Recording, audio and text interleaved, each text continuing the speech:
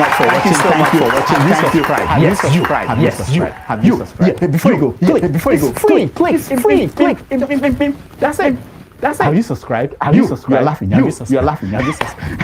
Have you subscribed? Have you subscribed? Thank you. Hey, madam. Thank you so much. I can see you. I can see you. We have to get to 100,000 subscribers. By the end of the year, how are we going to do that if you don't subscribe? Yes. You're about to click off. Have you subscribed? It's free. If you don't, ask your daughter. Just one click. Thank you. I see you. This is where I believe solution, like I always say that, look, the eastern part of Nigeria, just imagine you turn that eastern part of Nigeria to Dubai.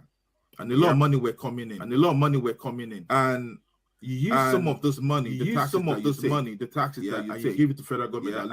Federal government, this is $5 billion. Federal government, this is $5 billion. We want out. Or you want $10 billion. Or you this $10 billion. We want out. You know what I'm saying? They will reason with you. When it comes to economy, you're doing best. So look, I've said this several times. You turn the eastern part of Nigeria, turn into mini Dubai. A lot of people will flock there. A lot of people will flock doing a lot of business, and they'll be doing a lot of business. And that's what the Jews did. And that's what the Jews did right now. And that's right now on the internet. You see. I tell him to spend on Tel Aviv, to spend on Tel Aviv, can enjoy yourself. That's a good question. I don't know what is wrong with them. With somebody asking for where you did your course and you are sure you did your course there. I agree with you. But a lot of what we because hear. You didn't hear this direct from Tinubu. Because lawyers are very funny. Sometimes lawyers will say you must not say this. You must not say this. Happening to Donald Trump right now. Donald Trump is working himself to jail. He's coming down to say that. It was my lawyer who said it. It was your lawyer who said it. It was your lawyer who said it. People to the capital and stage a coup. People said coup in Nigeria. They never live to tell the story. That's what I said. They never live to tell the story.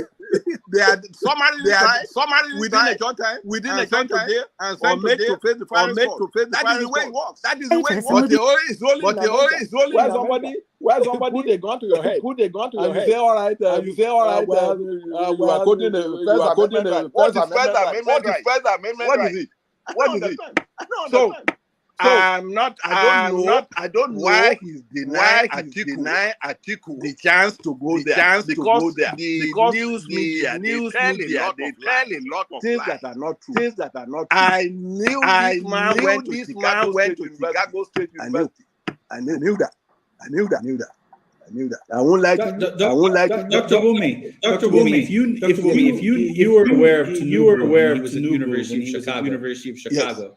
Yes. Can you elaborate on the accusations whether he was actually distributing drugs and was a drug dealer in Chicago in those days? What do you know about this? Okay, thank you, sir. I heard about it. That he was distributing drugs, and I know a lot of people distributed drugs. Who was the girlfriend of but let's be like we've all heard. Gentlemen. Was a big drug tycoon. We have all heard that. What kind of specifics? I mean, when you say you heard that, were your friends the ones who were buying from him? Did he tell them that he was selling? Like what? Can you tell us as a we should know. We around that area. 6 of the 10 fastest growing economies are in sub-Saharan Africa. Countries rich in mineral wealth. Coltan for our computers, cobalt for our batteries, phosphates for our agriculture, nuclear ore for our power. These are the things, gentlemen, that the wars of the next 20, 30 years will be fought over. A huge deposit of cobalt was discovered in Mali just over 2 years ago. Back then, we approached the Malian government about mining rights. They told us that those rights were going to the Chinese. So we set about to create the conditions to make sure that wouldn't happen. Just last week,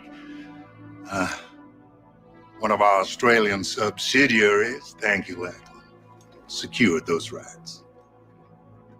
Our pilot project in Mali hit a few bumps, but I'm delighted to report that it worked. And if it can work there, there's no reason it can't work in other mineral-rich countries across Africa.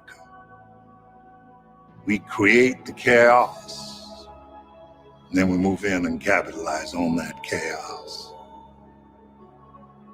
We're looking at the long term here, gentlemen. Rates of return that'll make Iraq and Afghanistan look like chicken feed.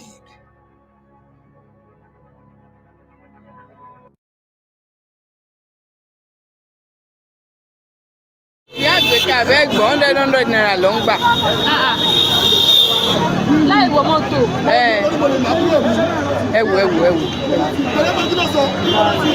They are collecting 100 naira on each person to take this passage. This is trade fair under bridge. Trade fair under bridge. Pay 100 naira before you can take the passage. And we have presidents in this country. We have President Tinubu. Look at their faces.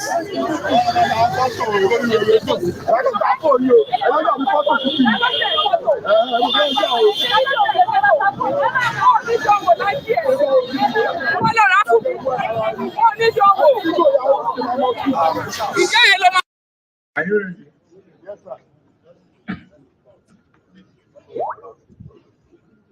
A communique issued today, 2nd July 2024, by the Southeast Governors Forum.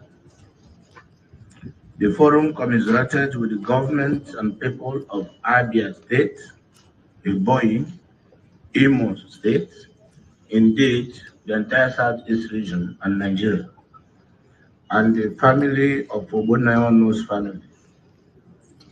The people of Ogbonnaya family on the demise of His Excellency Dr. Ogbonnaya Onu. The forum received a delegation of the former President Chief Olusegun Obasanjo, GCFR, Chief Emeka Anyoko, GCON, and His Royal Majesty Igwe Emeka Achabe, CFR, the Obi of Onitsha, who came on a solidarity visit to this forum. The forum deliberated on the report of the Southeast Security and Economic Summit held in Abuja on the 28th September 2023 and agreed to implement the aspects of the report pertaining to security and economic integration of the region, and affirmed its desire to put actionable plans on the key issues agreed. The forum resolved to visit Mr. President to discuss the pressing issues, all pressing issues concerning the Southeast region. The forum also deliberated and resolved to interface with the federal government to secure the release of Mazi Nnamdi Kanu, and the meeting adjourned whenever. Thank you. Signed, His Excellency the Governor of Imo State, Senator Hope Uzodinma, CON. His Excellency Dr. Alex Oti, OFR, the Governor of Abia State. His Excellency Professor Chukwuma Soludo, CFR, the Governor of Anambra State. His Excellency Right Honorable Francis Winfrey, the Governor of Ebonyi State. And finally, our host governor, His Excellency Dr. Peter Mba. Thank you all, and may God bless you.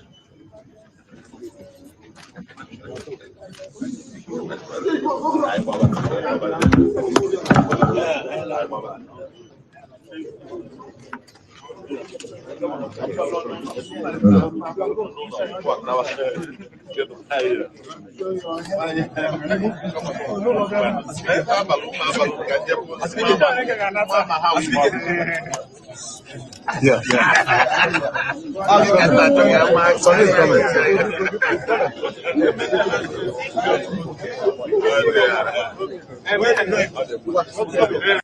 Speak. I am so happy that we are now telling each other the truth. We are the ones who carry militias. We are the ones who go and carry cattle rustlers. We are the ones who have got companies that are doing business in government departments. We are the ones who are stealing the money. Look at the national government, I'll call it down, bring it down to the National Assembly. We must begin to look at issues like CDF. We must look at the Women Fund. We must look at the structure. Do we need all the people who have been given offices? I've been asking this publicly. Why are governors running county governments as if they are private companies where they are stealing money, buying properties abroad, driving such big vehicles, including ourselves? When did we decide that I must drive a car which is 4.8 cc? That at 3,000 cc is not good enough. When our children don't have medicines, when our women are not giving birth, when we can't feed our children, when we buy fertilizer, we deal on it, we sell some of it, we sell mchanga. We are bringing in maize when we are supposed to be planting maize and giving farmers fertilizers and giving them funds so that we can get production and increase that, so that we create jobs for our people. It is we politicians who go and buy 2 million tons, 2 million metric tons of maize. We come and sell. We bring 3 million metric tons of sugarcane. Mumias is dying. Chemelil is dying. Sony Sugar is dying. Those are factories that used to employ people. Who are the biggest dealers of investment companies in Kenya? We, the political class. What happened to Kenya Airways? Look at it now. Smelly, filthy. It was the pride of Africa. Who runs Kenya Power? Why are we not told who are the owners of the independent power suppliers of this country? Why are we not being told who owns our national parks? But you hear money is being stolen by none other than the elites and the political class. These people out here are tired. These people are tired. I was crying this morning today because we are messing up a good thing. We are messing up this country. Who wants to be a refugee? And there's enough for you people to eat, so long as you eat with manners. The revenue we collect is enough to run 8 African countries: Kenya, Rwanda, Burundi, Tanzania. You go to Congo, you go to South Sudan, you go to Somalia, and you go to Ethiopia. That's what our goddamn budget is. Just manage it, don't steal it. A few people are stealing too much. These kids out here, they know everything. They know your houses. They know where your kids go to school. They know which properties of land you have. Why must somebody have 4 million acres of land to his name? What happened to our mentality? Then we pretend and run to churches talking about Christianity, how Jesus... Do you understand what you are dealing with? The people out here don't even believe in God anymore. The people out here are tired of the lies, the religious organizations. And I have to say this, I'm a Catholic. I was so happy I saw the Purple No Show talk about the issues of a country. Let us forget that we can run this country as tribes. Let us accept that there is a new sheriff in town. That sheriff is the GNC. They are partyless, they are tribeless, they don't have money, they just have bundles and a phone. And they'll stop this country to move.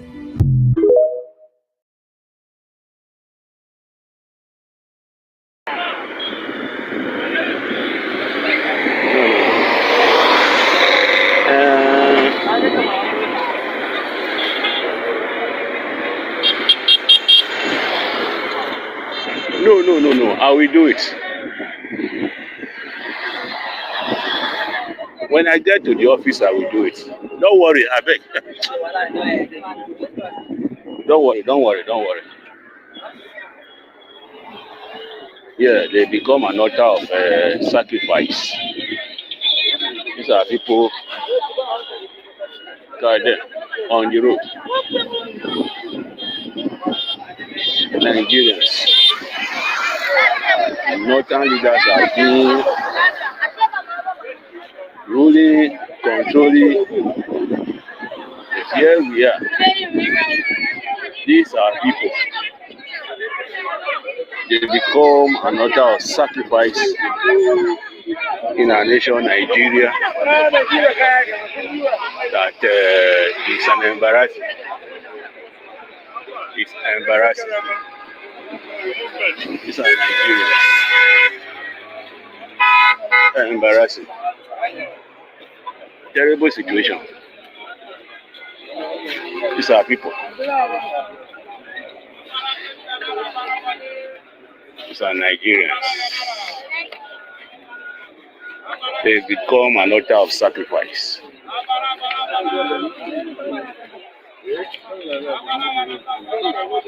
There they are. They're not a nice altar of sacrifice. They don't help us.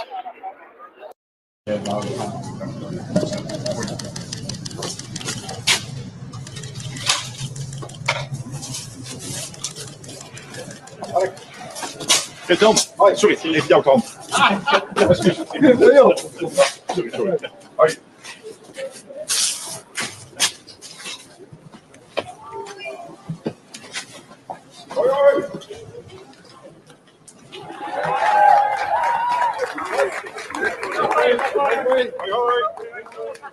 Ziens allemaal. Hoi hoi.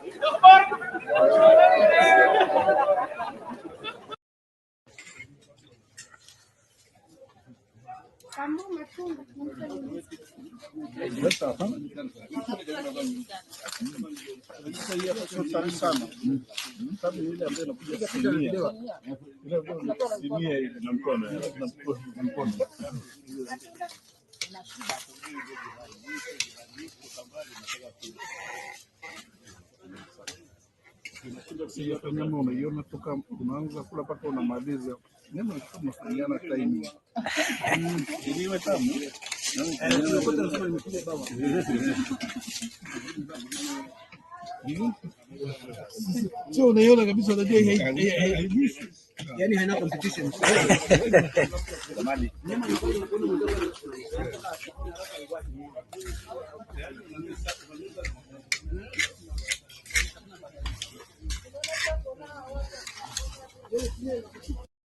"100 Scottish churches are up for sale as the UK turns away from Christianity. The Church of Scotland is parting with a century of history, selling off these iconic buildings due to a drastic decline in both worshippers and ministers. Shockingly, a 2022 survey showed that less than half of Britons believed in God, in a sharp drop from 3/4 in 1981. The UK now ranks among the least religious nations in the world. In a striking contrast, critics say that the British who built the first church in Nigeria and established Christianity in their colonies have now seemingly abandoned the faith, leaving it to thrive in places like Nigeria. Today, Nigerian churches are not just surviving, they are thriving. However, this passion can sometimes lead to extreme devotion, with individuals refusing medical help or even skipping work for religious reasons. In an even intriguing disparity, Scotland's historic churches are being sold off, while other churches are packed with religion deeply influencing daily lives. With the proposed sale of 100 churches, will Christianity continue to be a practiced religion in the UK? You know that thing they say about relationships, that how you start a relationship, the foundation you lay at the relationship is very important, because Hello, my people. Hello, my people. The International Money Transfer is here to provide you with a simple and efficient money transfer experience. With no fees and the best rate in the industry. If you are in the US, UK, and Canada, Lemfi is here to serve you and help you transfer money to over 21 countries. In all ramifications, they are better than their competitors. We at the Dr. Damages Show are happy to partner with them to satisfy your needs. To that end, anyone who signs up with them using the referral code DOCTOR will get $30 cash back the first time you send $100 or more. from now until July 10th, 2024, Lane 5 will enter your name into a raffle draw where you can win an iPhone, Apple Watch, MacBook, gift cards, and others. For an icing on the cake, the first 20 people to use Dr. Damage's code, Doctor, will get a signed copy of one of his books, This American Life Safe, or Chimamanda, The Adventures of Little Mermaid's African Cousin.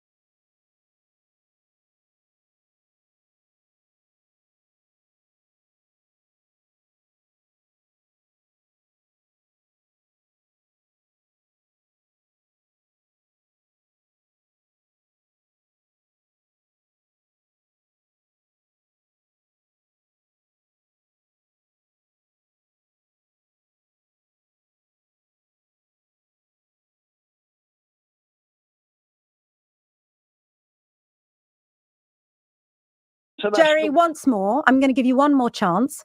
I have explained to you that many members of the Jewish community are offended by that phrase. Please do not use it.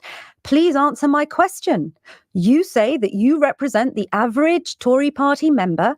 You say they did not vote for Rishi Sunak because he does not love England in the way that Boris Johnson loves England.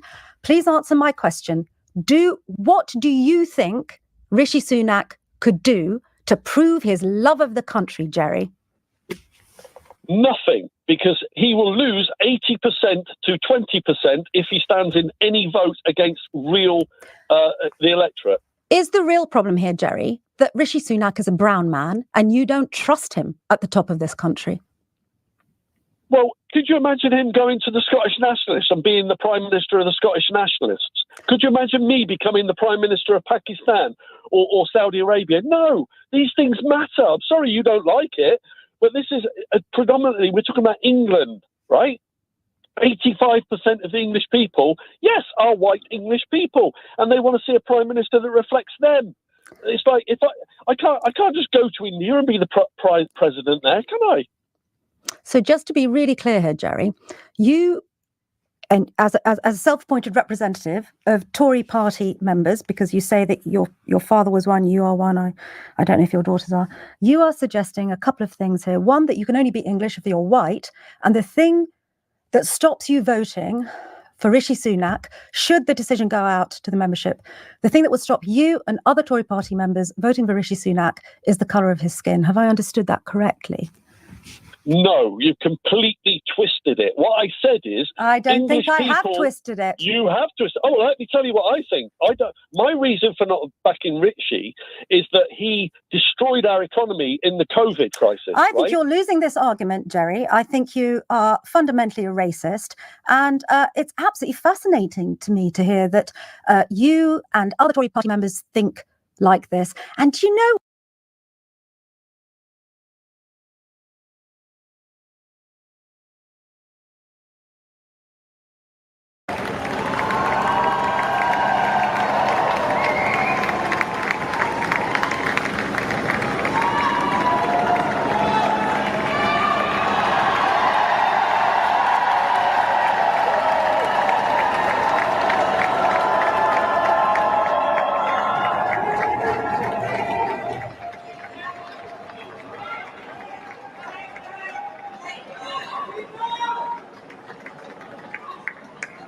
Keir Starmer there thanking and greeting his supporters.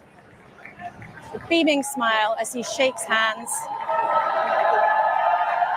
with those who have supported him for so long. Only the 7th ever Labour Prime Minister.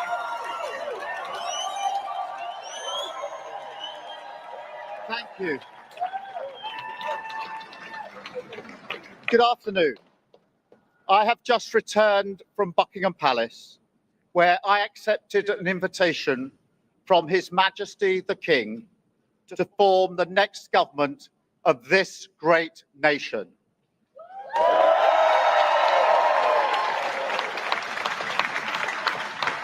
I want to thank the outgoing Prime Minister, Rishi Sunak.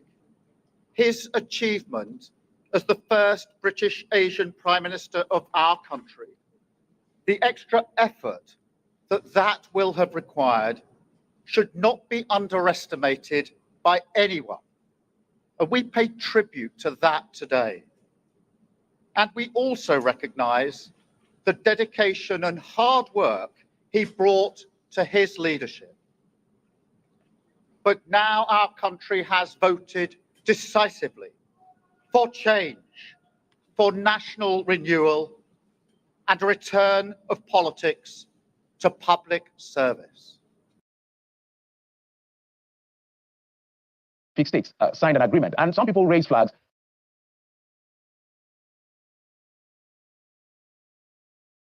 on some of the provisions of that particular agreement. It's called the Samoa Agreement. So that Article 2.5, the party shall systematically promote a gender perspective and ensure that gender equality is mainstream across all policies. A lot of people are not comfortable with that. The argument here is the fact that there's a suspicion that this is an implicit or indirect way to introduce LGBTQ into Nigeria, which our laws are against. I mean, the Same-Sex Prohibition Act 2014 or 2013 is clearly against. So you can see that second provision. The party shall support universal access to sexual and reproductive health commodities and healthcare services, including for family planning, information and education, and the integration of reproductive health into a national strategies and program. If we can go to the next article, which is Article 36.2, the parties commit to the full and effective implementation of the Beijing Declaration and Platform for Action and the Program of Action of the International Conference on Population and Development and the outcomes of their review conference, and commit to sexual and reproductive health and rights in that context. So these clauses are what the agitators are saying you have to take it out, else Nigeria should unsign this agreement. And there are even constitutional issues as to the issue of duality of concepts when it comes to domesticating this kind of law and all of that. So it's a gamut of issues. Bagos Dachong is a former lawmaker. He joins us from Abuja studio to weigh in on this, as well as other issues, as well as my guest right here in Lagos, Nibe Fiong, a legal practitioner. Thank you so much for coming on the program. Let me start with Mr. Dachong. I don't know whether you're privy to this agreement, but maybe your quick take. Nigerian law is very clear. I think Section 1 or Section 2 also of that law clearly states that it is same-sex is prohibited in Nigeria. And Section 5 talks about the penalty for same-sex marriage up to 14 years and define the issue of what marriage is in Section 7 of the Same-Sex Act, clearly stating man and woman. And so clearly by culture, by convention, we are not in the business of the LGBTQ, clearly. But people are saying these clauses are suspect and it should be expunged. I want your take on this. Yeah. Well, Geoffrey, you have said it. You have said it all in that perspective that anything we do as a people in this country, we are being guided by the law. And if National Assembly have already put the law in place against any unforeseen circumstances like this, we will still be bound by the law, unless we now see that as an amendment is being passed to the National Assembly as an executive bill or any citizen bill to amend the Same-Sex Prohibition Act of 2014. That is where we'll be able to raise much alarm. But with what the Samoa Agreement have said, we can define it in whatsoever terms as Nigerians who want to define it according to our own law. But still, the red flag is necessary.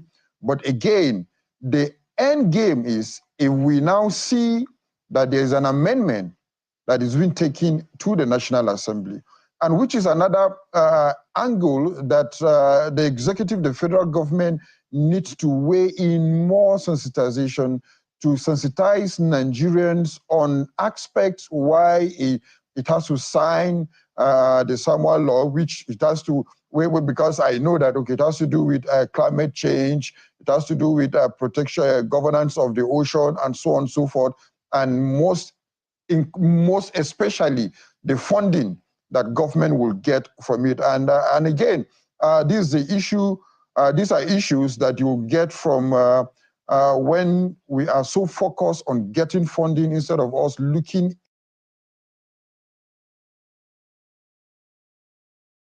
inward on how we'll be able to be self-sustained. And so these are issues that we'll be able. These are issues that we'll face in legislature represented by the leaders of the National Assembly, the Senate President, and the Speaker of the House of Representatives, as well as, very importantly, the subnationals represented by the chairman of the Nigerian Governors Forum, and of course, the elite of the private sector, both the likes of Alhaji Aliko Dangote, President Dangote Industries, and as we have here, Mr. Tony Elumelu, but also top economists, Dr. Doyin Salami, Mr. Bismarck Riwani, as well as some of the younger businessmen playing in the major league of the stock exchange quoted businesses and financial organizations. We have Mr. Jimovia there, we have Mr. Shegun Agbaje.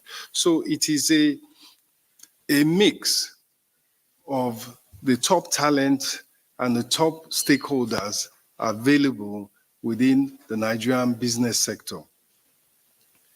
That council will meet and report to Mr. President monthly, and today they were presented with the outcomes of Mr. President's review of the accelerated stabilization and advancement plan.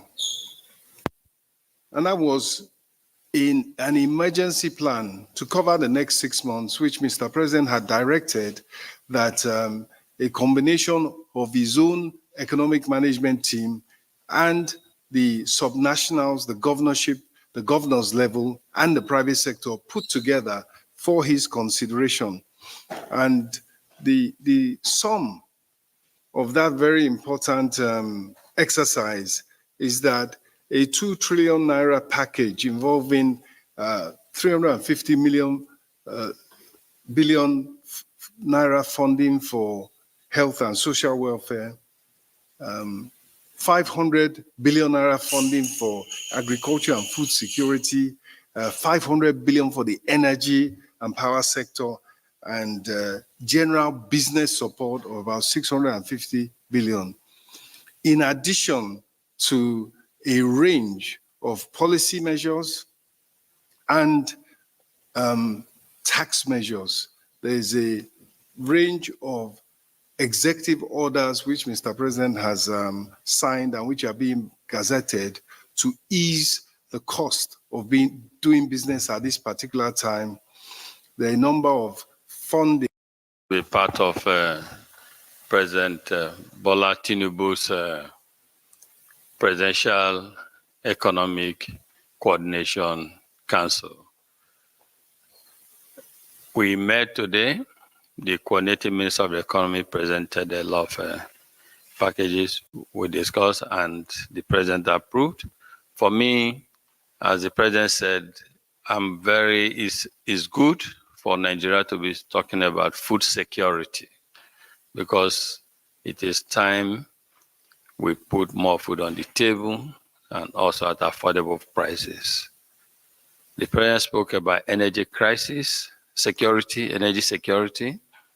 We need to improve power generation in Nigeria so that we can power our businesses, and power people to prosperity. And we need to increase our oil production. As the coordinator said, the president's target is 2 million barrels per day. Is it achievable? Yes, but we just need to do what we need to do to get to that level. And also, all of this is all about creating prosperity for our people. The senior people, the old people, the junior people, the struggling people, small, medium-scale enterprises. It's all about giving economic hope to our people. It's all about creating jobs, for our young ones. So we hope that with the private sector working with the federal government under President Tinubu, that things will begin to improve. That's the aspiration. That's why what the coordinator said about the amount of money that have been approved now for disbursement are all targeted to achieving better life for everyone. So I look forward to more prosperous and better country, and I look forward to us creating more jobs for our people and to us also supporting the small and medium-scale enterprises. The president is very, very, very, very committed to this. He said today, 4th of July, America is celebrating their independence. We're here strategizing about how to create more prosperity for our people. So, Honorable Minister, thank you for the opportunity.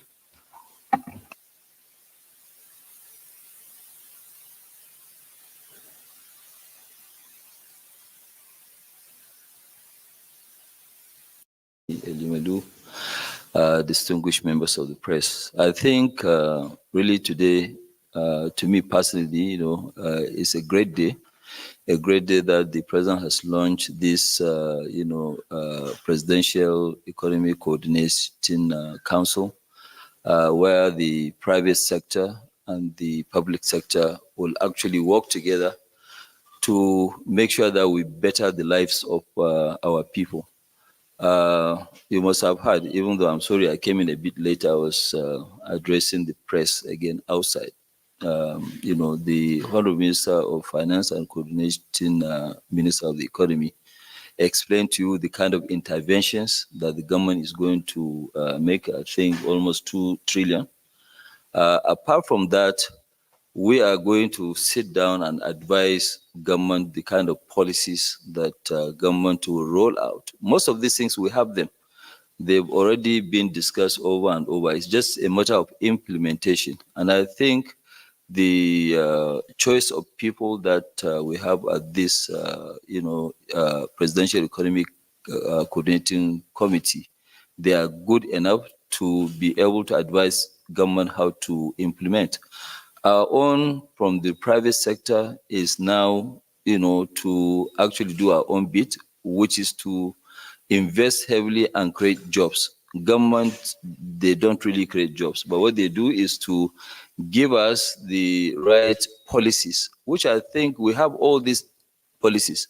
You can see intervention in gas. What the Honorable Minister said earlier on, getting OB3 alone to work will have additional $2 billion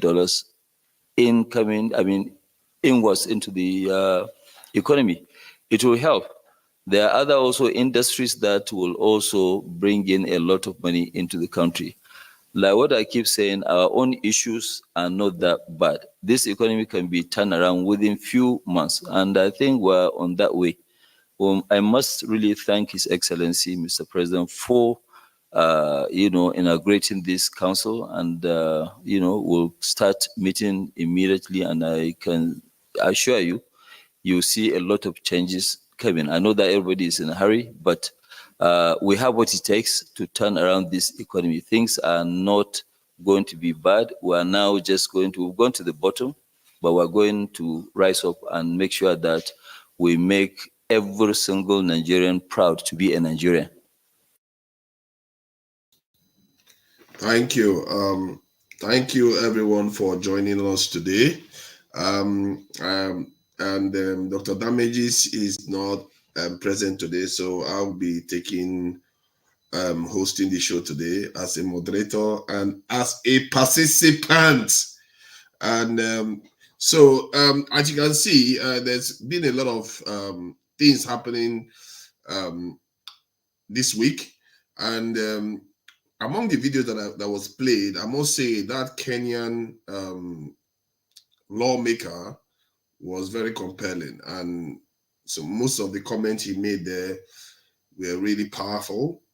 And it shows you how what we are going through is similar to what many other African countries are going through. And they are all going through the same thing. Their nations, their people are working day in, day out, working hard, and they don't see any progress, at least not significant progress compared to what is going on in other parts of the world. And if you also look at the UK, the reason why I played that video about the man saying that Sunak cannot be, they don't trust him as their prime minister, it just goes to show how other nations are too. Other nations have divisive politics too. They have it. But look at that same UK is spending 1.4 trillion on its economy every year. That's what the government spends on its economy. That tells you something, that even if you have all these divisive politics, you can still function. And that is what that video was illustrating. Also, with the issue of Nnamdi Kanu's release, you can see that the governors are coming together to ask for his release. You know, people have different opinions about this. Some people in the north are not very happy. And I always say that Nigeria is quite lenient. To me, Nigeria is quite lenient to people that oppose the states compared to other countries, even the UK here. The UK, if you do anything against the state remotely, they will find a way to put you in prison. They will find something. They will find a way to put you in prison. That's what they do. And Julian Assange was just released after how many years in prison? I think he's been there for over 10 years now. So, and he's just like, oh, they convicted him, but because the conviction was almost the same amount of time he's been locked away, and they decided that, you know, they gave him a slap on the wrist and go the other way. But all he did was release documents. That's all he did. Nigeria is quite lenient. Look at Asare Dokubo and some of the things those Nigerian Delta people did. Many of them were pardoned, or even if they served, they still allowed them to be part of the state again. Now, Asare Dokubo is free man. He's working with Nigeria again. And you look at some of the repentant bandits, as they call them, or repentant Boko Haram. They welcome them back to the Nigerian state. So Nigeria seems to be quite lenient when it comes to taking some serious actions against people that act against the state. Whether that is a good thing or a bad thing, the result of Nigeria today will tell you. Because most other nations are not like that. They don't forgive. They don't forgive. They make sure you suffer for it, for what you've done to their country. Maybe because Nigeria it seems like Nigeria is not doing well, so nobody values when somebody violates the country. It's like, you know, somebody that their life is being taken for granted, so nobody cares about them. So maybe that's why Nigeria is very lenient to people that violate its rules. Look at the Binance guy. I think they're about to release the Binance guy again too. So it's a bit of a shame that this is how this is where we are at the moment. I can see that Chike Iyanwu has joined us. I really appreciate you for joining us today, Chike Iyanwu. And don't worry, I'll be coming to you. I just want to make some comments now so that, you know, some people say I shouldn't be talking too much. So I want to get it off my chest now so I don't get to talk too much later on when the panelists join. So regarding the rumors of protest in Nigeria, I don't know about that. If there is rumor, the rumor now is no longer rumor now because the security forces are aware and they're going to be clamping down on any chance of people protesting. Nigerians are very tolerant people. They're very tolerant people. And this government should not take it for granted. because they've gone through some difficult period in the last 1 year alone. 1 year. It's like the economy has just gone upside down. The currency is fluctuating. The petrol price has gone up through the roof. Everything, the price has increased, including Dangote companies, groups are losing money. So Nigeria is a very forgiving country. And I hope that Nigerians realize that, because it's not because bad things don't happen in Nigeria. Bad things happen in Nigeria, but if you look at what other people go through, I'm not saying that we should condone this behavior. I'm not saying where we are is good at all. I'm talking about the people themselves. The people themselves, they tend to be quite forgiving of each other. No matter what somebody does, Nigerians will find a way to make an argument that that person should be forgiven for their sins. Especially if the person expresses remorse. Nigeria is very forgiving. Most other countries are not at all. You step out of line, you pay for it. Maybe that is a good thing to have. Maybe this forgiving attitude is a good thing to have, but you have to ask yourself, which one is functioning better? Are the ones that uphold the rules strictly, are they the ones functioning better than us? We have to ask ourselves those type of questions.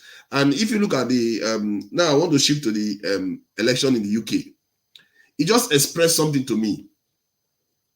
The UK government, they just carried out the election. I mean, that's the UK, there was an election July 4th, and today there's a new prime minister already. It's like the moment the election occurs, somebody wins, the new old one goes, the new one moves in. That is very efficient. And that minister, that prime minister is not taking months to look for a cabinet members. He doesn't spend months. He didn't know how many months we lost for this current government to even get his cabinet members together. Months were lost. The UK one, the moment you are coming in, the moment they are electing you, they are electing you with your shadow cabinet. They call it the shadow cabinet. You already have a cabinet ready. So the people know what they are voting for. They know the people that are going to hold the different positions in the government, by and large. So the moment they cast that vote, whoever wins, the old one leaves and the new one moves in smoothly and quickly, efficiently. We have to be asking ourselves, maybe there's something to be said for that. We are not a very rich country in terms of the money we have. We are not a very rich country. Let's remember that. And I don't know why we have such a convoluted democratic system. Maybe a parliamentary form of system may be better for us, may be more efficient for us, given that we don't have the resources to be squandering. We have very little. You know, the UK has they spend $1.4 trillion on the economy annually, and yet they have even a more efficient governing system than Nigeria. So we have to ask ourselves, maybe we should be arguing for something more efficient like that. And also you know who you want to vote for too. It's not only the president and the vice president. You know the minister of that's going to be minister of finance. You are going to know who is going to be the minister of this in defense, stuff like, you know what to expect from the new cabinet that is coming in. So those things are very, very powerful to think about. And so that's what I thought I should highlight regarding that, though. So let me see. There's not a lot of people. There's nobody here, so I will carry on talking apart from Chike Inyawo. Maybe this is a gift. I will. If anybody wants me to carry on about security, this is my opportunity. I will talk about it to the ends of the earth. Apart from Chike Inyawo joining us, let me welcome Chike. Chike, welcome. Thank you for joining us. Which area where do you want to start from? You want to start from the governors coming together to ask for the release of Nnamdi Kanu? I didn't know where you started. I just turned on my phone and then my daughter called in.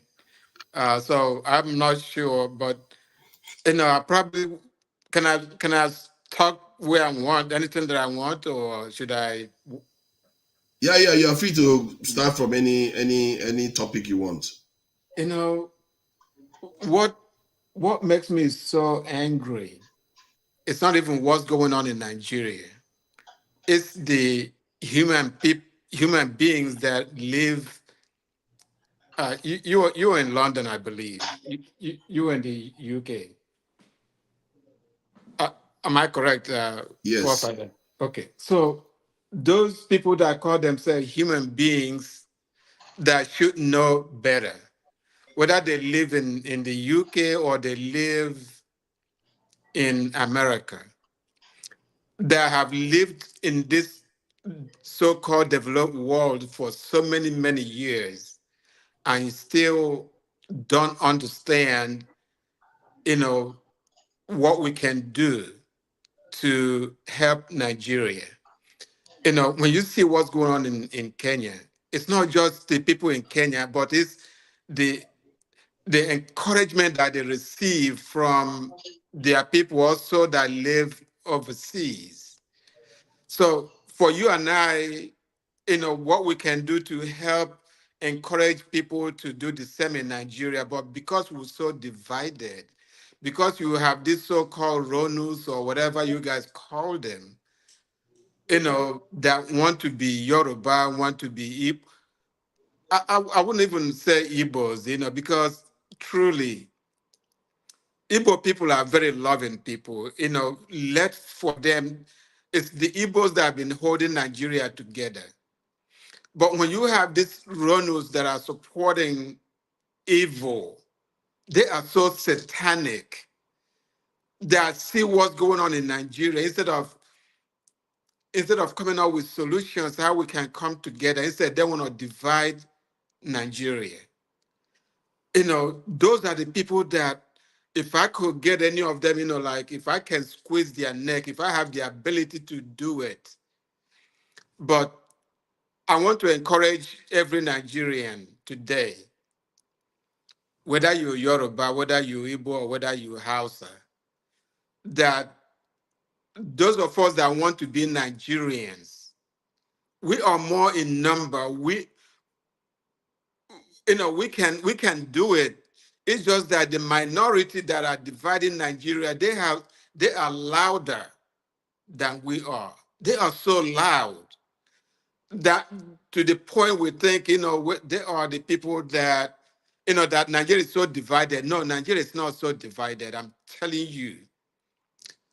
It's just that it's like in South Africa, before South Africa became one, we had minority apartheid white people, very minority people holding, the necks of majority Black people in South Africa. Now, in Nigeria, we have just minority, I would say 1% of the people that are destabilizing Nigeria, that are dividing Nigeria under tribal and religious basis. They are in the minority. Those of us that want to be Nigerians, major Nigerians, if we come together, we can squeeze their necks. We can push them out of Nigeria for real. It's just that we let those minorities, get the loudest voices, to the point we thought, oh, Yorubas, they hate Igbos. No, they don't. They really don't. Real Yorubas don't hate Igbos. The real Igbos don't hate Yorubas. Neither do they hate Hausas. No, we don't. It's just that we let all these minority loud speakers to take over Nigeria. It's a shame. Yeah. So what you and I need to do is to come together. I'm talking about you and I as people that love Nigeria, people that want to come together as Nigerians. We should be coming together as Africans now. That's what we should be. That's what we should be doing. It was How do we bring Africans together? I am just so disgusted. I'm perturbed that at this point in time, we're still fighting how to bring Nigerians together. It's a shame, man. Yeah, I agree with you there. I agree with you there. And they are, like you said, they are smaller in population, but they seem to get their way. And yes, the thing is, and it's a shame because most of our leaders, if you look at them, even Dangote, all of them, Tinubu, they barely try to bring the very little thing they say. They do lip service to say, "Oh, we are one country." President Tinubu will say, "We are in different rooms, but we're in the same house." It's like you should be reinforcing it all the time. You should be wanting to do things that bring the people together all the time. Whenever you see anybody that is divisive, you condemn them heavily. You don't. Exactly. But our leader, they will just act as if they don't know. Somebody will say something very tribal, they will keep quiet. They pretend as if they don't know. They definitely manufacture division. Especially somebody like the Gante, like you mentioned him, with the kind of money he has, if he really wants to be, he can single-handedly bring Nigerians together because those people that, they pay, whereas somebody like Tinubu, they pay some people to be on social media and talk about Igbos, talk about division of Nigeria and all that stuff. If we have another person that's on the other side, like Dangote, that are giving people money to talk about how to bring Nigeria together. Yeah.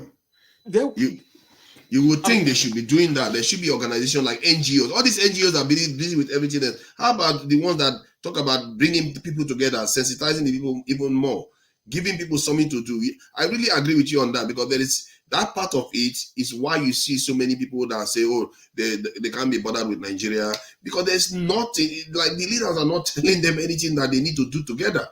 The leaders are not encouraging them. Every time they talk, look at this video I played about Dangote and Olumelu. Yes, they will say our people. I didn't see it. I just came in. They were talking about our people, that we want to do this for our people. But you don't, when the people are divided, or you see somebody making tribal statements, you don't see them coming out to say, you know what, we can't accept that. We are one nation. This is what you don't see them. They will keep quiet. Sometimes people are getting killed along religious or racial lines. They'll keep quiet. They don't say much. They'll keep quiet.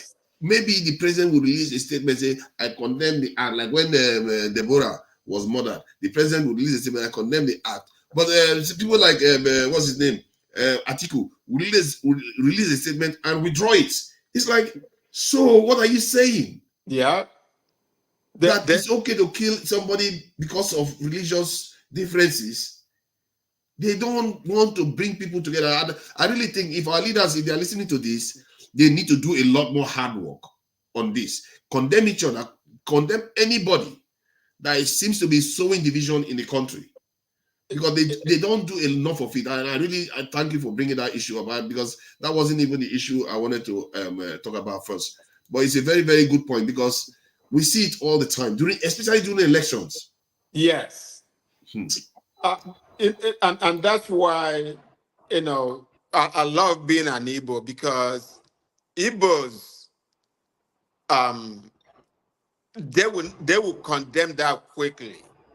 Igbo people, the youth Igbo people, for instance, what's his name in Imo State, Ozodema. If we had the ability, if he was the president, and we would condemn him. The only way this thing will work is when Igbos will condemn their own that's in the presidency or some kind of leadership. If the Igbos will take the leadership to like right now, if Yorubas, and I'm very glad some of them are doing it, but again, it's still in the minority. If the Yorubas would take charge, and tackle Tinubu and let him know that we are not going to accept his nonsense, things will change. That's the only time things will change. Because if an Igbo person would do it, then it becomes tribal. So it's not going anywhere. But I like what the video I saw in Ogun State. That young lady that supported Tinubu, and then there was a very bad road in Ogun State, and she brought it to the open, and she condemned it, and they tried to attack her. They tried to say, oh, you're not becoming an Igbo or something like that, but she stood her ground. And so imagine if she has like 20 people that would do the same thing. Imagine we have 20 Aisha Yesufus in Nigeria, women that are Aisha Yesufu. Imagine how the difference it will make. How many people will speak up the way Aisha speaks up? They would have arrested the person, but because she stands her ground, she doesn't care who it is, she speaks up, nobody's going to arrest her. She stands her ground. And the way, if they know that if they want to start a revolution, then let them arrest her. You know what I mean? Yeah, Come on, yo. I agree. Thank you very much for that.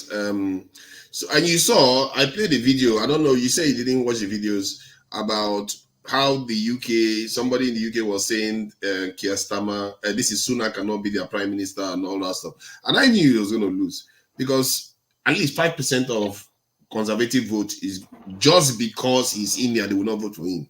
At least they will lose that.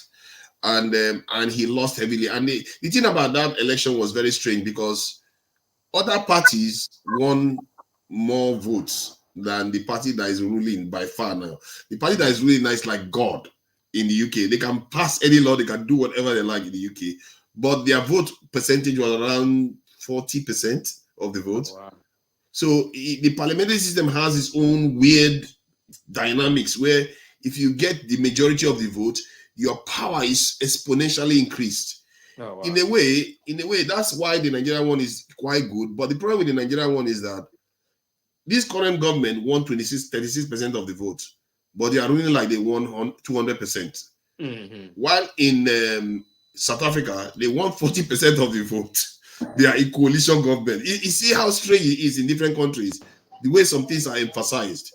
And I really wish this was a government of national unity the way they did it in South Africa, because it would have brought all the talents together. It would have shown that the leaders want to work together to solve the problems of the country. But I'll leave it at that. Paul, thank you for joining us. So what do you make of the headlines so far? I think we're just breezing through it, not very in-depth yet. Well, sometimes when we do all this headline thing, we throw away 2 hours and never that thing, and we don't go into there. Let's just say the topic has already started. Okay. I just want to contribute from what Chike said, and to some extent, I think what Chike said is right, but it's still, if I will put it, it's still on the soft side. We still need to take one more level or more levels, add to it. That will help. So when we're talking about great minds, I don't want to make mention of so many. Let's just say somebody like late Ganifa Oyemi. Ganifa Oyemi did not condemn Yoruba and make him popular. Ganifa Oyemi condemned every facet of the country, anybody that is doing wrong. And that's what made Ganifa Oyemi stand the test of time. See, what I know my Igbo people do, they know how to fight themselves. And the Yoruba that fight themselves too, you understand, don't really do much. But when you condemn everything, it just shows that you are standing for the truth. You understand? It just shows that you are standing for the truth when you condemn everything. Not like, because when Yoruba condemn Yoruba, sometimes within the Yoruba again, if you look like tribal, sometimes they can even talk that person down. You understand? So, for example, like the death of Deborah and everything, just imagine it's hard for the emir to say anything. But just imagine the president fly there and stand with the emir. The emir will want to say something. If the president and the emir condemn that thing, you will see good percentage of people who love the emir will also condemn that act, because it's not everybody is Sokoto. You understand? But even though the emir is panicked to say it, you understand, who will cast that very first stone? Do you get my point now? That's how you build a nation. So when we talk about love of a nation, so these are the type of things. But when individuals keep making statements, it comes from an individual level.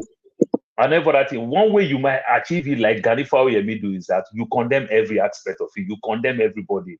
Like what Aisha Yusufu is doing sometimes, which I do like. Aisha Yusufu stand up, condemn Abia State governor that everybody is giving all the old likes. You understand? Due to the power thing. Aisha Yusufu will come outside and condemn this man very well.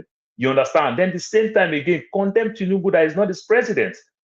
You know, these are the type of things. So when you condemn every aspect of it and you are condemning with your facts and your figures, I think that will help very well. You understand? The Igbo people, they are very, very good in checkmating themselves, but take one step more.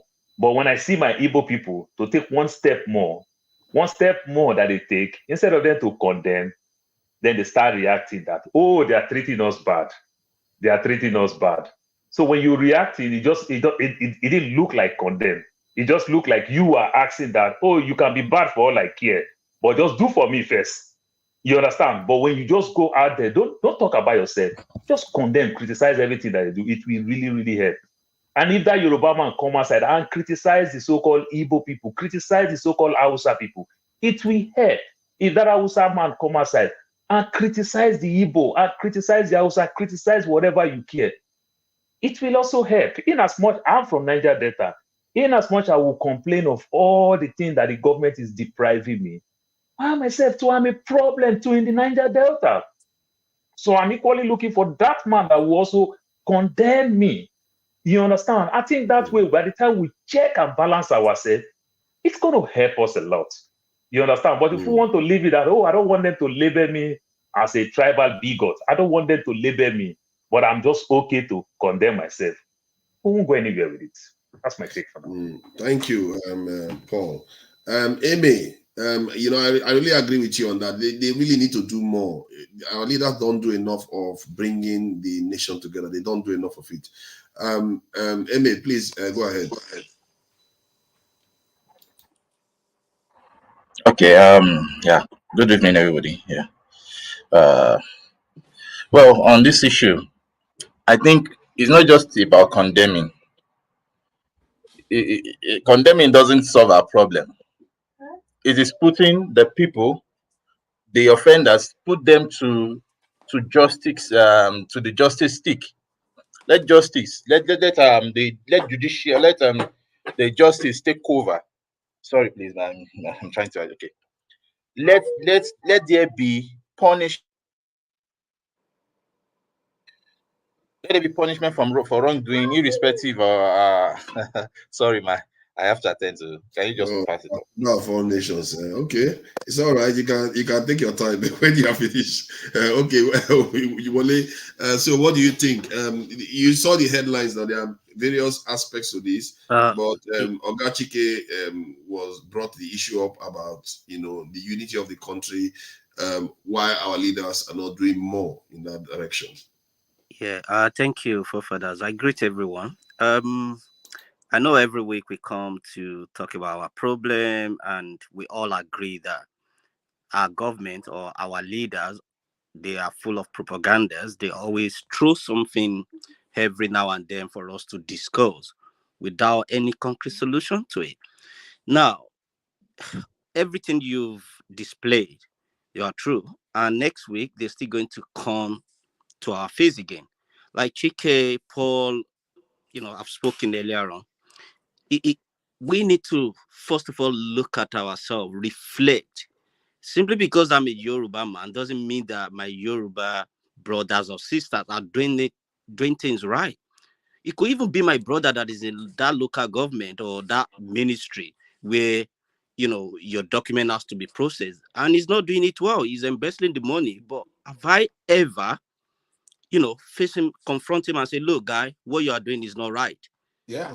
Have I done that? No. So I am part of the problem. That's indirectly, right. because the person who is there, they're not aliens. They're not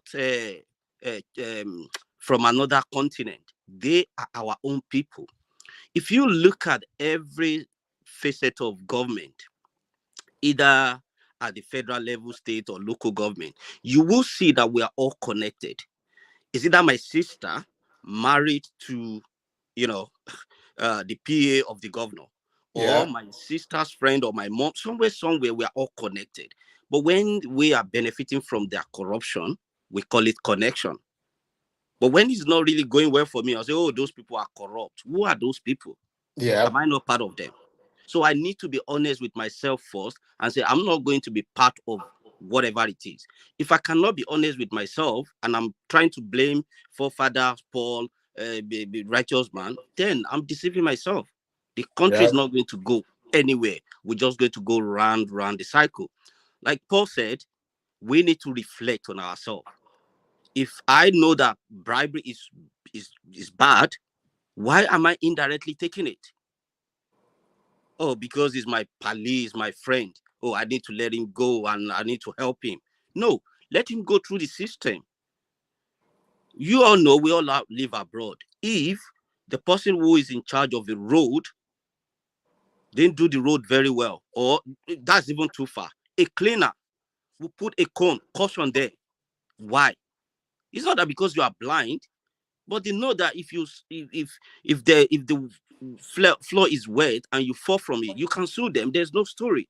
So whoever is cleaning has got the training to say, look, whenever you are cleaning at the water flare, put a cone sign there. So if I'm now step on that cold floor, that wet floor, and I fell, but they've already put the sign there. But the person who is mopping the floor didn't put the sign there. I didn't know, and I fell. I broke my arm. I could sue them. Yes. No story. Because it's a system that works. Who are these people? It's you and I. They're not saying you shouldn't buy your Ferrari and drive 1,000 kilometers per hour.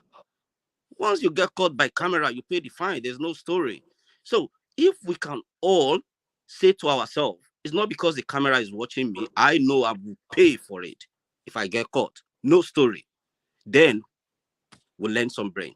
So what is the solution? Since last week, I was thinking, okay, who are the problem of this country? Is you and I. Yes. Anybody who is above 40, they are the problem of that country. Yes. Now, who are going to be the solution to that country? We. No, it's not even us. Because we are so, I don't know what word to use for it. We are so absorbed that sometimes we don't even see that we are the problem. Now, who are the solution? Who are going to bring the solution to that country? Two set of people. The young ones that have never enjoyed that country for once. They are the ones that will rise. And you might be part of those who will go, who will be the sacrifice. Because when these young ones rise, when they come with their senses and think, you know what, I don't care if it's my father who is part of that country, they're ready to go. Then it's like a tsunami. Anything on their way will go. So those are the people, but they are not into all these political talk. If you look at the numbers on here now, how many young people do you see? But if there's a big brother Niger or there's something on social media, you will see them in thousands. So they are not ready. If they are ready, trust me, they will take the country back. Then the second set of people are women. Are these not our mothers and sisters that dance around these politicians because they are being given one Indomie noodles or some little nothing? When they are ready, trust me. Okay, we all live in days abroad now. For those who saw the election, you will go to a polling booth, you probably find more women being in charge of that electoral whatever process. Did you see any police? Did you see anybody carrying gun? Did you see them doing anything? So when they are ready, they will. So those set of people, trust me, by the time they said they are ready to make the change, none of us will be able to stand their way. I rest my case. Let's think about it. Whenever we have people who are young, maybe sometimes we just have to let them know that, look, why things are not working. Maybe we need to orientate and educate them. But before we do that, they say, he who come to equity will come with a clean hand, should come with a clean hand. Me that I want to say, look, I want the change. Am I actually, living by that change. Good. If Yeah. not, it's just going to be a storytelling thing. So if we can all start from there, if it's one or two people around us that we need to show them a good example, then maybe we'll, in many years to come, I don't know when, maybe we will get there. Yeah. Thank you. Thank you for that. Mazi Prince, we appreciate you for joining us today. Thank you for joining us. And let me just say something about this thing. Like, share, and subscribe as we put here. And also remember to support the channel when you can. And tomorrow is church. I know a lot of people, our Nigerians that go to church, they are going to put money in their pocket. So put money and support the channel. All these things that Wale is talking about here. This channel, you see, including many channels online, they are not just channels. The more you support them, the more stuff they can do. And what I found that in life is that you can have a lot of vision all you want, but you need the resources to be able to often make serious impact. And there's a lot of potential to make impact if you have the resources. It takes a lot of money to run this channel every month. And so we have to think about that, because we see churches being built everywhere in Nigeria. And these channels that we have online, every one of them, especially the ones that mean well for the country, we should be supporting them more, because they are media. A lot of people see them at the same time. And in the case of this channel and many of the ones I know, they are willing to actually go and campaign. Some of them go and donate money to people in Nigeria, carry out this thing. I know some of them that actually sponsored a protest. Some of them actually take money and give people in Nigeria to help them out during hard times. So support the channels. The channels are doing a lot. Most of the money they are losing money.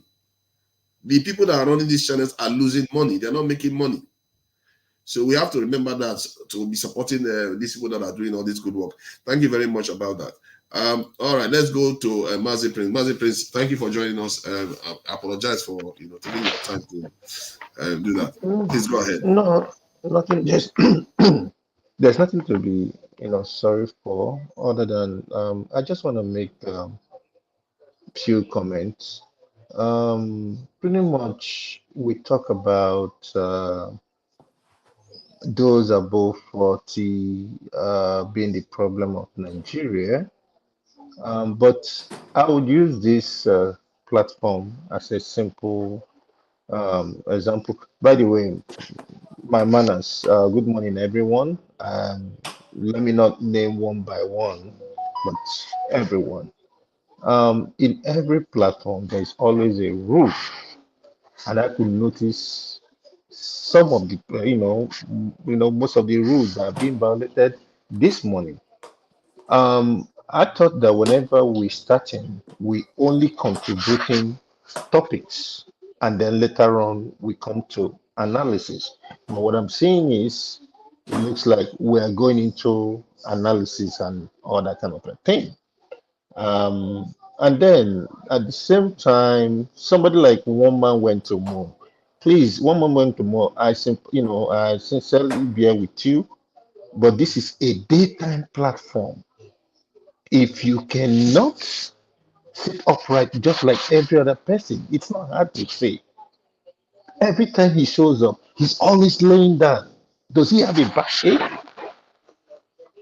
Does he have a backache?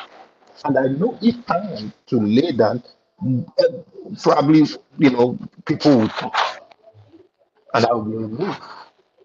A simple fact I will go into my car and any kind of thing, I'm being yanked off from the platform already.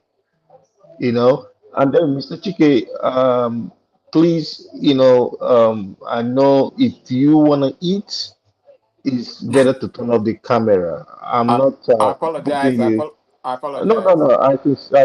no. I bear with you. I'm just saying, you just Sure. turn Next it time, off. it won't happen again. Yeah. So that's that.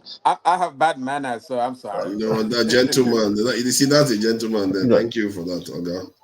So my own contribution is we've all spoken well, but my utmost bewilderment was looking at the Attorney General of Nigeria yesterday while they were commissioning something, and this man uttered the word that from that time onwards, he said, from now onwards, that you know how that is being said that justice is for the common man, that it's no longer, only for the common man, but also for the rich. If you put those words in a particular order and you digest it, you understand what this man is saying.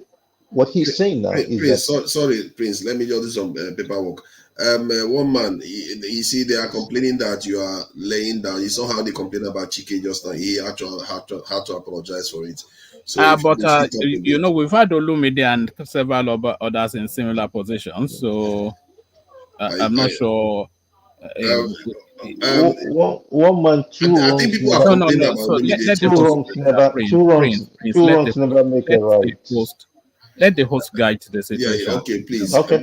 Let me, because people condemned Olumide for doing that, and often Olumide is taken off the stage when he's caught lying down. So I don't know if you can help us out. All right. Take me to the backstage and then bring me back up later. Okay, thank you. All right.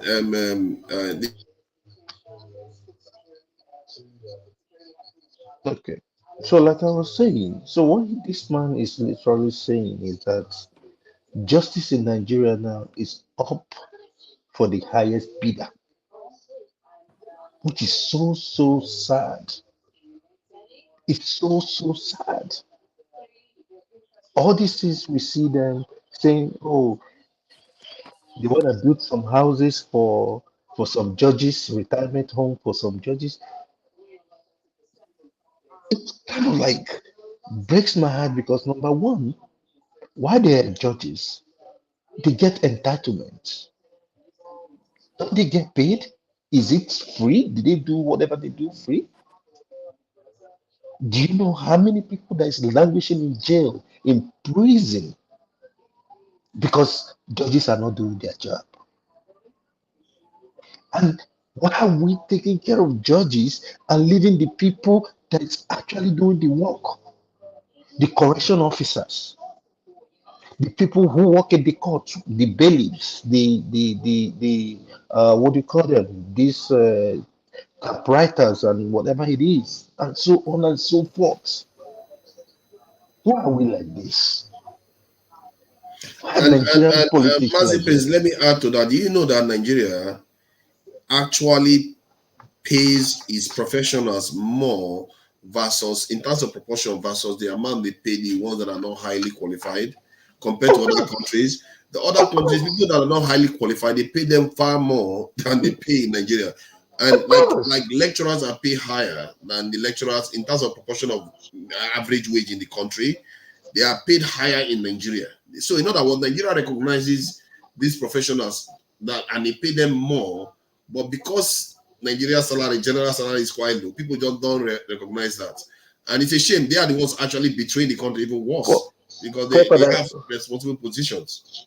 For one day, for some reason, I went to, the what we call the BAT station. It's kind of like a train, a little train kind of a thing. And I saw a guy driving with, Lincoln Navigator, and I kept watching him. The next thing he parked, and next thing I saw him pick broom and other kind of a thing. He works in the BAT station. He's the janitor. So I was moved, and I kind of moved closer to him. We exchanged greetings, and I said, "How much?" I just wanted to know how much he's being paid in order to afford not only what he's wearing, what he's driving. And when this guy opened his mouth and told me that he's being paid up to 120,000 per year, and that's not only his job, but this is a janitor earning 120 per year. Our legislatures here, some of them don't even earn up to 200,000. They don't earn up to 200,000. You see that? But in Nigeria, you see the discrepancies so wide. The legislatures earn millions. And the other people, the main people that work, the main people you go to that will do the papers for you and all that kind of a thing are being paid. They're even arguing about being paid mega amount of 60,000. It broke my heart. Somebody wrote me yesterday, and all this guy wanted was 5,000 naira. And I'm like, 5,000 naira. And I said, is there nobody in Nigeria that got 5,000 naira? He said, to tell me the truth, that he has asked several people, and all of them said they didn't have 5,000 naira. You understand what I mean? It breaks my heart. It's not funny. Wow. And our government keep doing what they're doing. Thank you. I rest for now. Thank you. Righteous man, thank you for joining us all the way from Nigeria. We appreciate you always representing the people on the ground. So what do you think about today's titles? You can come from any direction, really.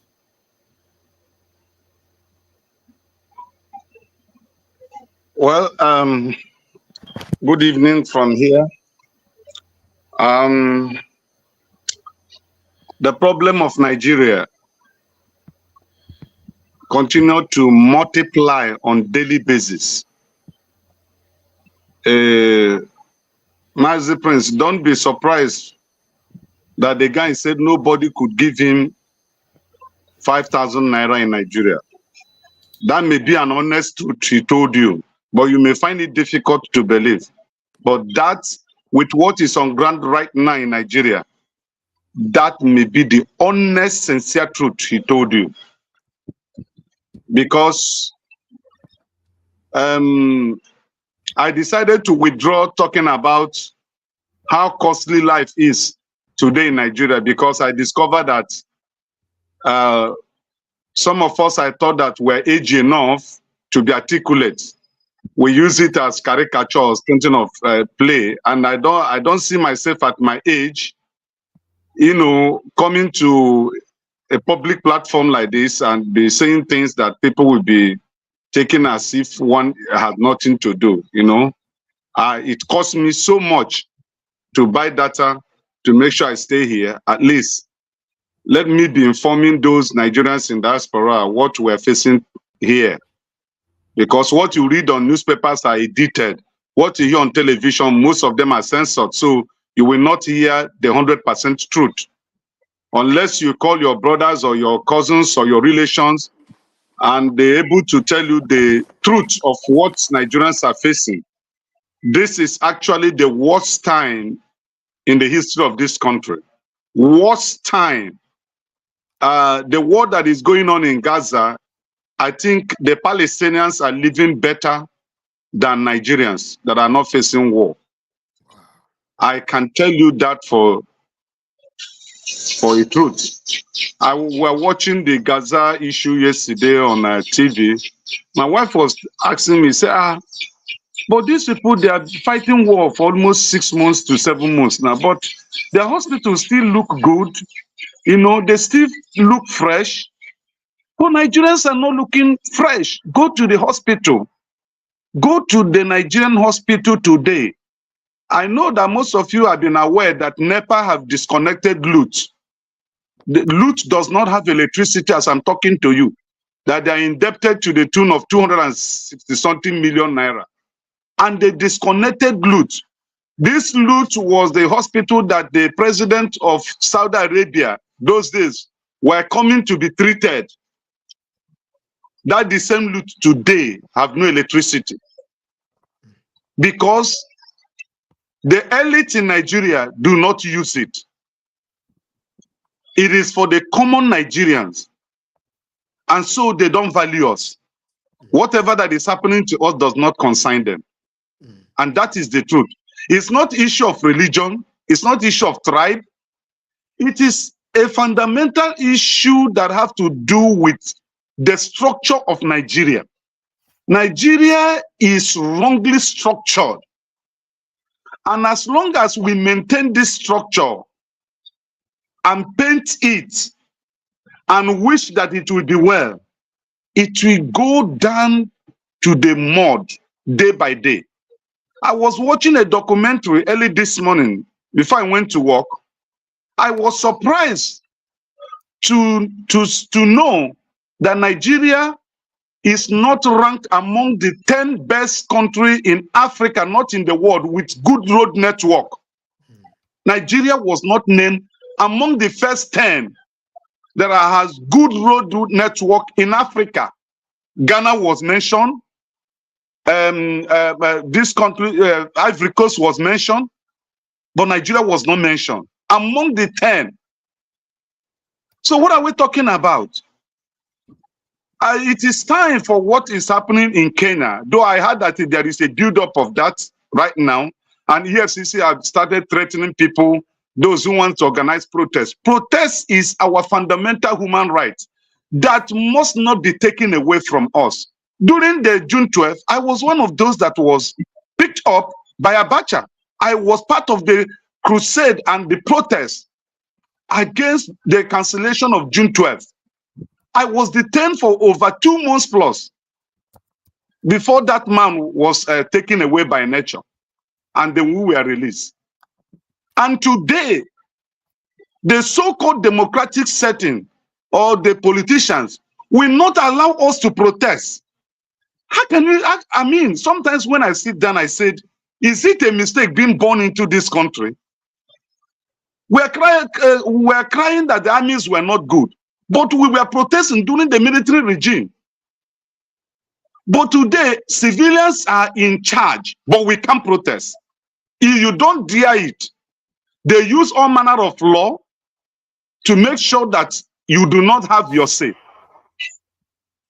It is getting worse day by day, and I don't know, coming to lament over it is like a waste of time. Nigeria is getting worse day by day. There is no hope for tomorrow. I'm just being truth and sincere to you. Thank you. Thank you for joining us. Let me bring in one man. He's been in and out, I think, and then we'll go back to Chike. One man, please go ahead. I'm sure you have something to say. All right. Thank you for having me. Forefathers. I think that's what you call yourself here. Thank you for having me. I must just address first.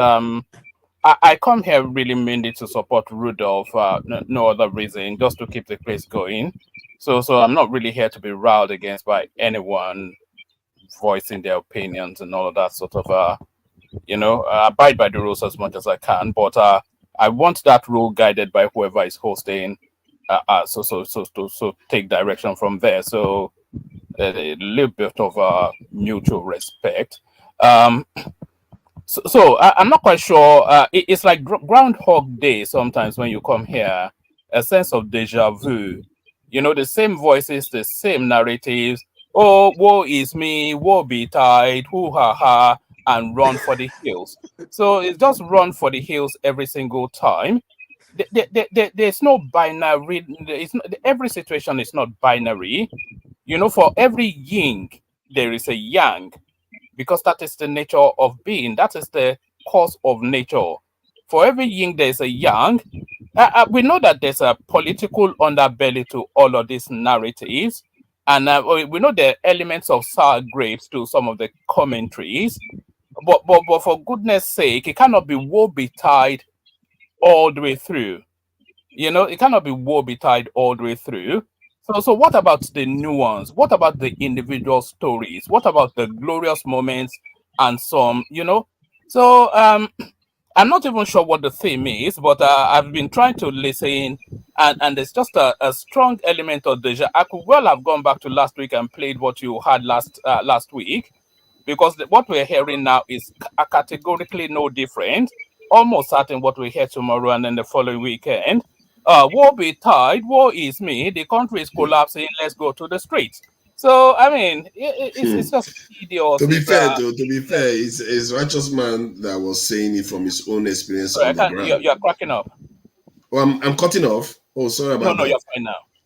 Okay, so and also there is the issue of the UK elections, the demand for Nnamdi Kanu to be released, and the president's economic team, that's the President Tinubu's economic team that he put together. So you could come in on any of them.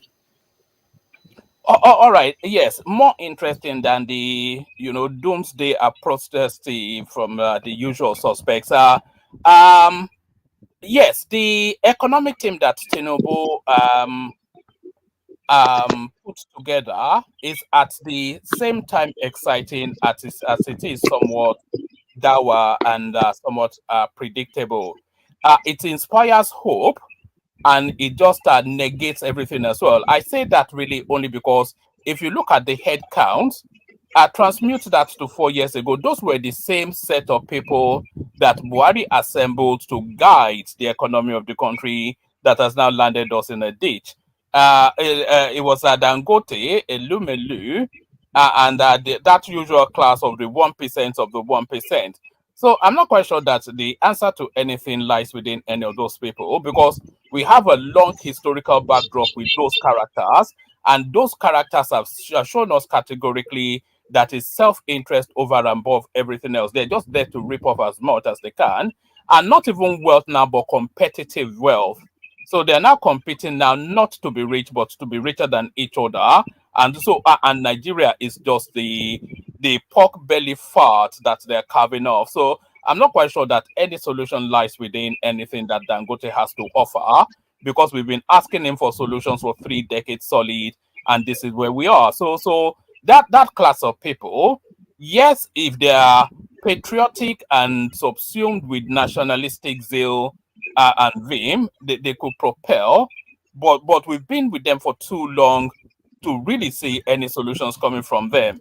So the more exciting thing, though, is the UK elections that complete sweep away. Give me a moment. Yeah, but that point regarding the economic team is quite interesting. I never knew they were part of the Buhari's one too. So if they were part of the Buhari's one, then what is the odds that they're going to come up with something that is substantial? No, there's nothing new coming from any of those people. They're just a bunch of chancers, and they'll continue to chance you for as long as you know what we actually need in Nigeria is a real paradigm shift of a revolutionary lilt. But the Nigerian mix, it doesn't allow for that. Because of the ethnic composition of that space, it doesn't allow for one single national thrust to push these people out. So because it's always my people, your people, my people, your people. Do you get what I mean? But can't we get past that? Because the UK, I played a video of some UK Englishman saying Sunak will never win the election and all, and he was right, because a lot of people will not vote We for all him. know why Sunak did not win the elections. Do you know a lady called Ann Coulter? She's an American. Yeah, Coulter. Yeah. Yeah. Yes. There was a time she was invited to Vivek, whatever his last name is, the Indian guy that was contending to be the Republican candidate in the. Yes. So she was invited on his podcast, and she went there, and in the first 5 minutes, they had their introductories and whatnot, and she just launched in. She said to the guy that I agree with all of your political positions. In fact, I agree with how you are positioned more than how Trump is positioned, but I would never vote for you. Do you know what she said? She said, because you are an Indian. So that is it right there. And by the way, Rishi Sunak, he was an excellent prime minister. He brought the inflation down, realigned the country. He was even bringing down the illegal migration and all of the things that people wanted him to do. He was doing it, but he was damned by the color of his skin. So the point I hear exactly that the point you just made is what I'm saying, that other nations have these divisive lines too, that is quite serious. As a matter of fact, they come out openly and tell you, like you said, and Kota did.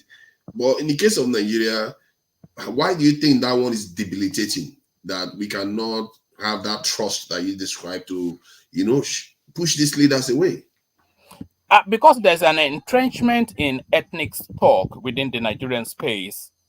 There's an entrenchment in ethnic stock, and people are so entrenched in that ethnic positions that they do not say. Look at the north, for instance. Is there are pockets of developments in the north, but in terms of the Nigerian evolution, the north is probably the furthest back behind. But in terms of the Nigerian leadership, the north have governed that country the most. So if you look at somebody like Buhari, for instance, his first term was what was probably the worst term that Nigeria has ever experienced, only to be surpassed by his second term. But it was still backed by the north, for reasons of that ethnic entrenchment. And if you look at the Southwest as well, there's element of ethnic entrenchment in the narrative as well. And certainly in the Southeast, they're almost violently, ferociously ethnically entrenched. And people don't really see beyond that. We have not evolved yet. In conversations past, I've always said that there's not one commonality that unifies that we can coalesce behind, because we're so vastly entrenched within that ethnic narrative. I think you do have a point there. However, I think many nations have these issues, and the UK, within the UK, they hate each other. The Scottish are not exactly big fans, or the Irish. They almost killed Margaret Thatcher and all that. But this nation went on to conquer the world, even without the constitution, the proper constitution, the written constitution. So for me, looking at that and looking at Nigeria, Nigerians tend to actually be more forgiving. Look at some of them are arguing now that Nnamdi Kanu should be released, and they are probably going to release him. But the full well, if that was in the UK, even just being far right in the UK, it's like a sin. They will find a way to put you in prison. And so if you look at the divisive nature that the UK has too, but even many European countries, they have a lot of separatist groups in them too. But they are able to quell it down with good governance to an extent. But for what you're arguing, our divisions is stronger than good governance. We cannot bring good governance to suppress the divisions. Well, that's the lived experience of the Nigerian paradigm, isn't it? Can you describe it any otherwise than you've just described it? That's the lived experience of the Nigerian paradigm. Anyway, let me yield the mic so that other voices can come in. I don't want to hog the mic, so yeah. Yeah, Mazi, please, you want to add something? Yeah, I just wanted to add a little thing to what one man went to Mo said, which I keep reflecting on it. When he was describing tribes and the the things happening over there and all that kind of a thing, when he got to Southeast, he kind of exaggerated it. And my concern about it is, I said all the ethnic stocks are entrenched, so everybody heard what I said. Yeah. So okay, woman, I've not said anything out of context. I've not said any. Have I said anything out of context? I'm just saying. No, I did not exaggerate anyone. I said the North was ethnically entrenched. I said the Southwest was ethnically entrenched. I know. And when you got to Southeast, because the Southeast, you say vehemently. Vehement, good. That's just good. That's just that. That's an exaggeration. But it doesn't matter. Maxi, no, we can talk and then use our words, say and. You understand? And that's just it. And in your constitution today is not a conjecture. It's subjective, right? So what I'm saying is, I'm not saying what he said is, whatever it is, but it calls for concern that in Southeast, the people doing those things are not even Southeasterners. We've had people who confess to have been hired to perpetrate all those acts, of which they come from different places, and at the same time, like I said, yes, we live with the fact that we can never avoid racism or tribalism or whatever it is.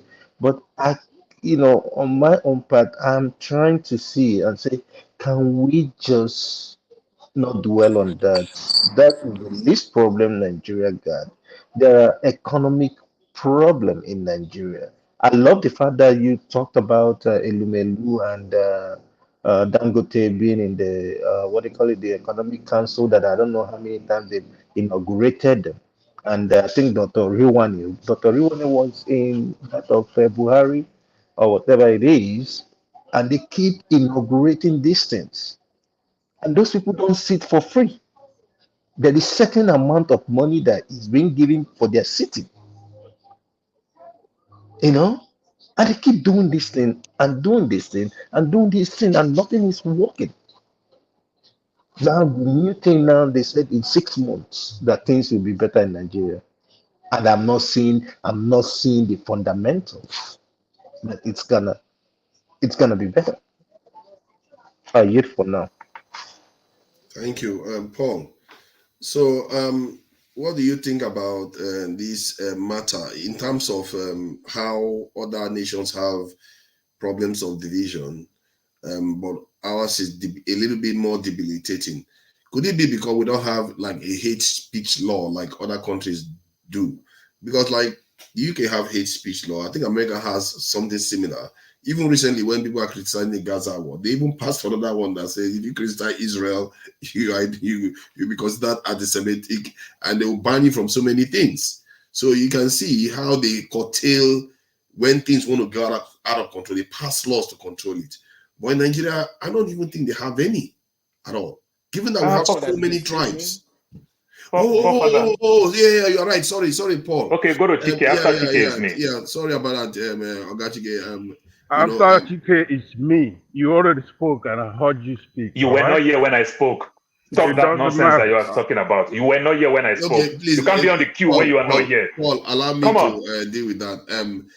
To be fair, that's the normal tradition. If somebody comes last, they are allowed to speak, Paul. But I will let you go. See, Pansa, be patient. Forefather, you have a right to do so, but it's not him trying to tell me that I am wrong when he's not here. That's a slap on my face. It's true. You're right. You needed because the black stone is there too. The black stone is also there. I just wanted to ask Paul because Paul was talking about it. Let's leave it. Let's allow Ogachike to address the question, because other people have divisions, like the point I was making, but they have ways of controlling it. Your first point, Chike, when you came on, was to say our leaders, and they don't seem to be bringing us together. They are not doing a lot. You know, we were on this panel when they were attacking Southeasterners during the election in Lagos, and you don't see any leaders. They don't come out. They remain quiet. In the UK here, if you try that nonsense, they will sling you before they court. They will charge you for the aggressive action you've taken. Then they will slap hate speech law on top of it, making it an aggravating offense. Then you will get double the sentence that you would normally get. In America, the same thing. Any country that wants to control division, something that creates this in the social so to divide the people, nations generally do something to stop it. But Nigeria doesn't have any, or am I mistaken? Does Nigeria have any rules to stop people from being divisive? No, you're not wrong.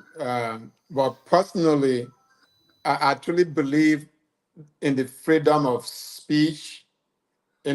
Just say what you want to say, so long you're not, hurting anybody. If you were to call me you stupid Igbo man, I'm good with that. I'll call you used to be Yoruba, wherever you are, and we move on. But when you hit me, then that's where the problem will start. But until such a time that we realize that there is more of us than them, and that when we come together, what we need to do is just, find those of us that want to be Nigerians, to come together. If we have to fight those that don't want to be Nigerians. If we have to fight them, then we fight them. Maybe that's going to be the next civil war. I don't know if I'm supposed to say that on a platform or not. But if I'm not, I apologize. YouTube, I'm not saying there's no war. But so until such a time that, we, especially those of us that live overseas, those of us in abroad, are still blame us because we have not done enough to educate our people back home. We have not done enough. We still have not come together. We still have not done something radical, where the people at home can emulate us and do more. I promise you what's going on in Kenya right now.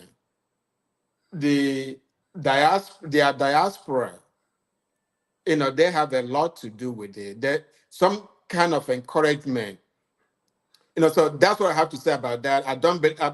To answer your question directly, I don't think, we should have a hate law or something like that. I don't believe in that. I believe in everybody doing, speaking out their mind. And we eventually will come together. But sorry about that, Ogachike. But in America, they have rules for these things too. They have hate speech rules. And for me, that this thing, Israeli one, is a bit of a big one, because that one is like, if you say anything remotely close to criticizing Israel, you could just get yourself into trouble in America now. And I think they passed the law already. And that was this year, they passed that law.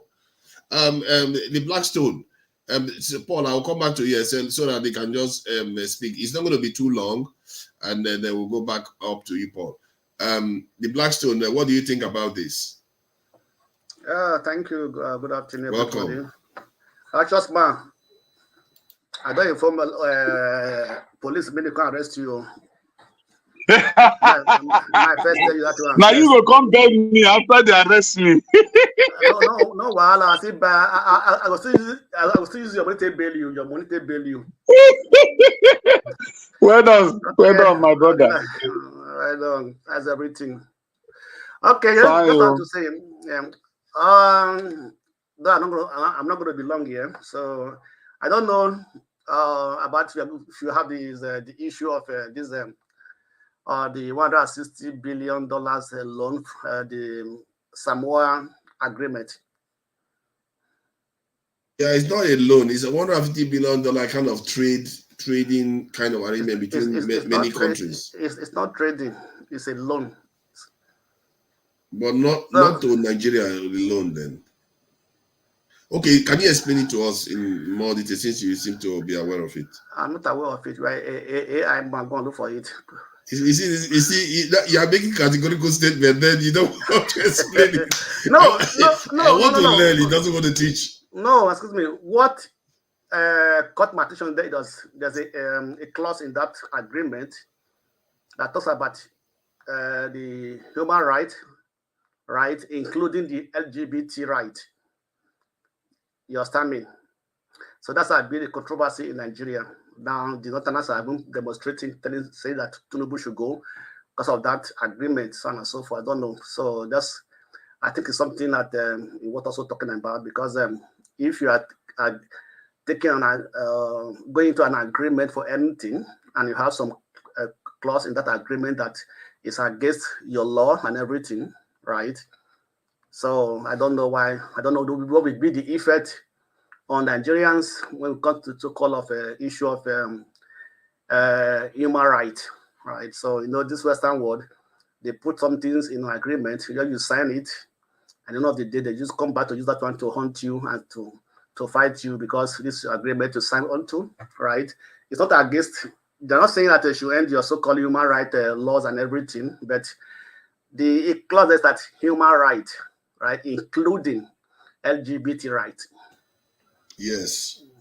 So that's something. I think you're right there, because it may not be specific. They didn't make it big there, but they could. If they feel like, okay, they don't want to give you that loan again, or they want to cause problem for you with that loan, they'll say you violated the agreement because you didn't uphold these things. No, not even that. If you are fighting against the LGBT, they will say you are not keeping the exactly. You are not living by the terms of that agreement. That's the problem, right? So that's where my concern comes from. Not Nigeria has a law against LGBT, same-sex marriage, and everything, right? But what does that clause in that law? The Blackstone, I'm so sorry. You need to watch Dr. Ruben Abati explain extensively about this. I watched it. In essence of it, excuse me. Wait, let me listen now. I watch listen. It. No, listen. If you watch it, then why are you saying this thing that you're saying? No. I watch it. Let me tell you something. I watch it. What the party was saying that law, that agreement, do not supersede Nigeria law. That's also what the minister. Then it seems you didn't understand it. Let me finish. It's an international law, but the law gives you room to domesticate it the way you want it. Then when you domesticate it the way you want it, if they don't want it, they will not approve you to be the member of it. You can domesticate it simply mean you can agree on some, they can leave some, and they can agree. That is how it is. Look, the United States of America has 50 states. Let's settle this. Let's see how they apply these things in reality. They will tell you one thing, they will do something else. Hear what Kagame had to say about the AGOA edition agreement. Clarify the level of hypocrisy and all kinds of stuff we have to deal with. The president mentioned the AGOA. You know, Rwanda was beneficiary of AGOA, not any longer. We were struck off the list of the beneficiaries. You know the reasons?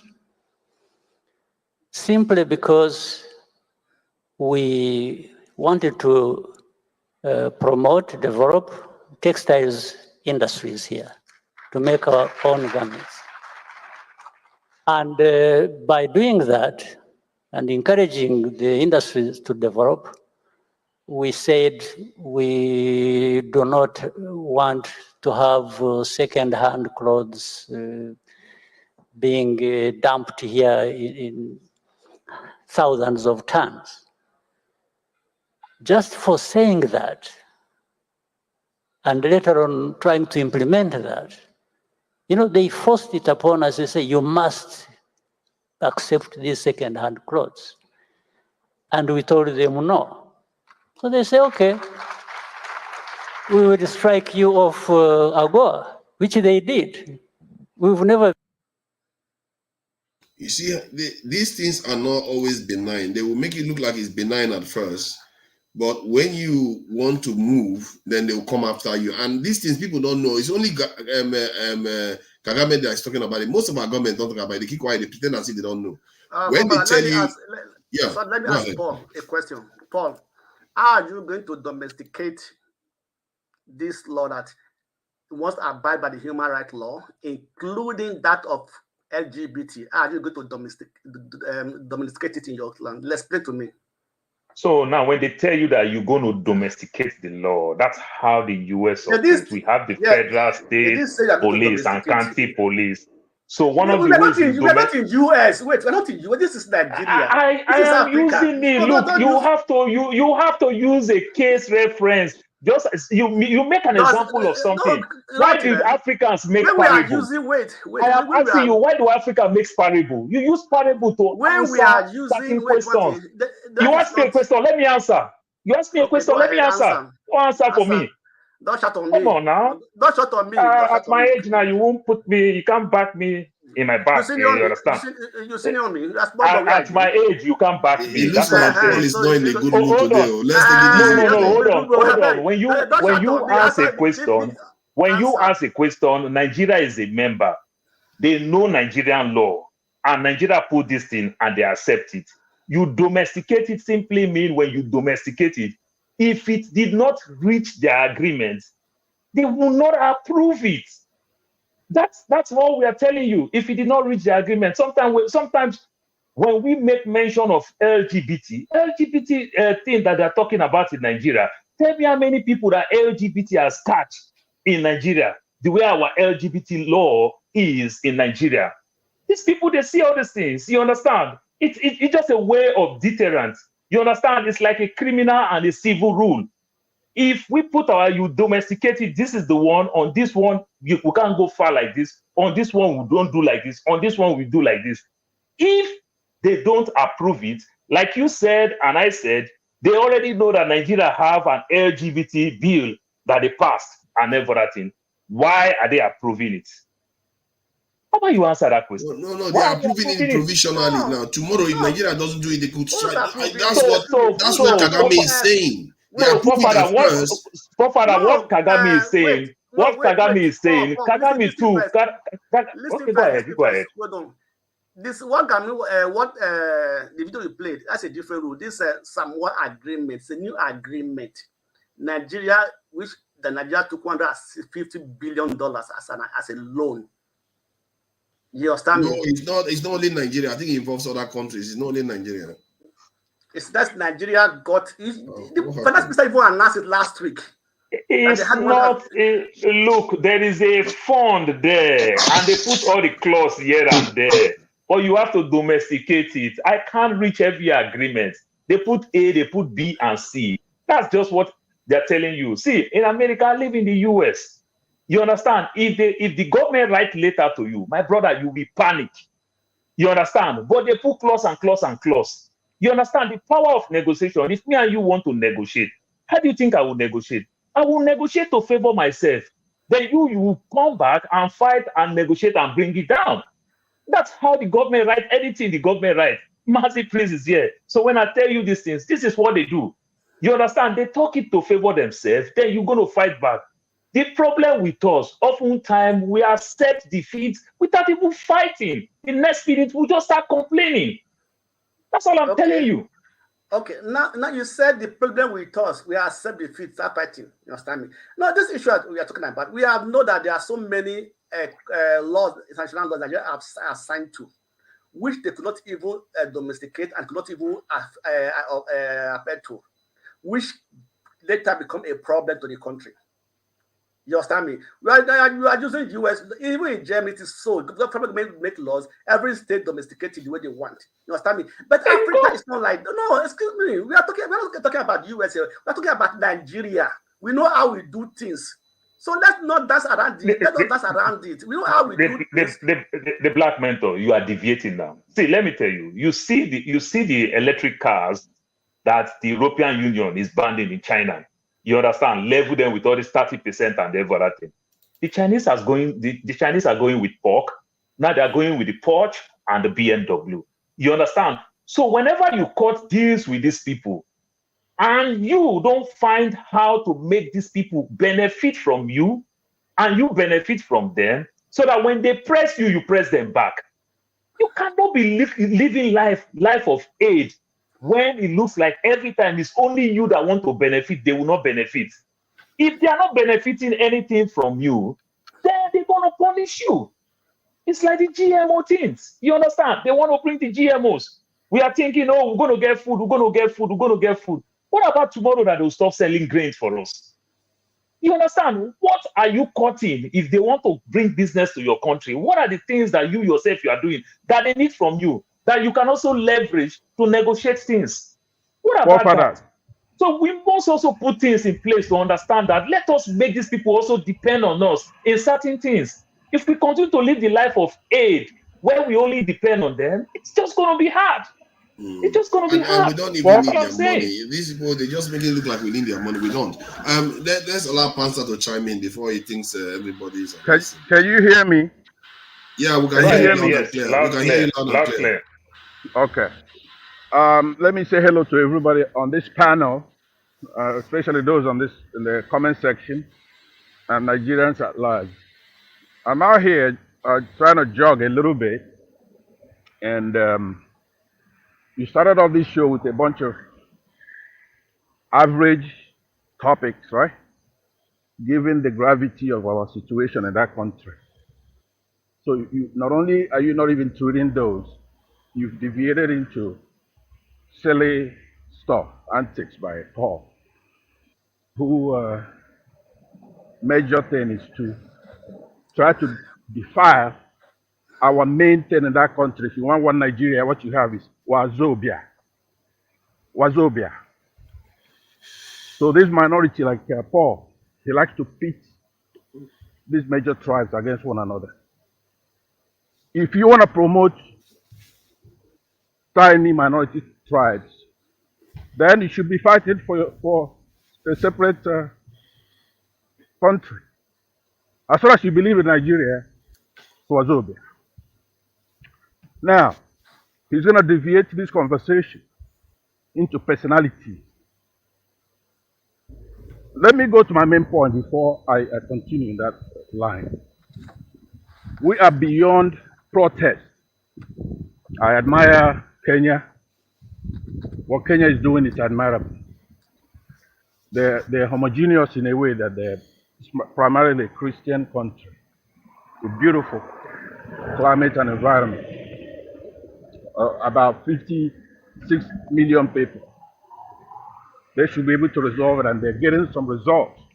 But ours is beyond protest.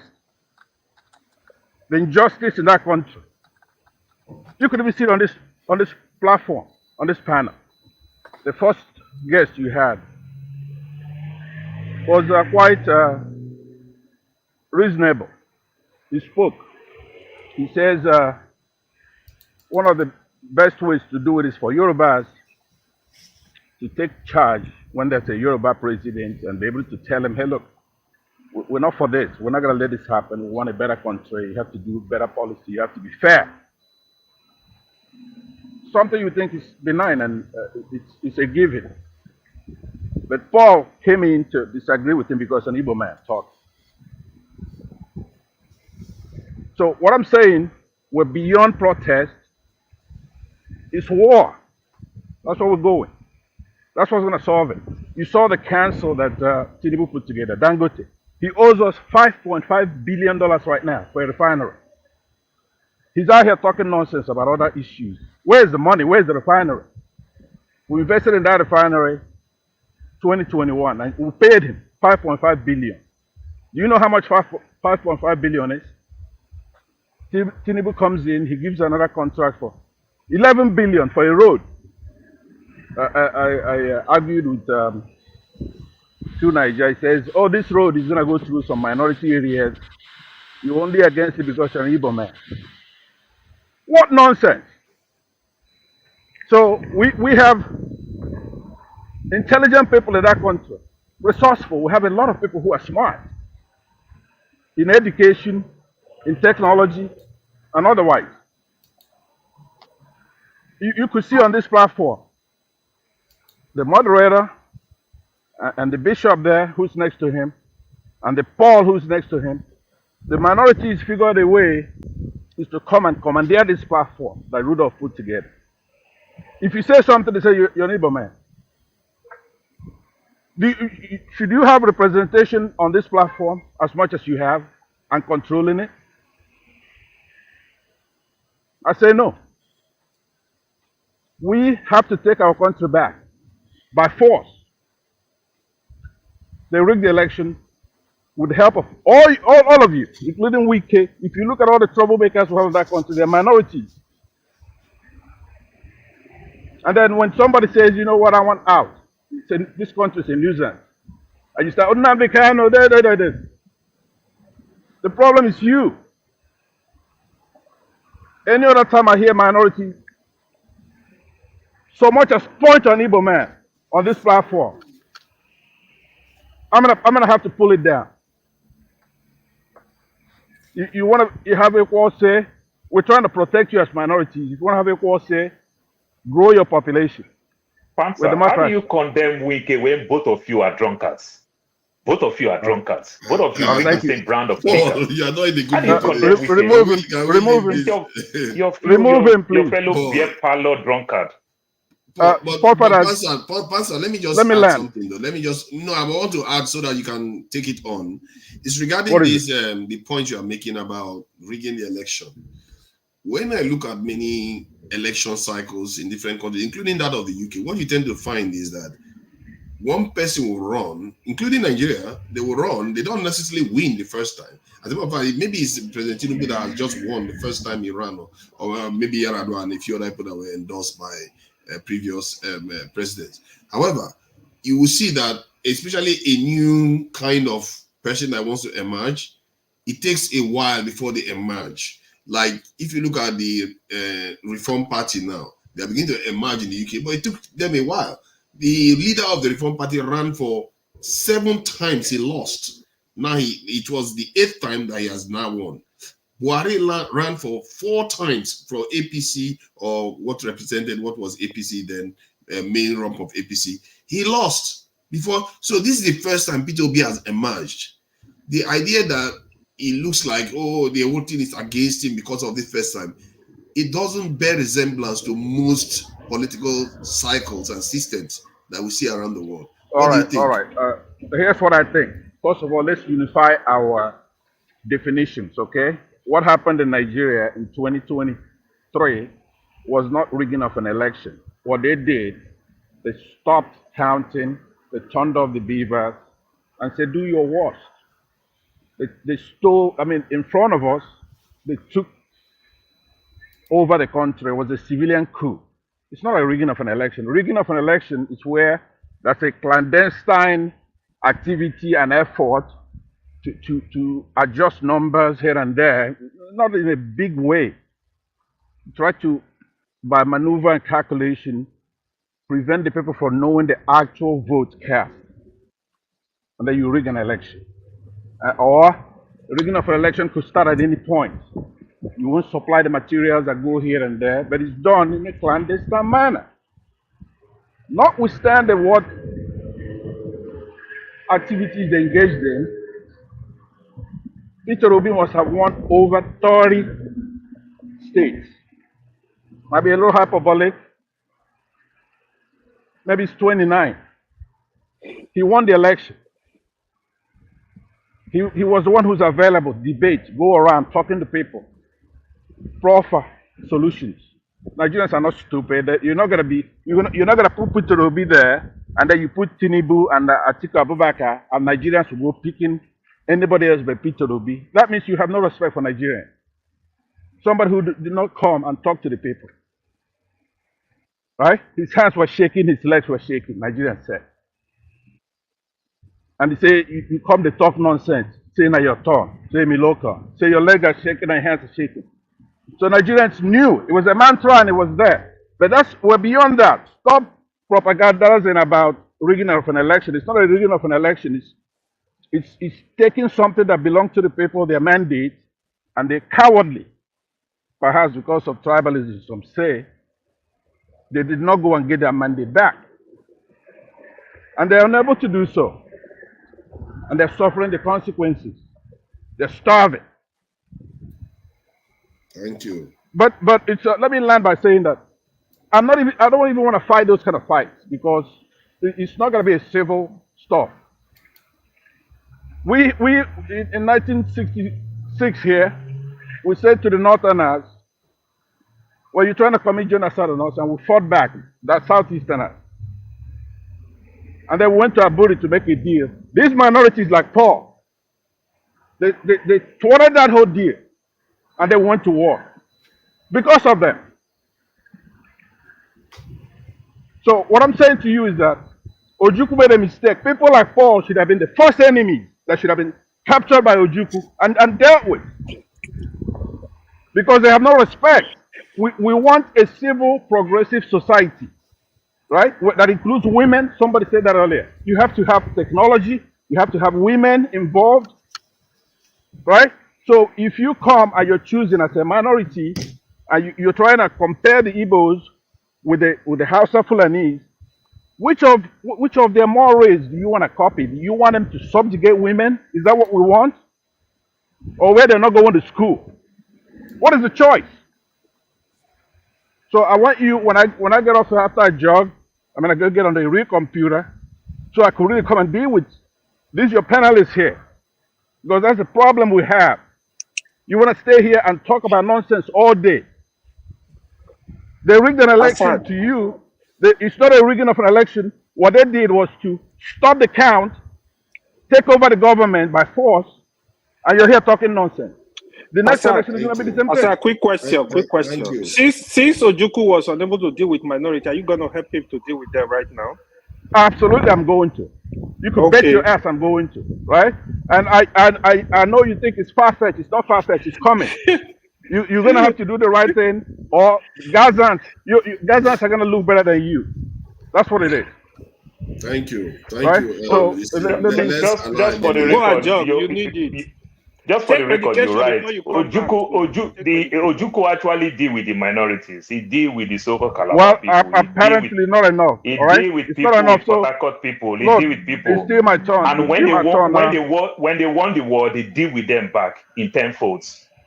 Yeah, bullshit. You didn't win anything. You stupid son of a bitch. They didn't win anything. Forefather, please, can you moderate this thing? This thing is going to generate into something that we never expected. Please. No, this is black people talking.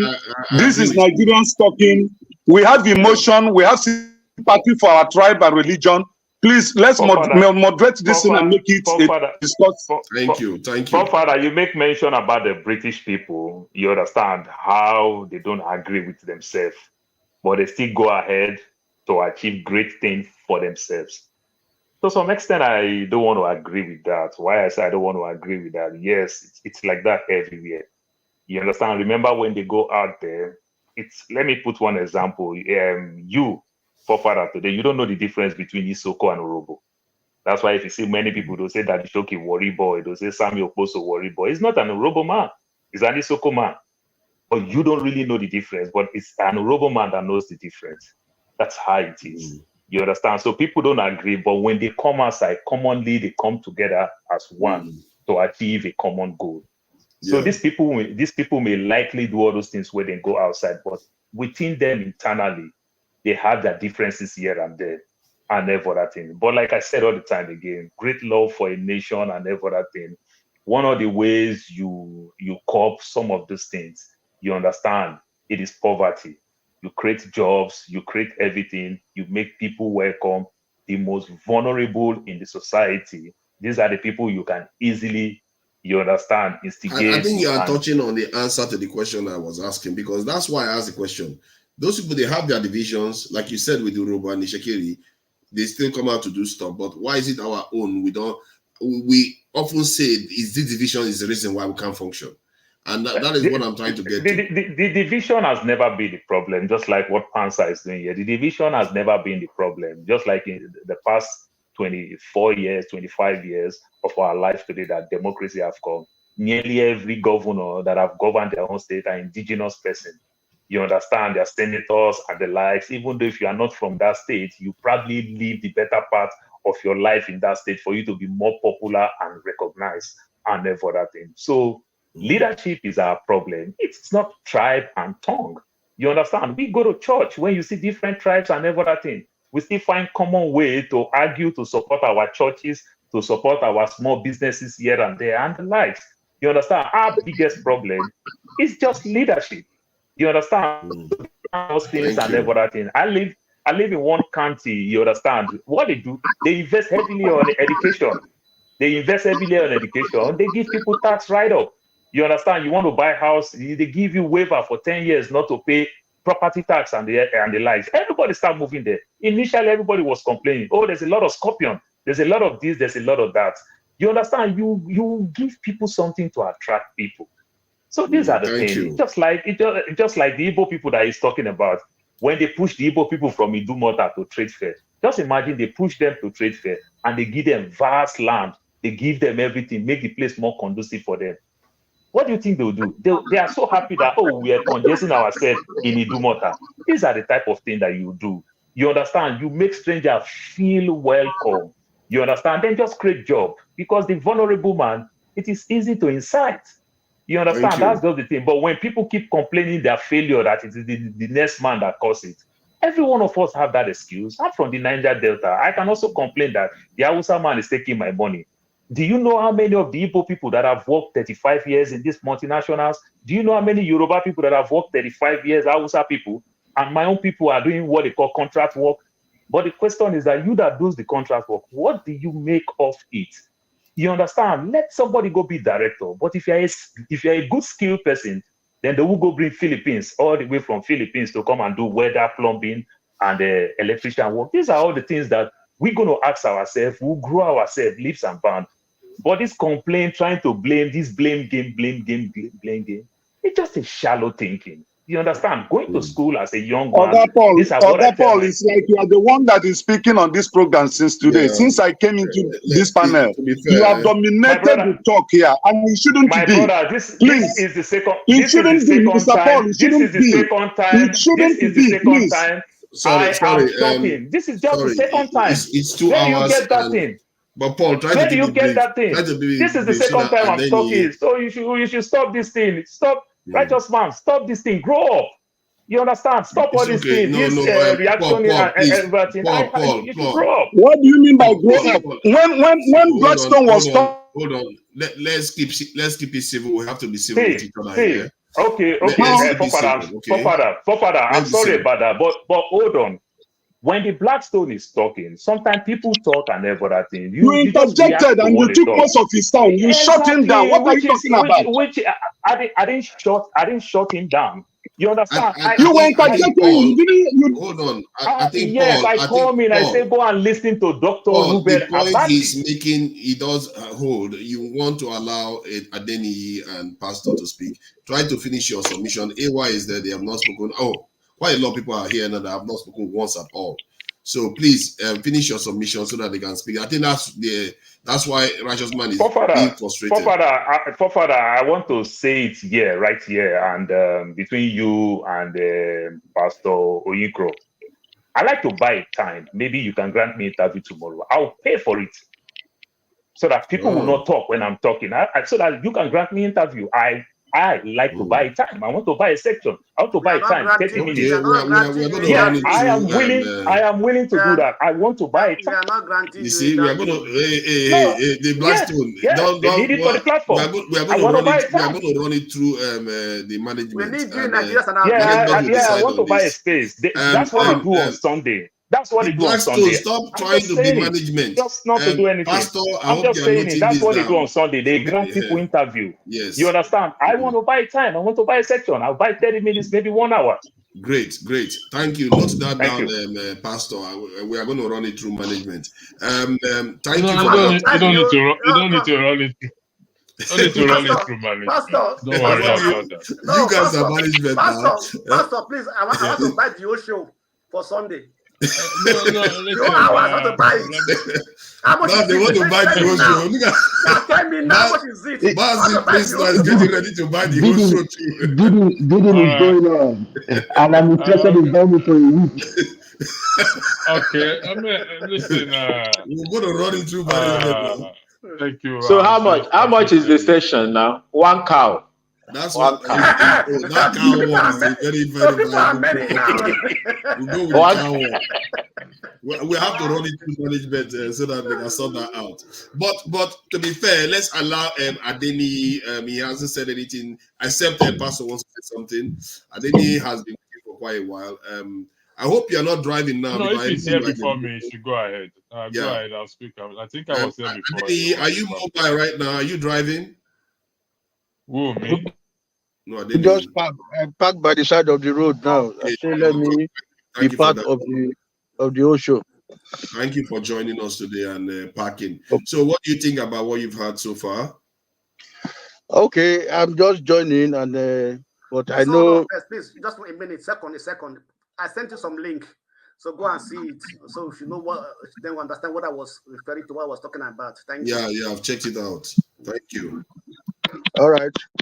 So I know the discussion is about Nigerian problems here and there, and we are all providing solutions.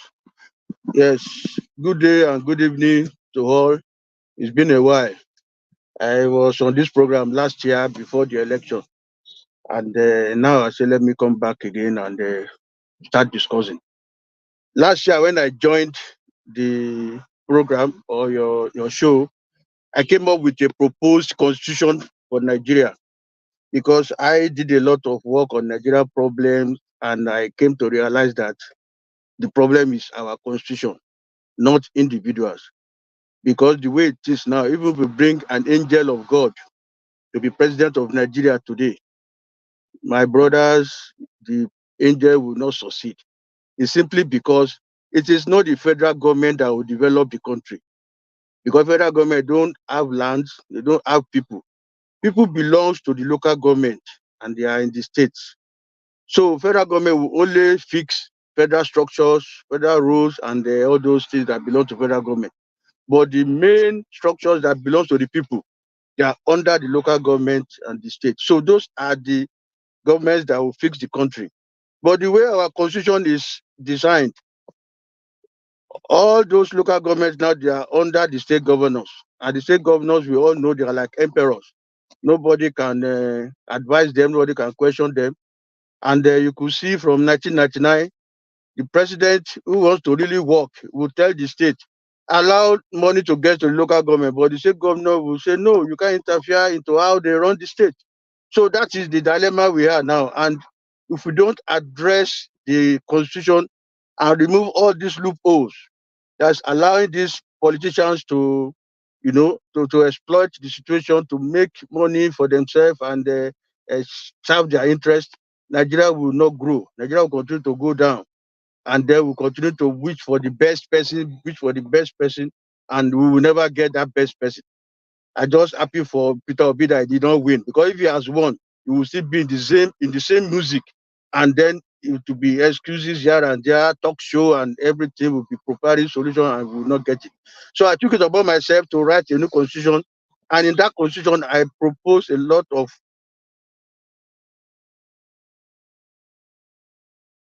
It's a shame. I really wanted to hear about that constitution. I hope you share it so we can go through it. But there might be ideas there that are actually worth considering. So who is next? Problems in the country. Oh, we can't hear you. Okay, I think I'm coming back. All right. Oh yeah, you're back now. I think I'm back. Yeah. So I came up with the constitution, and I addressed all those loopholes. For example, I said we have to go back to a parliamentary system. Somebody told me that we started it after independence. That why do you think if we go back, we will not, enter the same problem? I said yes. We have to look at the problems that made the parliamentary system to fail after independence. And I told the president that the problem that made it fail, or the issue that made it fail, was that there was political parties. Now I made them to realize that politics can be practiced in two ways, partisan and non-partisan. So we've been practicing partisan politics since independence, and it has not worked. It has rather divided us, and it has brought problems on us. So this time around, we go on non-partisan. This time around, there will be no godfather. You come in with your credibility and your background from your local government, and the government media will announce you to your people. And if you are the one that is clean, people will know. If you are dirty, they will come up and say, this man is dirty, he's a thief, he's a rapist, is this, is that. From there, they screen you out. So from that local government, from your ward, it is from there you are voted for without any party.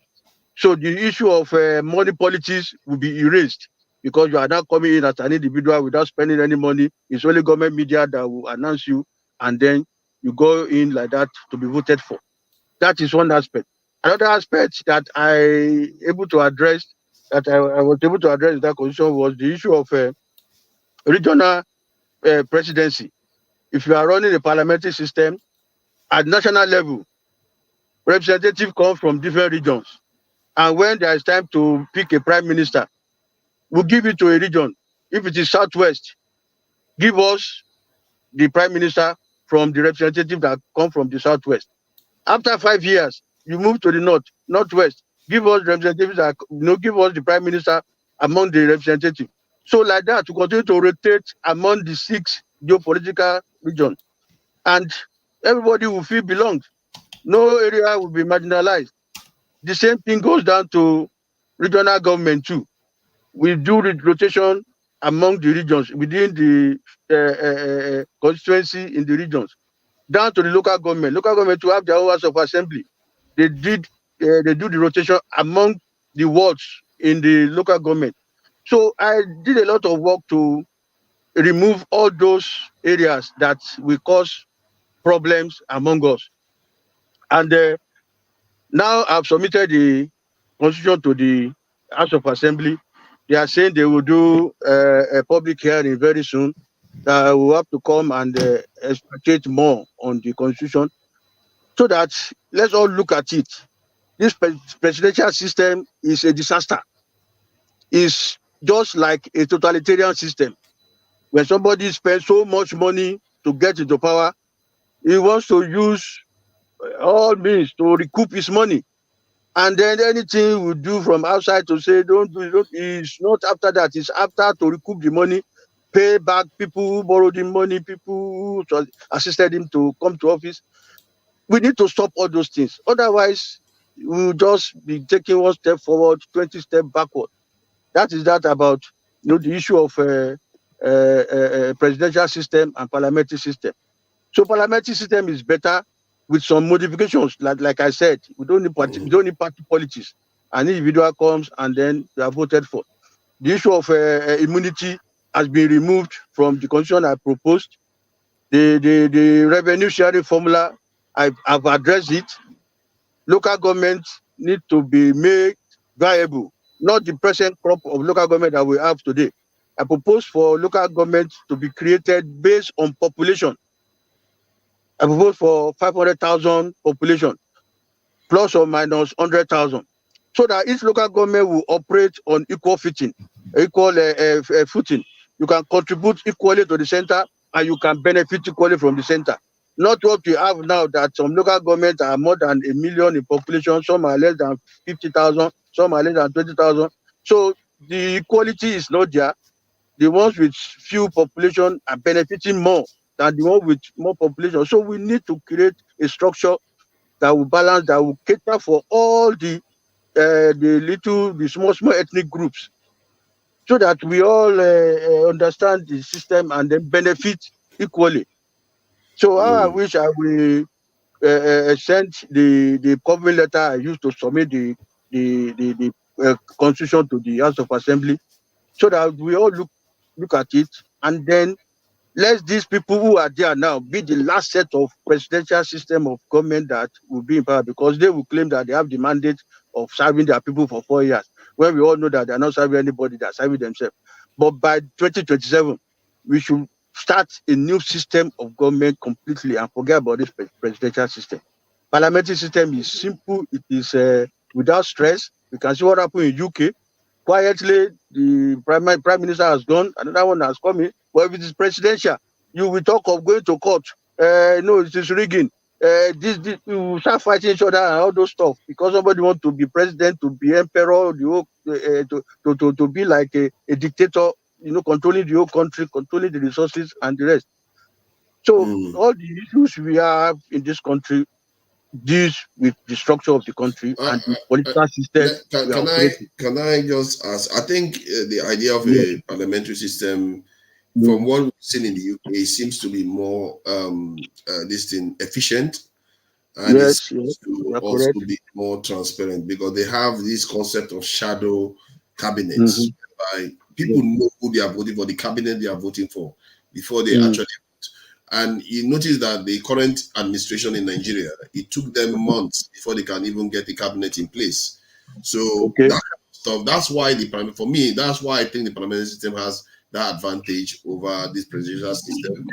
But there are other areas that you have highlighted that a lot of people would like to talk about. If you can send some of your document, maybe we can review it. Because there is, for me, the way I look at it now is that tweaking constitution and all the rest may not necessarily be what changes that country.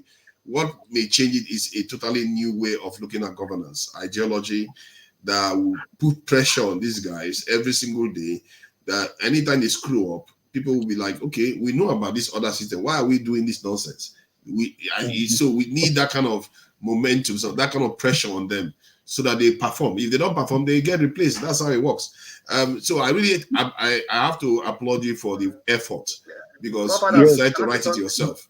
Please, Mr. Comrade, let me just say one thing. Wait, Let me say one thing something before you. Okay. Please, hold Okay. on, sir.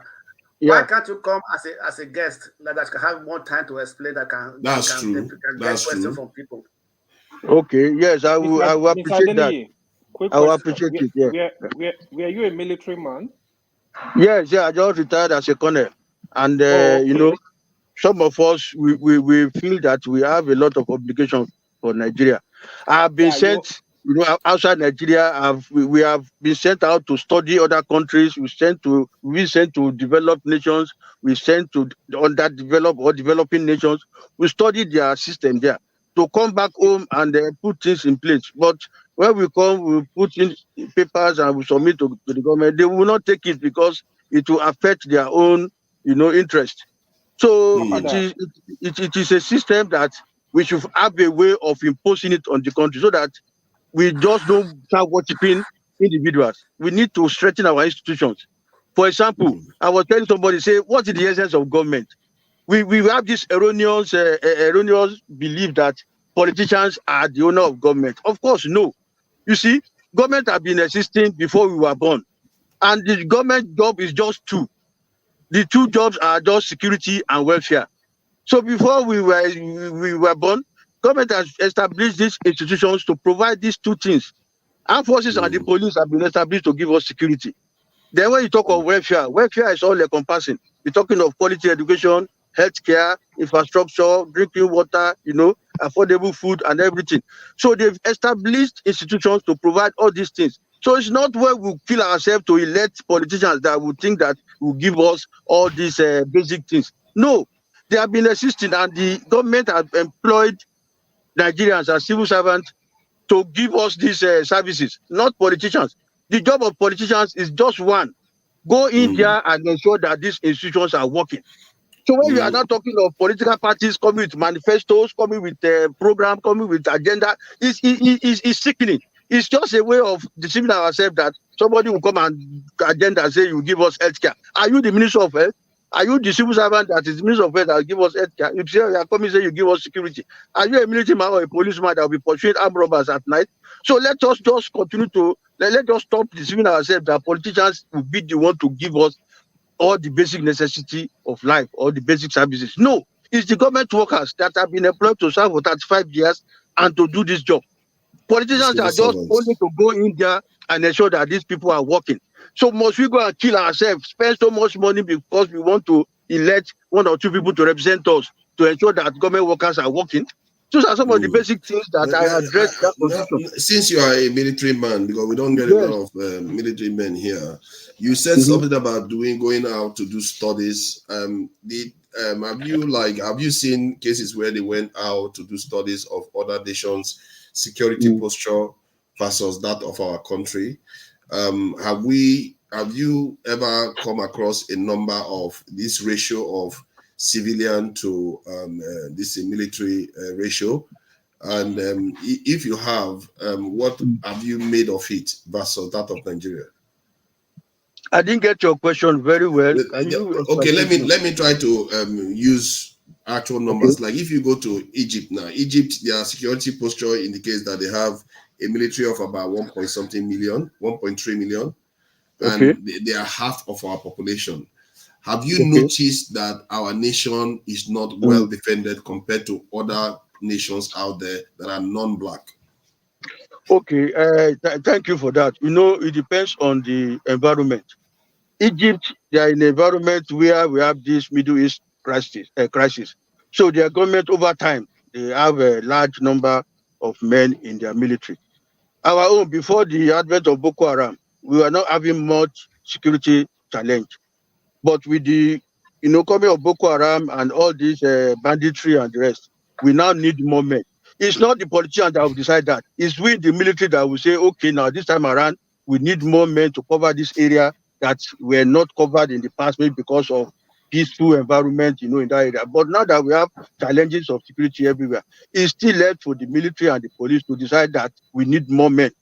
And the politicians will only look at it and approve it and ensure that they give resources to get more men, and then for the military and police to do their job. You get my point. So no politician that will come and say they want to provide security. It is security that will assess. Then the question is that why are our security men not capable of recognizing that Egypt had similar problems at even a lower scale compared to Nigeria, but yet Egypt has a high security posture? Okay, you said something about the region. This is Switzerland hasn't been to war for 200 years. Yeah, they have more bunkers than Nigerians have soldiers, and their ratio is 1 soldier to 150 citizens. 1 soldier to 150. While Nigeria, if you are looking at the effective active military, is 1 soldier to 1,500. How is it that the military doesn't notice it? It is an impossible job for one man to do. Just like I said, in the past, we were not having much security challenge. No, after the Civil War, we have to demobilize a lot of men from the military. We were more than almost 300,000 that time. But after the Civil War, you look at the surrounding, our neighbors, they were not threats to us. So we feel that we should downsize, and then we are having less than 70, 80,000, even 60,000, thereabout. But over time, security challenge came up, and then we are now rebuilding again, getting more men, recruiting all the time. The same thing with the police. So the Switzerland you are talking about, during the Second World War, they were beside German and a lot of attacks and there and then. So they were in that Europe. So they have to defend themselves because they knew that they are a small country surrounded by advanced nation in weaponry and the rest. So they have to now do all those bunkers. But in our own case, like I said, we were not having that challenge after that Civil War. So we relaxed, and then we don't believe that it's just literally two security issues that we develop. But this time around, I'm sorry to say though, is that not a lack of insight or vision that creates that kind of situation where we actually feel like we are not in a hostile environment? The idea is that if any other nation is militarily stronger than you, technologically stronger than you, they are a potential threat to you. We have been colonized and we've had our people enslaved. So why do we not feel that we needed to be on a stronger security footing? Why do you as a security officer are actually saying it that we don't feel threatened? Why do you feel that way? Because as at that time I was saying, now look at all our neighbors, Benin Republic, Niger, Cameroon, they were not as strong as us. So we didn't look at it as if these countries will give us necessary security threat. You get my point. But over time now that this issue now came up, so we have to now improve on the spend a lot of budget, increase our budget on security, and then improve on the outfit.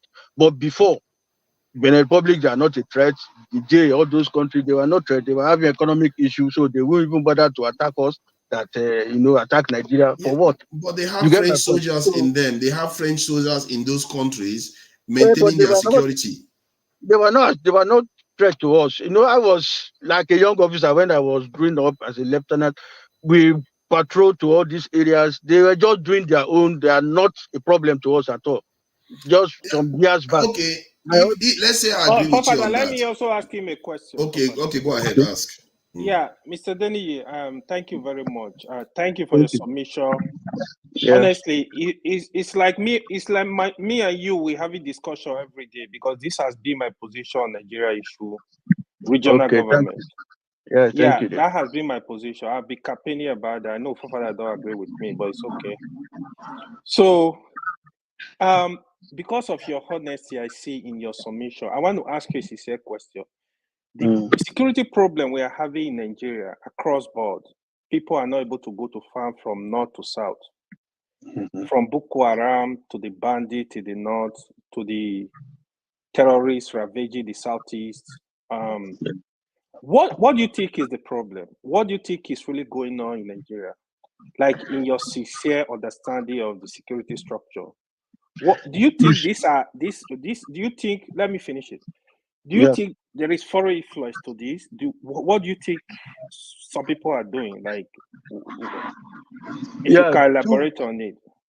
Two ways. One of the ways is the economic issue. A lot of unemployment in the country, and not a lot of people have that patience to be sitting down at home and look for what do you call it, people to be dashing them money. They want to go out and make money by all means, so they join a lot of illegal groups and cause mayhem. And governments over time are not, taking care of unemployed people. Unlike where you people are now, if you are not engaged, you have a stipend that we call government support for you to succeed, to survive, and that is not available in Nigeria. So people are just on their own finding ways to survive. So Nigeria is, became a place where you can easily recruit, criminals and the rest. So that is one. Then the other one is the foreign issue, where some foreigners who believe that Nigeria have resources, and the only way to do it is to, form their little army and go out there in the hinterland and start mining our resources, and use the security issue to cause diversion. And before you know, they are making their money from mining and the rest. So, but all these things now we have come to realize it in the ministry, in the military, and we are now, building our armed forces to cater for that. You could see now we have a lot of aircraft now to move, to check, to go interland, and then start dealing with all these bad guys. So those are just the two main issues that brought that. And the issue of Boko Haram too. Ideology, the leadership believe that this is the way people should worship their God, and if you are not doing that, they want to force you to be part of them or eliminate you. So those let's say three things now. Thank you, because this I'm really glad you are here and you are trying to shed light on a kind of mindset, or the way our military pictures the world. Because some of your explanation is a little bit, for my point of view anyway, I feel like that's probably why our nation is in trouble. Yeah. Because if you look at all the North African countries put together, just 5 of them or so, they have more manpower than the almost 40-something black nations. You look at Mali, that borders this in Algeria, has about 20,000, while Algeria has well over 300 to 4, maybe even 700,000, as much as 700,000 in some numbers. While Mali, a black nation, has this in 20,000. You go the same thing with Niger. Niger barely has 20,000 soldiers even, while Egypt has 1-point-something million. So how can we make that kind of excuse as men and security, military, or this thing, to say that these people, a different race, they secure their people more than uniformly almost all black countries do? Yeah. Don't you think that there is something going on why the black nations have a lower security posture than all the other nations around the world, all the other races around the world? Like I said now, environment. Egypt that we are talking about, right from onset, they've been fighting with Israel, that Middle East crisis, they want, like the leadership in different countries in the Middle East. Saddam was there, he want to be in charge of the whole Middle East. The other countries will not allow, so all of them were building their army so that Saddam cannot overrun them. Israel is there fighting all the Arabs, they're fighting the Arab nation because they want to exist. So with that, all those Middle East countries are building their armies to be relevant. But like I said in the past, when I was second lieutenant, there was no security threat, I say, in the country. Like my platoon that time, we were in charge of about my platoon was in charge of about 3 local governments.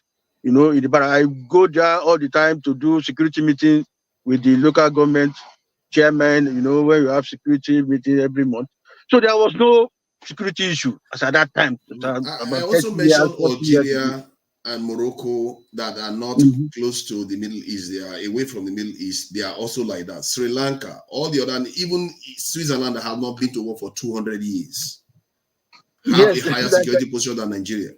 You are correct. But like I said, now we are not building our own army now to be at par with them, because we have come to realize that our environment now is dangerous, and a lot of porous borders and all those things. So we've been challenged. And as those people too, right from time, you know, all this Morocco, Algeria you talked about, were all attacks during the Second World War. The Germans occupied all these areas. The Americans and the British came to drive the Germans out. So they too realized that they have to build their own army. So right from Second World War, they've been building, and then they aligned with all these countries, West, some with the East, that's Russia, Soviet Union, to build their army. So we cannot compare ourselves with that time, because we didn't witness Second World War, apart from our civil war that we fought. And then after that, we demobilized. We realized that we don't have any threats again from outside the country. But over there, they have that threat. They add the threat, and they have to build their army to, checkmate the threat from outside. That is just it. To Nigeria, please. Sorry. On that point, please. No, it's my Forefather, turn. let me just put this question. If I will ask, are you really sure we are having external problem, or we are having more problem with immigration and custom and border patrol? Because that is what I think we are having. Go ahead. It's still part of external problem, because they came into the porous border, and they have come to the to inside the country now to give us issues. They came in from outside, and then they are now. So it's part of external problem, coming in with us now to be with us. So don't you think it's more of custom and immigration issues more than even though the military, because they are not fighting us? You understand? They just migrate, and because and also use that channel to import light weapon and weapon also of mass destruction. You are so correct. Don't you think if we invest more on immigration and custom and border patrol, it will really help? You see, we have a border of about 4,000 kilometers. So these borders are porous. The custom and immigration we're talking about, we only man the approved border, approved route that link our neighbors. But we have bush and all those tracks, about 4,000 kilometers, which no custom and immigration can cover.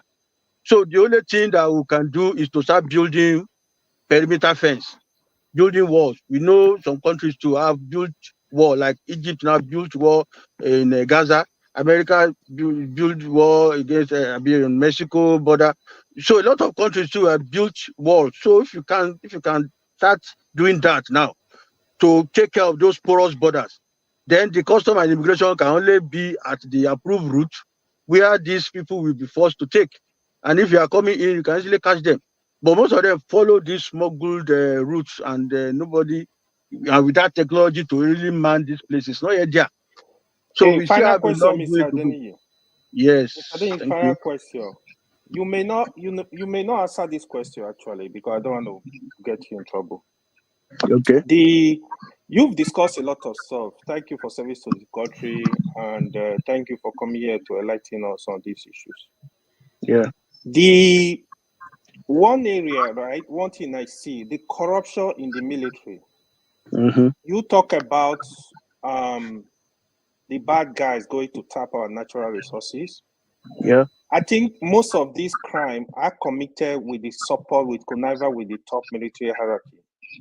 Even the crude oil theft, there have been cases where the top military are involved. I also believe even the corruption in the custom led to the porous of our border by collecting little money and allow people to cross the border with illegal goods and stuff like that. Yeah. The police, the same thing. The corruption is so high. I understand in terms of pay. I'm also of the opinion, if you want to restructure these forces, you have to look at their salary and give them a living wage. Probably that will reduce this corruption. But we cannot rule it out. I know, you belong to the military, so no matter what, we cannot rule it out that these people, they are not involved in this crisis going on, because most of them are also benefiting from it. But if you don't have to answer, you can just make your comment. I don't want you to go deeper. Okay. Yeah, let me just talk on that. That's why I took my time to write out that constitution. And then in that constitution, I devolved a lot of powers to the local government. This time around, if local governments are functional and they have, farm control of their areas. All this illegal mining you are talking about, the issue of crude oil theft, local government will be fully involved. And when they know that they are to benefit from this mining, they will put an end to illegal mining. Because what I give them the resources and the revenue sharing that has to do with what do you call it, natural resources underneath the ground, the local government will take 30% of the resources coming underneath the ground. So if the local government knows that the life dependent on 30% they are getting from mining in their area, they will do everything possible to prevent illegal mining. And they ensure that they work with federal government and get the right resources for their local government, because they know that they have to use that resources to cater for their people, not the job of federal government to develop their area, or they are the one to develop their area and cater for the people. So in order to stop all these things you talk about, corruption and the rest, local government must be made viable and then be part of economic activity in their area, so that they know they are getting something from there. They will employ their own citizens to man or to provide additional security for the facilities that are there for crude oil mining or the other mining activities that is going on. So with that, we can checkmate a lot of these our big men that are into illegal activities and into corruption. So if you have a good structure in Nigeria, things will work out. Gradually, corruption will disappear. Because when they know that, when the government, local government knows that if they don't provide for their people, tomorrow morning people will rise up, just like what we have in Kenya today. They won't go and be fighting federal government. They will go and fight the local government outfit that are not providing them healthcare, are not providing them housing, providing them basic infrastructure. They will lay siege on them. And then they will know that because they are closer to them, they will go ahead to make sure that they have resources to provide for their people. But if you are looking at federal government, they are talking of Tinubu today, Buhari, this one that can do it. We are just deceiving ourselves. It is local government institution that will be supposed to be made very, very viable and make them to be part of economic activity and let the people know that your resources or everything is with your local government. So if they are not giving you healthcare, go and lay siege on them. If they are not giving you drinking water, lay siege on them. If they are not giving you housing or good environment, lay siege on them. So we'll make everybody to sit up. Before you know, local government A will be working, local government B will be working, local government C will be working. All over the country will revive. Everywhere will be working. The federal government will just be there to come up with policy which will be implemented at local government level. The regional government will be there also to oversee local government and ensure that no local government is left behind. So that is the only way we can grow. Otherwise, we are just blaming Tinubu, blaming all these leaders. All of them are out there to exploit the situation in the constitution to help themselves. And 4 years, 8 years, they get out. Another person comes again, he will give an excuse, he will get out. So Please, that's can why I ask question? Yes, go ahead. Yeah, you'll get a chance to ask question. So hold on. Let me just. I want to address something. Colonel Adeni, as everyone has said, thank you for the work you have done for the country. The work you guys do, for me, is an impossible task. I'm one of these people that sit here and argue that you can't expect one soldier to defend 1,500 people, and you will not have the problem you have now.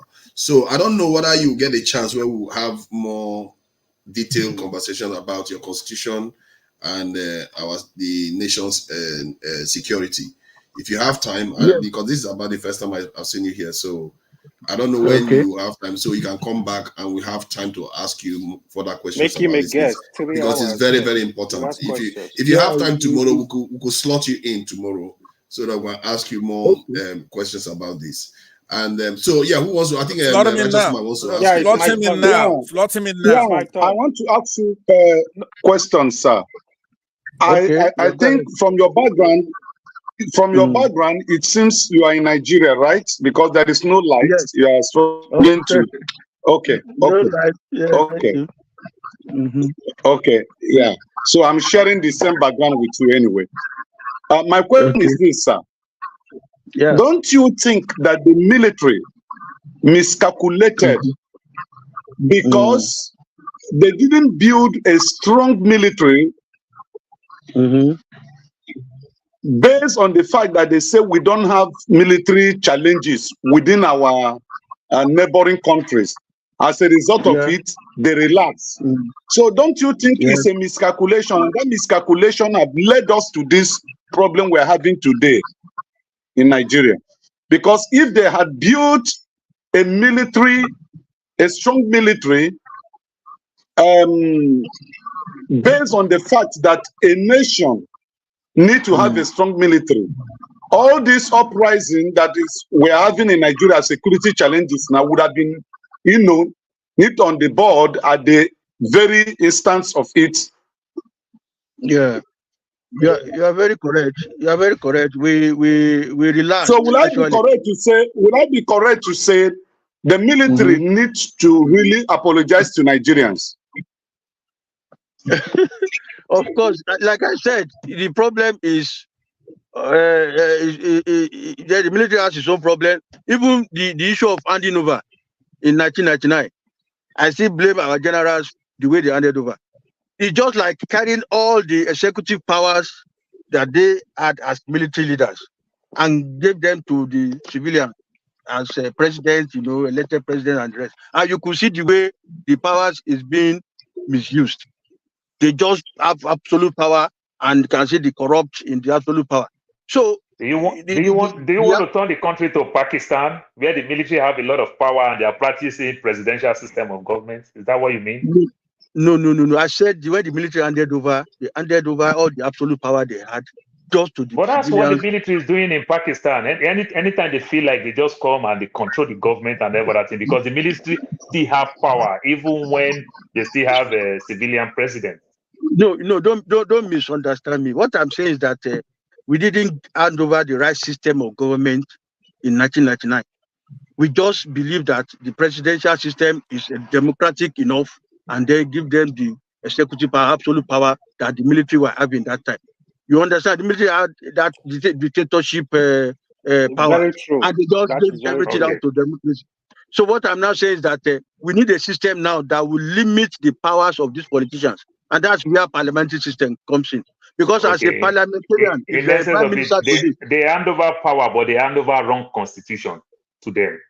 The wrong system of government. That's everything is wrong. Yes. Yeah, everything is just wrong, and you can see the way civilians are just misusing this thing, manipulating everything to their own advantage, and to the detrimental to the country. And we are all, crying about the whole thing. So, could I be recognized or after I win boom? I don't know, but I want to talk to. Okay. Yeah. If anybody else wants to have a pastor, if you have a question, you can ask, because I will go to Pansat if nobody has a question. I have a question. Why would you say that? You've asked many questions. You've asked many questions.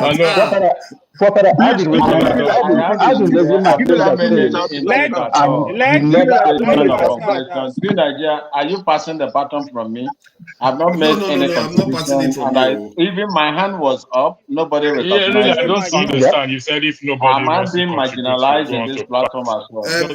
Not really. I think like everybody was asking the caller. Not everybody have asked, and not everybody has spoken. We have not spoken. I have not spoken. Are you just? I asked on the private chat. Is where I asked for permission. Let's have one at a time, please. I have not spoken. Awibu have not spoken. Awibu, I'll use the floor for you after you. I'm going to speak. Awibu, thank you. Okay. Thank you. No, I have not spoken. Neither has AY spoken. Yeah, AY. After Awibu, you speak, then I'll speak last. Okay. Thank you. I'll speak last, no problem. Pastor, I will speak last. It's not how fast you speak. It's what are you saying? Are you making? Pastor, you've already spoken. Please, AI. Please Pastor, try to make sense instead of how many times you speak. Make sense. Okay. Let Awibon speak first. Awibon, please go ahead. Yeah. Thank you so much. Sorry, I'm back. I would like to say good evening to my colonel, my comrade, senior comrade. I am retired. I left 2004. Warrant officer as well. Served under 1 Mechanized Infantry Division, Kaduna. Oh, good. So I have somebody from my constituency there. Warrant officer. You're welcome. Yes. Thank you, sir. Thank you, sir. And God bless you for coming. You see, sorry. But Colonel Adeni, please check the backstage. I left a message for you. If you can check the private chat. Private chat. Yes, private Okay. chat. Go ahead, Wimbon. Oh, okay, thank you so much. I think good evening to every one of you and those in the comment section. I am speaking from the little beautiful city of Bolgatanga in the Upper East region. So I bring you love from Ghana as well, although things are also difficult here for us. I would like to go straight to the topic about Keir Starmer. Well, I do not know. There are quite a lot of things that is going on in the United Kingdom. I am not conversant with the kind of government system they run over there. And I believe that Sunak was not even up to 2 years or 3 years there. And he is right now removed. And another person is there. So I do not know their tenor, and I don't know how they run their government. The reason why every prime minister is being removed, I think within 3-4 years now, you have a change of buttons of about 3 prime ministers. I don't know where they are. Australia is worse. Australia is worse. I don't know where they are getting it wrong. And this is to tell you the kind of problem that is going on around the world. People are very agitated. People are not happy with what, even those you feel that they are enjoying, they have all the good things of life. It's not easy. People are agitating. And I'm even wondering what the British people would do if they were in the same shoe like the Nigerian people and some of us in Ghana as well. I don't know what they could have done. They could have burned everything everywhere down. See, going to the the smell of protest in Nigeria. Now, I don't think that is tenable. I don't think so. I do not know whether my senior comrade will agree with me. I don't think that any protest in Nigeria is tenable or safe for the innocent people that are going to partake in that protest. Our security forces, including when I was there as well, and when my senior comrade was there, we are brutal. We are brutal to unarmed protesters. We don't pity them. That is what has been going on in that system. And my senior comrade will testify that there is no way you will send out troops into the city without the approval, tacit approval of the national, the National Assembly. And then the army must know their constitutional rule. Let the police, the paramilitaries do their job internally and leave the external aggressions for the army. The constitution is there. He talked about it clearly. The reason why army is seen on the street of Nigeria, if anyhow, it's because of the rampant coups that Nigeria, experienced in the past, and that is what is making the army now to lose their strength and their potentials when it comes to participating in some of the security jobs or duties in Nigeria. So I would have loved a situation where the army will concentrate on their constitutional mandate and leave the police, the civil police, and other paramilitary agencies to do their job when they are called upon, which means they are coming for reinforcement and to add more heat to what is going on the ground. If that heat is likely to absorb the police themselves, only the police are made to relate with the civilians, not the military. He will tell you, he will also testify today, we that were under the infantry corps, they train you to kill. You are a marksman. They train you to kill. They didn't train you to go and pity anybody. If there is any problem and it happens to affect a soldier on that field, that soldier will not lie down there and begin to, romance you just like the police will romance you. So that is how it is. As for the protest, I will not encourage any Nigerian to go on protest at all.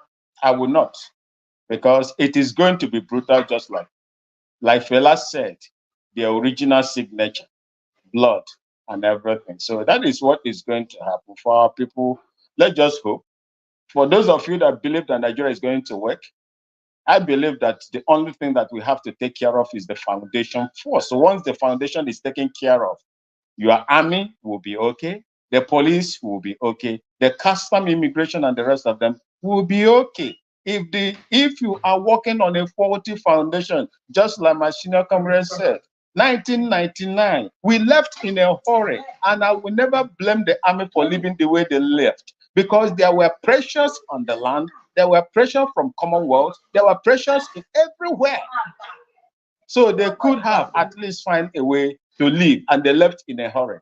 I'm hoping that they are going to work everything out, but it didn't work. So for me, I think that is what I have to say on this. Thank you so much for having me. Thank you. I appreciate your time here and your service just as much as that of the Colonel. Pastor or AI, no. The future AY. Why are you guys marginalizing? I don't know why I don't know why.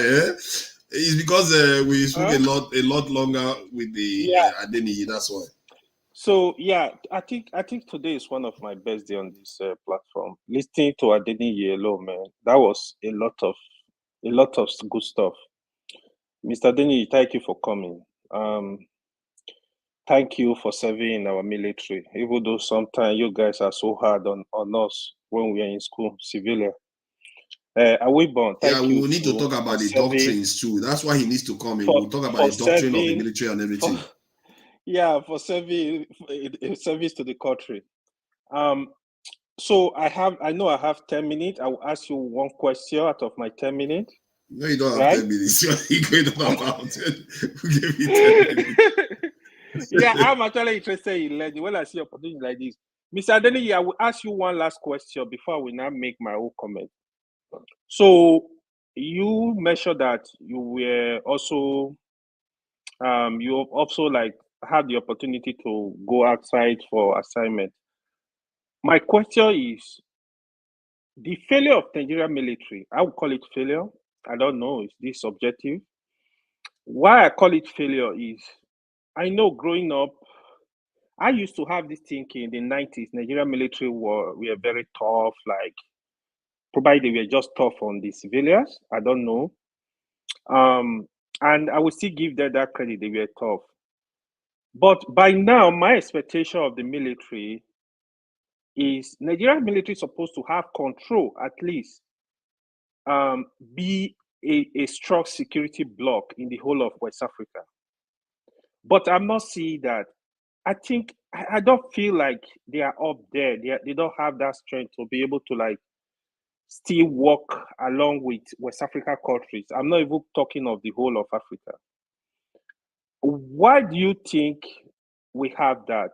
Because I feel right now Nigerian military is kind of restricted to Nigeria. Even within Nigeria, they are struggling to quench riot, talk less of war. Why do you think we have this problem? Is it as a result of corruption? What do you think is the problem?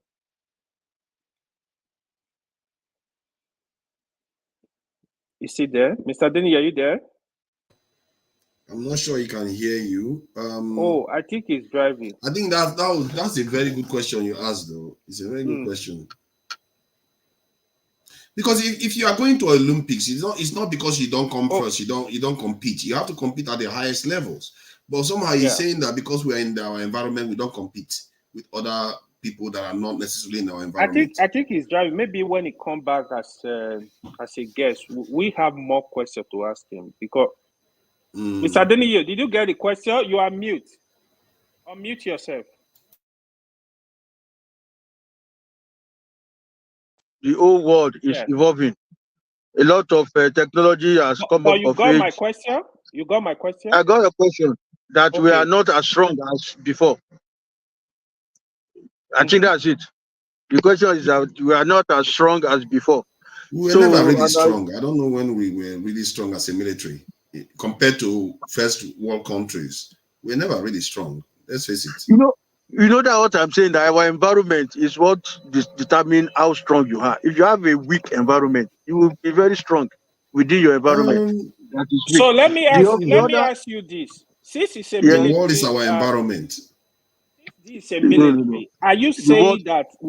Let me ask you this, because you keep saying, oh, because of the environment. Are you saying military they don't have intelligence to be able to focus what is coming in the next 20 years? They don't know the dynamics of the country, of the continent, of the world is going to change. They don't look at these issues. We look at it, but when we send it to the politicians, to the political leaders, at times because of the cash involved, they will water it down and say no problem. You know, we are still strong. When we went to Liberia and Sierra Leone, I was there as a platoon commander. Initially, I said, do we need to even go to that place in the first place? If just because we are not having the right system of government, because if Liberia is having problem, internal security problem, it's the job of UN to raise a force that will go and help in securing the place. They can now come and ask Nigeria, give us 10,000 men or give us 5,000 men.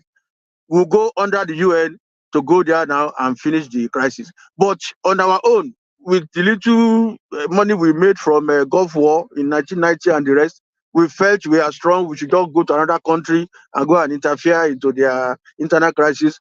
And at the end of the day, though we did well, but to me, we that were really there. We were just using the fact that, yes, we are the strongest in West Africa. That's why we're able to perform. But if we are really talking of operating, naturally as with other strong army, we wouldn't be able to have performed the way we performed in Liberia. But at the end of the day, we wasted a lot of money, economic crisis, a country that cannot even provide drinking water at home is going to another country to prosecute war. And we spent so much, we lost men, we lost equipment. Meanwhile, if we had gone under the United Nations into Liberia, we won't spend kobo. We will give us money to procure all the equipment we need. We take care of our soldiers. But why do you need other men to sponsor us? The idea is that we influence what is going on in Liberia. Sooner or later, our businesses go there, invest in Liberia, and start making money for Nigeria. That is how other people spread their power, isn't it? You influence the region, you become the superpower, you put your businesses there, and they bring wealth back to you. That's what Oyibo people did to us. Why don't we think like that? Yes, my brother, Oyibo can do that because internally, they've already made their country internally. So they can now talk of moving out to expand and then explore and exploit. In our own case, we have not taken care of our internal crisis. Basic amenities you can provide. And then we are thinking of spending US dollars that we are only making from crude oil to go and prosecute war outside and spend so much. Senior comrade, if you remember, it's said that Nigeria spent over $7 billion financing the ECOMOGO. I was there also from 1994 to 1998 December, sir. More than $7 billion, apart from the debt we experienced and the loss of hardware, the monetary terms alone was over $7 billion. Thank you, sir. We didn't benefit anything from it. I think, Pastor. Last comment. The point Forefather raised now, that's a very important point. The reason is that in developed country, it doesn't mean we were not ready for anything. In developed countries, what countries do, like even today, you see US, Canada, France, all these countries, they pop money into Gaza. The reason they do that, they will recruit their money back. What they do, when they start rebuilding Gaza, all the American companies, you see them moving there, rebuilding. They will make that money back. You cannot go to a country and spend such amount of money without thinking of how to get the money back. You got to partake in rebuilding the country, and your companies in Nigeria will go there, get contract to pay back that money. That's what countries do. So it appears to me, I'm really happy we are having this discussion. It appears to me we were not ready for anything as a country. They were just doing what they like. Thank you, everybody. Thank you for the patience with me. I know I've taken time today. Thank you. I'm done. Thank you, AI. Thank you. Pastors, thank you for your patience. I appreciate, you've been tolerant. Please go ahead. No, let Pastor go. After Pastor, I will go. I'm just up. No, you have immeasurable patience. Pastor, please go ahead. No, that's the way it used to be in those days when we were growing up. A young man. Pastor, don't get over yourself. I want to speak now. If you don't want to speak, don't speak, please. Don't say that is the way it used to be. You are not you don't possess knowledge. You have respect for your elder and you let him talk before you talk. That's where it works. But if you want respect, you have to respect others. Respect is reciprocal. You understand that? I do. Good. And I agree with that. Go ahead and speak. If you disrespect me, I'll put you backstage. Thank you. Well, that's no big deal for me, as you know. I get put backstage all the time because I speak my mind. But Colonel, welcome to our program. Thank you. A lot of people have been effusive in praising you. I would assume that's because of your own personality, because the Nigerian military is unprofessional. You cannot come here and expect to be adored and worshipped like they're doing here. I'm not going to do that for you. So, by the way, why put off tomorrow what you could do today? Why don't you, right now, in front of the whole world, accept to be questioned, right? And answer some questions. Let me give you a second to tell the moderator that you're going to make yourself available right now to be questioned. Would you do that? I will try by God's grace. Let's God save our lives to that time. Okay, forefathers, please, let's go ahead and accommodate him today because I have some questions for him. I believe that the other panelists have to agree. We can't just overrule them. Okay, I'm assuming they do, but if they don't, it's okay too. I don't care. Here's my question. We agree. Everyone has been doing. We agree. You've been asking him questions. Just go ahead and ask him your questions. That's what everybody has been doing. I know, but I don't want you to do it with style. I want to know that's what we're doing. Then I could take my time. I'm not going to rush. He's here to answer questions. So let me go to you straight, sir. There are two things you're saying simultaneously, right? Yeah. So I want to get clarity on it. I want your answers to be very short because we're pressed for time here. It seems to me that you're saying that the system of government we have now is flawed. That you rather we have the parliamentary system like they have in the United Kingdom, right? That's what you're saying. With some modifications. With some modifications. Yes, okay. Like no party structure, zero party system. Okay, and you are saying, but you are aware that we did have that. That was the first system of government we had when we started. Yeah, right. Yeah. You know that, right? Okay. So now you are not saying that because of your training, something that you actually trained in. That is your own opinion. So you're laying a foundation that you used to be a soldier. Yeah. Your recommendation is not based on your experience as a soldier. This is just you mouthing off your own opinion, right? Is that right? Okay. Let me cut you short before you go ahead. Now, as a young officer, you are trained to be a soldier, and when you grow in the rank, you become an administrator, you become a man manager, and resources manager also. Because when you are growing in the job, you are no more just fighting, with your rifles, with your weapons. You are now managing men, thousands of men in the field. All right. Their life depends on your hand. So it's not just training as a military man. You're also training as but none of that, whatever it is, give you any constitutional training. You don't have any. You never been to a law school. You don't have any constitutional training, right? All through those ranks. Let's establish your rank, okay? I don't know how the ranks. Yeah, I don't know how the ranks are structured in Nigeria, but I will assume it mirrors. Let's say somebody comes in as a ranking officer. You're a lieutenant, maybe a first lieutenant, second lieutenant, right? So and then you become a captain, right? Right? and then from captain you go to a major, then to a lieutenant colonel, and then to a colonel, right? So you're a colonel. You're a retired colonel, right? Does that mean you were captain before that? Of course, I started as second lieutenant. Okay, so you went to captain, you went to major, right? 35 years in the job. It's not. It's not a son. Okay. By the way, thank you for. And I was trained up to the strategic level. Okay. The last level in the military, even in the government service. Okay. I just want to lay a foundation of what you've never been a brigadier, for example, right? Major, brigadier general. You never attained that, right? Yeah, I didn't never before I left. So if you are a colonel, that most senior level at colonel level, you are just like a general. Because at a brigadier level and major general, you are no more going for any training. Your training stop at colonel. Please, let's not confuse it. You were never a brigadier, period. I wasn't saying I'm a brigadier. I'm not saying I'm a brigadier. I say I'm a colonel, retired colonel. And that my training is the highest level I got in the military before I left. All right. Okay.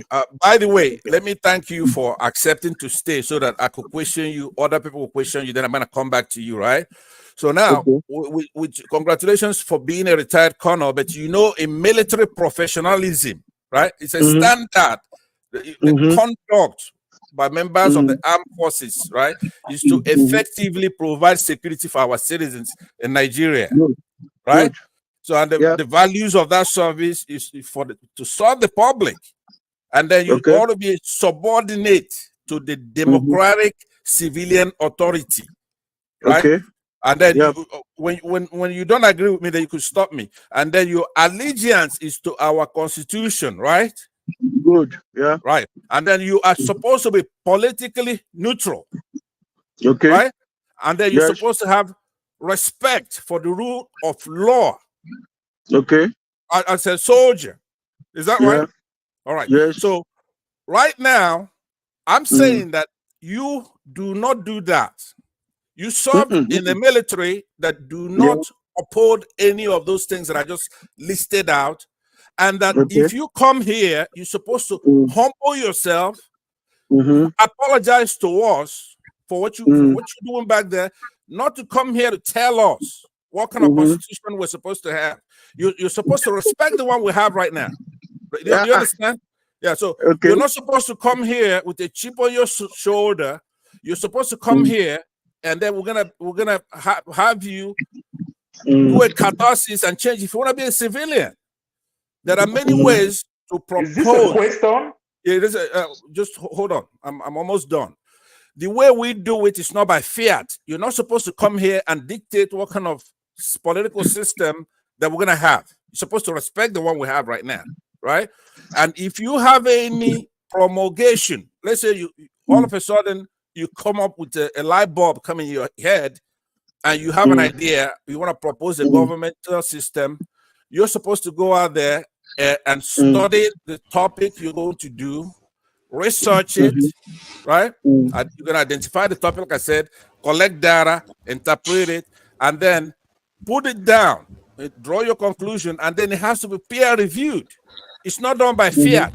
You don't come here with hubris to tell Nigerians that we don't have a good system or which one we should copy and do. You're supposed to be peer reviewed, whatever idea you have. Some of them might be good. We can adopt the whole thing in part, but in whole. Sorry, right? It's like I just come in, because from the onset I explained what I have done. I have looked at the 1999 constitution and I saw a lot of loopholes there. Except you want to tell me we are okay in this country today with this constitution of 1999. So if you know we are not okay, we are providing a solution. Right. And my solution is not just have a new constitution that will block all those loopholes. Right. Yeah, it's not a fiat now. I've submitted it to the National Assembly. They said there will be public hearing, and they will go out there to explain it. They will question it. They will query it. We will discuss about it, just like what I'm doing now.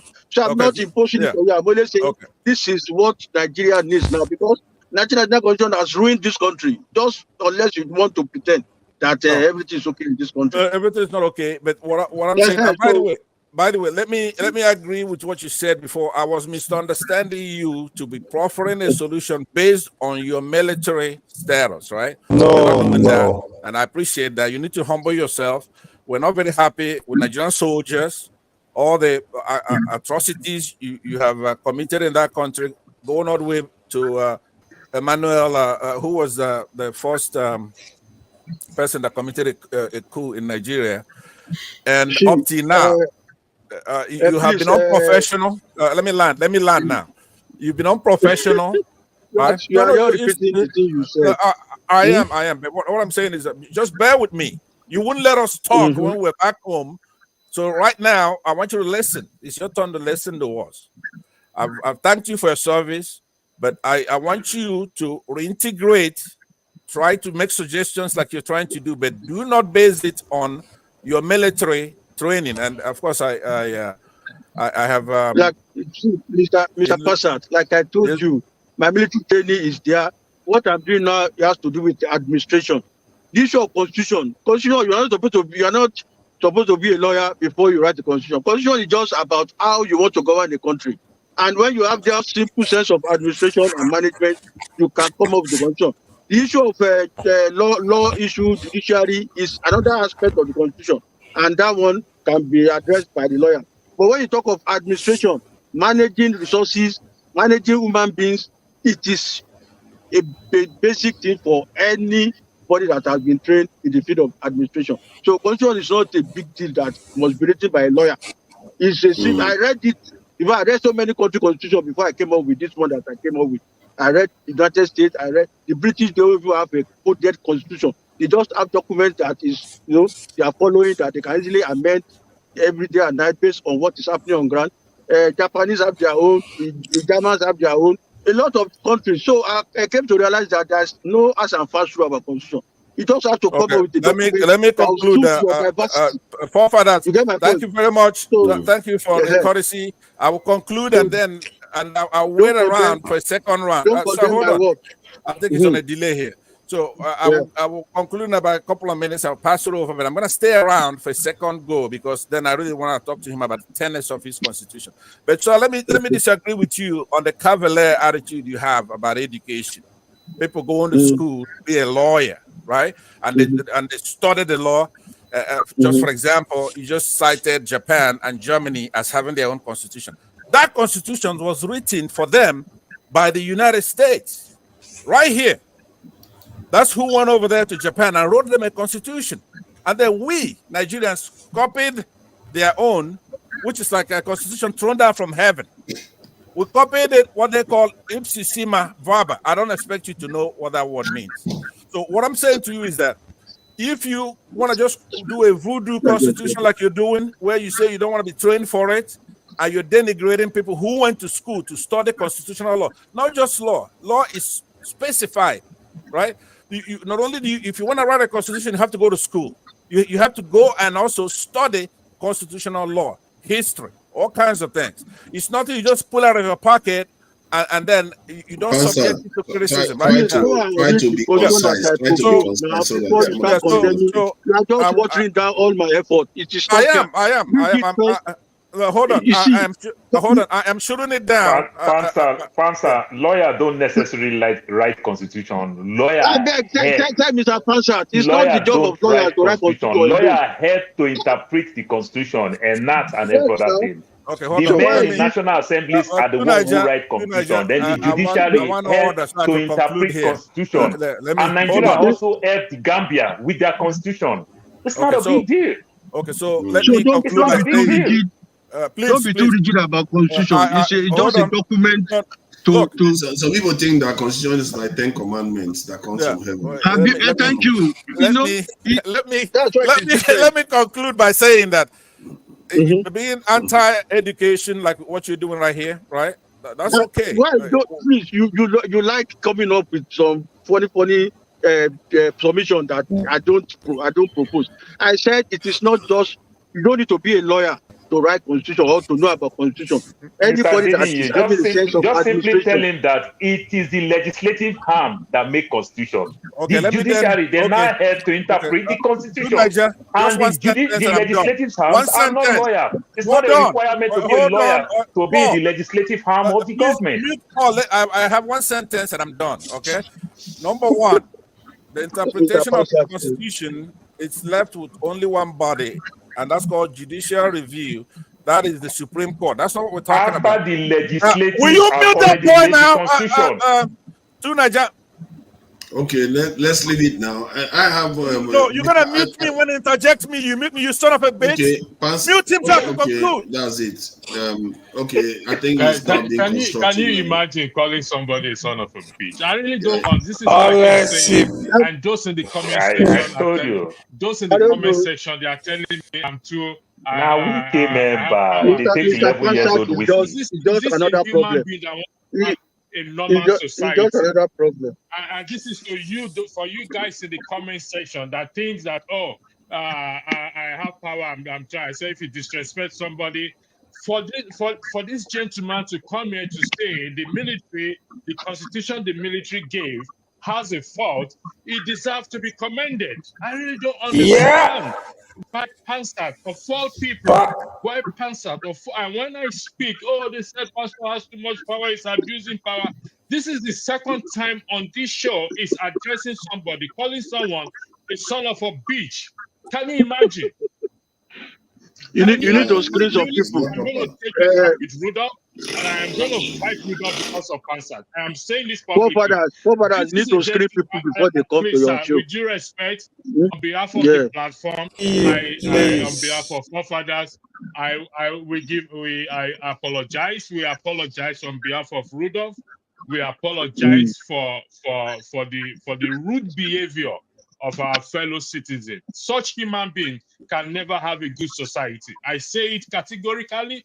I say it emphatically. It can never develop good society.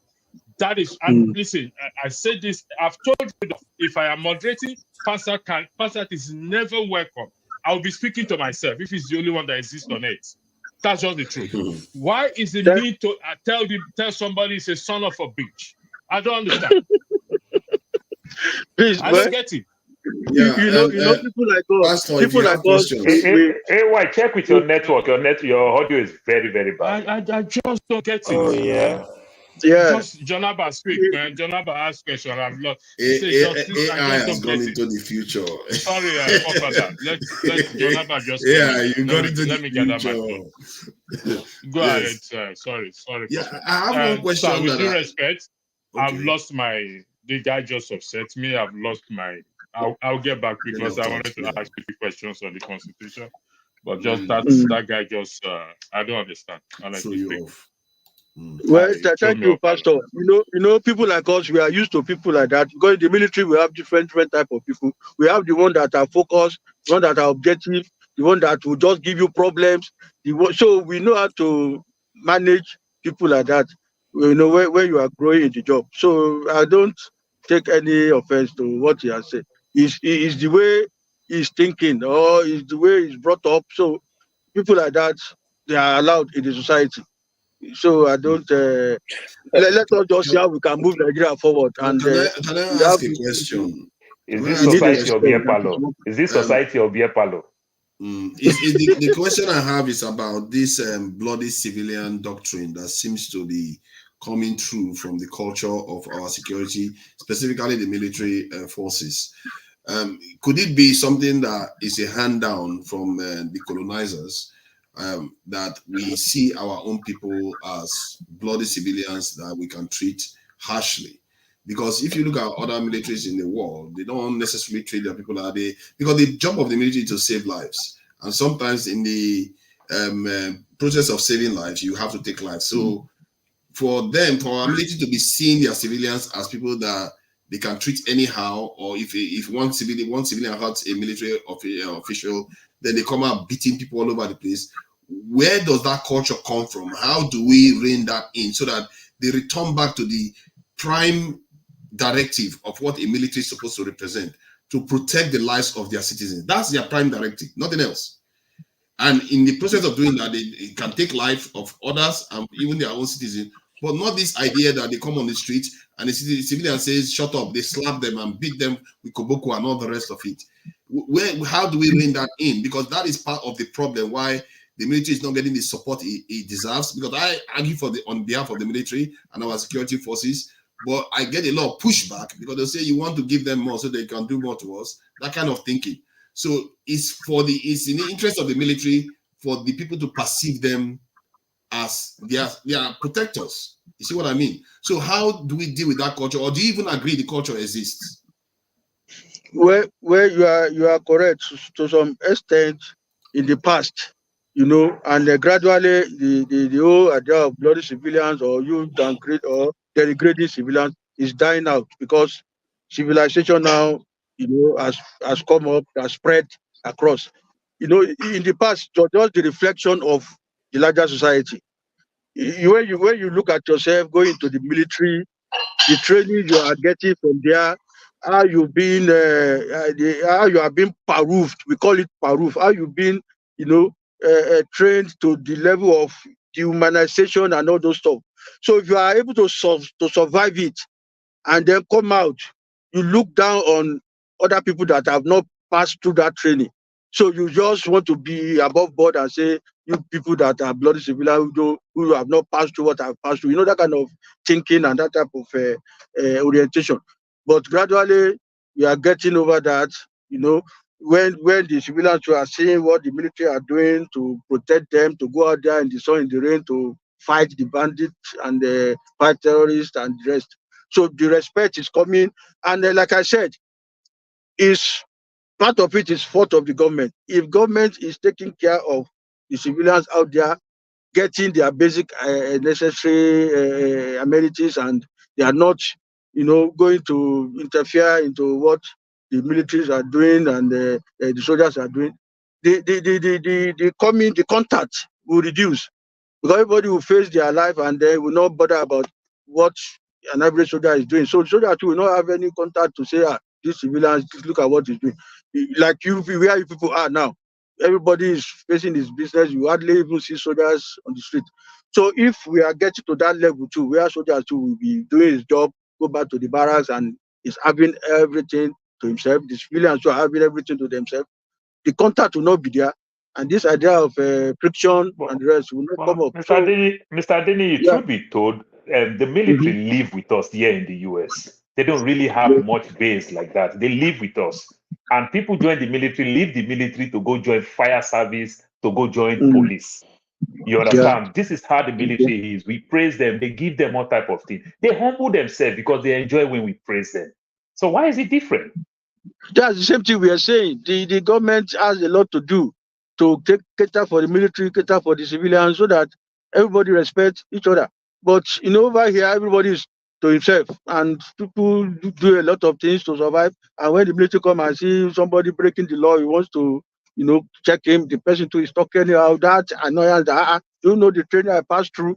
You know, if you're okay, take an average policeman for example. Before he joins the police as a civilian, as a citizen, he's talking normally, he's condemning the police for what they are doing. But the moment he joins the police and comes out of the training, he becomes something else. He go to the street, he will start looking down at the civilian that he was part of before. So, but don't you think within the police and the military there is no deterrent? I'll use the police now as an example. There's many years ago, there's something called crime fighter, where they shame people with the EFCC do up to date. How many times have the police bring them home safe, their bad men, and also shame them in public? How many times have the military bring their own and shame them in public? Because within them, they protect their own. You understand? They say, oh, we'll take it to military tribunal. Within the police, they say, oh, they're investigating. Never anything ever happen and ever that thing. Don't you think if they shame themselves like the way they shame the civilian, that can also help? No, they shame themselves. Maybe you might not be aware of it. You go to the police, you see a lot they do it internally, externally. Paul, hold on. See, one of the issues is that you said because of the training that they went through. See, the American Navy SEAL go through some of the harshest training in the world. or the American military, they go through very harsh training too. A lot of militaries in the world go through harsh training. It appears there's something else to this. And it's almost as if there's a culture that has been bred into our military to see their civilians as people that they can just rule over harshly. You are right. You are right. But if over there you can see that contact between the military and the civilians there is very minimal. You hardly see soldiers around because most of the soldiers in the US now, even outside the shore of the United States, either in Japan or in Germany or in the Pacific, only very few that you will see within the society in the US, apart from National Guard and the police. So the military in the US, for example, are not really in the homeland in the city. They are in the country. They are outside. But Nigeria, but let's say you are arguing that contact is higher in Nigeria. However, if you look at the contact here, like it depends on when you have contact. Like in the case where it really is really bad in Nigeria is when something goes wrong, especially let's say a military official is attacked or something like that. The way they respond, like in the UK here, civilians who attack military sometimes they run them over in the car. Sometimes one of them was beheaded on the street. This thing. But you don't see the military come out and say, "Oh, you know what? Let's come and blaze this area because they kill our officials here." I feel like there is a culture in the Nigerian military. It's a very serious problem. I don't know why, how that occurred. It's a very serious problem that the military needs to pay attention to because their job is to protect those civilians that they attack. Mr. Deniyi, that constitution, your document, can you elaborate this kind of stuff, put them there, how to address this kind of issue? That would be good to the National Assembly because it's a problem. They return back to the prime. The problem in this country is economy. If we are able to fix our economy from the foundation, like allowing local government to function like a government or like a mini government on their own, give them their task, give them responsibility, and people are there going about rule of law, the contact with the police or the military will reduce. And this crisis we are seeing today will be, although it's a reflection of what is on ground in Nigeria today. People are out there to commit crime and we soldiers, we are trained to deal with the bad guys. So in the process of dealing with the bad guys, some innocent people will come and get out of it, and the whole thing now is blown out of proportion.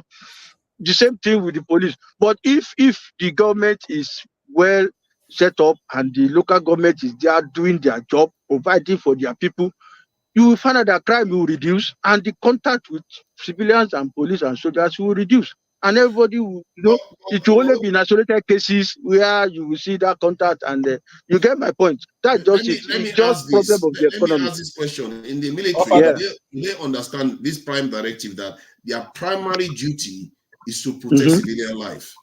Of course, I'm not disputing that. That's our job. Protect the country both from external aggression and support the police if they are overwhelmed. That's our primary duty. So if the police are overwhelmed, we need the country. I know. We gotta move the discussion. Let Janaba hold on. See, because sometimes I just want to get to allow the moderator to moderate now. We're still on the okay. So this aspect where they understand that their primary role is to protect life. So when they go beyond that, they must also understand they've corrupted that primary role. And we are all poorer for it when that happens. And the question is, you say it is changing. How do you think it should be changed? Do you think the elites should learn that this is their primary job? They are civilians, they should value the life, even every single strand of hair of every Nigerian, so that they understand their duty is to protect those people. Because if you do a better job of protecting your people, the people will protect you. Believe you me, people love their military when their military is doing the right thing. And how do you think we can really get it deep into the military to let them understand that their job is to protect every strand of hair of every Nigerian out there? You see, it's part of our training to protect the civilians, law-abiding civilians, not the criminals, not the bandits or the ones that will go and attack soldiers. And then our duty is there, protect law-abiding citizens and do bad things to the bad guys. That's our job. So if you've been identified to be a bad person, we will deal with you. If along the line, maybe collateral damage, our job mainly is to go there and protect the civilians, protect the country. Mr. Adeniyi, Law Agade won. So Femi nobody will tell Falana you have during sued the training. military for several times and won so many cases, but Okay. On they which never issue? pay any Because compensation. What about that? It starts with that. Forefather, will you stop Paul from interrupting? Okay, Paul, let it be. Let's move to Chim. I think Chim hasn't said any. Oh, Jonaba came first. Jonaba. Oga Jonaba, welcome. Thank you for joining us. I'm sure Oga you have questions Jonaba, for the colonel. Jonaba, can I please say I need to go in 2 minutes? I beg, I'm on a break, please. Okay, 2 Don't minutes. be offended, please. Should we time it? Yeah, don't worry. I won't even take up to that 2 minutes. What I was just going to say is to our guest that has a military background. Sorry, I don't know your name. I joined late. I don't agree with some of your submissions. I don't agree because my thinking is that it is the civilian political class that has enabled the military voice in their behavior. So for instance, when our policemen are used to carry handbags of their wives, and then when a man has a problem in society, because he has access to the GOC, he goes to bring the GOC to go and solve his problem for him. They'll give him boys to go and fight his enemy or whoever he has adversity with. Same with the police. Those are the things that have created that mindset that the police and the army can deal with civilians. Because in other societies, you can't use military men and police people to solve your personal quarrel. If I have a problem with Paul, I will go to court. If the court gives me judgment, then we'll go and resolve. But in Nigeria, people don't do that. We saw Erisco, the tomato paste person, break process, break protocol to go and bring army, police, DSS, everybody to go and be fighting that innocent lady. These are the things that enable the people in uniform to behave badly. You understand? So when we start going through the processes, allowing things to go properly, nobody will be breaching it. Because of time and I need to go, I will leave it there. If people are still on this topic when I'm free again, I'll come back and I'll join. You are very right. You are very right. It's just in isolated cases. These are just in isolated cases. Like I said, that's not the official position of the military or the government, but it is a reflection of what is happening outside there. The government is not properly run and the things are just not in order. So that is why you see some of these wrong things happening. But that's not the official position of the military to use soldiers to go and retrieve debt or to go and settle land quarrel. No. We don't do that. Those who are doing that, some of them enter troubles and they are punished accordingly. You get the point. So it is illegal in our own setup because the law has stated that this is your role. You are not the one to go and be beating people and collecting debt for somebody else or because of his highly placed also. A lot of soldiers have entered problem because of that, and we deal with them accordingly. So you don't let us generalize it that this is what soldiers do. It's not I like that. hope that's the case because from what he's saying, it's relatively common. And believe me, I've seen it too with my own eyes, and I've not seen a lot. But I hear your point. But you appear to be a kind of trying to explain away some of all these things that are going on, and we have to get to the crux of it. Because if you are writing a constitution to help improve the country, these things are going to improve the country too. The military is very, very important, you see. This is why people are asking you. The moment they saw you, everybody wants to ask you a question. Military is very, very pivotal in the affairs of every nation. If the military don't get their act together, that nation, no rule of law will stand. If somebody can go and tell a military official, come and sort this out for me, the country is heading on to the hell on a handbag because the military shouldn't be partaking in such things at all. You see what I mean? Please give me this question. Let me ask this question, then leave. You make mention of all the individuals that the military punish them. So I'm talking the official one where somebody like please, it's just a question I'm leaving. Please, it's just a question that I'm leaving. Where Femi Falana sued the military over several times, won a case, and the military refused to pay compensation. So this is not an individual case. Official case, you win the military in court, and they refuse to pay compensation. So this one is not an individual in the military. Can you answer that? Thank you. Well, I am not I'm not fully aware of all these cases you are talking about. But if Femi Falana has won the case and the military didn't take action, there is still room for appeal. I'm sure all these cases have not gone to the Supreme Court. so that you know whether the military will pay compensation or not. But I'm not going to dabble into all those personal or individual. I'm after the country surviving. I'm after the economy of the country, because we are supposed to be among the first 5 in the whole world. Like I said, I thank God that I joined the military. I've been to so many parts of the country in this world, and to study what is happening there. And you come back home, you are seeing our own being improperly handled. It's painful to people like us, because we want the country to be among the best. A lot of institutions in this country today are dead because politicians have usurped the job of the. Okay, for example, labor is out there fighting for increment in salary. But I was saying that labor should go first and fight for their job. Today, workers are just redundant in this country. Ordinary maintenance of road, patching potholes, the Ministry of Works cannot do. Everything is contract, and they will make billions from this contract. Politicians smile over with this money. These are some of these that are killing the country. And so the things are addressed in that condition. We should allow our institutions to do their job. Primary education, secondary hospitals, all those things. Ministry of Health, they should be working. But today is everything private, and no country can survive with that. Because country, government institutions are all dead. So that's why people like us are coming to say, let's have the right system of government, so that politicians will be limited to interfere into working system of government institutions. They will only go there and ensure that these institutions are functioning well, not that they will come and take over their job and be given to their contractors. That's what is killing Nigeria. Thank you very much. Jonaba has a question. I think Jonaba wants to say something. Jonaba, sorry, can I speak? All right then. Go ahead. Again, my sincere apologies on behalf of the platform to you. You see, we don't use one brush to paint everybody. This Mr. Dennis is just one gentleman or one man in the military. We don't know his history. We don't know what he has done. We can't just arrive at that conclusion because the military has done us bad. So it means all military personnel are bad. That is where it's just we say all panelists are bad because Forefather is bad.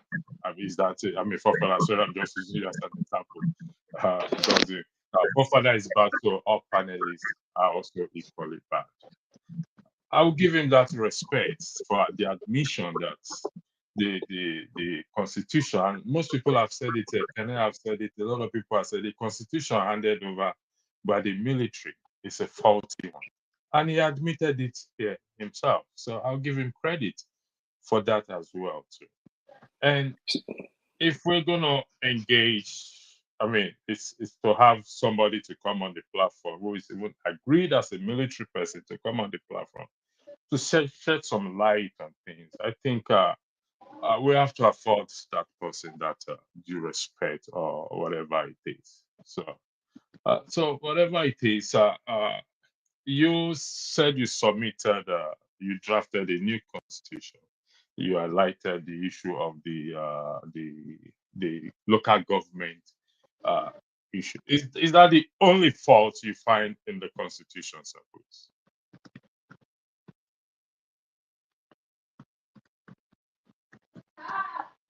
Fault there in that 1999 constitution. Apart from having viable local governments that will be made to function, so that people will not take their local government responsible for their welfare and administration. The issue of what do you call it, immunity for these elected officials is not supposed to be, because these guys exploit this situation and misuse all this opportunity given to them. We just copy it directly from the United States and we post it on Nigerians, and this privileged few who got elected, abuse that office, and when they leave office, they come up with the issue of plea bargaining. Somebody stole 100 billion while in office. He leaves the office. They take him to court. Oh, yeah, bring back the 100 billion. He will say plea bargaining. He will bring 20 billion, and everything will be settled. That's not the way to grow the economy. So those are some of those things. The issue of election. Issue of election. I brought issue of voting electronically, digital election. Somebody say, it's not possible. Not so. I said it is doable. And I explained as those. I said, we spend close to 400 billion to do general election every 4 years. Let's just take 100 billion and first of all ensure that we have internet service in all over the country, so that all our towns and villages are connected, have this internet service. That is first stage. Number one, that is not a waste venture. That's not a wasteful venture. It's an investment, because people that will buy this internet will surely pay. So it's an investment. After that, with our telephone, with this Android phone, everybody should have their NIN, because that's one thing I say we should start putting in place. National Population Commission to go out there, ensure that everybody get their NIN, so that we know that we are all Nigerians with NIN. So during election time, you could be anywhere. All of you that are outside the country today, with your NIN, you can vote. You don't need to come back to Nigeria. You don't need to be in Lagos and travel to the east or go to the north to go and vote. Anywhere you are, you can be drinking your beer. You vote with your mobile phone. Your NIN will be like what do you call it? Password into INEC server. So when you log in, the server will screen you. If you are less than 18, you are no more eligible. You will not be able to vote. If you are more than 18, you are eligible. Your region will show. You click your region. From there, the local government will show. You click your local government. Those who are contesting your local government will show. You click the face of the person. So within 2-3 minutes, you have voted. It is doable. It's not something that will kill ourselves and go and queue up by the road. Bandits, ballot snatchers will come, will break people's head, will scatter the old things, scatter the old papers on the ground. So all these things that are the things that are put in the constitution that we can do. But we need to put a lot of things in place to ensure that by that 2027, when we try to remove this presidential system, we can start afresh and start a new system of government that this time around will make everybody to be accountable. So there are a lot of things too that I covered with the paper of where I summarize everything. I will have been reading them out for you people. So that has to do with the issue of elections. So it takes care of so many things. Thank you. So I think Jonaba, Ferrari, I can see you, but Jonaba hasn't said anything. Jonaba, please go ahead. Yeah, quick one. Kene, if you say something, will you go right away, because I saw your Yes, yes, very straightforward. Thank you, Jonathan. I appreciate that. You're a big brother. I actually come in because of Pansat and Mr. Paul, but unfortunately, Pansat, both of them left. If you want to punish hearing people, you punish them both together. You don't just punish one person and leave the other. From the background, I was watching, and I noticed that Paul was busy interjecting whenever, especially when Paul, Pansat is making his speech, and this could trigger one to be aggressive, and I think that was why Pansat reacted, and then Pansat was removed from the conversation, and Paul was left behind. If you want to remove both of them. This is just my own observation. And the question that I wanted to ask to our guest is very straightforward, sir. I respect your service. In this country where we live, whenever we see a military officer being an active or retired one, we always give them the respect due to them. But unfortunately, back home, we tend not to have such kind of gesture. And I think the primary reason is because of the hostility between the military, from the military against the people. One, that most of us know here, the Nigerian military are so disrespectful to the civilian. Once they wear that uniform, you are a bloody civilian. They disrespect you. So I want you to let us know or tell us what you think about this kind of indiscipline among the military. And then secondly, we have a situation where the military that is supposed to protect the people, like you rightly said, that the military give protection to the people and then maybe punish the bad guys. But in Nigeria, we're seeing something different where the military aid the bad guys and then punish this, innocent civilians. We've recorded a number of that in Kaduna South, for example, where the military aid the Fulani herdsmen to terrorize the indigenous people of Kaduna South. And also in the Southeast, where we have military always aid the Fulani herdsmen terrorists in the Southeast. This is indisputable. Nobody would dispute that. Then, and again, I also want you to tell us why in Nigeria, in the military, there is something called Nigerian Army School of Islamic Affairs, Nigerian Army School of Islamic Affairs. Why do we have that in Nigeria? Please, two things. Why do we have three things? Why do we have Nigerian Army School of Islamic Affairs in Nigeria that is supposed to be a secular nation?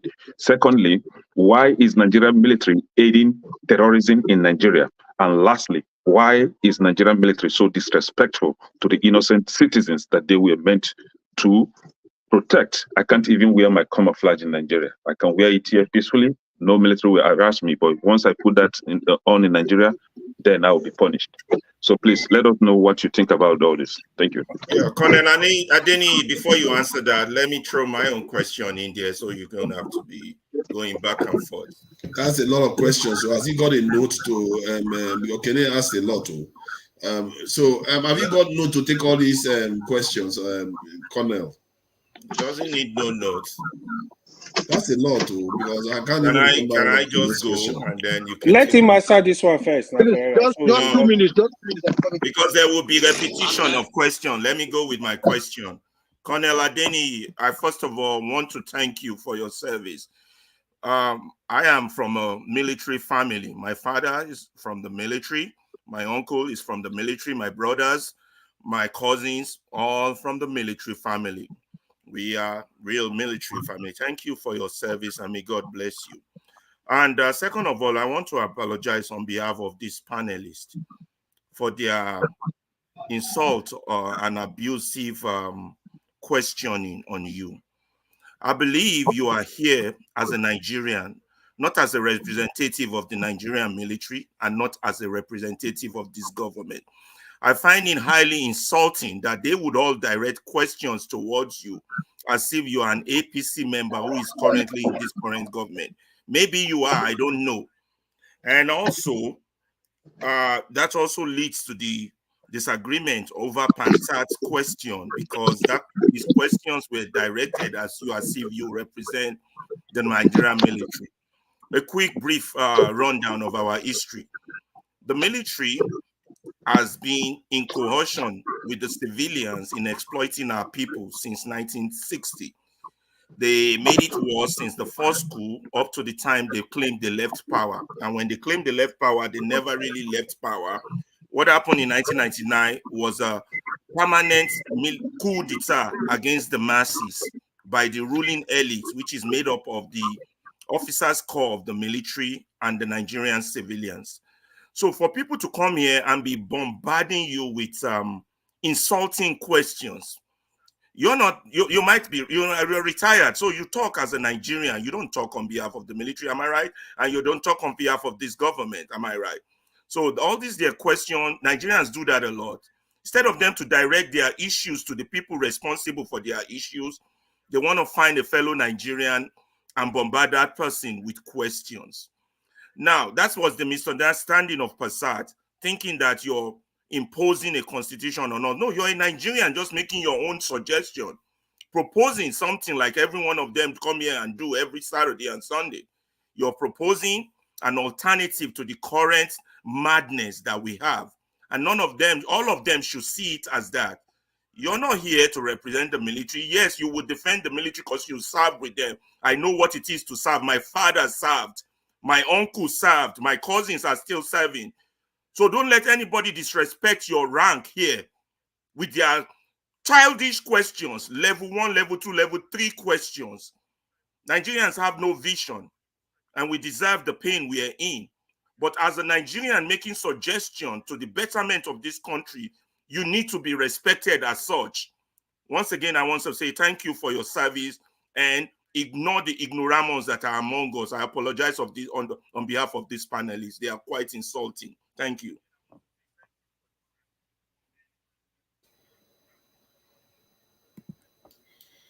My number of years of service, I've come across a lot of people, with different behaviors, different background, tradition, and custom. So, my job is just to know how to manage people, move on with the task ahead and succeed.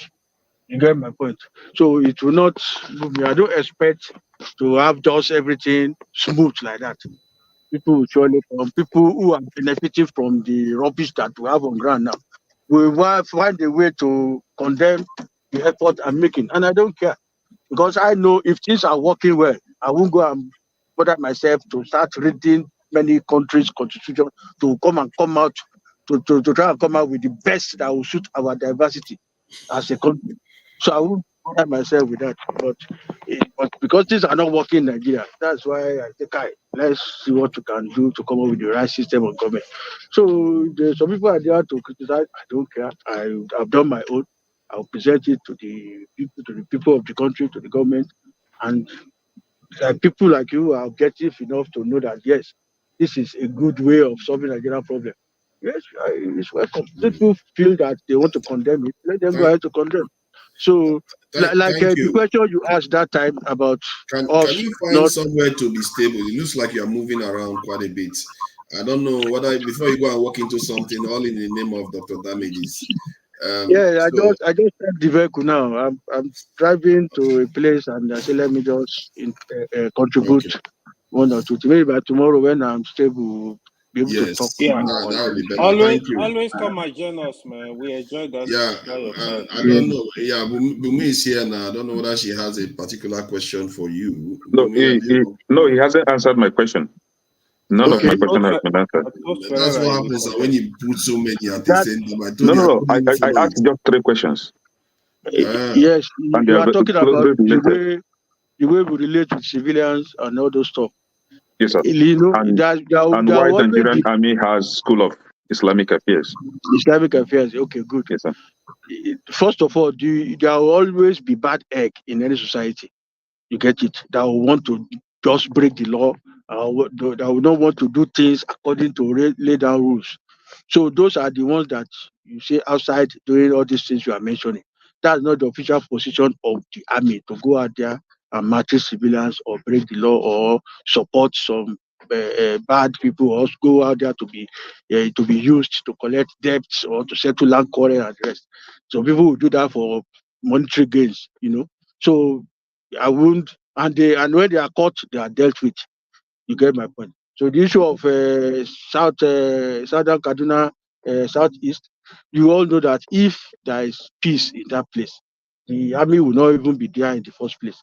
But because there is crisis there, and at the end of the day, some people will say, army is taking side. No, army is not really taking side. The army is on ground. Those on the ground will know that yes, they have to do what they have to do to bring peace to a place. When I was in Liberia, when as a platoon commander, we were facing fire there. So the civilians will run this side, run to us. We have to just put an end to the war the way we could do it. So the same thing is happening in Nigeria. We are just facing, and by God's grace, we'll get over it. The issue of Islamic affairs, having school of Islamic affairs, it's not only Islamic affairs that has school in the military. The Christian too, we have two, groups in the Christianity. There's the Christian that are in the military. We have the Roman Catholic, and we have the Protestant, the Anglican, aspect. So those are the 3 main groups that we have in the military. So Islamic affairs. Yeah, hello, sir. Sorry, not that I'm interjecting you. I just wanted to correct something. In the Nigerian Army, we have Catholic priests, we have Anglican priests, and we have pastors. That is understandable. We also have imams for the Muslims. We have those from the Izala and the Sheikh. So they represent each and every religion. However, there is a branch of army called Nigerian Army School of Islamic Affairs. That is what I want to understand. Why do we have that specific one named Islamic School of Affairs? either accept his Islamic answer Affairs. or you give your own answer. There's no two way about it. Pardon me? I'm going to that. Or you give yours. No. His answer is not correct, Alaba. Well, that's why I want to correct. Allow me to answer my question. To ask my question the way I want to ask my question, please. I'm not being rude. I'm just asking questions. An answer on him. He's giving you an answer. So let me wait for me to rephrase my question. Can you mute Alaba, please? Let me finish. I'm going to that point. That school of let both sides interact so they can get somewhere. Like I said before, army we have Muslims and Christians. The Muslims need to go to the mosque to pray, and people will undo that prayer in the mosque. You get my point? So if you don't have people that are trained to call prayers, to administer the mosque, that's what they go to learn in the school, and to learn about the Quran too, because the spiritual aspect of the military must be catered for. You are going to war, you need to pray to your God. So and that's why, and the army has decided to take Islam and Christianity as the religion. Do we have Nigerian Army School of Christian Affairs? We have the Nigerian Army School of Protestant for Protestant affairs. So those are the one for Anglican. We have for the Roman Catholic. Go and check it now. No, I've checked before coming to ask this question. I've checked, sir. We have the school of Protestant. We have that of Roman Catholic. Is talking. You are telling him there is none. He's telling you what is obtainable. Why are we like this? So if you have go online and make this search yourself. Hey. Okay, I will send you the picture of one of our schools for the Roman Catholic. I will send you the picture. I will send you that of Protestant too. I will send you the picture so that you will see where people are graduating from the school. You know, we need to just train people to manage the church. We need to train people to manage the mosque, to do prayers. Colonel, though, let's go back. Let's see, I hear that they have for both sides. Does any of them, do they have cater for local native religions? Like, if Ifa people wanted blessings from their Ifa, no, this is serious matter. This is the native religion, because it looks like, if my fear is that if a specific foreign religion captures our military, then it's very, very hard for us to break out of it. So they don't cater to native religions, do they? We don't cater for native, because we want to cater for native religion. That means that all tribes, we have to come up with their native religion, and we have to have school for all the tribes, native, you get my point, native religion. How many remove religion from the forces? That means people like Forefathers cannot join the military now. What are they going to be? Forefathers, can I ask a question? I've been waiting patiently for over one hour now. Can I ask a question? Okay, ask your question. If you are not part of a Muslim, or you are not a Christian, you can still join the military. Nobody is forcing you to be part of any of these two groups.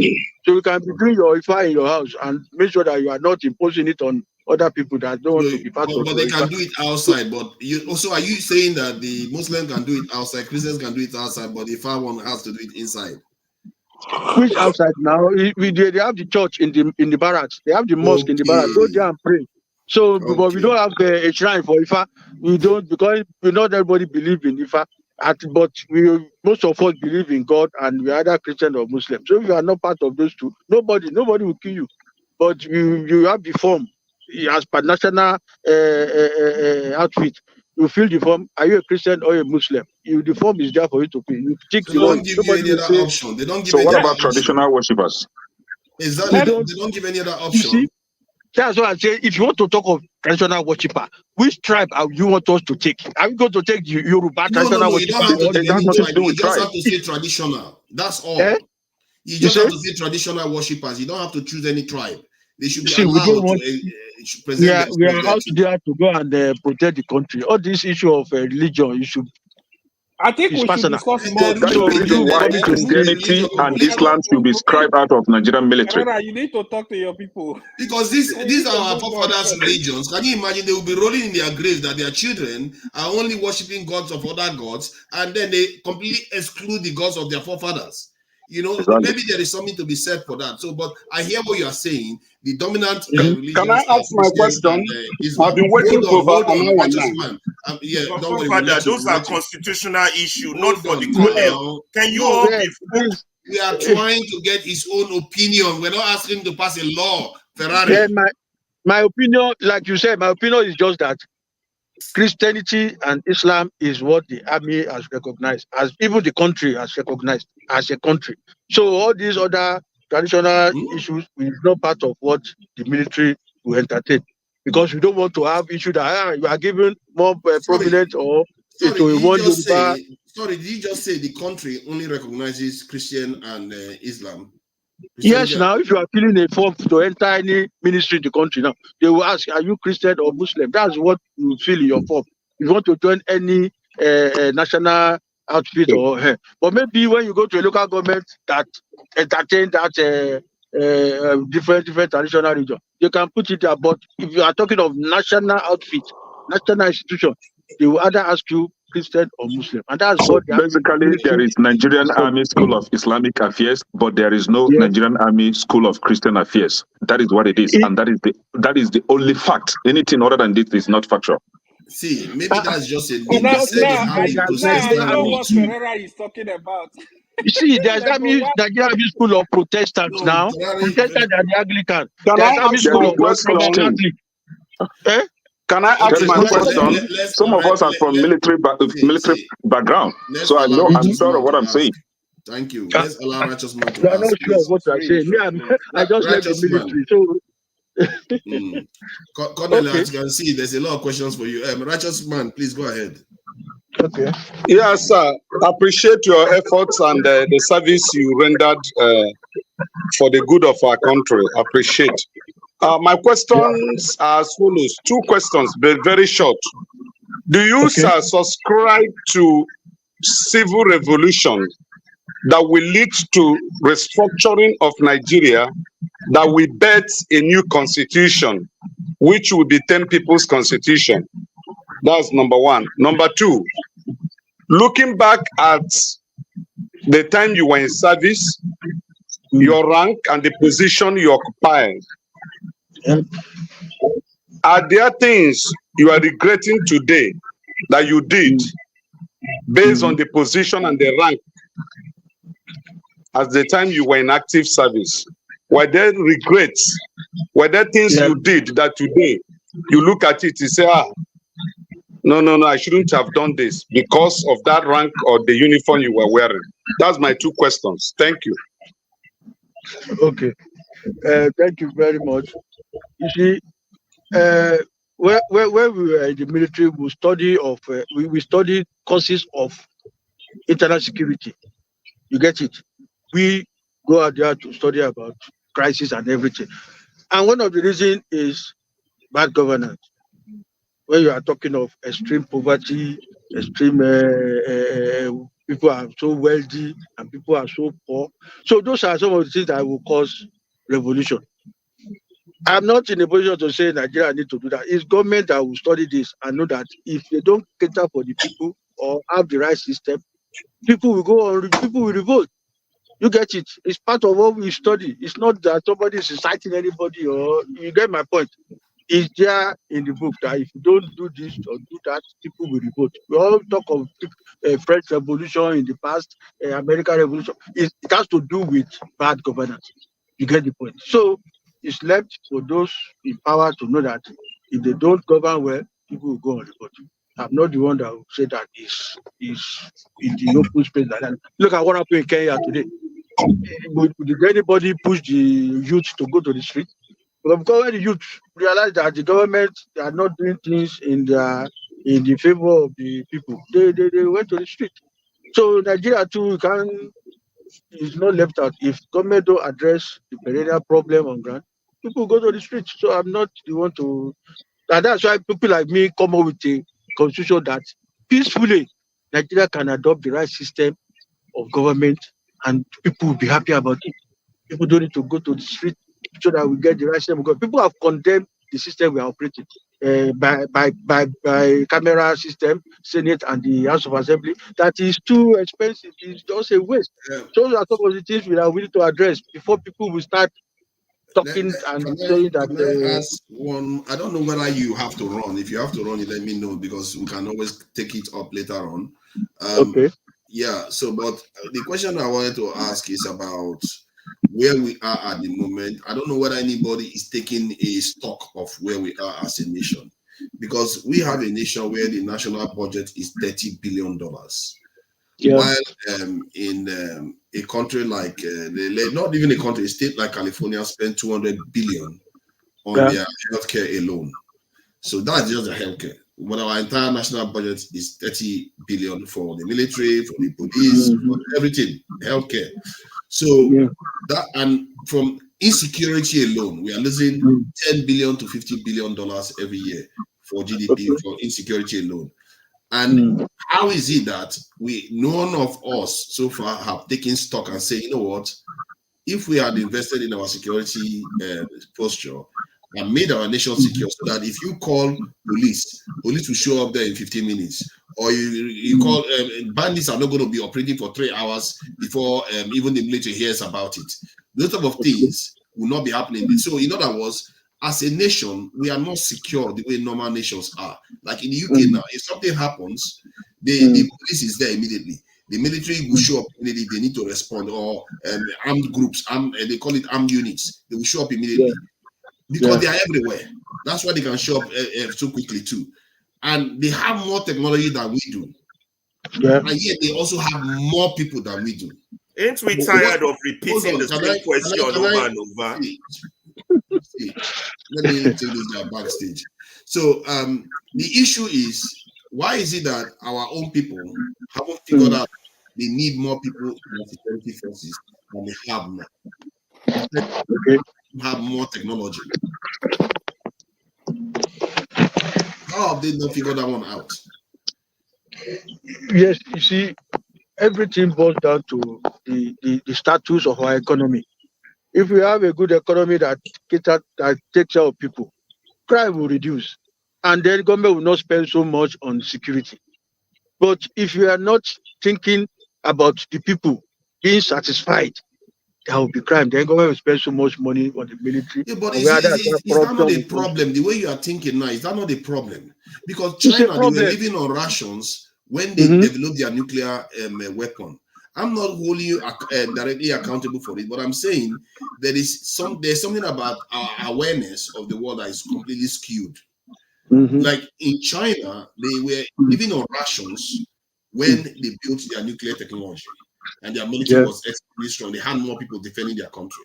You look at Singapore, they have their poison shrimp policy to defend themselves. Switzerland, that has not been to war for 200 years, has a far stronger security posture than Nigeria, and their GDP per capita is 92 dollars, while Nigeria is $1,000. So what does that tell you? That if anybody that knows what force represents, if you don't have enough strong force, people that have stronger forces will take everything you've got.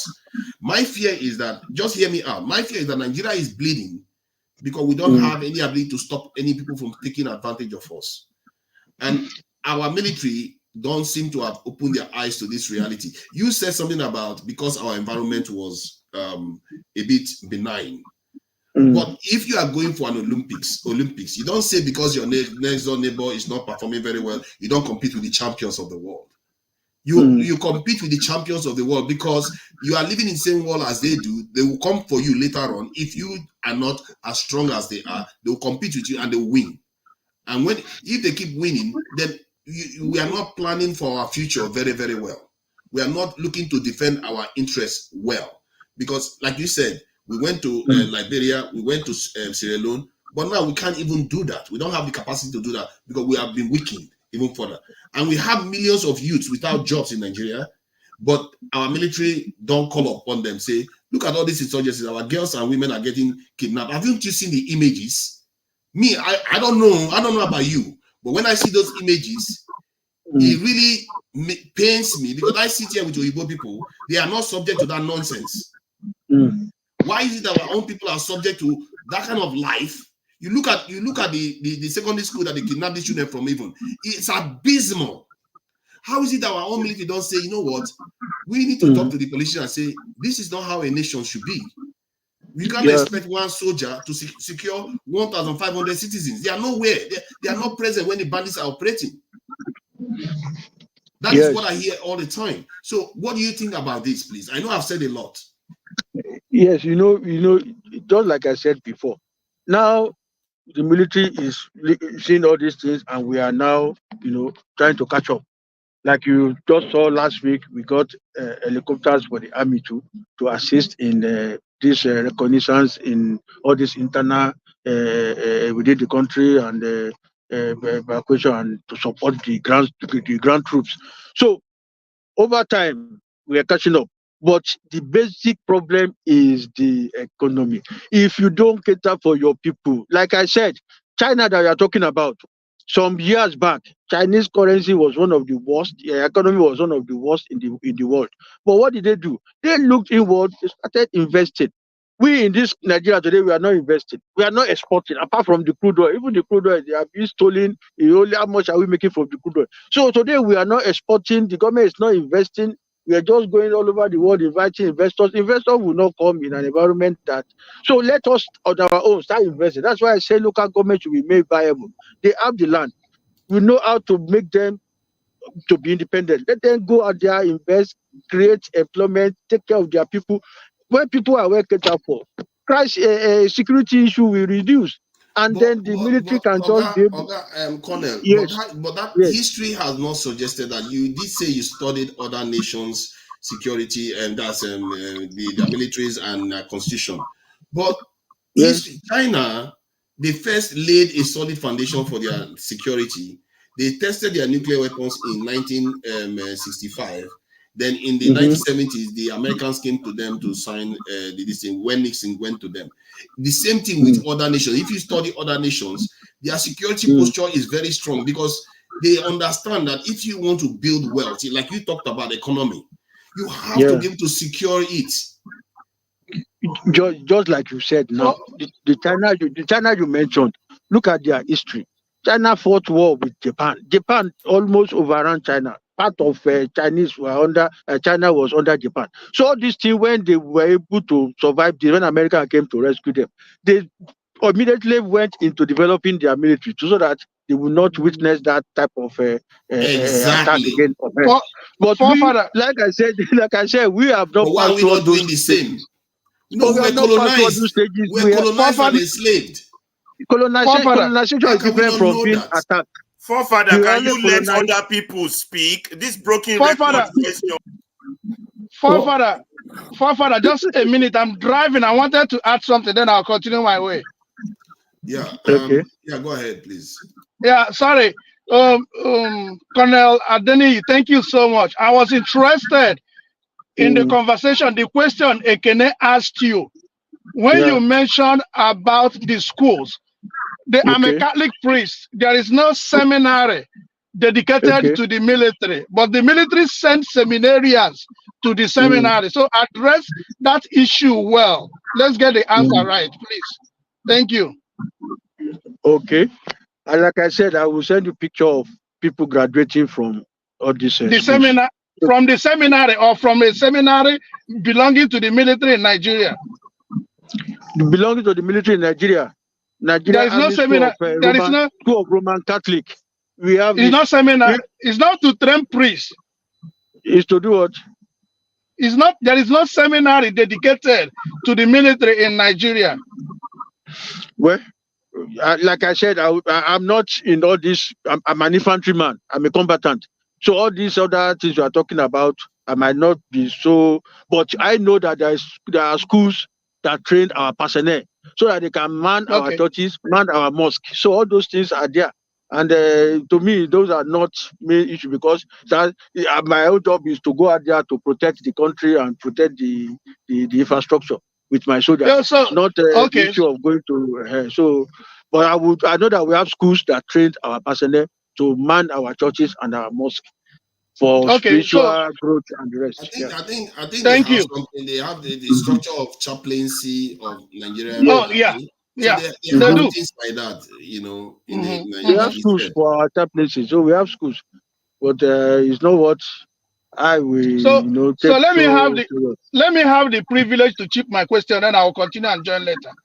In either 2017 or 16, when the military invaded in Abia State, Southeast, I met one military person in Lagos. His name is Adeni Yitu. He told me that he was the one that led that troop that killed civilians in their numbers between Ishialangwa Junction and Umuahia.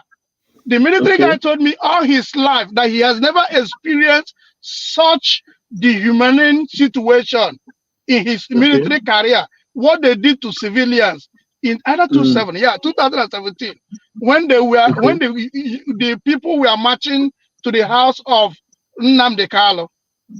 Okay. So if a military man says that I am not in position to defend him or to say why did he do that, he is on the ground, and if he has done that, he should be questioned for what he has done. He should be investigated, and you get my point. Yeah, I get your point. We'll be deployed to the field to go and do the job, and also on the ground. Yes. So I have to leave. So sorry. Thank you so much for dedicating yourself. I am so much disappointed with the way Ferrari came in today to query people that are asking you questions. You presented an identity of military, and people are expressing their they are being mistreated, or we are not even proud of our military. Those of us that live in the Western world, when we see the military aiding, we approach them, we thank them. But you guys destroyed our country. And when we mean you guys, it's a general term. We are not at the same time not saying that there are exceptional people like you that have come out to speak. And because you release an identity and you are bold enough to take that conversation and hold that conversation. So for a civilian to come and defend you is not well presented. Ferrari did not do a good job today. Thank you. Defend me for what now? Defend me for what? Because he was admonishing the speakers, and I've never really felt more angry with him because I feel very strongly, because I just saw it. I will show a picture of that suicide bombing that happened in Borno. I'm sick of watching fellow Nigerians getting kidnapped and slaughtered all over the place. And when they are talking about it, he's talking about this thing. What language did he use? He used the language like broken record. What a stupid statement. I've never been so angry with that idiot. Really. People are dying and he's here talking about broken record. He doesn't know. This is, for me, this is life and death. The kind of nonsense. I really don't like when people behave like that. I'm trying to impress on somebody, trying to find out why is it that our people don't picture these things. Why don't they feel sorry for their own people like this? Their own people are suffering constantly and they don't feel sorry for them. What is this with our people? Well, Colonel. Thank you. I think it's nice being with you people, and we hope for the best. Let's hope tomorrow we'll try to be around so that we'll talk more about our country. Sorry, sir. Before you leave, sir, it sounds like you want to leave. Yes, something like that. Okay, I actually joined to apologize. Okay. Because I've been listening to most of the discussions. So I first want to apologize, especially I think there seems to be some antagonism about the military, and I truly feel it is misdirected. If people would, it's okay not to be happy with the Nigerian military, but it is absolutely wrong to single you out and direct that displeasure at you. Because if you have done anything individually wrong, people should raise it with you. And just because you served in the military, it's absolutely wrong to lambast you or to direct any sort of ill feeling towards you. But sorry, let's get this straight. Who actually attacked him directly? I don't know who. Maybe Pastor did, but I'm not sure anybody attacked him directly. They were asking pointed questions about what the military represented. So even you forefathers, you asked him a question about bloody civilians. Yes. For instance. Yes. Just 1 minute before the gentleman leaves. Okay. Hi, Adeni. Yep. Yeah, good evening. Good evening. Good evening. I'm not going to go direct because I'll probably if you left before you came here. I don't know whether you're a DSS or a regular. I don't know how you came about.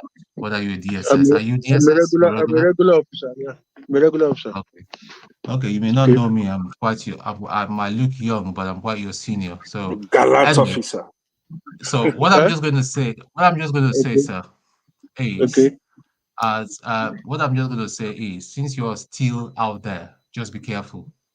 That's what I'm just going to say to you. You know what I'm talking about. I don't have to open. I don't have to open all my mouth. I know that, but just be careful, because you know the people that are hanging, the generals. I know that they are not meant to be there. They are even not meant to be generals. Just that's all I'm just going to tell you. Just be careful. That's all I'm just going to say. Don't worry. Tony's retired though. Tony's retired. Yeah, I know. People that will insult you and get all sort of but insults. Tony, you did introduce yourself to him now. You're supposed to greet him. You're supposed to greet him in the military way. You did introduce yourself to him. No, we're all yes, we're all civilians. We're all civilians. Is it AY now or AI? We're all confused. Anyway, it's Tone, are you done? Yeah, I think you are right. Yeah. One has to be careful in everything you do. But just like other people that are criticizing the military, we should know one thing, that the military, consists of all the people from the country. It's not just one tribe that feel in the military. When we want to do recruitment, we pick from each state the same number. You understand? So we don't like I've been recruitment officers for so many regions. We go to south, go to southeast, so we pick people from each state like that, and all coming to the military. So don't look at the military as an alien or an institution that somebody just impose on the people. They are your brothers and sisters that are there. So if one or two people are not doing things well, don't generalize on the military and say the military is bad, the military is bad. It's not fair on the military. Let's pick on one or two people, the specific problems that we are seeing with the military, and let's address it. That's just what I would say. Mr. Pansat just came in and say all sorts of things. I just look at it and laugh. Yeah, so Mr. Denny, this is because Forefathers was asking me whether people attacked you directly. Actually, Pansat asked Mr. Denny to apologize. No, maybe you're not listening, Forefathers. Pansat was saying that you know what he was saying was that I don't have that authority to write constitution. All I'm saying, ignore Pansat. Pansat is just like that. No, this is why we keep saying that Pansat. Mr. Adeni doesn't know Pansat. Even if he knows Pansat, it's not acceptable. This is the point I came on to make. That Mr. Adeni should know. Wait, AI, please let me.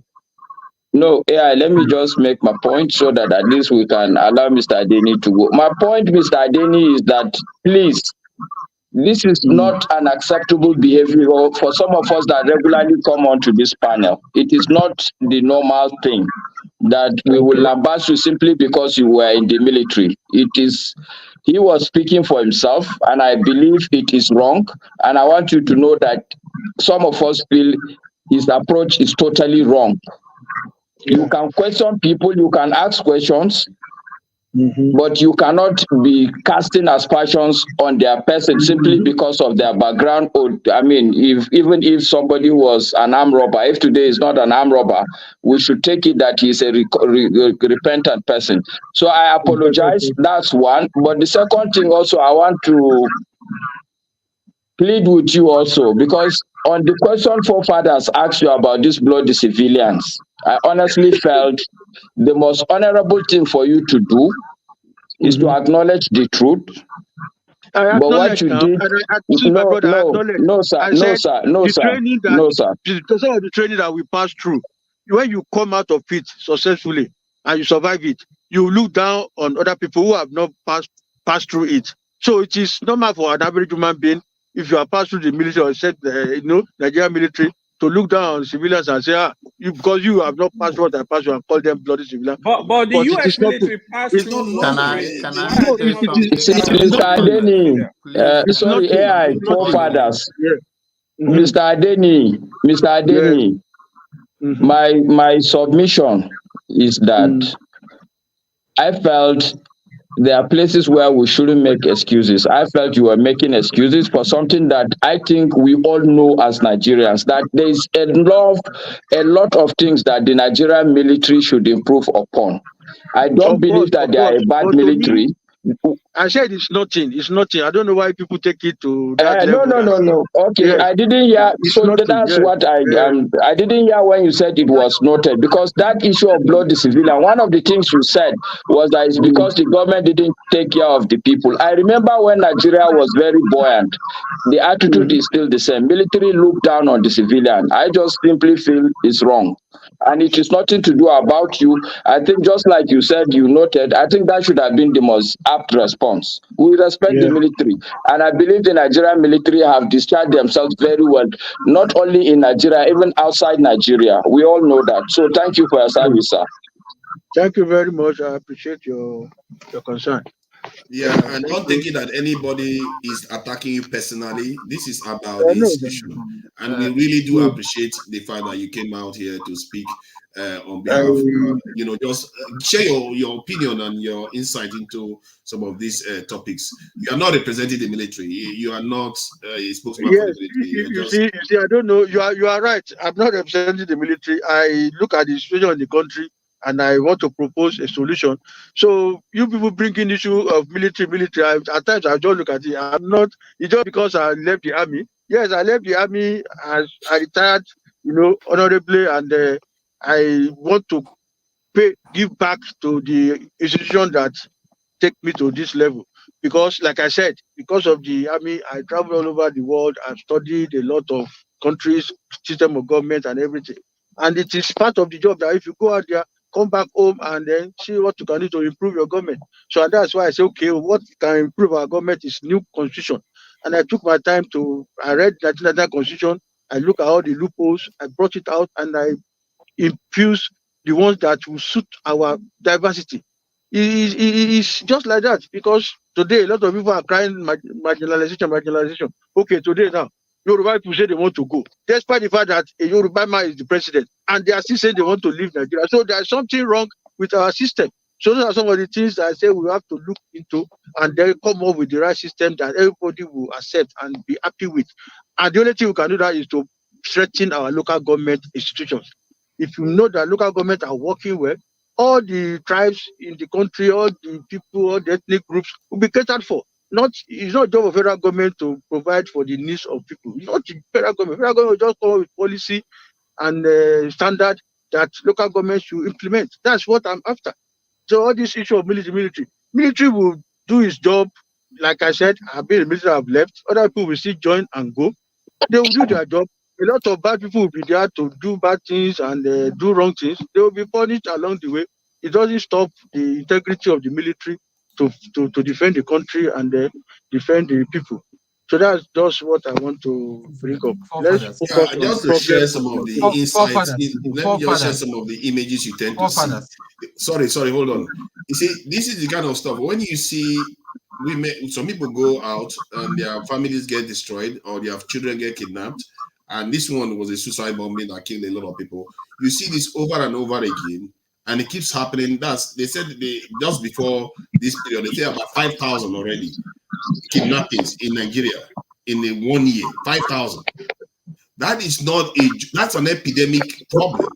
It's not a broken record problem for some people that talk about broken record. If you don't feel sorry for your own people because you're overseas, man, I feel sorry for you because you are leading your people in the wrong direction. We have to respond to this. I think Forefathers, you have made your point. I think you should take it easy on Ferreira. No, because he does that all the time, and I don't like. No, but you've made your point. No, I've not made my point. The point is that I don't like people talking over, because if it's their own life, somebody is playing with their own life. Will you like it?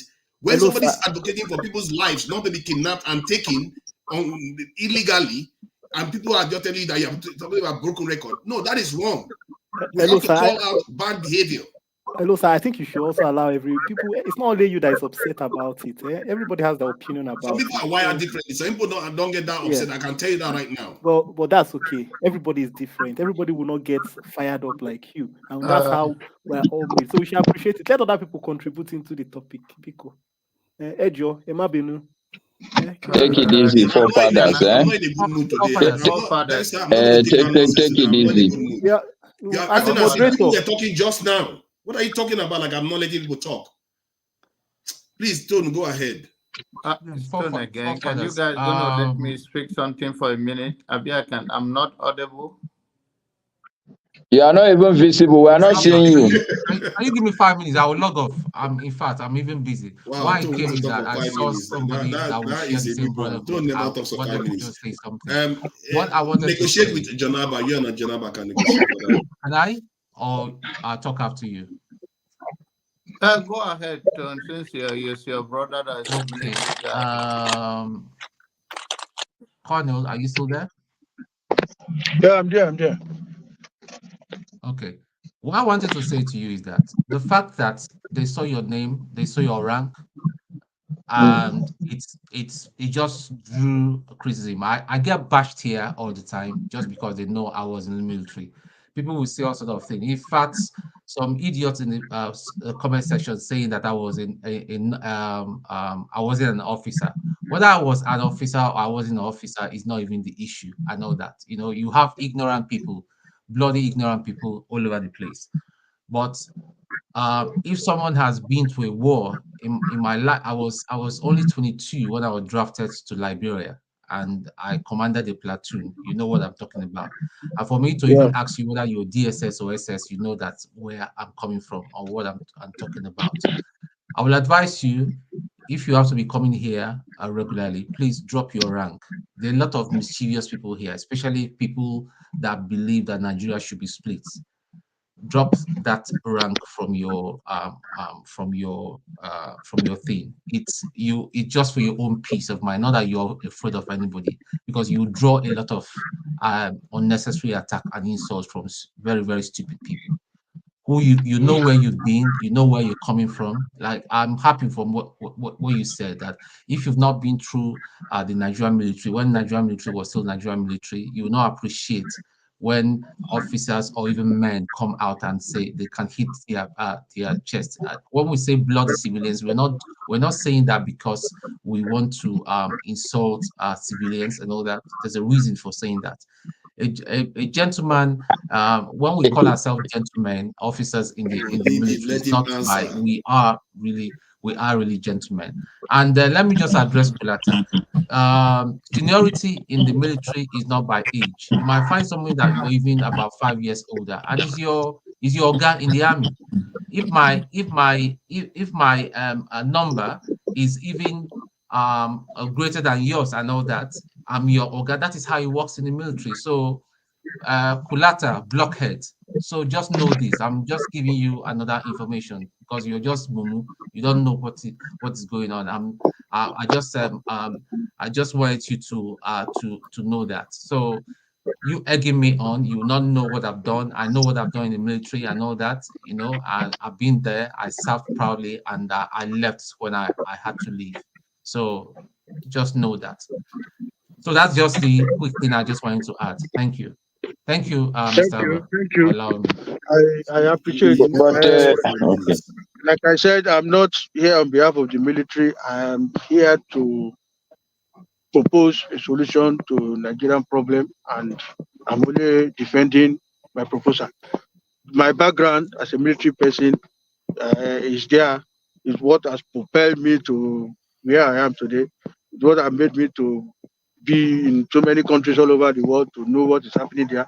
If I had not joined the military, maybe I would still be somewhere in my place also. Yeah. So Yeah, I cannot throw it away, and I just thank God that I have that experience, and I believe that we need the right system of government in Nigeria for us to move forward. The current system has ruined this country, it has divided us, has caused a lot of damage. Adeni speaking from Nigeria. Yeah, I'm in Nigeria. Yeah, it's really for Nigeria. Good internet connection, I must say. So let me sorry to budge in quickly. I'm gonna go out now. I've been listening at the background for a while now. And I mean, it takes courage for people like him to. I mean, I would wish that people like him, particularly people who have left the military or other institutions, the police force, the healthcare, You know, for me, what I caught from everything he has submitted is the fact that, very pertinent, that we've been mentioning here almost every Saturday and Sunday, Forefathers. What I caught that is said is the fact that our institution, which the military is part of, an institution on its own, almost all of our institutions are broken. Yeah, they are there. And so he did say that.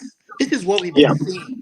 And we're singling out the military because, fine, I mean, it is true that some people have used that particular part of the institution illegally, unlawfully, to arm other citizens for non-extrajudicial uses, like every other institution that we have witnessed in that country.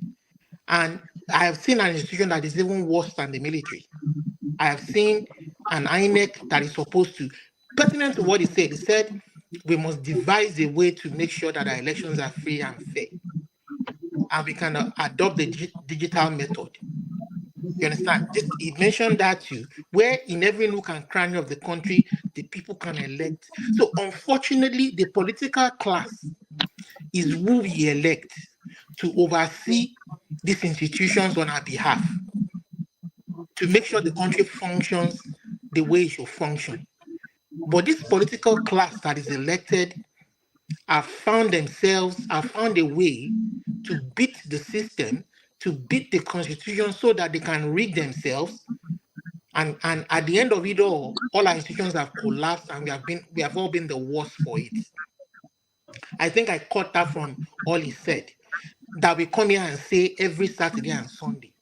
But Forefathers, please, and you kept hammering, build military. China went on ration. And I'm like, what are you talking about? If you build a military, who are you going to war with?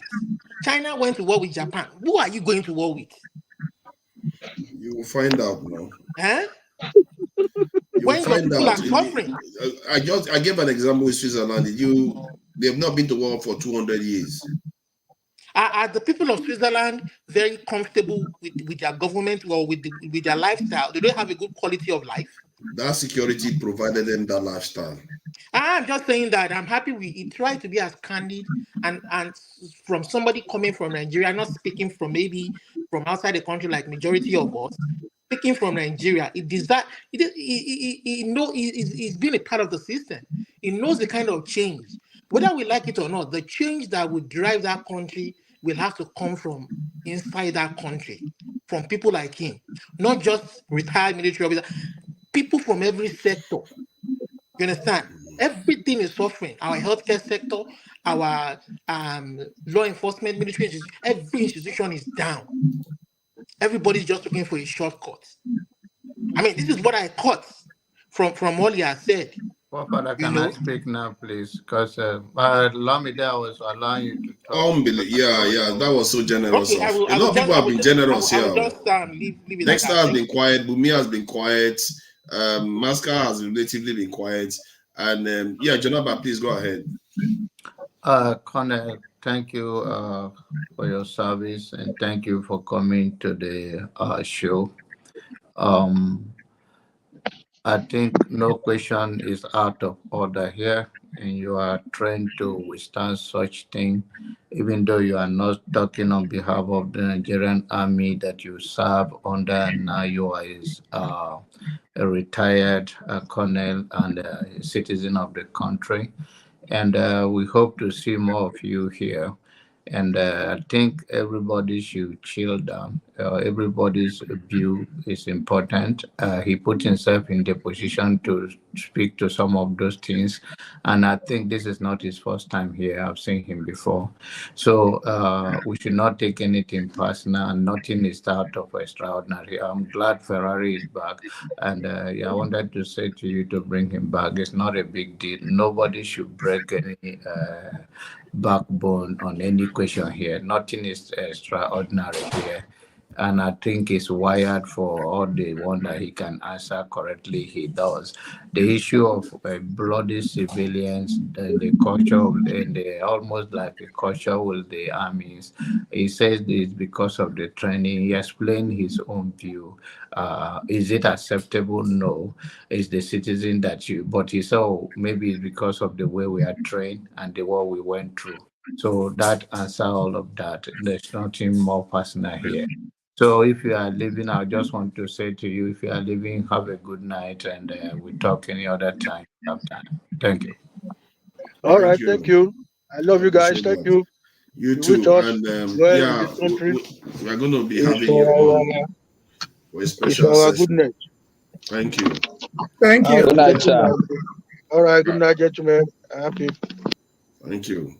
See, our people, they do appreciate their servicemen. Mm-hmm. It's just that sometimes we forget that it's just only person that actually insulted him to an extent. Nobody really insulted him. They asked him challenging questions. Forefather is fine. I don't think he take anything. Forefather, stop attacking Panzer. You insulted him too. No. How? No, Panzer deserves to be attacked. Please, Mr. Pereira. It's unacceptable the way Panzer goes at people, not just only at the man. He was telling Paul that he's a son of. I know we can't be tolerant on all that. Panzer is not here, even if he's listening behind. So nobody, nothing extraordinary here. Let us not be making this place more unattractive the way it has been. So yeah.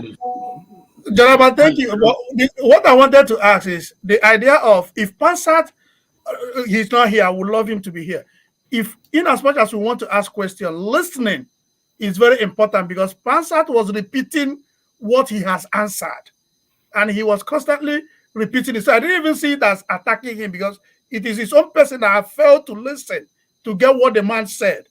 And he was Augustine, let's not be deceiving ourselves. Pansan asked this man to apologize to us on behalf of for what? And you say that's not insult? No, you guys are not honest people, please. Let's be honest people. What is that? No, when you wear an identity, I beg, sorry, when you wear an identity, you must apologize with that. I apologize. That I served in the. Why is Stone not apologizing? Stone was military. What are you saying? I have apologized to people because I'm a Nigerian. Somebody I walked into somebody's room. He told me he was defrauded by a Nigerian. That is up to you, but nobody should ask you to apologize. It would be wrong if you do that. To do that is okay, but nobody should ask you to do it. Oh no! Okay. So, hold on. I think. Thank you, Pereira. Thank you. I think Pastor has a right to ask. Maybe it might not be an appropriate question. It's not an insult. That you should apologize. No. See, I'm not asking to apologize for the military. A lot of people would do that. But it's a question. It's not an insult. The issue I have with Pastor was that he resorted to insulting people. That's why he was removed, not because he asked a question. No, but that's you, Forefathers. I understand that for you that is okay. But what I am also saying that, in my opinion, just because I served in the military or I was a policeman, if I come on this panel, somebody to ask me that I should apologize, it's wrong. Maska, do you differentiate between institution and the person? If you you should do that. Yes, you should do that. If you address him as an institution, the military. He's a Nigerian like you. I don't know where you work. Let me finish my thought. If you can listen to me, then you will get my reply, and I will listen to you. If he was addressed, if we place him on the seat because of the institution, the military, any question that came to him wasn't to Colonel Adeniyi. It was to Nigerian military. Was he supposed to apologize as an institution? There is nothing wrong for me to ask him to apologize, not as Colonel Adeniyi. Colonel Adeniyi, let me finish now. Listen, Colonel Adeniyi is a good man from what we have heard him speak. And he is extraordinary for him to be bold enough. So nobody will speak ill to him as a person, but to the institution he identified himself with were the demands people made in the contributions, in my own observation and opinion. Okay, Augustine, so let me clarify two things. Maybe that's where your confusion is coming from. In the first instance, when you write retired, it means that you've left that service. You are no longer representing that institution. You are not speaking on behalf of that institution. Good. Good. But Masker, do you know why we... Sorry. No, wait now, Augustine, you said people should listen to you. We listen now, you don't want to listen. The second thing, you yourself in your heart of heart, you know that this man came as a Deni, not as a representative of the military. All of you that are putting tire on his neck that you want to burn him, you are just being disingenuous. The man came as a Nigerian, not as a military person. You know that. Come on, man. It's not fair. Nobody put tire on his neck, come on, man. After this, I will say this again. Conversation because he's yes. not here to defend himself. Mr. Augustine, hold on. Augustine, there are a lot of mischievous, there are a lot of mischievous people on this panel, and I know a lot of people are itching to know even how old I am. Even if when I say my age, it's going to shock everybody to the bones. There's one person that knows how old I am. I even know him. We do things together here, and that man is can do. He knows me. He knows my identity, and I'm not going to reveal it because it's unnecessary. It's going to pull a lot of controversy. But I know who I am. If I was fake, like some people were saying and all that, that man will do. When I mentioned to him that you must be my junior, I did not say that to pull him down. In the military, you could find someone that you're even 5 years older, and he's your Oga. God help you if you do not respect him. That is how it goes on in the military, and that is what I'm trying to communicate to these ignorant people, and they don't seem to understand. Whether I left as a captain or a colonel or a major, it does not matter. But when somebody is somebody above you, he remains your senior. That is all I'm trying to say. And the man understood, and people are now trying to, and that's why I just told him, listen, for your own peace within this panel, bring down that your rank and all that. It is for your peace of mind, and be careful because you're still there. I know what is going on out there. While I could tell them when I finished serving Liberia, and after 1 year or two, I told them I was leaving because I was British. What am I doing? Because I know if I'm there, possibly one day I'll do something silly and I'll go and face a firing squad because I knew what I saw. I left honorably. So whatever anybody is saying, let be talking and all that. During my course and all that, there were people, in fact, people from the north that were 18. They were 18, and I was my when I got in, they hung their first peep of second lieutenant at the age of 18. So what do you have to say? I hung my second lieutenant at the age of 21 plus. There are people that were 22 plus that were captains. So what do you have to say to that? So for people like people that are ignorant like Kulata, I'm saying this with all due respect. I'm not going to be nasty like you and your forefather and you and the one man and all that. God. In the military, seniority is not about age, please. It's about even if it's one day, and we have what we call SS, and we have what is called DSS, and even some DSS can convert. The DSS, even officers cannot talk to it. Sorry, we have a regular and we have a direct service and all that. You cannot talk to a regular officer because we see ourselves as of another pedigree. That is how it runs, and that's what I'm trying to explain. And you're there, you just yapping. Okay, what you don't understand, ask questions. It's okay. It's all right. So we are going to have a chance to ask which one is the real military. Yeah, we'll ask you the direct or the regular. We'll tell us all of them. Let a young lady change the conversation. These are young people here. Forefather, sorry, before we change this conversation, I wanted to. I wish this our colleague from Ghana comes up, because I was meditating about something this week concerning our security force. Those of us that have been to Ghana, I wanted to ask him how much the police officers are paid in Ghana, because you don't see them do the kind of things our police officers do. They do sometimes it does happen, but Ghana is a lot more benign compared to Nigeria.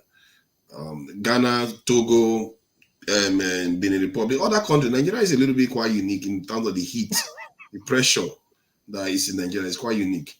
That's like not, if like in Ghana, in their cities, you hardly see two police officers in one vehicle. They use either one vehicle or they use one motorcycle. They go, but you see them dressed properly, and they come after you. They treat that issue and they move on. They do have their shady things too, just like Nigeria, but not as obvious as Nigerians are loud. Nigerians are densely populated. I think sometimes I feel like we are the most alive people on the earth. Like we are so charged constantly. So I don't know where we got that, but that's just how we are. Yeah. Now let me to move the conversation from what Colonel Adeniyi said, retired Colonel. Augustine, can you guys allow Bumi to speak? Now, wow. Bumi speak. You know, Bumi knows she can speak anytime. Bumi knows that whenever she wants to speak. This one, she's just quiet. She knows she can just raise her hand and take over. She doesn't want to. That's not true. Bumi at one point said that she is weak. She acknowledged she is weak. Bumi, I've never heard that. You know, Maska is beginning to pick up on that. If you want to say something, say something. But what I wanted to say, Maska, from what he was saying about our executive removing the case of immunity, the challenge I have with that is, I know that it's not the governor that goes to the bank to release the money. What happens to the system that if money is being withdrawn unnecessarily, the chief accountant, who is in the system, why don't we have a system that gets hold of these people? The civil servants that work through, that carry those files, why do they go free? Are you asking me a question? No, I'm just raising from that what he said. Let's allow Bumi. Bumi, please go ahead. Okay, so good evening, everyone. I'm going to try and answer that question. And I think it's mostly from a behavioral point of view. Because, for example, if you should observe the way we tend to interact with Mr. Adeniyi, he was in the military. And you could tell that a lot of Nigerians have a huge frustration when it comes with the Nigerian military. It's obvious they have failed in some areas.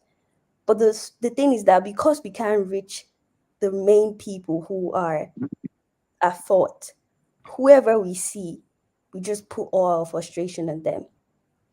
And I think it can also answer your question in terms of like, if there's some things being done in Nigeria, we never go after the main people. We always go after the little ones. Because correct. Yes. Because when you deep it, we don't have power. There's no way. For example, the people who keep on complaining about like, oh, we have, Tinubu, he's our president. Buhari, he was the president. Jonathan was the president. All of these people, and we can all point out areas where these people have failed us. And in a functioning society, these people should be put on trial and maybe face one form of sentence or whatever. But we would never go against these people. They walk freely in Nigeria. But you would see us going after little people. That's because that's where our power stops. None of us can dare go and meet Buhari. As much as we insulted that man and everything, you can't touch this man. And that's exactly where we need to realize that we are putting our frustration on the people that can never change anything. And that's to answer your question. But I wanted to actually say something when it comes to the Mr. Adeniyi. He brought up the Constitution. And I think the thing I kind of observed was he was pointing out that he has gone to different countries. He has observed different ways of government, whether it's the Japanese or the Chinese or the American. And this is what he has sat down and wrote for the Nigerian people. And I thought it was very interesting how a lot of people are like, oh, why are you trying to force something on us? Or you're not even educated enough to put it on us. But if we keep on waiting on, you have to be educated, but at the same time, we're complaining about we don't have a functioning society. It's like, how are we going to grow? Because he's out here saying, this is what work done. Let's come together and put head. What do you like about it? What do you hate about it? Let's improve it. Obviously, this Mr. Adeni can never force the Nigerian constitution on us. It has to be us, the Nigerian people, that would accept it. So we need to look at it. If it makes sense for us as a people, you take it. If it doesn't, you find ways that you delete it or you edit it to suit yourself. But I feel like we always think that someone is coming to conquer us, when the true people that are actually conquering us would never actually stand up to them. Mr. Adeni does not have the power in terms of like the security or the whether it's the military or it's electricity and that. He's not the one holding us down. We know the true people holding us, but it's like when we have our fellow Nigerians coming towards us to ask for a solution or to ask for us to work together, we always reject it. And then we wonder why we're not succeeding as a nation. Because we're always waiting for that person that is so obviously superior to us for us to believe that what they're saying is actually making sense. You will never accept anything coming from your fellow Nigerian from the bottom. You always need someone that is above you. That's how I've been seeing things, or my observation of like the Nigerian stuff. I'm coming basically from like the psychology or the behavior like aside. So that's just my contribution to the topic so far. You're absolutely on point, Bumi. We're all small bullies in our way. This policeman on the road will only stop taxi drivers. He will never stop the senators, or they will come with their siren, they will pass. You go to a guardman in a hospital, we want to show his power on the smaller people. You are right. This is one of our major problems. We're all small bullies. Somebody comes here now, everybody will start attacking. The real people to attack, they are out there. P2B, okay, to be fair, P2B, some people attack P2B too. And if But anybody with comes here, Peter Obi has no power. The day he becomes president, you see how everybody will be shivering when he comes here. oh no, are you sure? If President Tinubu comes here, I think they will be shivering. I'm sure you they will not be shivering. See, the point is that I think there's nothing wrong with holding people accountable. There's nothing that asking people searching questions. What Bumi is saying, there's everything wrong holding the wrong person accountable. Yes, I don't think you can't hold the wrong person accountable. Thank you, Master. Thank you. Don't do that. For example, Mr. Forefathers, you know how like they always burn people who steal. They always burn them. But you don't observe that you live in a society. There's even a verse in the Bible that says, don't push someone to anger or something. We live in a society that literally pushes you to become a criminal. But then once you become a criminal, you're persecuted for it. And you don't observe the foundation of the process. That's where we need to start from. If you keep on burning someone for stealing, but you have done absolutely nothing to prevent them from stealing, just saying, look, if you steal, I'll burn you. It's like those people probably don't have anything to eat, or they have no future to look up to. Killing them is it's not something that changes anything. I agree with that. I don't think anybody is in support of burning people. But you need to Dexter understand hasn't said anything. Please, Forefather, you say Dexter. I'm sorry to interject. Bumi, we all know the Nigerian situation. So, do you think is the people are pushed to be doing one thing or the other, not only being in terms of criminal, even prostitutions, go all of the wrong things that they do against their own value? But do you think is the only way to do it to become a criminal, not to turn that anger to protest or something bigger than to be a criminal and get into more trouble? The thing about it is that we live in a society that basically it's a cycle. You know, you can't actually pick one point and say, oh, you have to. I mean, you have to pick one point and you have to say, we have to be better there.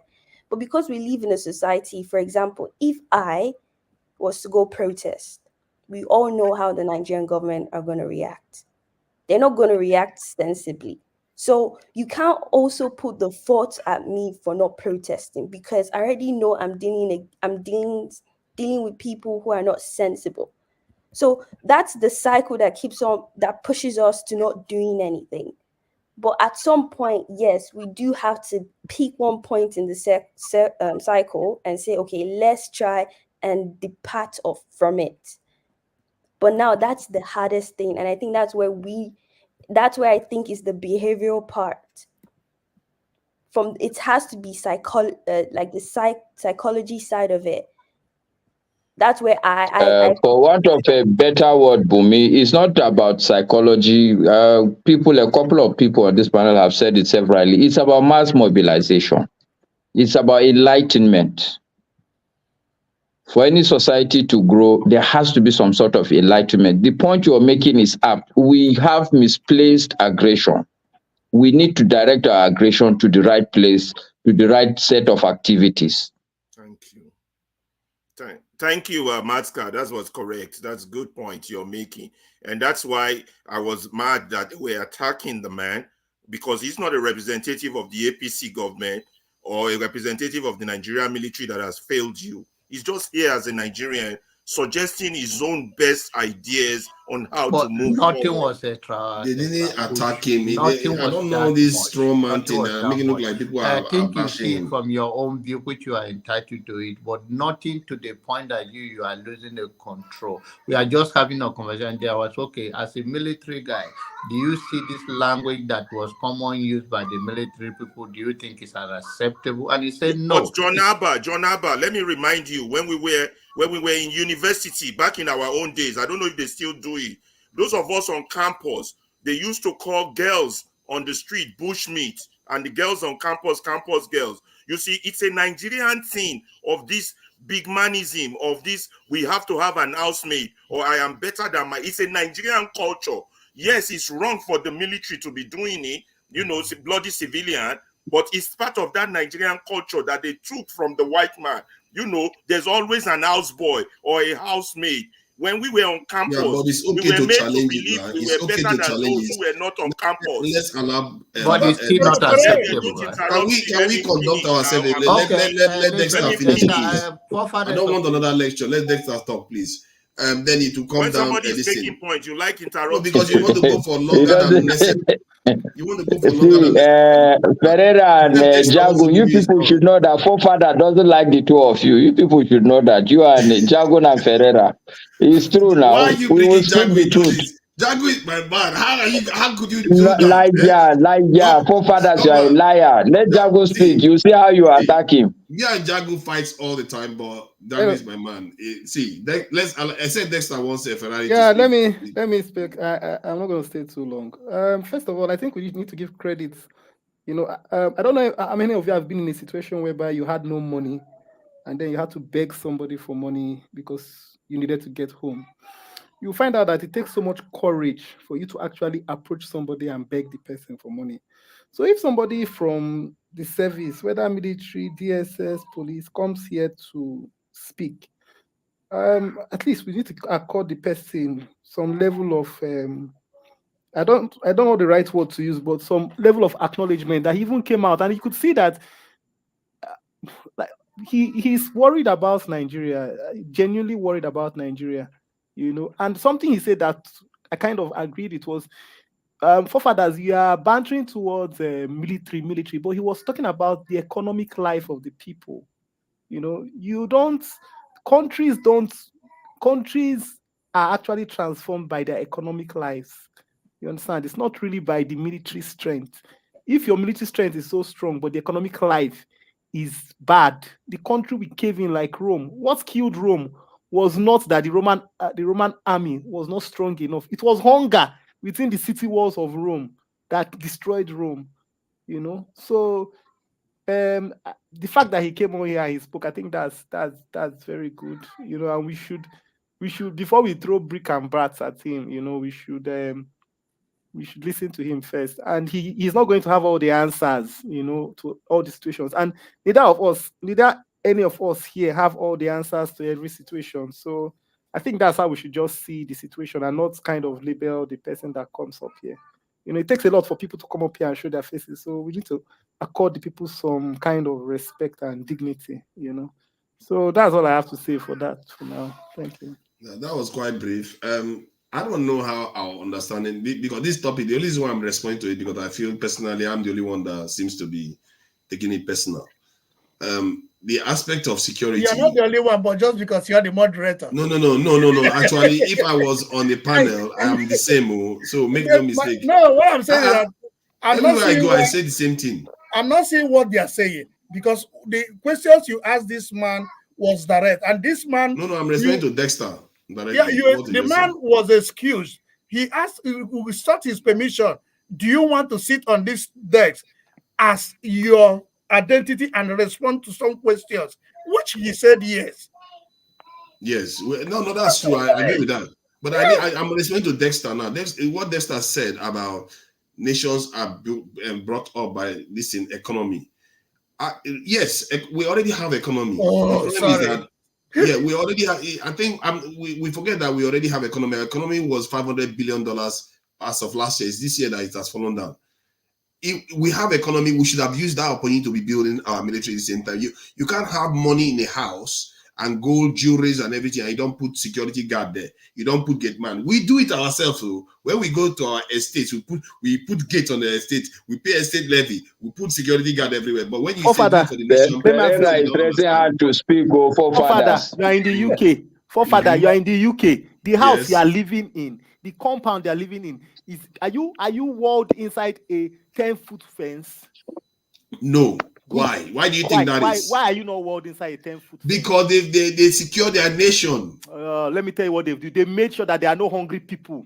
If you want people to stop stealing, make sure there are jobs. It is the simple truth. If you want people to stop stealing, make sure you have jobs for the people that would have gone to steal. When you have legitimate jobs, now that they have, that's security is at several levels. Yes, thieves, small thieves inside they are there, but security from external aggression is also important. But Pereira wants to speak. Pereira wants to speak. Let me deconstruct his point now. Don't so chaos. I want to deconstruct his point.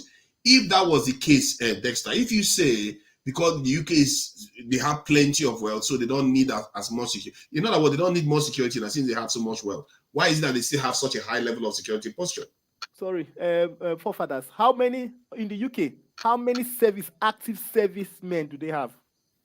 Over 100,000. But gentlemen, can you allow Ferreira speak, please? Bumi raised his hand. Yes. And they are looking to increase it by 30% in the next couple of years. Forefathers, over 100,000. Yes. How many of the country have? Masca is becoming radical. 200,000, but their population is 66 million. Can I speak? Can we just take it easy? Why Ferrari, where we have Augusti, we have other people never talk. Why? I just want to say one thing. If Masca say anything, I give you permission, take him down. Masca is trying to be more radical.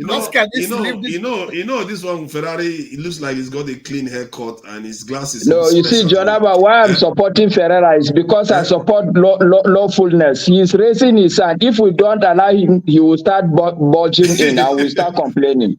So, but that's not an excuse now. See, Ferrari, calm down. I'm going to let you listen. You're going to go ahead next. See, the reason why I was cross with you the last time was because I was talking about people that were getting kidnapped and you were saying broken record. That is, I feel very strongly about that kind of stuff. So that is the reason why. So I thought you should know that. But please go ahead. Okay, now, look, Forefather, it's not that security is not important, but when we come and argue that security first before our primary problem, which is corruption, if with the money that country makes, it can secure every soul in West Africa. You understand? And none of us focus on that primary problem, corruption, which leads to us not being able to elect our own leaders, which leads to us not being able to rule ourselves, which leads to all the other little problems. If possible. You understand? But you never like talking about that. You want us to assume the status quo and say our status quo is okay. let's just find a way to find security. If we don't fix that lion in the room, we're not going anywhere, because that is the primary focus of every disaster that has hit us as a people. You understand? The fact that we have impunity for those who rule us, we can't hold them accountable. So you see, when you leave the important issue and start tackling shadows, you will be going round in circles. Look, somebody has money for security, somebody has money to hire soldiers, somebody has money to buy guns, but the money is gone into private account to build a mansion in Banana Island. So until Nigerians start concretizing their issues and face the first one first, you cannot put the cart before the horse. We will continue like one year ball, like this one year win. They blow for one year corner. And we don't like saying the truth. We lack a sense of veracity. That's our problem. I'm done. We need more That is banana one of your island. shortest Are you submissions. against? I don't understand the strategy. I don't want to come at him. It's okay. Yeah.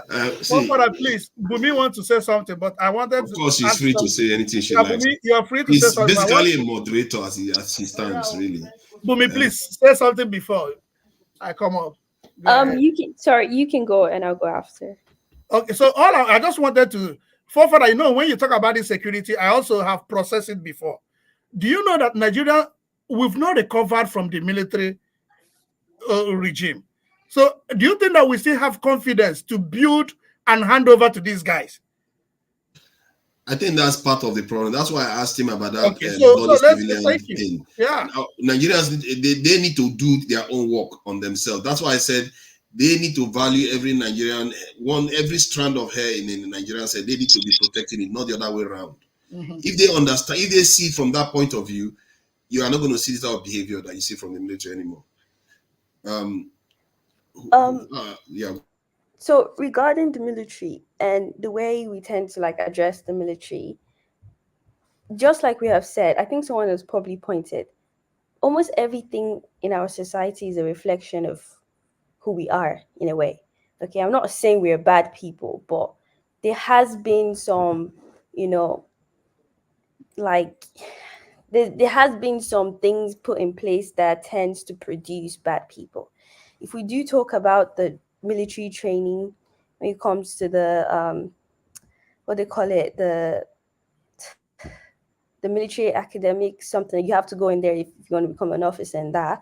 If you look at the training that they go through and the processes, we tend to also compare it to the American military training. But I think the difference between theirs and ours is that they probably have this they still, even though they kind of train them so hardly, they still have this picture that at the end of the day, America comes first. They do anything for the country. They want to still remain the top country that controls literally almost everything. Now, I think we need to ask ourselves, when they're doing the same training for our military personnel, is it the same thing that's put into them? Because I low-key think it's just about, based on my observation, I low-key think it's all about inferiority. I'm bigger than you, I've gone through this, I'm above you, and I have everything to kind of prove that I have power over you. And I think that's why we can see, when it comes, whether it's the military or the police, we can see how they tend to abuse their power towards the people. And that's how I see it. So I don't think we should put so much on the military itself. I feel like the stuff is the foundation. If the foundation is bringing out more military personnel who don't care about the citizen, of course they're not going to care about you. Of course they're not going to put the country first or make sure that we are the top country with the most secure society and that. So that's just from that military angle. But coming to your point, Mr. Forefathers, in terms of us focusing. us No, focusing. sorry, Bumi. I was just admiring the fact that when you say Mr. Forefathers, we're Africans. I like the way you were very respectful. I just felt it was nice. Thank you. Man, Baska, you don't say so many nice things about all your fellow guys here. It's all right. She's a well brought up lady. Well done, Bumi. Unlike you. I'm the one that gave her permission to speak. Nobody is acknowledging that. Jago, what did you say? Jago, come on, man. Straight bullet from Jago on the other side. Please go ahead, Bubi. Go ahead. Coming to your point about we need to address security first. You're not wrong, but I feel like, and to other people, so like maybe saying the opposite, nobody's wrong. I feel like we have to address every single thing at the same time. You can't, nothing is I don't know if we know those debates going when we're younger in school, doctors better than teachers. That's one of the most useless waste of time, because in a society you need doctors and you need teachers. They're equally important. You need the lawyer, you even need the carpenter, you need the plumber. If you don't have those people, you're not going to succeed. So they're equally important. You need to make sure, because if you look at it, for example, you look at China, when they did their one child policy, they were mostly focusing on men. Men are important. What did they realize? You also need women. But now you have a population whereby they have too many men compared to women. And now you see how that's affecting them. So you see how both two people are very important. So for the security stuff, in the country I'm in, I probably said the story. I went to a small town, and it was on a Sunday. I was going on a walk with a friend, and they had this flower shop. They were selling flowers and that. The flowers were outside.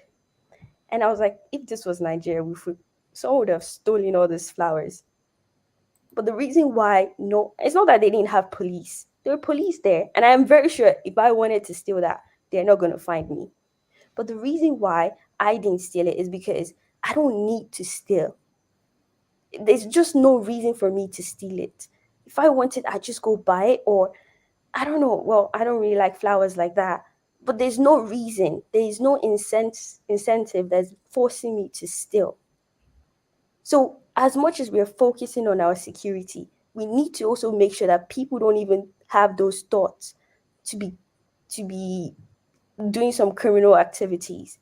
I think maybe what you're also focusing on is international, like on the international aspect in terms of other people, foreign aspect of things. 100%. We need to, because we don't want people interfering in our business. If we're trying to clean our house, we need to clean our house with ourselves. So I would agree, but we need to, as much as if we're going to spend 1 billion in military, we should also spend close to 1 billion or even more in education, in healthcare, all of these things. They all need to go together. One is not above the other, because that's what you have in North Korea. They have a very strong military, but the people dying, of course they are, because they have a government. I think that assertion is a bit faulty, that North Koreans are dying. That is just propaganda that they give you from the West.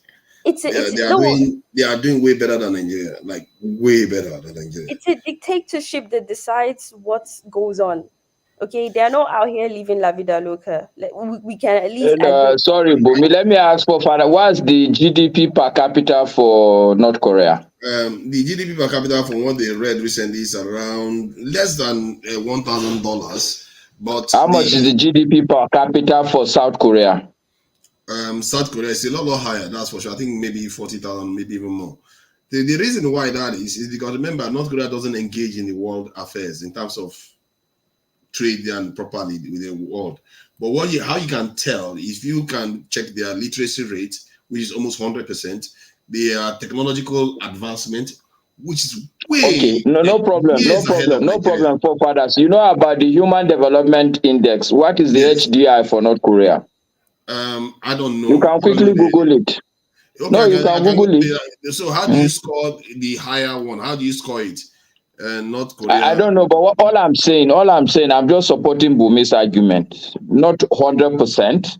I believe you must start one thing before the other.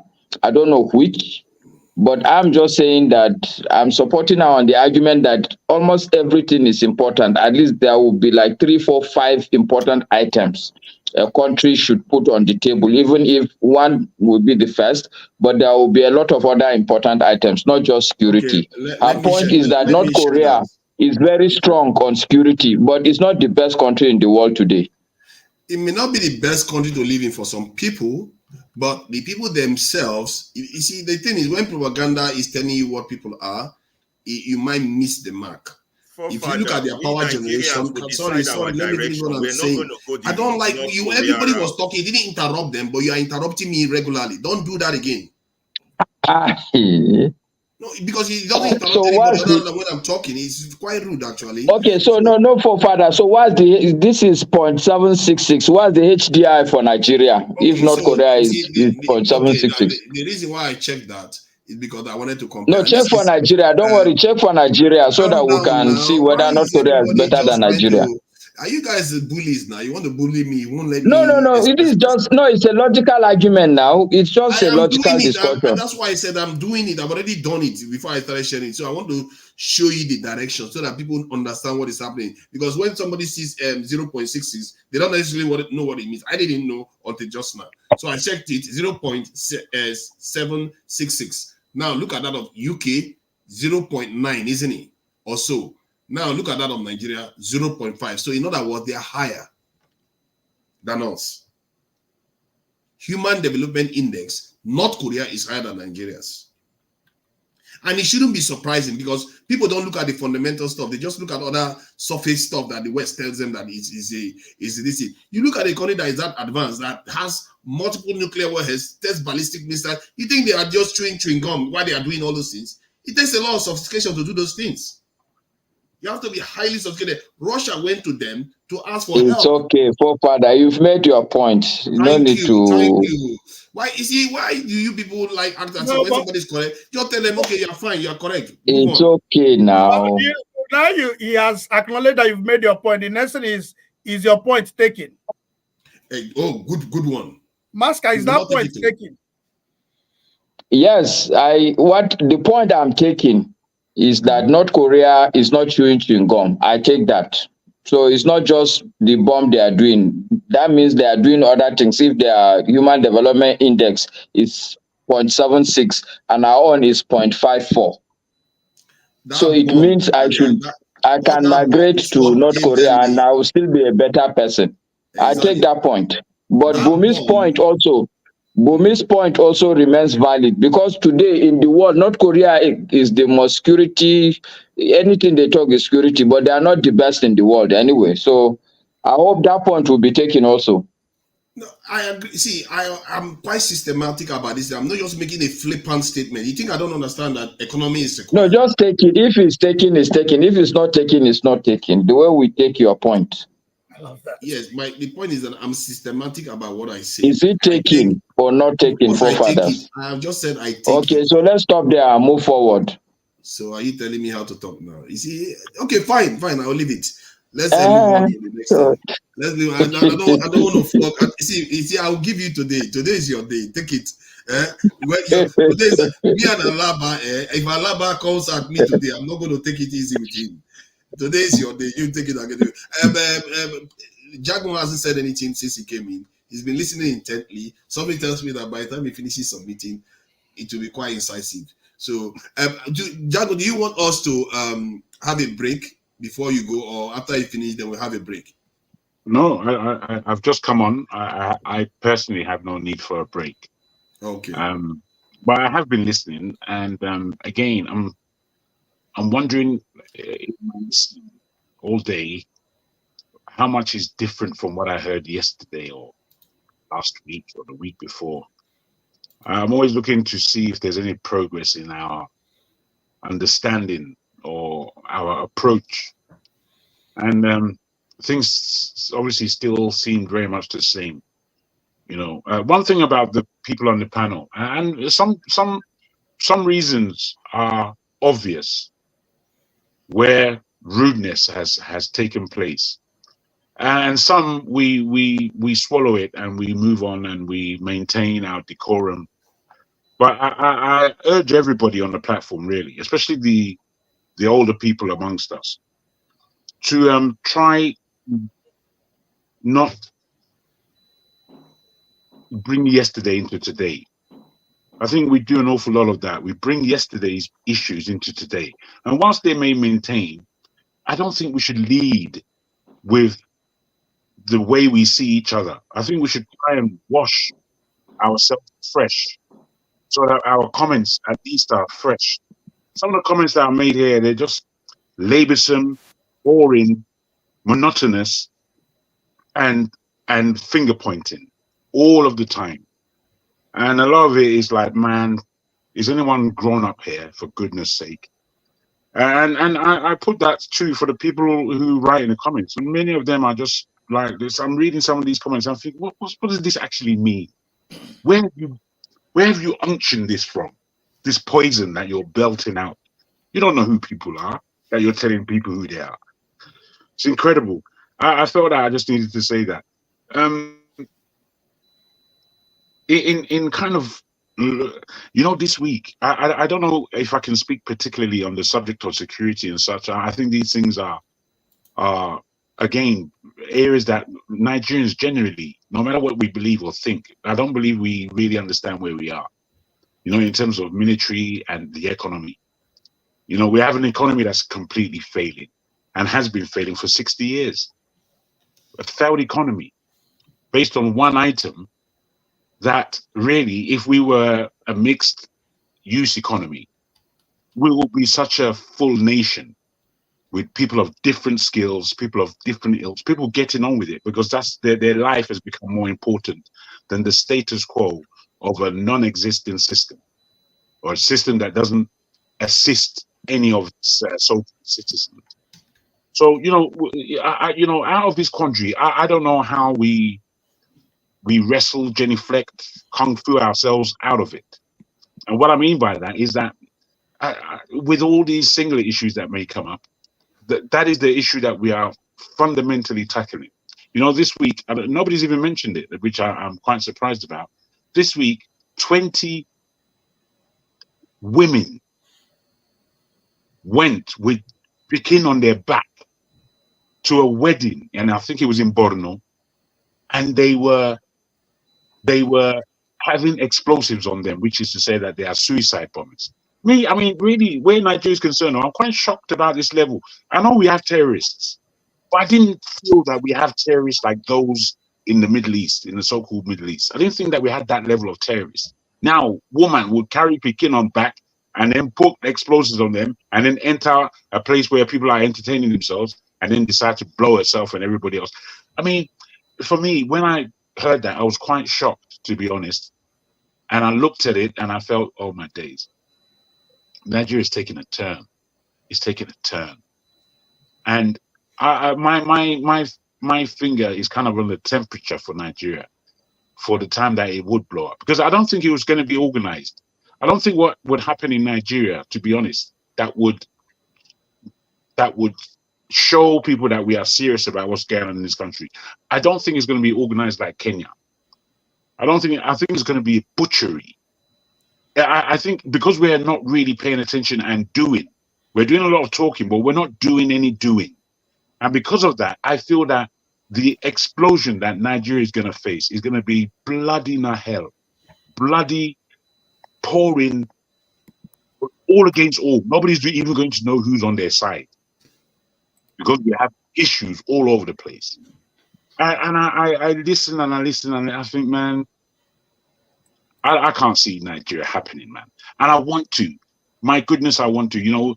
I don't want anyone to pull me down in terms of my feeling. I don't want to be a pessimist where Nigeria is concerned. I really, really don't.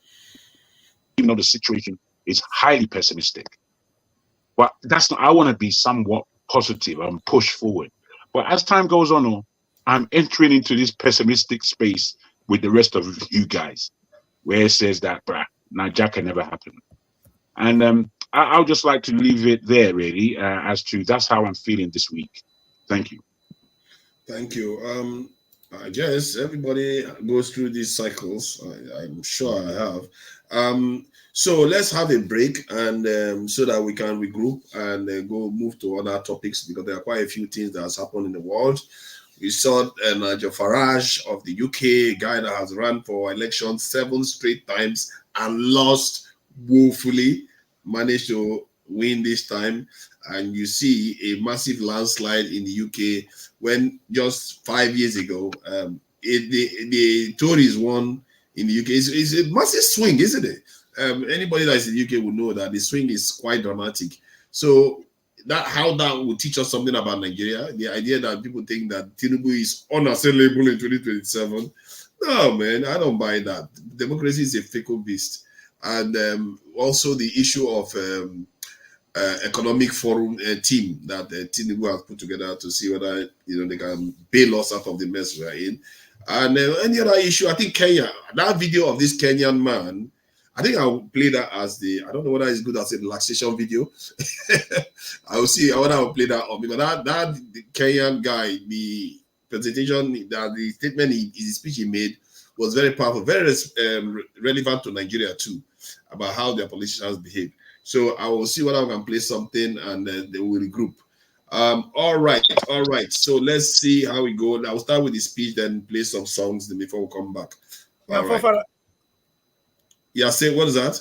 So I wanted to leave now. So what I just wanted to make a comment about the UK election. Just not now. Sorry, it has to be after the break. We reserve that for after the break. All right, let's just play this senators this thing once.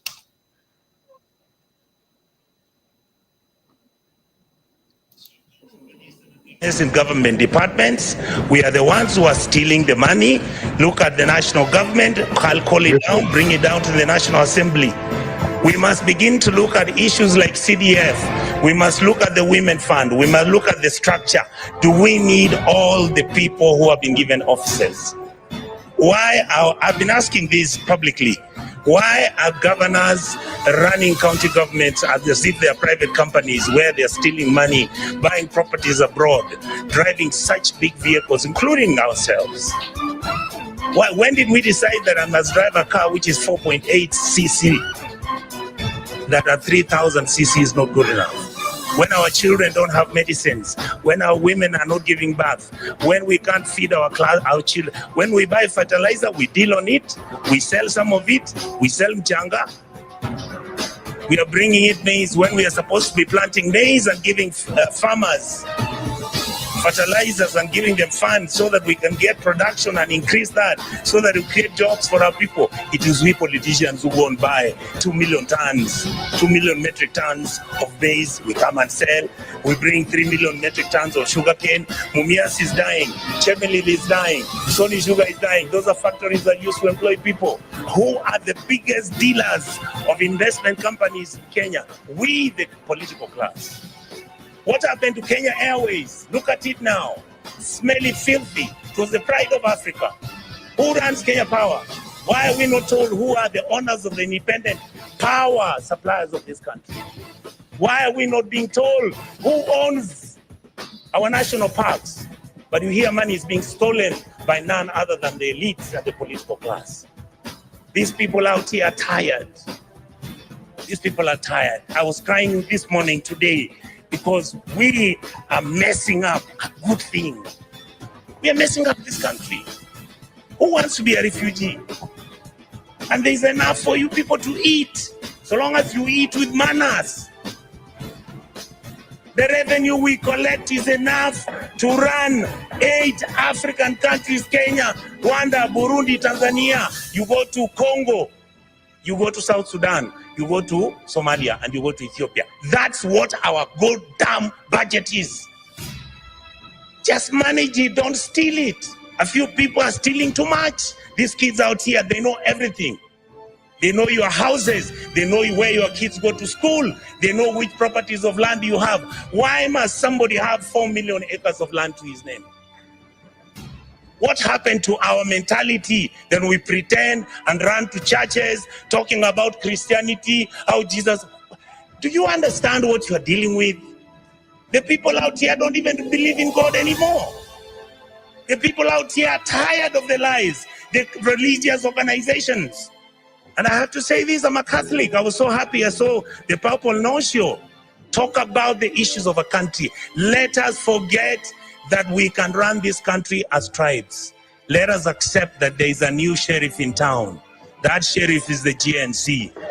They are partyless, they are tribeless, they don't have money, they just have bundles and a phone. And they'll stop this country to move.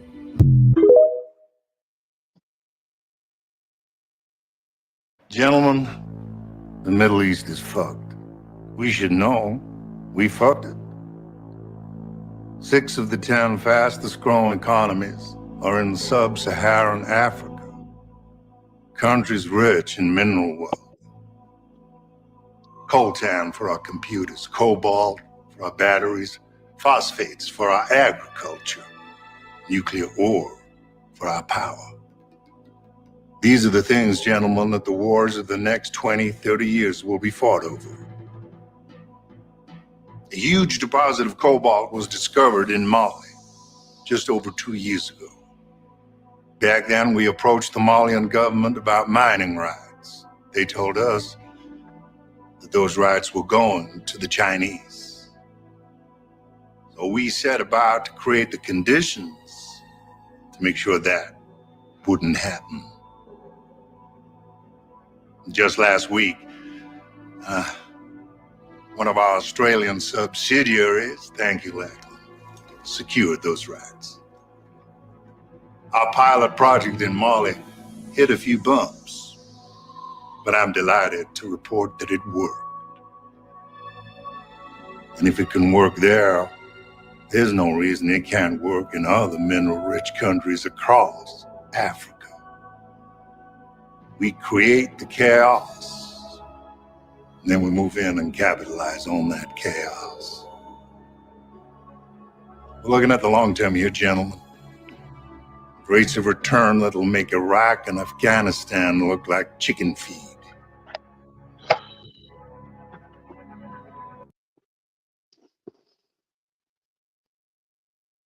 Yeah, we can beg 100 naira long back. Láì wọ mọ́tò.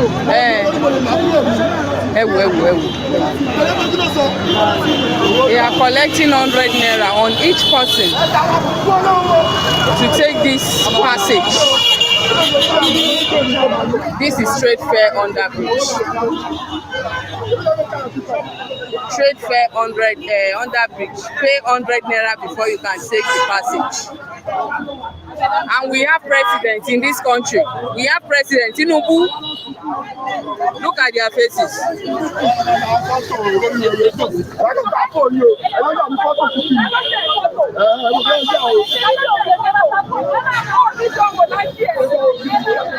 Hello, my people.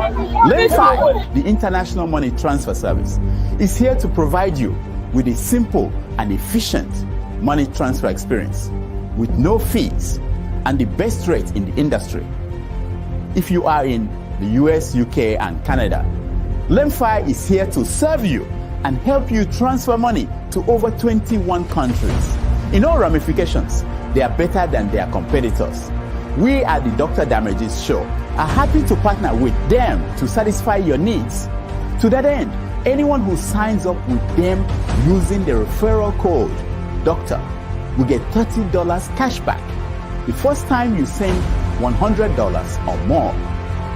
From now until July 10th, 2024, Lemfi will enter your name into a raffle draw where you can win an iPhone, Apple Watch, MacBook, gift cards, and others.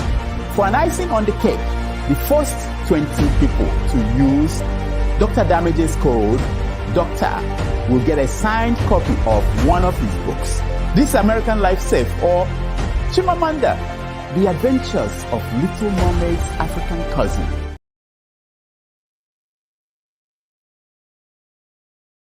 Thank you so much for watching. Thank you. Have you subscribed? Yes, you. Have you subscribed? You, before you go, click. It's free. Click. Just that's it. Have you subscribed? You're laughing. Have you subscribed? Have you subscribed? Thank you. Hey, madam, thank you so much. I can see you. We have to get to 100,000 subscribers. This by the end of the year. How are we going to do that if you don't subscribe? Yes, you're about to click off. Why? Have you subscribed? It's free. If you don't, ask your son, ask your daughter how to. Just one click. Thank you. I see you. Aha! Thank you very much. I'll see you tomorrow.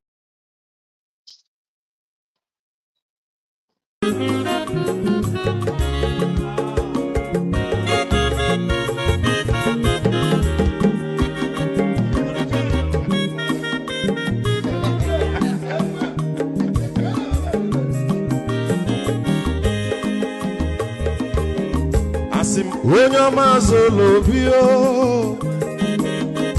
akwa nwa zoro bio Max ịbịa bunye gokwanu mo n'ofube n'azụ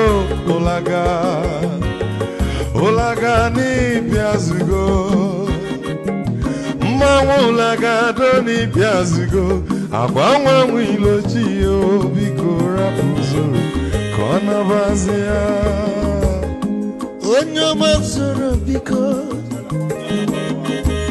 Abamba wazoro dasari Ibya unyane gwana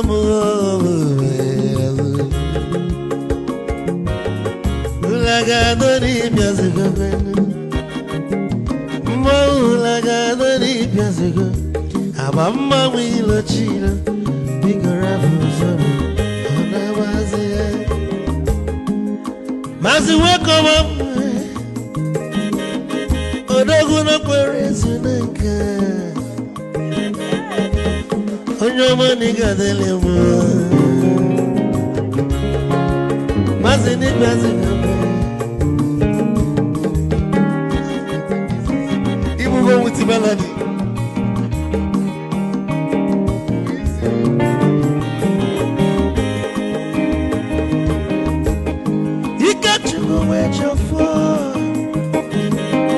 Odogu na chala noka Izi wane mliga dele mo Olagado ni pezigo noe Olagado ni pezigo Amama wilo chilo Bikora muzoro Anabaze Say Onyama zoro Mama wazara nesari Ibya muyana kwana mo ofube naru Mulaga doni biazugo Nazaboy Mulaga doni biazugo Amama wilo chilo Biko rapu zoro Anabazi Aiz Odogu kenenu mikechofo Ama kwa mnika kugodia Waligwe kwelu Ikeja mabele bege Hey, you want?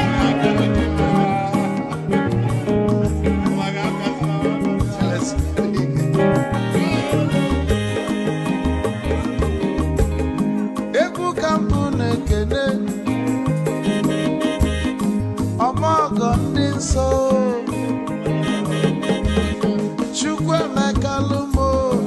Chukwu negaji Esi nwanne mekene Ịlapụl ife nini na-eme wee bịa Ka gosili na anyị na gị bụ nwanne wisdom ịgadị Ka nye gị maịkị ka ogobanya bụ egwu Isili mmaksi ọ bụ na-etiri egwu a Malụkwa malụ n'imego m ife ọjọọ Wesi gị nwanne m ife ọkụ na-echọlụ na ngeme Wisdom onume ekene gị Abamanwe iyo biko lapụ Nabasi Zoro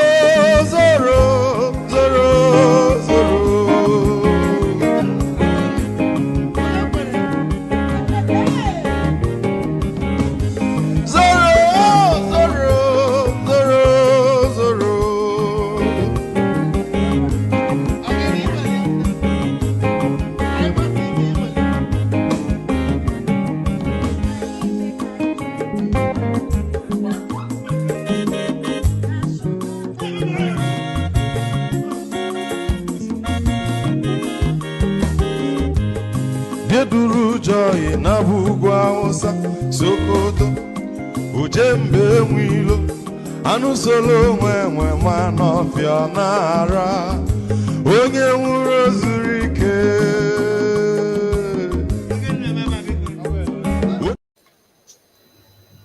Wow, yeah, I hope everybody has had time to get a bit of a break from all the discussion. We went for 6 hours. This is the 6th hour. So likely we should be finishing around 8 hours at most. We don't want it to go too long, except somebody comes and says something that brings Kenny back here and everybody starts running everywhere. But it's all right. It's all right. Let's hope we don't get to that point. So where are we now? So where do we go to? Do we go to the UK elections, the Tinubu election, Economic Council? I think there was something that happened in Nigeria this week too. What was that again? But I think the UK one is something maybe we can learn from. And this is why I subscribe to what the Colonel Adeni was saying about the parliamentary system. I think there's something about the parliamentary system that makes it more efficient. You get to see who you are elected into office. For me, I think that's a big one. You know the cabinet that's going to come in, and the moment they vote, the election is cast and the results are released, the sitting prime minister is out and the new one moves in immediately. It doesn't take them months to find a cabinet. That month it takes to find a cabinet in our Nigerian government is a waste of time that we can't be affording to waste given where our nation is. So I think we have to either tweak our presidential system so that when you're about to run for office, you select your cabinet that you're going to need. So that, because why is it that after you get elected, that's when you start looking for a cabinet? It makes sense so that the people know, okay, that's who is going to be his foreign minister. That's who's going to be his economics guy. They will know the strength of the cabinet that they are voting for. So I don't know what you think about that. I think let's start from Dexter. I don't know whether you're there. So I will try to go around, and since Dexter is not on camera, Dexter, you may want to come back on camera. Otherwise, we're going to be going back. The same thing for Ferrari and AI. And we are going to be putting people backstage if they are not on camera. So let's go with Masca. So what do you think about our system? Do you think, given what happened in the UK this week, is something that we can learn from in terms of making our system a little bit more efficient and transparent too? Okay, thank you, Forefathers. I love the tone or the direction this is apparently, seemingly about to take. Because I think, in my mind, there are two fundamental issues. First is that of the mass mobilization, the general education of our people I keep talking about. But the second also, even if you mass mobilize people, you make them understand that, okay, there's a way to select leaders. There's a basis for you to select leaders. I also believe that the system we operate is faulty. We need to look at it. So this, for me, is a good discussion point. I'm not going to come off from the UK perspective. I'm going to come off from a small discussion I had this morning. My son plays football. So he's in an academy. I'm sure almost all of you would know Samson Siasia. Mm-hmm. So he owns the academy. So my son plays in that academy. Sorry, Masca, when you say your son plays football, is your son in Nigeria? Because if he's in America, it's a different thing you're saying. Don't worry about don't worry about the detail. The story is not even about my son. It's just a starting point. No, I'm talking about is it football or soccer? That's what I mean. It's not that deep, man. Let him move on. I know. Please go ahead. All right. So when a Nigerian tells you football, you should know what he's talking about. If your son is in Nigeria, we know what you mean then. My son is a Nigerian. I am a Nigerian speaking. I mean football. Anyway, so the point, and Samson Siasia, you know the football he played now. It's not soccer. What are you saying?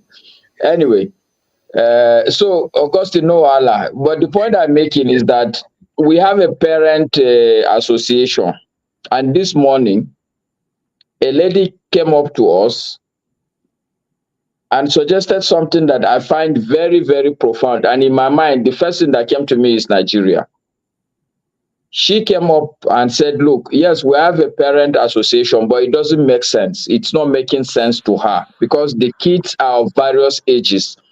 There is 0 to 5, there is 5 to 8, there is 8 to 11, 11 to 13. So there are various ages. How can we say we all have one association or one body? It doesn't make sense because the people whose children are 16 years old, their worry, their interest is completely different. They even go and play in a different pitch. So what she suggested is that every age category should have a parent association. Then from each category, they can now nominate two people who can form an overarching body that can liaise among every other person. It immediately made sense to me that this is what Nigeria needs. The system that we operate today, where one person will sit in Abuja and think he knows the solution and the problems in Kano, the same thing for Enugu, the same thing for Isenyi, it's absurd. People locally should do their own elections because they know they are good people. When you elect these good people, then out of these people you've elected, we can then begin to nominate people to the central body. But their election primarily should be a local election. And we are talking the executive, not just legislature. So the position I'm actually coming from is that I agree. I think we should jettison, not to throw away, but we need to sit and develop a local system. So part of the suggestion, I think, is that woman's suggestion where the election should be local. There's also, I don't know whether it is this Mr. Adeni or somebody else, but it was Jagun that sent the video to me. Somebody who is suggesting a rejig of the Nigerian system. And his argument is simple. The current structure is wrong because Zamfara State has a structure that is identical to what is there in Port Harcourt. The wealth of Port Harcourt or River State as a state is different from that of Zamfara. It will be absurd for somebody to design the system, the same system as say the two states should operate it when we know that their money, their richness is not the same. But I thought the states have a power to change laws and do their own things too in Nigeria. Okay, are you suggesting that Zamfara State would have a different electoral body, electoral system, a different constitution on their own? I think I gather that the House of Assembly of States have the ability to pass laws and tweak the way they do things, but the local elections is held by the states. So anyway, that is not what the man is saying. The man is simply saying that you need to also you can't design a political system without even looking at the economic strength of the component units. You can't do politics in isolation with economics. Yes, I'm just building a lot of, I'm trying to put things together that I think are ingredients. That for us the starting point is that we should design a new system. And in my opinion, I don't want to look at the UK. It should have nothing to do with UK. It should have nothing to do with the US. We should look at our issues. We should look at ourselves. And I think we are intelligent enough. Not that I think, I know we are intelligent enough to design a system that may not solve all our problems, but it will be adapt to our current problems. And perhaps maybe from there we can begin to iterate it, fine-tune it, and make it better. But I am clear on one thing, that the system we operate today, forget about who you will elect. It's going to mess that person up, nothing else. The system needs to be changed. Number one, the idea that you elect people, they go to the center and think that they can solve your problem is wrong. the election should be at the level, and it is from a local level that you can nominate a cabinet. I like the idea of what you're saying, that maybe even the whole cabinet, people should put up their cabinet. Let's see what is the strength. Yeah. But I'm just saying that I agree. I think we need to do that exercise. So it's not just constitution we should change, which is coming back to Bumi's argument.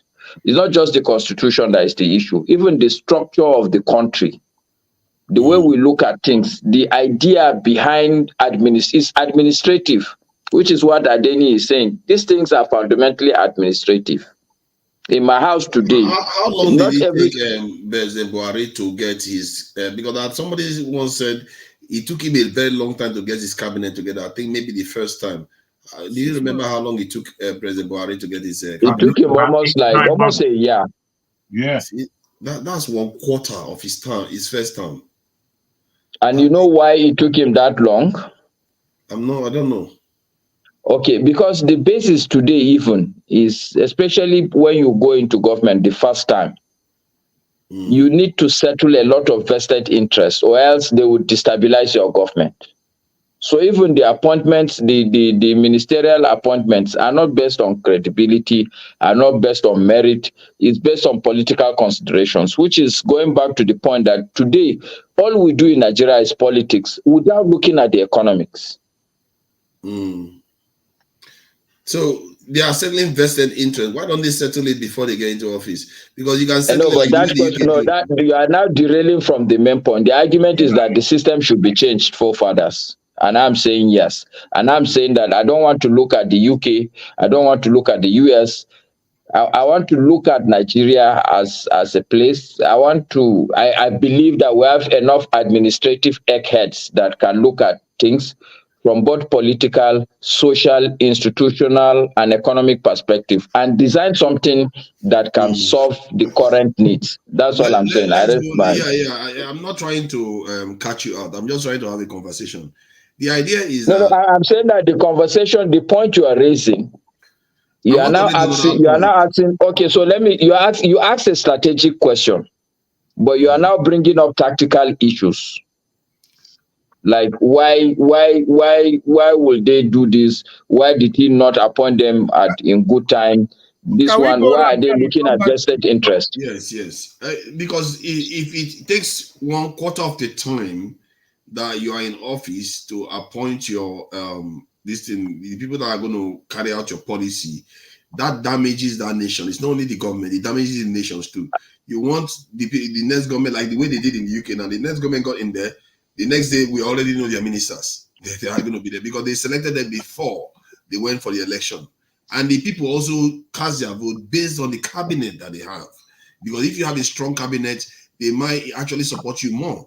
So, okay, that's a different aspect. When you said that the people can come up with a new idea, my concern with that is that some people came up with the idea of the national anthem going back to the Oyibo man that wrote it in 1959. That was a conference that they had in 2014. So are you saying that we should? My concern is that if we say, okay, let's just come up with a new idea, what is going to come up is that they will take us backward. You're not going to be looking. No. Okay, so you need to listen to me. Always listen to me very carefully, Forefathers. My time has not finished now, Augustine. Are you saying that my time is up? 15 minutes. You have 15 minutes. It's up. Okay, but anyway, so Forefathers, where I started from the fact that there is need for mass mobilization so that people should begin to look for the correct people to elect them. That's one. I said that is the starting point. That's one for me. But the second leg is that the system also need to change. If you elect good people and put them to operate this system, they will still fail. So there are two legs to my point or my position. My position is that there has to be mass mobilization where the people in Nigeria need to understand that they need to elect correct people. Yeah. If you elect the correct people, and these correct people need to understand also that their first primary assignment is to change the system. If they are truly correct people, they will agree with that proposition because this system is not working. This system is not economical. It doesn't make economic sense. Zamfara cannot be having at minimum the same number of commissioners with Port Harcourt. At minimum. The fact is that Zamfara cannot afford to maintain what do you call this thing now? Almost the same size of a liaison office in Abuja, in Lagos, and any other place like the other oil-rich states. This is where we need to start from. Zamfara, they are collecting gold left and right. No, I'm not using Zamfara as a practical state. I'm just saying that states are of different economic positions in life. Kano today is not the same as Lagos, for instance. Lagos is not the same with Osun State. Yeah. So it does. I'm not picking out Zamfara or anything. I'm just saying that states are of different economic. If you look, the true economics of the states is different. Yeah. And therefore they cannot have the same governmental expense. I just have to wonder really quickly if anybody has really listened to that man, Mr. Papoyonu, and his map and what he has to say. Because, you know, he's pretty clinical, he's pretty clear, he's pretty open. Anyone who has any objections, if they listen to him, they will find that their objections are released. The last time I listened to him was actually yesterday evening, and he made strict mention that I didn't do this map. He said the only region I proposed was the Western region. The rest of the map was done by this person from the East, this person from the South, and this person from the North. So he has something there that is a point of negotiation. And I believe we are to take it really seriously. I would like a progressive conversation that we as a platform engage with, that takes us week by week going forward. So we know from the aspect that which we are coming from, where can we lend our power to? Where can we lend some significance to? Because we can't just come here and be talking. That can't be the route. And when I say that, I'm sorry, Jago, can I? Wait, please. I'm talking about what you're saying, which is about the collective intelligence, which is about the mass movement, which is about the psyche being changed. You see, if we're not really engaging here at the point where we are communicating to an audience, a wider audience of Nigerians who are engaging with what the ideas that we are specifying, then they can't just be for sword fencing and think I'm the correct one, I'm right. That can't be. I don't want to boost anybody else's ego. I'm not here for that. There's people there are extremely egotistical, but I'm talking about progressiveness. Are we into being progressive?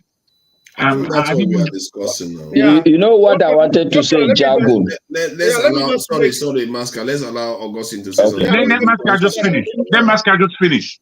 I just wanted to tell Jago that for me, I feel progress because sincerely, not every day. It's not every day that I learn from the platform, but every now and then, I get something simply because I have connected with this platform. I get something that makes me feel positive. For instance, this guy who has written Constitution, there's this guy who has done the map you're talking about. This question now that Forefathers is asking me, it's making me think positively. So I am positive, my brother. Good for you. Thank you. Yes. I'll just take 2 minutes. So personally, I bought what Masca is saying, but I have another thing. With this UK election, we must also be fair to say that the system we are using will not be fair to it. Just like you have a fuel or gas generator and you're using diesel on it, there is no way it will produce the energy required. If our elections have been a good process, if we had allowed the people to make decisions and they make the mistake, and after 4 years are free to correct it, then we can be talking about change of system. Because if we bring another system without allowing the right process, we might still be in the same status quo. So that I'm thinking about the process to the system we are currently using have not been well utilized. Thank you. Well, is it not like the analogy? Is it not more like using a gas guzzler versus using an eco-friendly car that doesn't consume a lot of fuel-efficient car that doesn't consume a lot of petrol? Because like Nigeria, the idea for me is one, it's very wasteful of time, which is money, and resources to run the government. So, Forefather, like if Buhari had taken 1 year to make his appointment, and after 4 years, the people said, because you did this, you are not going back, the next person will correct that. But because the people do not speak, I'm not saying that the system is okay, but we've not given the system a fair process to judge it. That's what I'm saying. But is it not because they think that that's how the system is supposed to be? Because like in the UK now, they know you are supposed to have a shadow cabinet. That's what they call it. You are meant to have it as a requirement. I mean, the election, if you use the election, allow the people to choose. You can remember that 5 years ago, 6 years ago, they were all saying we don't want Labour. But today, all of them said, these other people we want Labour back. So if people have been allowed to choose, I believe it will help us to know the system that will be better for us. No, that's not true, Augustine. Let me educate you on that. I have been here. I understand where the problem is coming. For instance, for every president to nominate ministers, you must get all the 36 states must get a minister. No, I said for you to have a president, that's what I'm saying. No matter how good the president is, Augustine, the problem he will have, the system is not fit for purpose. The fact is that there's no single individual in Nigeria that knows all the correct people in all the 36 states. Go and write it down. This is where first the problem is. So when you talk about process, I would disagree with you. There is what makes somebody a wise man is not knowing everything, but knowing how to know everything. I can choose the best 36 Nigerians. I can choose good quality 36 Nigerians without moving into their state if I use the process well. That's what I'm saying. I'm talking about the process. It's the same thing we're talking about. The process of this nomination, it will go to a political party, and the interest of the political party is not the interest of the people. So you feel that good election has no impact to it? Yes, this system, if you elect anybody, no matter who you elect, as the system is, like Forefathers said, it's too expensive, it's too expansive, and it's not fit for purpose. It's not a smart system. Because somebody sits, the person who is sitting to administer everything is too far removed from the individual realities of these 36 states. My advice, like I said, is look, if you get at least 36 people to sit together from different states that have almost the same power, and then among them, they should just elect one person as a chairman, I think it's easier. The system will be faster. But look, it's your opinion. I respect it, Augustine, also. No, I do. I agree with you that we should probably try electing good people first. Run the system and see whether the system is bad. It's not what I'm saying. I said, let us try and allow election to decide. Let the people vote and let their vote be counted. Then if somebody like 2015, I can say good number of Nigerians voted Buhari. So if 2019, if they had allowed the election and Buhari did not come back, whoever that comes back will be conscious that at election, the people will make a decision that will be loud. That's the only point I'm making. I'm not making about choosing the right person. It's not possible for us to make that. It's not possible for the people to make the right judgment every time. Okay, good point. I agree with you. All right, Tom.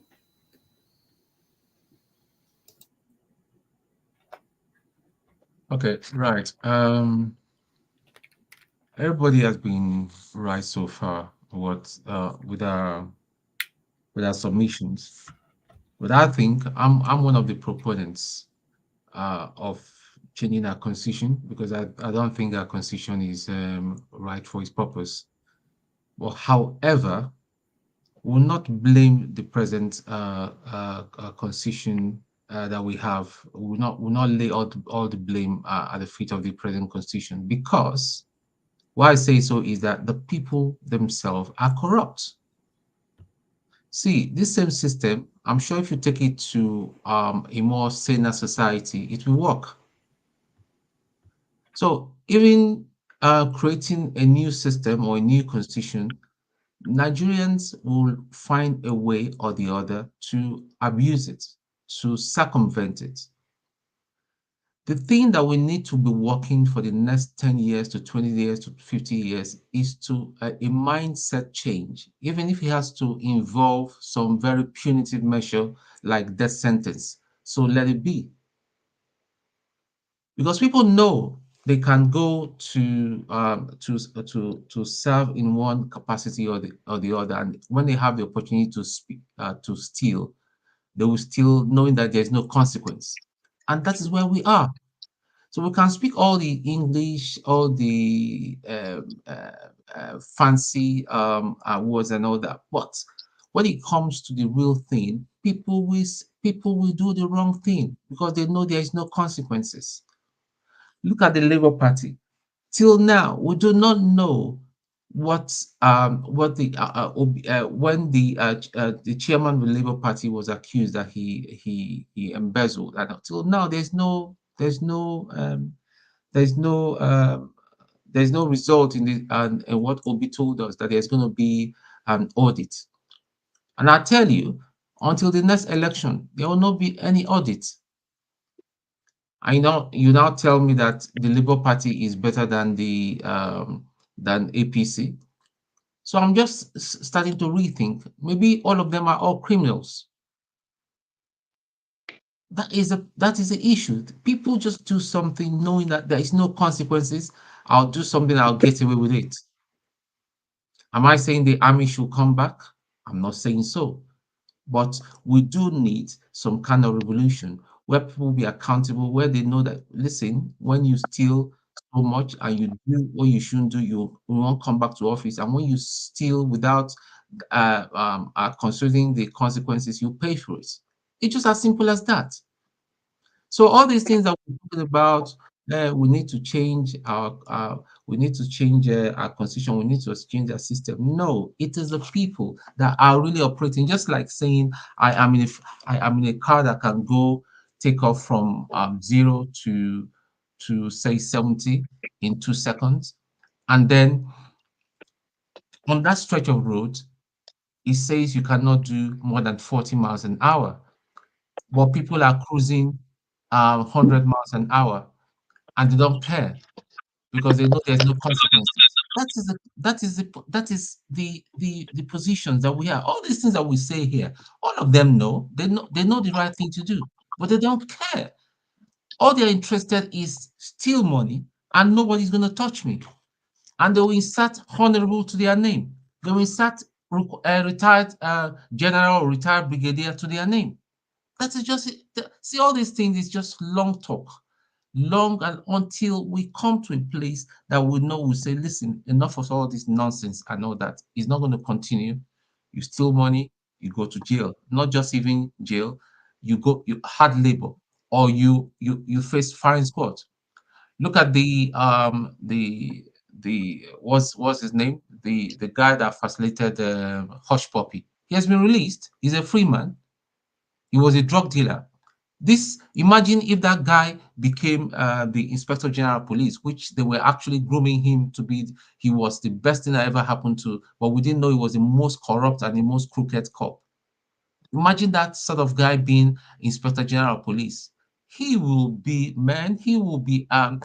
assisting crooked politicians to rig elections. That is a problem we have in Nigeria. No accountability. Thank you. Thank you. Bumi or Jado, you want to go? Oh, the forefather. What? Why are you eating there? Forefather Amala. Ati Iwedu. Hey. You can't tell what I am eating. Okay. So is it Bumi or you? I don't know. It's myself. Actually, but I would allow Bumi to go first because I want you to show something. So please, Bumi, go ahead. No, Mr. Jackman, you can go. It's just that I want Forefather to assist me with something, and he's obviously indisposed at the moment. So that's why I'm asking. That's what I'm saying. Go for it. He is commanding you to go for first before him. I didn't bring it to that level, though. The only reason why I didn't want to go because I don't think I'm going to say anything different. Okay, let me assist you. Forefathers has asked us to speak briefly about what we think about the UK elections and how it can assist. I'm not sure what people know about the UK and how it's set up in terms of how we do our elections here. Basically, there are two main parties, Labour and Conservative. Conservative have been running for the past almost 14 years, is it? 12, 14 years? And they've done a crazy job.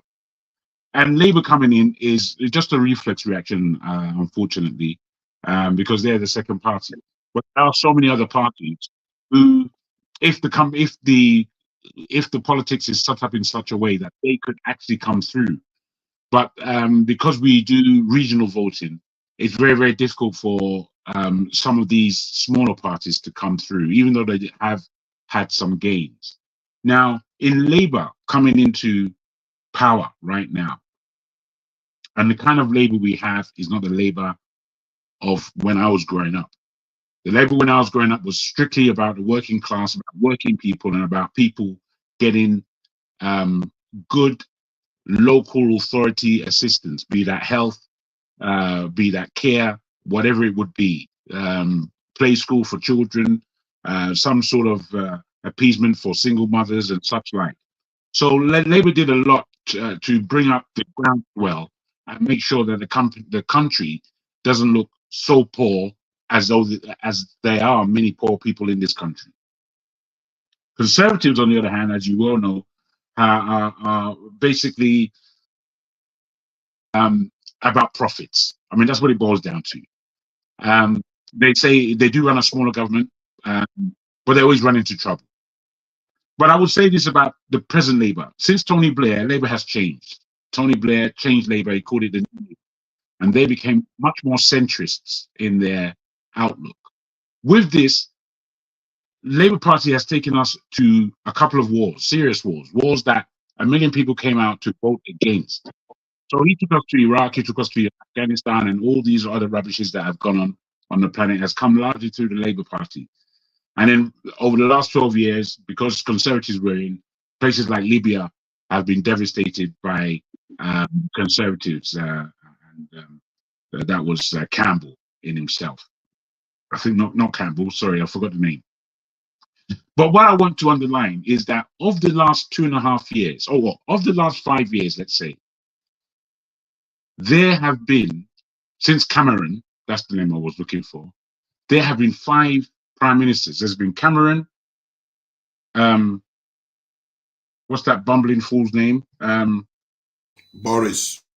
Thank you. Boris, May. Johnson. Yes. Theresa May. And then we had that crazy Truss. And then we ended up with the Indian Hindu individual he's come and gone. I've forgotten his name. Help me out. For Sunak. Oh my God. Thank you, Sunak. Sorry about that. Sunak. Now, I'm saying all this to let you know that the Keir Starmer that they have now brought into power, he is going to complete what Blair started. He would have a different code as to what the Conservatives had, but he's going to follow through in many of the global expeditions that people like West or organizations like the West are putting forward. The politics that is being played now in the West, both America and in Europe, is really high stakes, really, really high stakes. They're looking to change the world. They're looking to make sure that they maintain power, and they're looking to make sure that they can design the new future that they are looking forward to. Now, the only thing I can say that we can learn from this, because we have to learn, we have to look around, we have to observe, is the fact that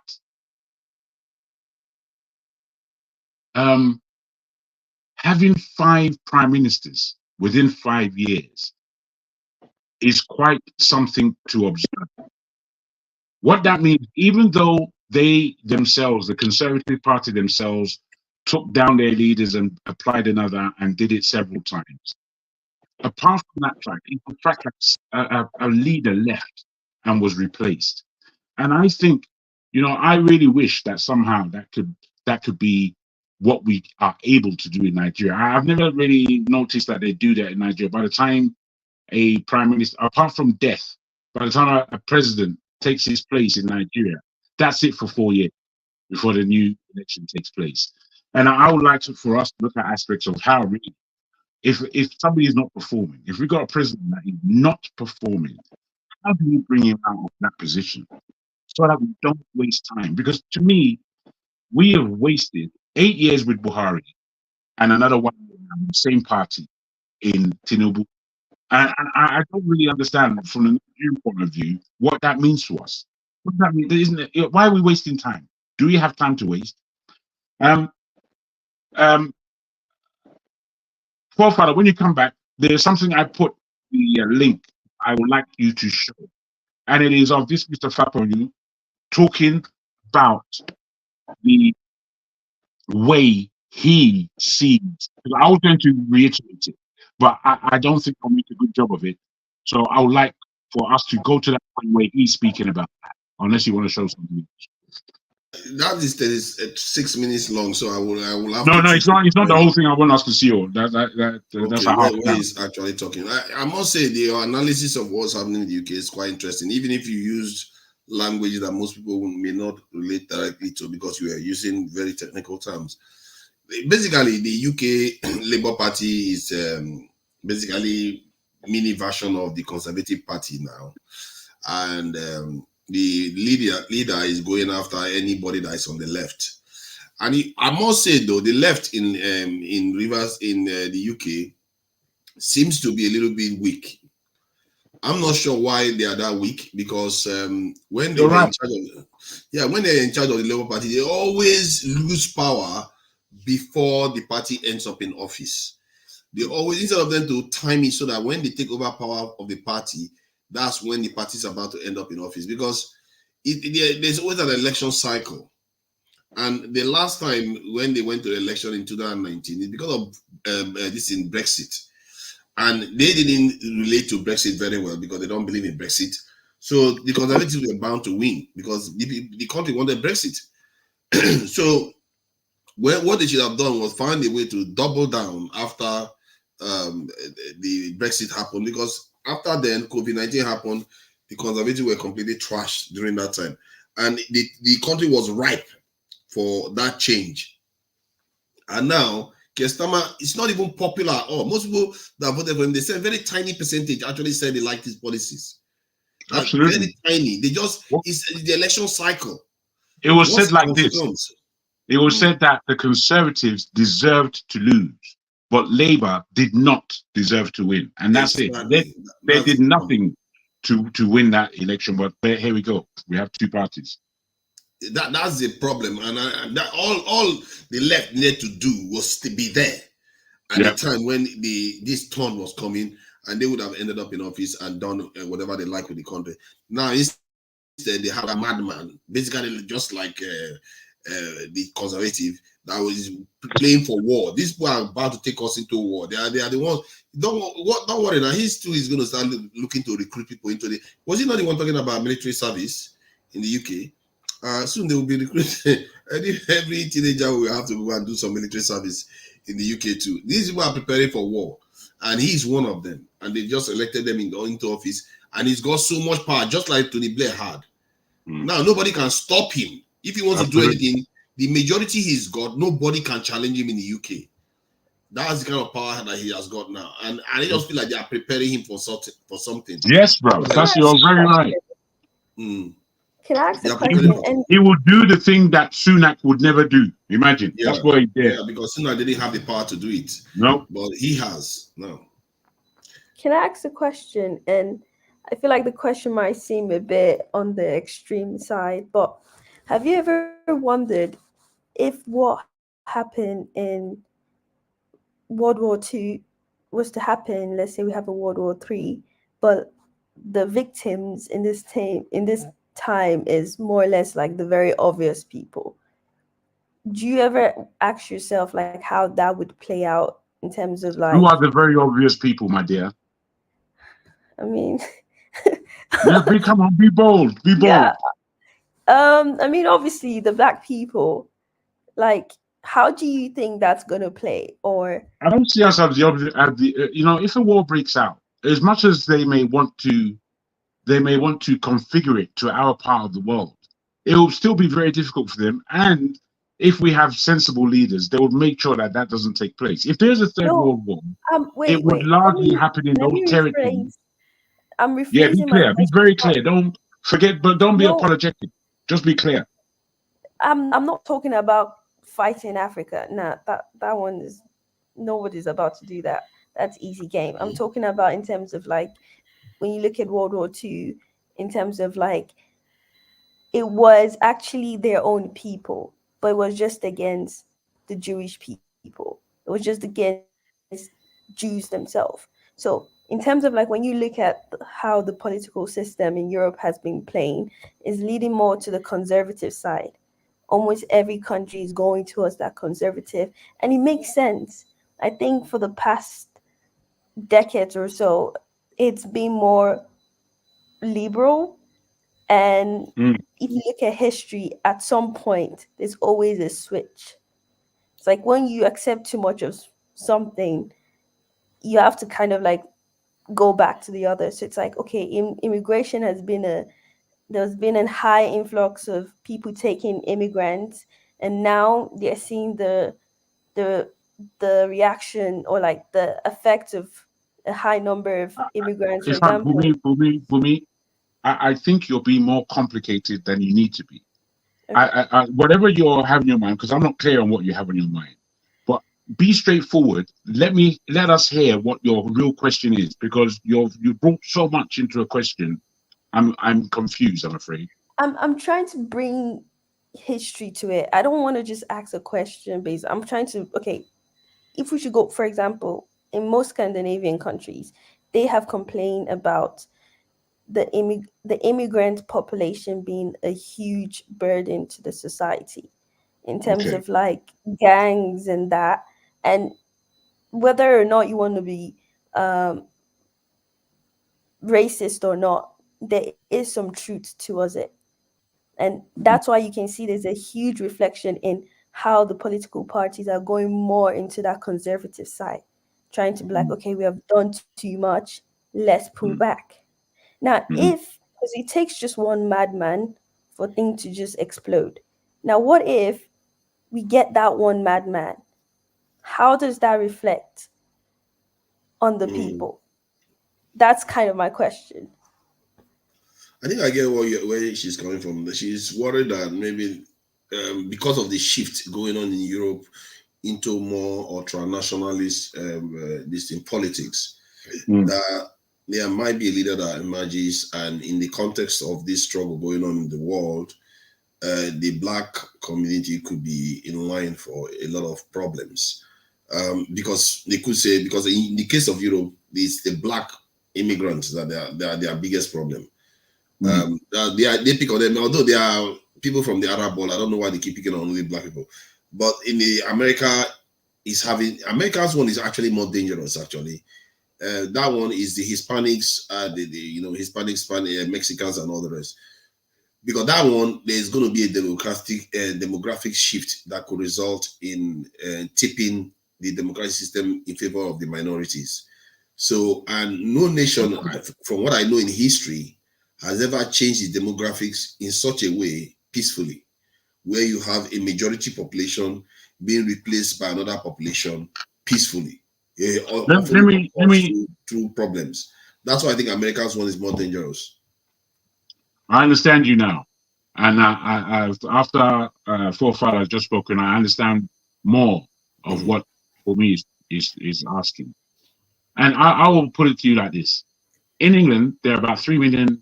Our population of Black people, Caribbean and African together, is about 3 million. In France, the Black population is about 5 million, far more than we are. But here in the UK, we have a slightly different way and inclusion within the society here. You see, if we are seen as useful, we would have little to fear. And what I mean by that is that any immigrants population behave in different ways, as we have all seen. You know, there are Polish people who are here and who have been here for a long time. You don't even know that they're Polish. They're first generation. Most of them have actually traveled back to Poland, having made the kind of personal wealth that they wanted to make and gone back home. So they who represented a much higher number than we who are Nigerian in this country, they have done far better than we have done in far less time. You understand? So let's take the whole of Europe and the whole of black people in Europe. There's the rise of Le Pen in Holland. The French prime minister may be deposed soon by somebody who's much more further right with his politics. Now, whilst this may ask us to pay more attention, you see, our fear, Bumi, my dear, I must tell you that black people haven't made the best decisions for themselves. They've done a lot of good things all over the world, don't get me wrong. But like in England, I don't see that there's a black community in England. And I've worked at the brunt of the black community. I've done a lot within the black community space. And as I'm here back in the UK now, there's no black community. We're just disparate people waiting for one bad thing to happen so all of us can gather around and point the finger and start calling racism. That's the whole power of the black community here. But if I tell you about the Indian community in this country and the power that they hold, you're going to be not only surprised, but you'll feel ashamed of what we as a so-called community are not doing, because they are doing it. Their community is worth 500 billion, and they've got that lodged in a bank. 500 billion. Our spend power as a black community is 20 billion today, and none of it is in our hands. 20 billion of 3 million people. You do the maths. What is that? We're not making any use of ourselves. We're just scared everywhere we go. Oh, are they racist over there? When I've traveled to Spain, the only question that people ask me is not, how is Spain? It must be nice for you. No, they're saying, aren't those people racist? I'm thinking, look at these bloody fools. Must you just operate in fear? Can you not operate in confidence? The reason why you don't operate in confidence is strictly because of our own black people, for nobody else. If we aren't together. Jagun, you just opened up something that I never really thought about, actually, when you said that the black community in the UK doesn't have any kind of direction. I think in other words, we don't seem to have an agenda in the UK. We're just here scattered everywhere. And that is true. When I checked the population just now, we are about 2.5 million. And that is not taking into account the recent arrivals into the UK by Nigerians. That's correct. That's correct. So we are going to 3 million, and we've not made it count for anything. And maybe I always accuse African Americans of the same thing, that they are just there, they are not having any direction. But in UK, we are also doing the same thing. We don't have any direction. Why the Jewish people, when they are here, they know what they are doing? No, they know what they're doing, man. They know what they're here for. If you just have to look in you're in North London, I'm in South. I can guarantee you that we would have an agreement that there are these Turkish shops. Wait, before you say anything. There are these Turkish shops that operate 24 hours a day. They have full groceries. None of their products are GM. All their products are always fresh. Do you have those things in North London? You're muted. Yeah, we have them in London, those shops, yeah. So those are the Turkish people who have these are the new arrivals who have set up those shops. They're earning millions. Yeah. And you know where they're heading from? Our community. Yeah. Jago, as a matter of fact, they're just 5 minutes away from me. And my area is I would say 85% white people, and they storm there. You're quite correct. Yeah. All their food is they buy all the food there. Yeah, why can't we have black retailers? Because none of us are thinking. That's why. All we're doing is complaining and shouting. I will tell you why. Jago, I will tell you why. Remember Peckham back in those days? I don't know how much you know Peckham Rye. Nobody knows you're an London better than African me. person, a Nigerian person to be specific, you open a shop, our people will not go to your shop. There's a way. You see, in 1996, I began a company called UK Black Links. It was a black business directory, and we were vested to see how many black businesses are out there. So in asking around in our very beginnings, people were saying, there's one man around the corner and there's about 4 hairdressers on this road. So I reckon there's about, I don't know, if I look at London, I'll say there's about 100 companies. I thought, well, there's no point in me starting a business for 100 companies. But we endeavored. What we found is that there were 14,000 black businesses right across the UK. And we listed all of them. And we gave those who had the money to have advertising, and we had a great old time. It took us to number 10 Downing Street. It took us to the Bank of England, and it was all in discussion about how we raise the black community. So I've been at the cutting edge of trying to raise the black community conscious, trying to raise black community leaders, trying to raise black economy. I've been at the edge. I know exactly where the problems are. I know exactly how we think as a people. And what I keep saying is that most of the time we ask the wrong questions. We ask questions based on our fear. It tells me that we're not even comfortable in the land that we are in. Most black people who come from the UK, they diss the UK, they diss it. And mainly Caribbeans, but all of us. It's too cold, fair enough. Oh, white people, fair enough. Oh, there's a glass ceiling. Fair enough. Oh, there's this. Beyond complaints, nobody ever speaks about what they've actually got from this country. Me, in traveling from this country to anywhere I've been to in the world, I realized quite cleanly that me being brought up in this UK gives me so much deference when I go anywhere in the world. Japan, they love me. Spain, they can't get enough of me. Anywhere I've been, they just want my point of view based on where I'm raised and educated. Yet we are here in Britain wasting our time, not knowing that even if we travel, it is the UK passport that we travel with that's given us a boost.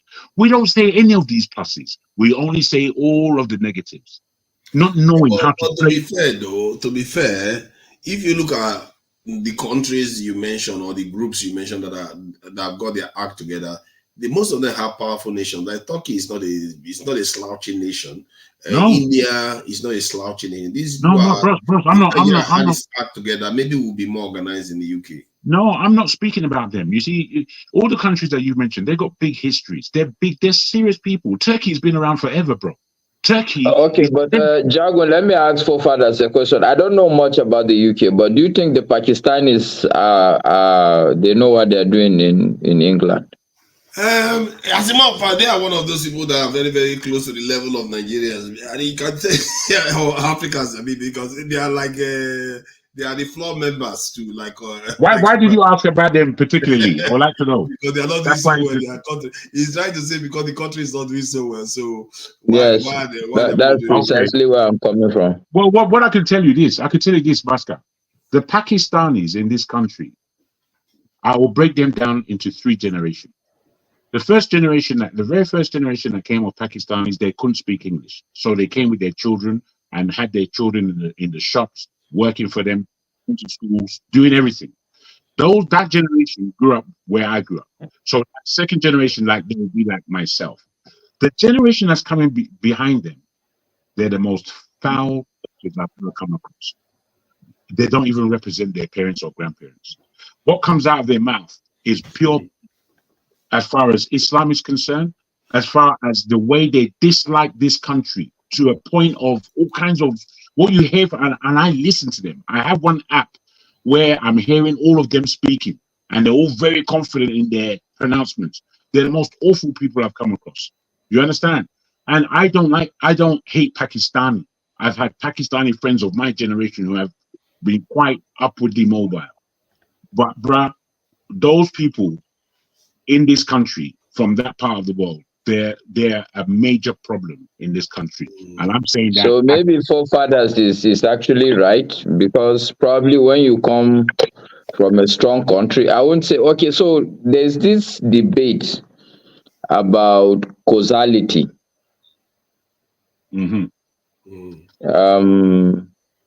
Sometimes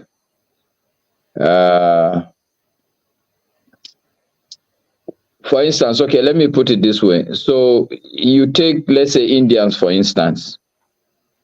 Okay. So like Forefathers is saying, they are coordinated in the UK because they come from a strong country. More coordinated. They're just more coordinated. Yes, but it could be also that it could be also. It's not just because the country is strong. I must say, India has been made strong through its diaspora. And that diaspora has been working for over 60 years. It's not yesterday they came. It's not yesterday. You understand? No, I know. So, Jago, the argument I wanted to complete is that so sometimes maybe it is not because India is a strong nation and therefore these people are coordinated, but because they naturally are coordinated people. That's why even India itself is a strong country. Yes, sir. Yeah, maybe you can argue that coordination because there's also this raging argument, which is that if you take America, for instance, and there's a book I read, I can't remember the title, but I'll try and find the title, and the quote is that is America a democracy? Are they free people because they have a constitution, or they have a constitution because they are free people?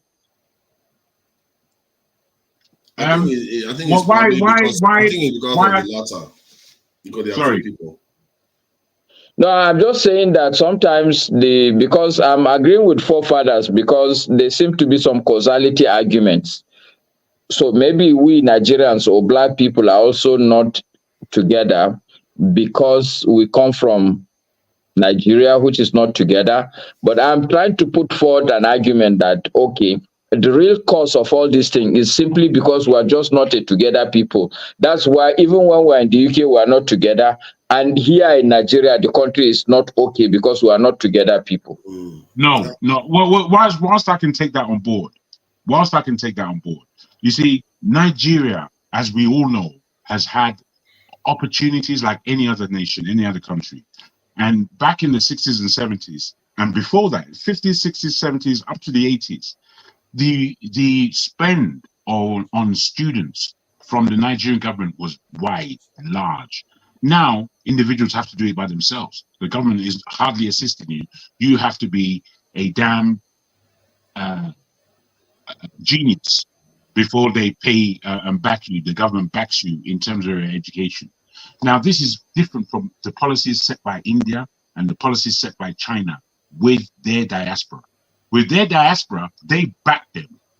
They said, the Chinese said, any business in the world that a Chinese person wants to open, we will back that loan.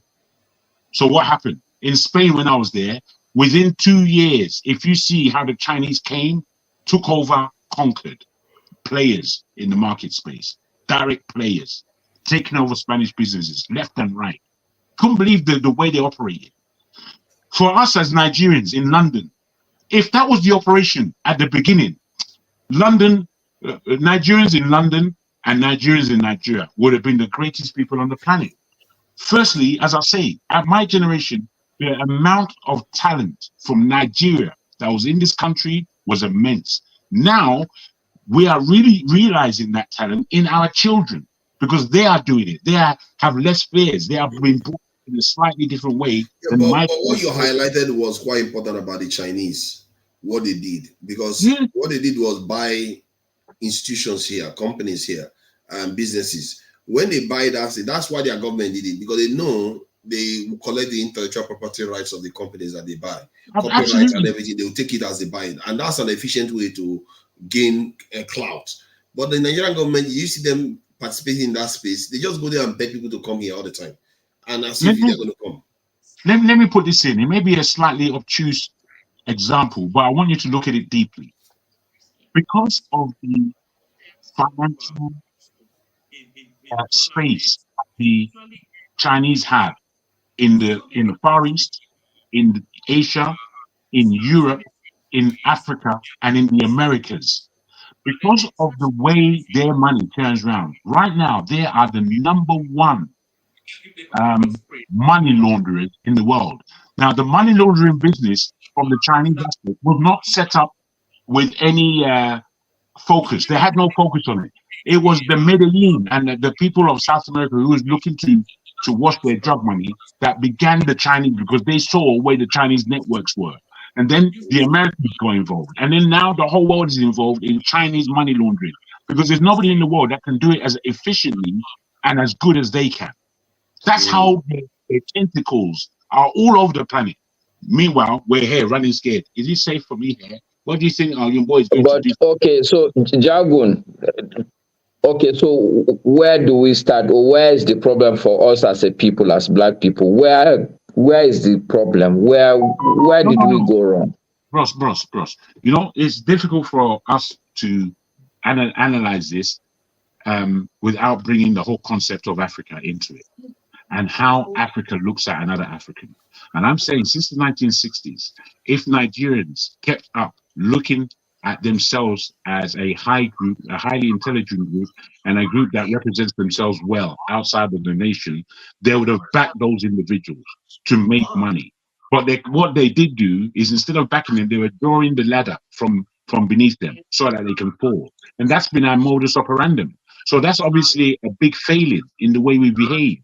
Because it's not the way other people behave. Do you understand? It's the way we behave.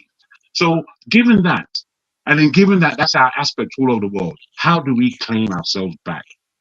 I will just put it like this. There are the people who say that they are good. They have to stand up and make leaders and examples of themselves. Without this kind of thrust from us, I don't think we're going to wake up peacefully. We're going to wake up when it's gone too far, when there's chaos, as opposed to waking up naturally from us seeing ourselves as we are, as weak as we are.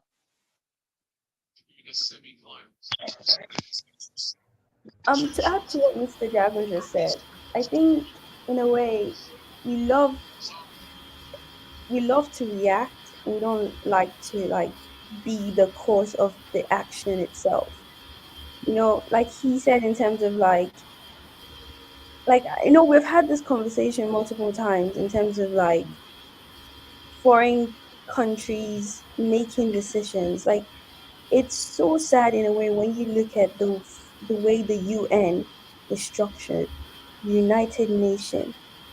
If you look at the founding members of it, there's no African country there that really has a strong power in terms of how things actually work.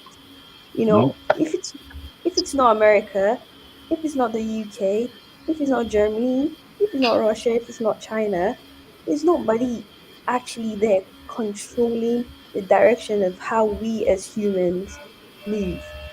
And when you observe this so-called members, those are the same people who are part of the same atrocities that happen towards us. And they're the ones also telling you the direction as we should go as humans. So it's like, when you look at it from that aspect, I kind of ask myself, is that, aren't we in a way bothered that someone else is this? Let me ask you this, Bumi. Yes, let me ask you this. Lee Kuan Yew of Singapore, when he took over in Singapore, he said all of the Singaporeans have to do these three things as a fundamental. One, everybody must speak English. Everybody in this country is going to speak English. Can you hear me, Bumi? Put your hand up if you can hear me. We can't hear it. I'm saying, I'll put this to the panel. Lee Kuan Yew, he said, everybody who is Singaporean, the first thing is that you're all going to speak English, whether you like it or not. We are going to be an English-speaking nation, and we're going to do business in English. One. There was a lot of pushback. People saying, oh, How can we be speaking the language of our colonizers? Blah, blah, blah. He said, look, English is a language of business. If we don't know it, it's going to be more for us. So that's the end of it. That's the one. Two, he said, in terms of our industries and how our industries are to be run, he broke that down. And then thirdly, he said, our politicians, he said, there is no corruption. There is no corruption. So because there's no corruption, I'm going to make all of the MPs' wages high. Therefore, if anybody is caught in corruption, death penalty. Those are the principles that Lee Kuan Yew underlined. Now, we in Nigeria will argue about everything. If we say the English is the real thing now, we say, did we give is the English our language? Well, just beer talk rubbish all day long, like we don't know English. In fact, the English that we knew in the days of my father is worse than they knew in the days of my son. What the hell is that? I think we're crazy, we're stupid people, generally. Generally, we're quite stupid. But what am I going to say? That's what I think. You might think something different, but the stupidity is clear. If you look at the country, it's clear. So it's not my fault. Can I come in? Can I say something? Please. Yes, please. Good morning, gentlemen. Good day, my dear. Good morning. So special shout out to Black Beauty. I thank you so much. I received the data subscription for last week. I'm so grateful. So I don't know how to weigh in on the conversation so far, but I have two interests. All the topic we discussed, I have two major interests. The Kenyan president and the new UK Prime Minister. And I'm just going to try to keep it brief. You know, I like listening and weighing in when I need to. So, Kenya, I said this last week. Kenya has shown us how it's done. When I say us, I'm talking about Nigerian youths. They took, I don't want to sound as if I am saying they took our template, but you cannot deny that NSAS was a big thing, not just for Nigeria, but for across Africa. It was big. So they took that and they built on it. And let me say this, I think somebody on this show, on one of the episodes on this show, did say something that stood out for me during this Kenyan protest. He said that the reason Nigerians were always reactive instead of proactive wasn't the way we got our independence, that we did not fight for it, that it was more or less handed to us. We went to meeting, argued, and then it was handed to us with negotiated terms. There was no blood spilled, nothing like that. So we do not understand the concept of fighting for our nation. I cannot recall at this moment who it was that said that thing on this show, but I don't know. Yeah, his forefathers always saying that. Yeah. So, and it was during this Kenyan protest that statement stood out for me. These people have a history of if all die and I die. I followed that protest keenly, and when they started shooting at them and falling people with live bullets, it didn't stop them. It didn't. They continued. And then what happened? Ruto had to back down.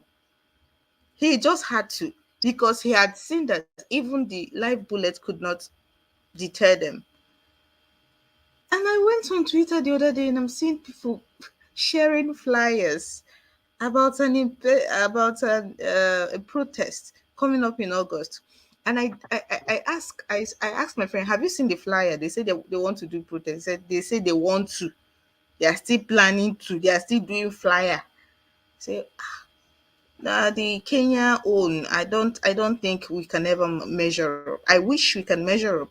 I wish I will wake up tomorrow and everybody is on the street saying we no go agree, do the right thing, or get out of that place.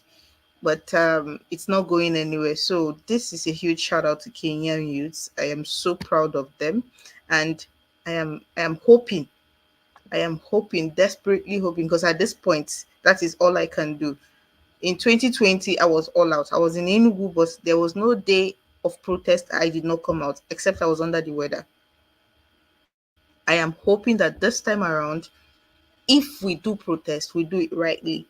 We we do not let the divisions that the people in government now brought last year along tribal lines, we do not let it set in, because that is my biggest fear. In 2020, we were not that divided. It was just Nigerian youths protesting. I fear that if we had a protest on the scale of End SARS today, it would be catastrophic, because what the Tinubu people have succeeded in doing in Nigeria, it is going to take a long time to undo. Nigeria is it's for the first time in my life. For the first time in my life, I agree. Say we will not be the same. For the first time in my life, I'm looking at you. You're looking at me. We're looking like the same people. But it dawned on me from last year that we're not the same. And I fear, even though I am hoping for a protest on that large scale or more, I fear that if we're able to do that, it is going to degenerate into something really catastrophic, Of course it given the will. rhetorics that have been promulgated since last year. Factions are going to break out. You're going to have people say, these are the ones doing this, they are doing it because of this agenda. You're going to have, and it's just going to spiral into something I don't even want to mention. I said that earlier. What you're saying now, I said before you came on the line, that basically, because I don't know, I don't follow necessarily from Forefathers' point of view that because we didn't have so much bloodshed during our fight for independence, that's why we are. I don't necessarily follow that. However, I feel that such a big country that has not felt its power of the people since the beginning, that in itself is a training.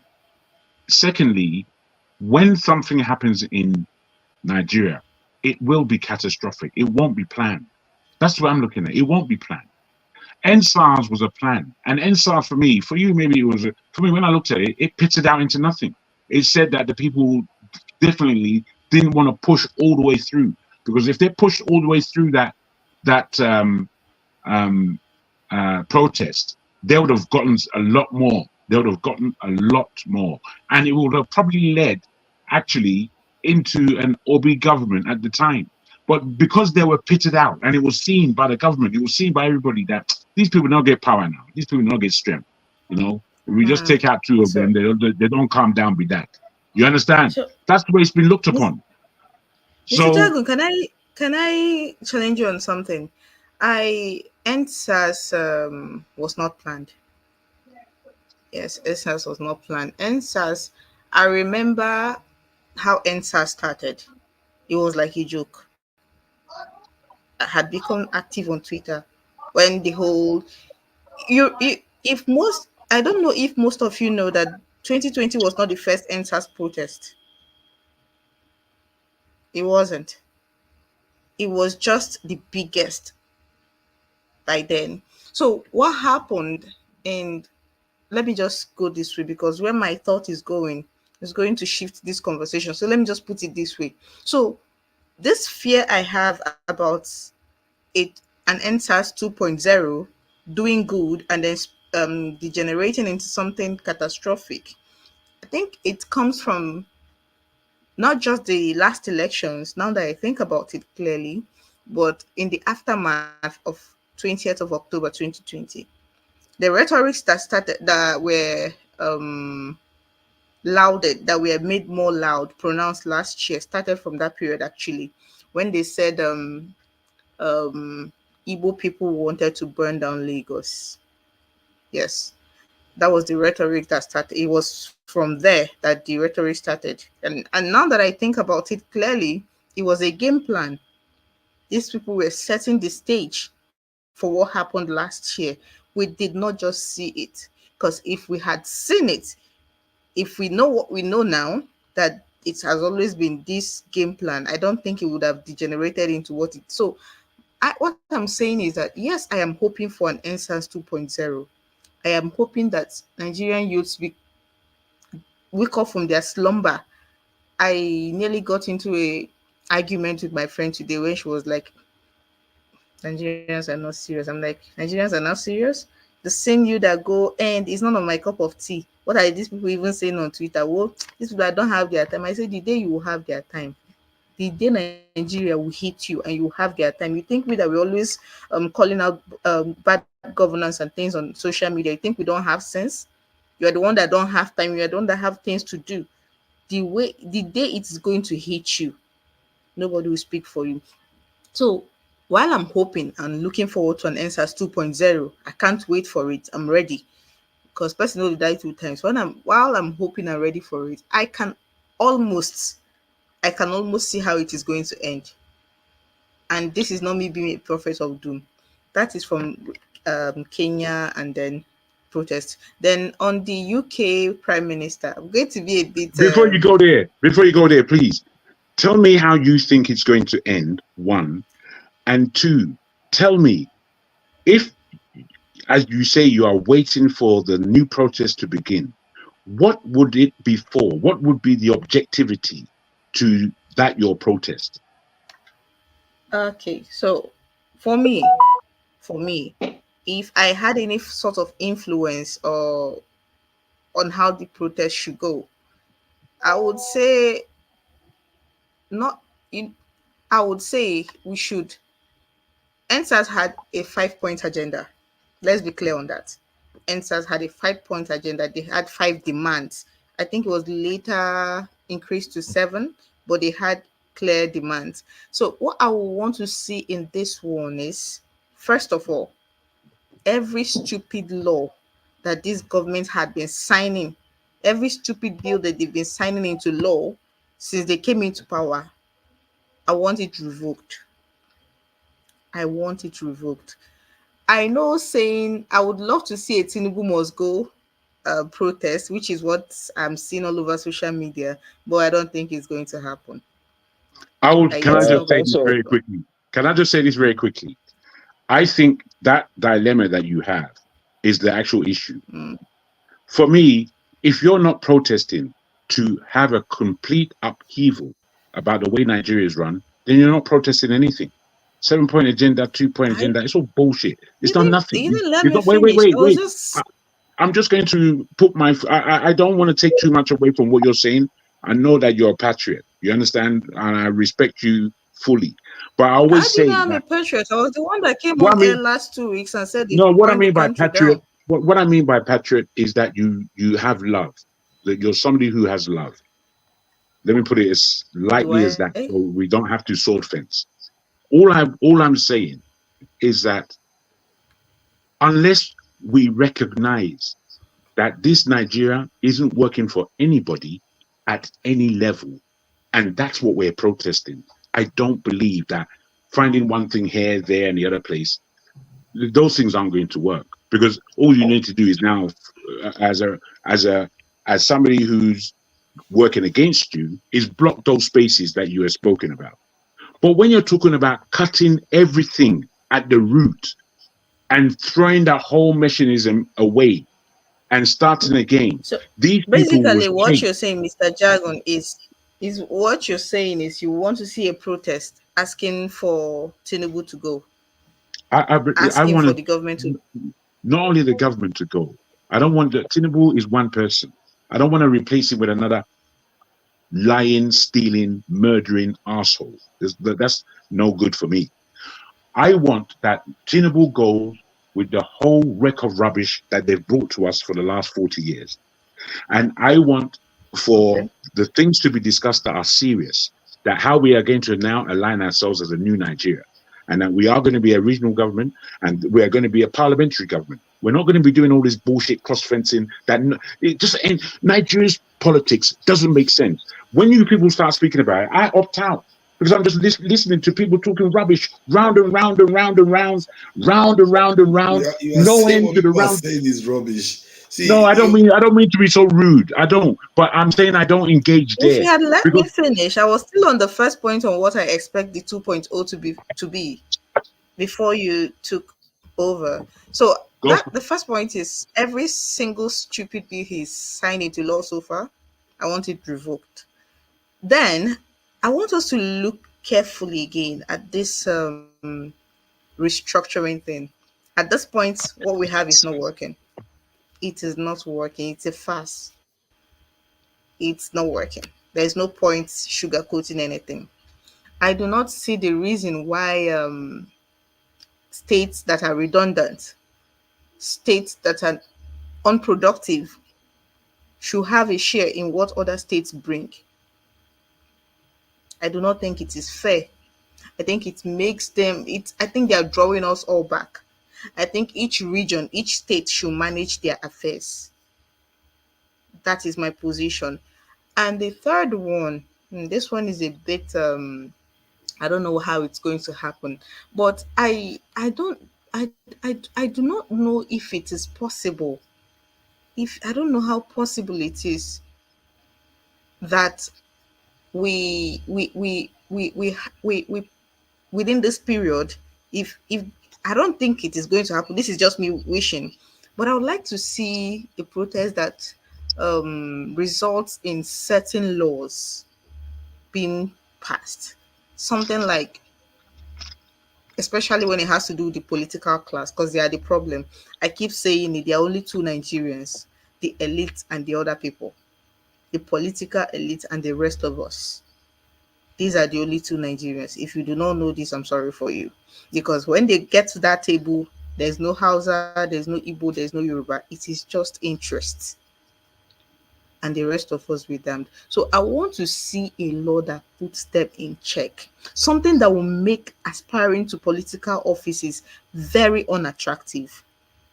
Very, and I'm not just talking their wages, cutting their wages. No, they'll find a way around it. People that I think their take-home salary is like 10% or 15% of the whole package they go home with every month. They'll find a way to stuff it. So I'm not even going near the money. I want something that would deter people who do not really want to serve from aspiring for political offices. I don't know how that's possible. I don't know if it is true protest. I don't know if it is true dialogue. To do that, you have to have very stringent policies regarding embezzlement of public service holders, public office holders. So you either something like capital punishment for that one, exactly, and secondly, you make it easy for them to be recalled. If they screw up, the people that voted them in can sign petition to get them recalled from their position and replaced. So those two could, if they set an example with just two of them, the others will sit up. And then while they are at it, I hate to say this, while they are at it, round up the whole people that are currently there that have put us in this mess and they're still in this mess with still at the helm of affairs. Now I might get into trouble with this, but just round them up and off them. Yes, off every single one of them. Off them, off their allies. Take back everything they have. You can do it the Rawlings way. I mean, till today, Rawlings, even in there, still has people that have sworn not to forgive him for what he did, because the man cleaned up. I mean, there are lots of arguments here and there about what he did and how he went about it, but off them, every single one of them. Because the truth is, if you put them in jail, they'll come out. They'll just do their time, come out and continue from where they left off. If it was possible to off them, it would have been better if you can do that, but it's not. I don't see. Why is it not possible? See, the thing that is annoying me about Nigerians, and I think I think the thing that is annoying me most about Nigerians is we complain, but we know the solutions to these things. So why are we afraid to do it? No, it's not about being afraid. Let me give you a very simple example. You like me, for instance. I live in Enugu town, right? I know who the House of Rep for my area is. And being that I'm enlightened, I know what his responsibility towards the constituency should be. Now, if he's not meeting up, I know his house. So why should he be comfortable sleeping at night if he's not working for me? That is my problem with Nigerians. These people are comfortable sleeping with their two eyes closed. They shouldn't. Yeah, Whenever they feel I think the reason why I say that is because of because most nations that had this type of Arab Spring and all that stuff, what tends to happen is that because you are not necessarily fully aware of the forces at play, what will happen is that the people, when you remove all those people that you are going to remove, this one, they are not even hiding it. Forefathers, you are going for we are. But after you remove them, the people that are going to replace them, how do you know you can control? No, when you make an example of those ones, the ones quick announcement. Quick announcement. Forefather, bring Ferreira back in now. Why does he? You shouldn't have to beg to bring their space. No, I didn't because his camera was up before and he was backstage, so he just came back on again. I didn't know. Okay.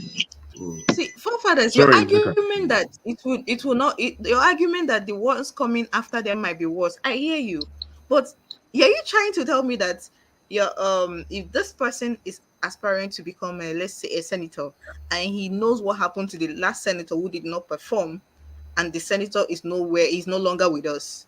Are you trying to tell me that he's going to go there and misbehave? I thought about that. That is the only. No. It's Calm just down like now. saying, Let me support your point now. I'm actually. Let me give you a classic example. You remember that Ekwemadu is still in jail, right? He's still in jail. It's just like saying that after what he's been through, Ekwemadu will come back, and tomorrow he will hear something like this about him making or any they are not good. The worst that will happen is that they'll become more clever at hiding it. That is the worst that will happen. But they won't be so brazen about it. We have to be careful about just thinking that is going to solve the entire problem. It is. Hold on now. Let me say something. At the point of losing it. Calm down. This is the thing that we do. Hold on. You are thinking that one example is going to solve the problem. You have to put systems in place to make sure it doesn't happen again. Look at even Rollins that you're talking about that did all the stuff he did. The nation is still as corrupt and as poor and almost useless as Nigeria is. They did not continue. No, it's still they are still stealing. They are still stealing. It was a once-off thing. He got rid of that old order, and then something that should have continued, like the example that Jasmine gave earlier. If you steal, you're caught, and it is proven you stole, you'll be offed. Simple. It is not something you do once. It's a continuous process. It becomes it becomes a culture, a system. It's not something you just do once and then after a while everything dies down. And it's important to take the geopolitical situation into account, the arena that you're playing in. If you go like gun blazing without knowing the arena you're playing in, the person that's just going to replace you is going to be a CIA agent. Are you going to stand against the forces that Luther was succeeded for? You're not. They're going to clear all of you, and then the person will be like, "Oh yeah, we're all in the same struggle together." I guess in there, start doing exactly the same thing again, or maybe even worse this time. Can I ask you a question? Does every Nigerian hate Buhari, for example? Hate Buhari? No. But everybody hates him. No, but a big population know that this man messed up for 8 years, right? Yes. If we take all our effort, forget Tinubu, let Tinubu do what he wants, and focus all of our effort into Buhari, do you think Tinubu is not going to be scared that if he messes up like Buhari, he's not going to face the same consequence that we're going to Exactly. That's the one I wanted to agree with Ngosika on that. If you set an example with one person, it's going to inform their behavior. It's going to affect some of their behavior. But if you don't put systems in place and you people that carried out that thing don't take charge, if they don't succeed in taking charge of that country, they're just going to change the rules again and return back to the way they were before. We've seen it happening in North Africa. We've seen it happening in the Middle East. No, see, what she's saying is not about them changing the rules. They have rules that they are not even following in the first place. But I think she's focusing on us. If we take it to our hand in terms of how Kenya went into the street and said, okay, we're not accepting this. If we took the same method into holding these people accountable, whether you're doing it legally or not illegally, or that's their own business, but you're going to show them that you cannot come into power and absolutely do nothing for the population and think you're just going to go out like that. And I agree nothing with you. I agree with you. It's going to have an effect. And remember, by doing that, the people's collective intelligence has risen already. So even you don't even necessarily have to. You can do that, but if that intelligence level that we have at that time is not used to put something concrete on the ground, you know, like securing your systems, making sure your legal system, all those lawyers, you don't set the example with for them, put strong laws to make sure that if a judge steps out of line, is found to be cheating, man, by the time you finish with them, that's even his own family, they will be shivering, you know. So you have to have chilling rules to stamp out this sort of behavior. At least when you have a very strong law at first, then later on you can start kind of watering it down after the people with integrity has emerged. Because if you just say, okay, I just kill, and then you go away, the people that replace them, because they have a lot of power, they too start abusing it because they don't have any rules to hold them in place. No rules to question to check them. You have to put strong rules and say this law, this person that has sinned against us will pass a law now that if anybody that does this is what they're going to face. They face it head on. The judges that have been found to be cheating, they face it head on. They know that law is there. When you go, the law is still there. The moment they catch anybody doing that stuff, that person pays severely, and it has to be so serious. Even Nigerians will be like, okay, this is too harsh. If it's not that way, believe you me, you are still going to find people that will just be messing around, joking around with the laws of the country. That's how people. There are countries where if you commit certain crime, they don't just punish you; they punish your family members too. That's how bad it is. Some people don't play around. They mean business. If they say follow the rules, you follow the rules, and those countries are doing better than us today. Because rule following is very, very important, especially in a case where we distrust our leaders so much. You have to set very strong boundaries. You distrust your leaders and you're following rules. Make it make sense. No, if you distrust your leaders, you pass rules to control them. Exactly. That's how it works. Forefathers, how are you passing rules when you're not? Oh my God! So let me get what you mean. The leaders are the politicians, right? Yes. They are the ones that make the laws, right? Yes. You do not trust them; they are corrupt, right? Yes. So how are they going to pass this law you're talking about? I'm talking from the context. I'm talking from the context when people have now risen up and protested. You have to know what you're protesting for. If you don't do it right, you're going to fail. Egypt, they did that. They elected a civilian government within 1 year or so. They removed him from office. A military guy came in, and the next thing, the military guy turned to civilian. Now he's winning election with 90% of the vote. This is what happens. And the America complained. America was like, fine, it's my guy. That's the point I'm making, that if you're not careful, the forces that are at play, you're not going to see them coming. They wanted to remove Mubarak from office. They just created all this chaos, remove Mubarak from office, and now Sisi is now in office doing the bidding of the Americans. That is how it works. You have to be aware of your environment. And I think if you want to do this, first, set example, like you said. But you have to set the example with rules that you put in place yourself. Those people that are one that let's say you rise up and you remove the leader, you have to put strong rules that even your own people, if you catch them doing it, they too have to pay. By the time he says strong, that's how the French did it now. When they came into office, they were chopping kings and the queens. They were chopping their heads. Anybody that they found making any nonsense, your head is gone. And by the time you know it, look at the nation they went on to build. They built a very, very strong nation after that. Though they had to go through Napoleon, who later on became a dictator. But look at the nation that they built after. They went on to conquer the whole world. You have to have very, very strict, strong rules and make sure the good people in that country emerge. Because the good ones are not emerging now.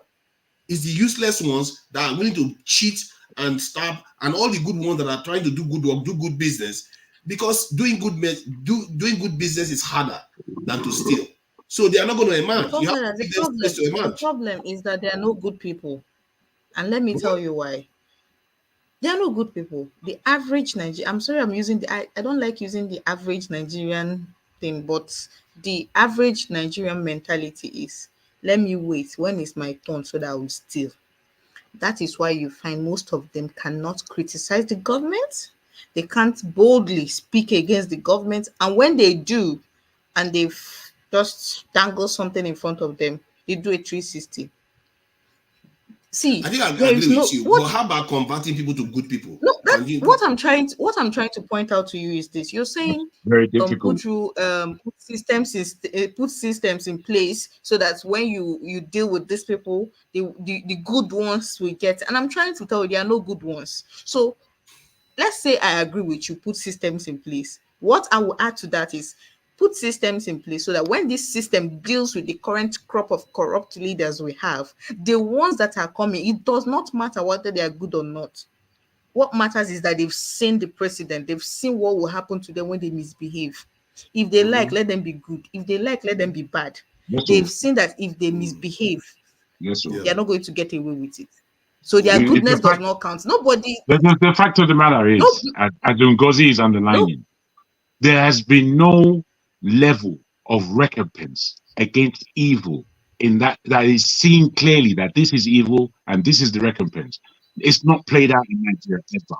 Since Dimka, we never see anybody where we go kill them. You understand? Yeah. But they deserve it. Like in Vietnam now, I think there was one businesswoman that they sentenced to death for stealing public fund. Those ones, they don't play around too. And it's funny, the people that tend to follow strict rules these days are like communists, monarchists, like the Saudi Arabians. Those ones are very, very strict. You mess about, you're going to pay heavily for it. And this is death penalty. China too, the same thing. It should be. That's how it should be. And I don't understand. They said we have death penalty in Nigeria. But yet when they come people to death penalty in Nigeria, to death sentence in Nigeria, they said the governors do not sign it. Because international organizations are pressuring them not to do it. No, forefathers, no, it's not that. The governors do not sign it. Keep believing that. They do not sign it. The same governor that are killing people left and right every day. The governor signed the death warrant. Yeah, but they are not signing it because they are under pressure from outside. Under pressure from who? International organization. It does not favor them. It favors them to sign those death warrants. Think about it. It favors them. Why do you think it does not favor them to sign those death warrants? The president and Rosika, you're trying. No, it's very hard to battle forefathers' brain. Let me speak to her, please. Let me speak to her. See, the idea is that can you let me? Okay, I'll give you a chance to talk. You've been saying things for almost whatever. I'll give you a chance to talk. Now you are interrupting me. See, the point is that when I looked at it and I tried to rationalize it, that why are our governors not, signing the death penalty? Is it because they are scared of that they will get caught in it? I don't think so. These people, they know they don't get caught with anything. They kill people all the time in an election period. They do it all the time. You see, people are saying the governors and politicians are responsible for what is happening within security in Nigeria. So these people are responsible for that, but they can't convict somebody that the law has already convicted. It doesn't make sense. It doesn't add up. The only thing that adds up is if I search online now, Nigeria death sentence internationally, you will see many organizations. The moment they start lining up against your nation, that's how they dictate to your nations how to behave. That's how they talked about NYSC. That's why they talked about family planning. If you look at just this week, the Samoa agreement that they had, Nigerians are coming out and saying, you know what? Yeah, you saw that agreement, and they're saying, no, they just not in the. No, because you should understand. Okay, if you know that, then you should understand how subtly these people influence our policies. This in Kagame there's no subtlety to that one. No, forefathers, that one is clear cut. We have a ton of money to give, but you have to do our bidding. There's it's clear cut. Your leaders do not just. How do you know have the ball how do you know that sentence is also linked to other money? It's going to be linked to other money. No, what you were saying earlier, if you had said that it was because of money, you said they were being cajoled, threatened, under pressure. Is money now. It's money. No, if it is money, wait, if it is money, I can, knowing how corrupt these people are, I can accept to an extent that yes, money has changed hands. But I am telling you that it favors these people. The Nigerian politicians, it favors them to do away with these people that have been condemned. Because why not? Why not? You know why I say it favors them? Let me give you a simple example. Why I say it favors them is I heard a story earlier this week. A keke guy that mistakenly, I don't know, it can't be deliberate, hit the car of a lady. Now, story has it that the lady is somehow related to the governor. The lady gets down from the keke. Initially, the keke guy had lied about being parked and it was the lady that hit him and all those things. And now the lady has seized his keke. But later, they now found out that it seems he was the one that hit the lady. And things escalated real quick. And she took up the thing, called the police. They came and bundled his keke, took his, and that was his source of living. They took the keke away from him and they're telling him to bring 100,000 naira to be able to retrieve his keke. Now, here's the twist. Today, the person that told me the story, I met her today, and she was like, "Guess what? That guy is in jail." I said, "Which guy?" I said, "The keke guy." I said, "Why?" So they took him to court. I said, "Court? How? How did hitting, bashing somebody's car, his keke being seized, and now him going to jail, how does it add up?" So what I'm trying to give you with this example is if our governors, if our governors had their way, if they had their way, every single person that is their opponent, they will find a way. You know the Nigerian system. Why are you pretending like you don't know the Nigerian system?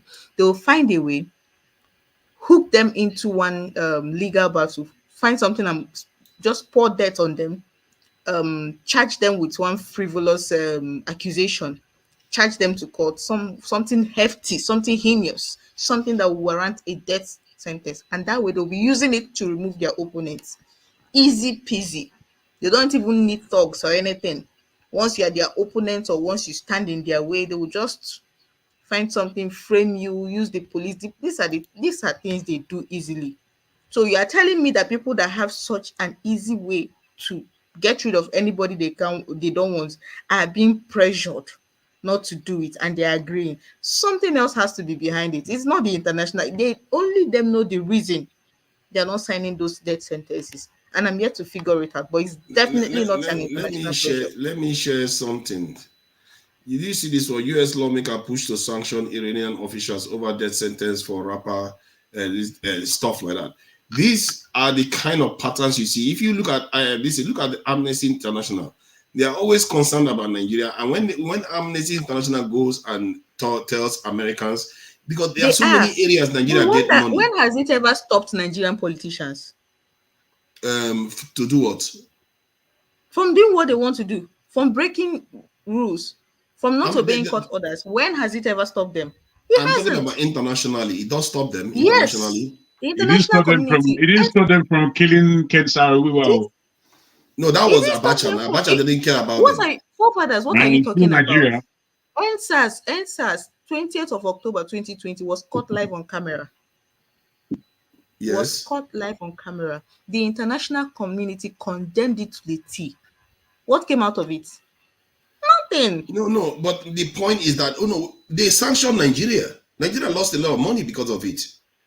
And hold on. Let me just finish. No, you've been having it. You see, now you're saying no. This is why I don't like you. No, I'm just saying. You can talk, but I cannot talk. Don't do that. No, it's not that. Let me finish for the past 30 minutes. We'll stay here and be watching you. We'll listen. I'm saying, Forefather, between you and Ngozi, it's been going on for a while. Allow the thing to move on, please. Okay, but you guys were talking for a while too without me. No, I wasn't. Okay, you have had your say now. Let me just finish what I'm saying, then we can move on. So the point I'm trying to make is that Nigeria was sanctioned, one, and we lost money because of it. And if your argument is that our politicians can be influenced by money, then it tells you what you need to know. That there are areas that we don't even see at all, like aid that they give to Nigeria and so many other things that they will just say is delayed or something. They will just make any excuse to not give you the money.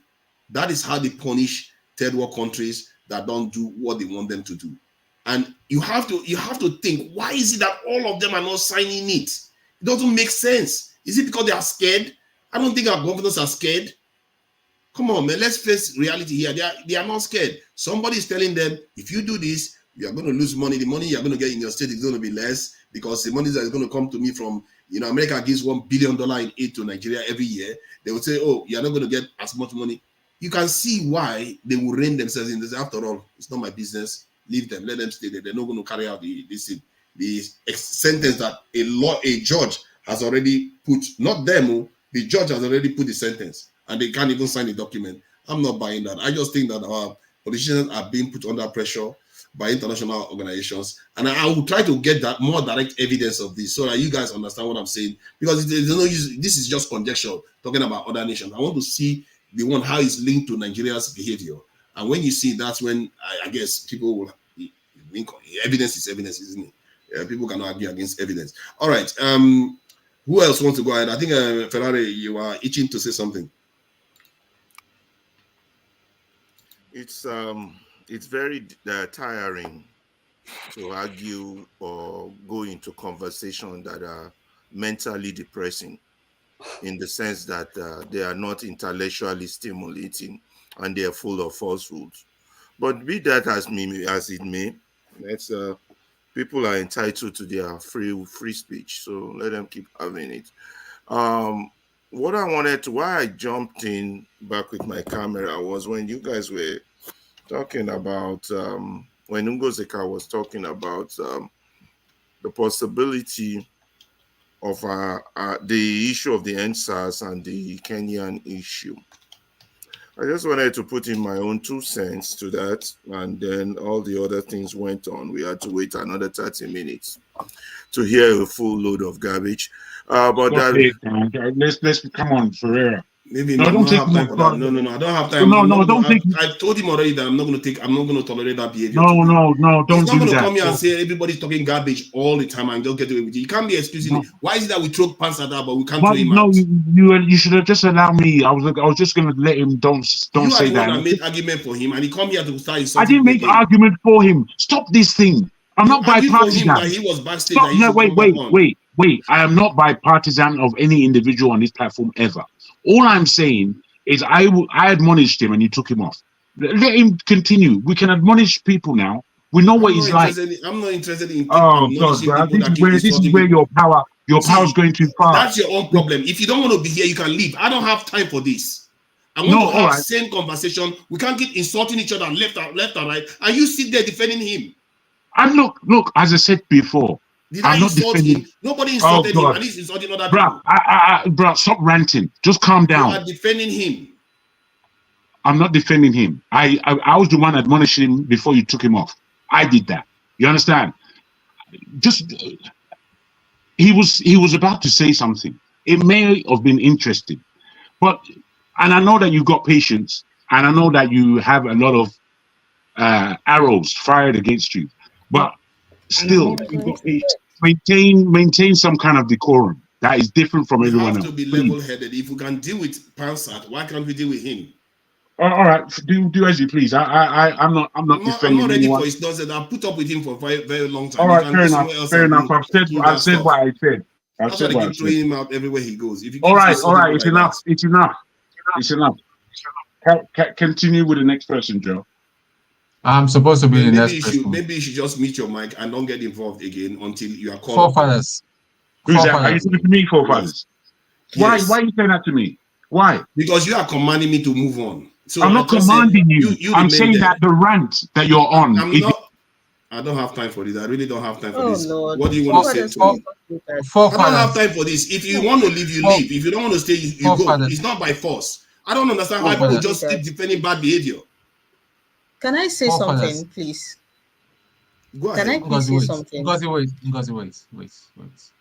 Listen, at the end of the day, we all come here and say we want a new Nigeria. That is part of the thing that the system or the politicians and all that, we need to look into ourselves. What are we doing? Are we disciplined? We come here, we do stuff and all that. I've been called this. I've been insulted this evening. I've been called a sport child. That I'm sport and all that. And yet people see. Let's just stop this now. Let's just stop this. Forefathers is not the problem of Nigeria. Ngozi is not the problem of Nigeria. I'm not the problem of Nigeria. Bumi is not the problem. Neither Paul or Dexter or our brother here. So why are we come here, we throw tantrums, we insult each other? We can be nicer now. We are mature people, please. That's all I have to say. I'm Ngozi, probably go on, not then I will supposed take to my say turn. this. Please, I'm not supposed to say this on air, but I'm just going to say it because waiting remain. Most of you used to complain about how Dr. Damages used to moderate this show. And I used to sit back and wonder why you were complaining. This is called have your say, where he draws the line and he gives a lot of grace because he understands that in letting people have their say, the tendencies to go overboard is there. So what he does, even though sometimes he can get really irksome, is he gives grace. He gives grace. This whole yanking people off, telling people if you don't like it, don't come here, it defeats the purpose of the platform. What makes this platform really interesting, at least for me, being that I've been part of it from the very beginning, is that I know people that stopped coming to this. All of a sudden, I don't see them anymore. Mr. John Abba has been here from the beginning. He knows what I'm talking about. Same thing with Mr. Paul. You remember some of the people that used to join this program? All of a sudden, you see them. But some of us have continued to come. This is like 2 years now. And you see, when you tell people, I just say what is on your mind, they're going to say what is on your mind. They're going to say what is on their mind. The onus on you is to know the limits to which you can let them say what is on their mind. And being that this is hosted on YouTube, I would expect that the only reason you would yank somebody off like that is if it goes against community rules. If it does not, you can tell the person, please don't go there. And if they insist, you are telling the person, no, stop it, don't do that, and they insist, and you remove the person, it is understood. But somebody is saying something, and the next thing, pium, and you're telling the person, if you don't like it, don't come here, I will not take this, I will not take that. Don't be so. What is the Don't be community rules so. you are referring to? We have rules for the channel. For the Insulting channel, people yes. is not allowed. You are not supposed to insult people. What did Jagun say? What did Mr. Jagun say? Jagun was saying that I think he said something about rubbish and wouldn't allow No, he this thing. didn't. He didn't. Okay, let him come back and tell us what he said. Because he was basically arguing, not allowing the show to move on. That was what he was doing, and you did not like it. You did not like that he was arguing. Then I said, okay, let him stay. Then when I finish, then when they call upon him, he can talk. Then he called me back again and started asking me, why should I have to say that? Can I say something? I think, you see, with much power comes great responsibility. That's what we should. I mean, whoever is the moderator, they are like the policeman with the gun. They're like the soldier with the AK-47. Now, you are only given the AK-47 because you are trusted that you only press that trigger if it is extremely necessary. You don't press the trigger at the slightest provocation. You know, that's the responsibility you are given. So if you are the moderator, I never wanted to say this, but I think I have to say it. A good representation of a moderator was KJ when he was moderating. You keep the discussion in line, you keep it in check, but then you don't out of your own. All of us have emotions here. Everybody has emotions, but you are the one that is moderating. You have to keep your own emotions under grace, even if you are highly offended. You know, so you are the one with the gun. But remember that you don't press the trigger. Dexter, sorry to cut you short. Was it not on this same show that Pansat told Dr. Damages to go to hell? He told the host of the show to go to hell. Now everybody knows that Mr. Pansat he's there. He's there. So everybody knows that. So what did Dr. Damages do? No, I didn't say, did I insult him? I didn't. I said everybody knows he's there. Now you know it's be there. But everybody knows that he has... because you're getting the whole thing right. For weeks upon weeks, yeah. The old chairman that used to wait. Let me talk now. The old chairman that used to be here used to insult me and even insult my dad and even threaten. Wait, hold on. Even threatened that he was going to get DSS. That was when I got pissed. I said, this girl don't even know the kind of person he's talking to. And I spoke to my guys, and I've got her number, her full name, and all that. When I mentioned her full name, that is the day she ran away. I went to one man. And even now, right now, they even kicked her out of one man. So we shouldn't just we're kind of excusing bad behavior. Much the same thing we are not excusing bad behavior. But that's what I see here. Let's not pretend. You start here saying you want the rules to be followed. So somebody keeps insulting people here, and people keep making excuse for them every time. The thing is, people will not let somebody finish talking.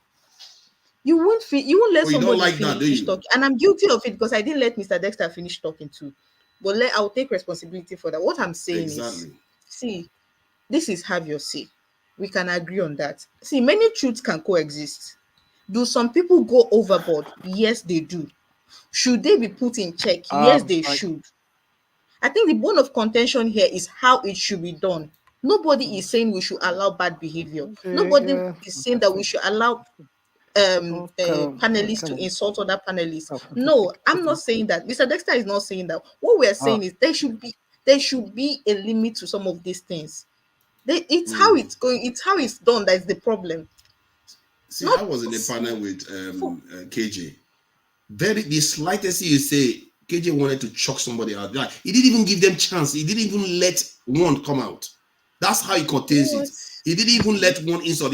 I was there. I was on the panel. He's trying to throw the person out immediately because the person make one statement, not two, one. Please go ahead, Bobby. This is terrible. Regarding, it feels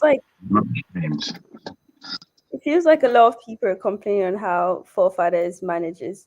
In this case, I feel like before you threw Mr. Jaguar away, you could have just asked if everyone wanted him out. Because based on how the vibes are going, I don't think anyone wanted Mr. Jaguar out. And I don't think anyone believed that he deserved to go out. Because from what I perceive, he didn't insult anyone. He was just only like questioning your like what you did. He was only questioning it. So remember, he was the one that argued that I can speak for myself. I can speak for myself. Truly, you see what I mean? But truly, you shouldn't be saying what I'm saying, especially when you don't remember. She wasn't talking to you. She was referring to Madame Onzika, he asked you, what did I do? Problem. Wait, calm down. You know, it's not your problem. You should just calm. I have to calm down. I'm talking normally, and he said I have to calm down. Now I'm saying to you that you shouldn't speak for me. I'm saying to you simply, don't speak for me, because if you speak for you, you're going to get it wrong. What you did. I'm not speaking for you. I'm talking about this is it. Tell me now. Calm, because we're calm. No, wait. Please let me ask you the question. So you're questioning me on top of it, so I cannot speak my mind. Let it go. What is it about? What is it about you that I can't question? Let it go. You don't have to be able to question me. I can speak for myself. Let it go. Well, why were you trying to speak for me? Because I'm just trying to. Right, you can't make sense. The problem with you is that you cannot make sense. You feel like you can talk, but I cannot. And then when I take action, I'm the dictator. Talk away, bro. So what she said was, you don't know whether it's going to even favor you. Let me just say what I want to say. Because I'm not going to be able to manipulate the reality. Everybody's here. Can I lie on you? I cannot tell lies that something you didn't do. So all I said was, you alerted me that Ferrari was backstage and that I should bring him on. And I said I didn't even want to keep him backstage because his profile was off and he went for a break or something. So I brought him backstage, brought him on. And I explained to him earlier on why I was cross with him when he was on stage before, and why I took him out, because I was talking about people that were kidnapped and all the rest, and he was saying, this thing, broken record. And then now he came back on stage again, and I told him that I'm with him right now. I have a very, very short fuse with him because I really don't like the way he cheapens any point I make. And I noticed that a point that I've just made, like let's say I say the Nigerian government are compromised, they are thieves and all this. He will come on stage and say, I'm defending the Nigerian government, while he goes on to criticize the government. In other words, he wears my shirt and accuse me of not owning the shirt. How weird is that? It's annoying. He does that. Just watch this space. He does that repeatedly. Okay. I will criticize the government. He will come, say I didn't criticize them, then criticize the government. So he's wearing my own shirt and claiming that I don't own We've understood. We've understood you. Please don't repeat yourself. We've understood. Now, you are basically going to respond to me and what I said. But what you responded to is what actually angered you, which was Ferreira. And now, because I was saying don't throw him out, that angered you to another level that you threw me out. It wasn't for anything I did wrong. It was for your own. Wait, let me. I haven't finished. I haven't, Bros, I haven't finished. You're doing what you say you don't like me to do. I haven't finished. You shouldn't do the thing that you say other people shouldn't do. Now, in my finishing, because your emotion is unbalanced, you threw me out. And that's the bottom line of it. But unless you can take that on board, which you won't, you're never going to get the balance of this show. Never. Because you can't tell yourself the truth as to your own ego and as to your own balance of emotion. And none of us is perfect, or I'm not asking you to be perfect. I'm just saying that it's because of these reasons why you misbehave on this show. See, I agree with you. I agree with you. Clearly, everybody here, most people, apart from maybe Tone and I don't know what Paul thinks, he's been very quiet. Most people think that my action towards you was a bit harsh. That maybe they didn't necessarily argue for Ferrari, but the reason why I did that was because you were busy not allowing me to moderate Ferrari's behavior. Because every time he comes here, he has to insult everybody. He has to say their opinions were rubbish. And what we say don't make sense. What you're mistaken is that I was actually trying to assist you, not trying to take anything away from you. I was trying to assist. That's all. And my assistance doesn't have to be taken on board, but I would always put positive if I feel it's a balancing something. Because my preference is not to have a half an hour taken away from what we're talking about and now start analyzing analytics. We shouldn't be doing that. We're having a meeting about meetings. It's pathetic. We should know how to behave as gentlemen and ladies. We insult each other. You're telling people pathetic, and it is. No. Wait. Calm down. Pathetic is a word. It has a meaning, and if you put it in the sentence, it would make sense to you. You don't have to just be insulted all the time. I'm insulted. Oh, I'm insulted. You said this and you said that. What are we? What are we? Babies. It's pathetic. I mean, I don't know what to say. What words can you use if it's not the English words that you have? You can say that. Can I take my turn now, please? Let's continue with the conversation. There are many ways to say things. Pathetic is a real word. It's a real word that it has a real meaning. You're not having your say, Ferrara. It's not your turn. It's my turn before I was cut off. It's not your turn. I was cut off illegally. No. Yes, I was. After let me just moderate it. Okay, you all have your round. I'm waiting. Calm down, Ferreira. Master anything, Joe. I'm trying to balance the fact that maybe you see what we're talking about. Maybe I'm trying to balance the fact that I'm dealing with Nigerians that like to forgive everything. Nigerians they don't believe in the rule of law. They believe in forgiving everything. I'm saying all the fancy words and all that, but for us to be in order, you are just encouraging just because I told Ferreira. Encouraging. You know what I just said to him? Do you know what I just said? If you know what I just said, it's not an encouragement. Yes, because I understand Yoruba better than your big head. No. You see me, yeah. You see me, yeah. Tone. I must tell you. Wait. Let me just address Tone. I don't even call his name from the last time he swore at me. 30 seconds. So let me just say this to you. Tone. Yeah. This is what I'm going to say. Me and you, Tony. Me and you don't have to have any words.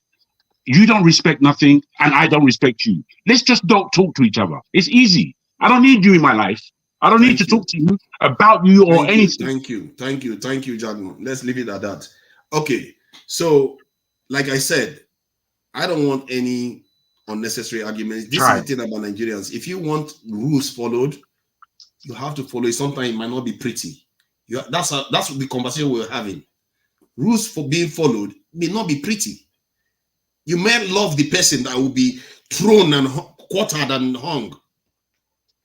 But it has to be followed. If you want rules to be followed, it's not always pretty. So let's make peace with that. So let Ferrari speak right now. If he insults, if he throws one insult at the panelist when he talks, he goes. Thank you. Let's start from where I stopped. I stopped from the word garbage and I was thrown out. The word garbage means something that is not useful. When you come on a public medium and say that Nigerian government accepts money from foreign people, white people, to prevent execution of Nigerians in a death penalty without documented evidence of such fact, that is garbage. If anybody on this panel think I'm wrong, please raise up your hand. For that, I was thrown out. That's what I said. I didn't cause forefather. I didn't insult him. I didn't cause anybody out. You talked about that was what I said. They didn't even let me finish the sentence. I was put out. I actually said I didn't have evidence for it. I'm going to go and seek evidence, but it's okay. But to me, at that point in time, that was garbage. It's not a reflection on your person or personality. It's a description of your opinion. And I'm entitled to describe your opinion. It's called have your say. So let's leave that alone and move on to something far much more important. I was here earlier about to talk about the issue of NSAS and Kenya. You understand? Kenya, the issue of Nigeria is not the question of whether we don't have good laws or bad laws. We have laws. I promise, I promise I won't attack Forefather. I did promise that a week ago. I didn't attack him. For him. If that comes here to I'm play responding to Tokpe. I did promise that I didn't attack him. I was expressing my opinion. So, you know, some people, I told you we have different levels on the panel. Some people want to act like babies. They need diapers and pacifiers. Come on, bro. Come on. No, I'm describing what I wrote earlier. Hey, Mama, stick to the subject, bro. It's not insulting. Why do we have to be so sensitive? Why have you taken him out?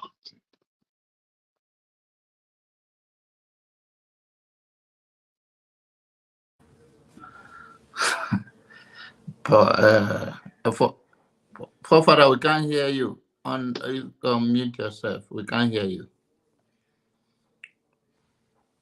Wow. Now, you see, me too, I'm falling for it. So the point is that he made a good case again. He made a good case again. This whole thing is a sham. But you see how the kind of chaos he creates? He made a good case against me at first. Then he went and ruined everything by calling everybody all kinds of names again. I don't know what the point is. It just leads to we don't get anywhere. He accused us of not getting anywhere. His statement doesn't get us anywhere. Let somebody else come in between you and him. And I'm not I'm not a good person, the right person because of my view. But then let's speak as people who have interest of this platform and been here for over 2 years and have invested our time here. Yeah, I think there's something I said I needed to a kind of moderate to an extent. Like when I said you should not come back to this platform, I'm talking about when I'm moderating. Obviously, I'm not saying you should not come to Dr. Damage. So I'm just saying because of my behavior, you don't like it, don't come to me. Because so it doesn't look like I'm picking on you. Yeah, no. When I say both of you, but you know that exactly the same thing just happened.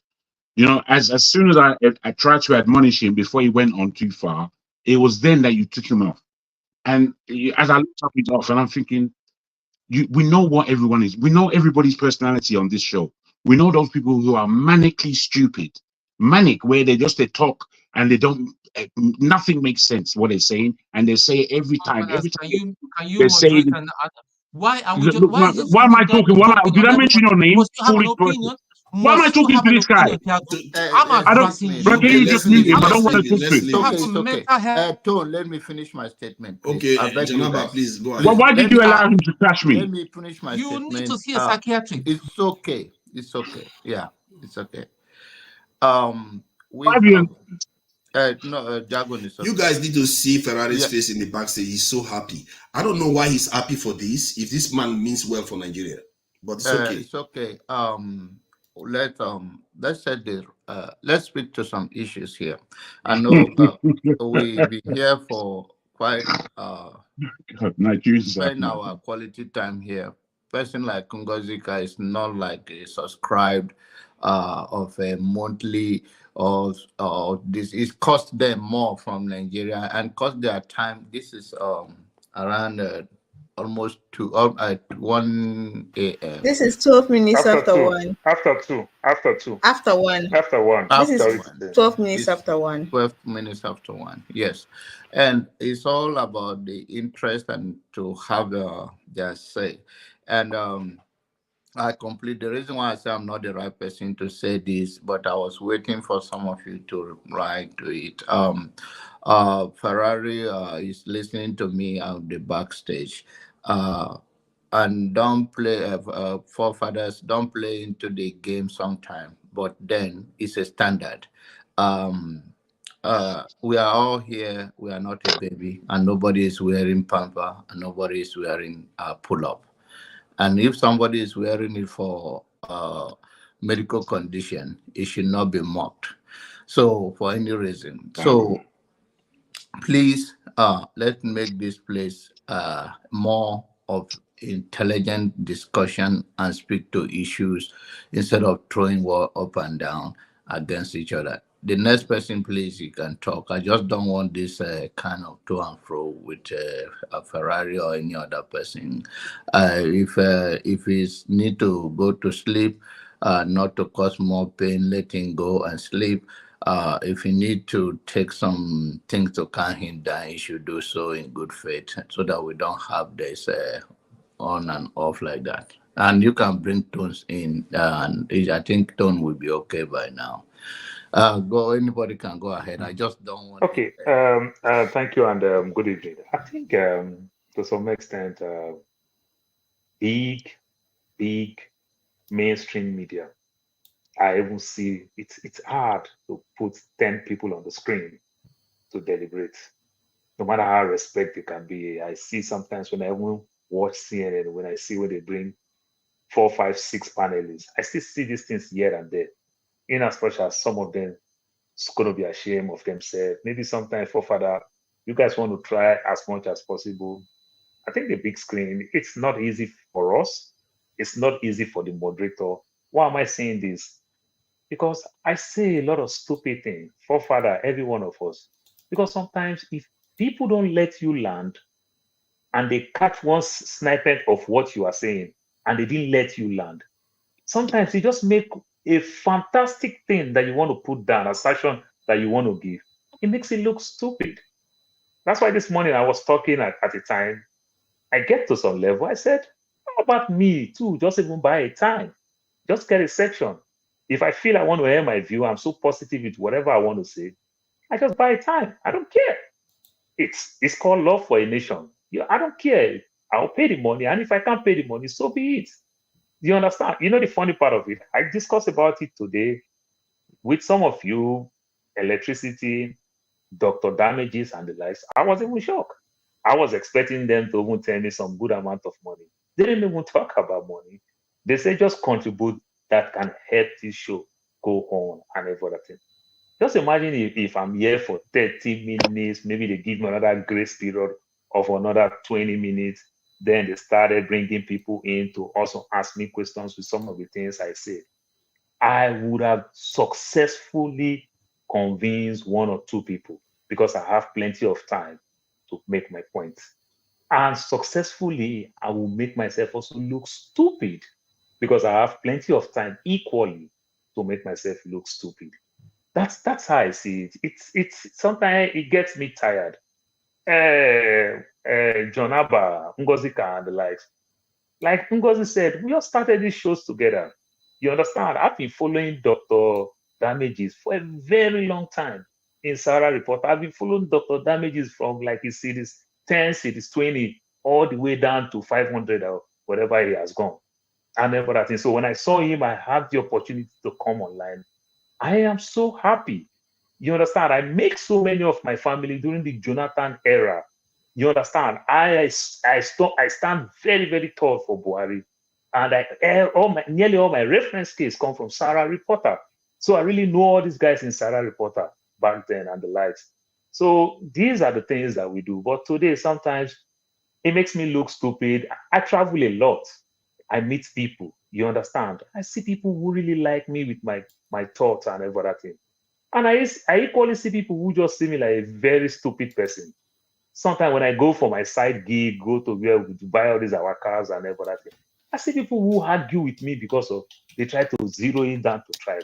I say, why don't you hate me when I curse my people every day? I talk about where I come from, how they punish me and everything. But I still go back there. And if I still see what is best for them, I still say it again. Is it that I've changed? You know, so these are the things. We have a right to say something. I can say one thing today, tomorrow say something else. You understand? It's called contest. Contest matter why he or she is putting that assertion out there. But we don't need to be fighting ourselves, argue, or give name and the thing. Like as I am, all my life, I've been a skinny person. You know what comes with a skinny person? Everybody want to intimidate you. You understand? Everybody want to intimidate you. But you know the beauty of it? To fight with mouth, oh no, I'm very strong. Look at my voice, so big, bold. You won't know it's this skinny guy that has this very bold voice. I won't get scared when it comes to my mouth because that's the only strength I know that I have.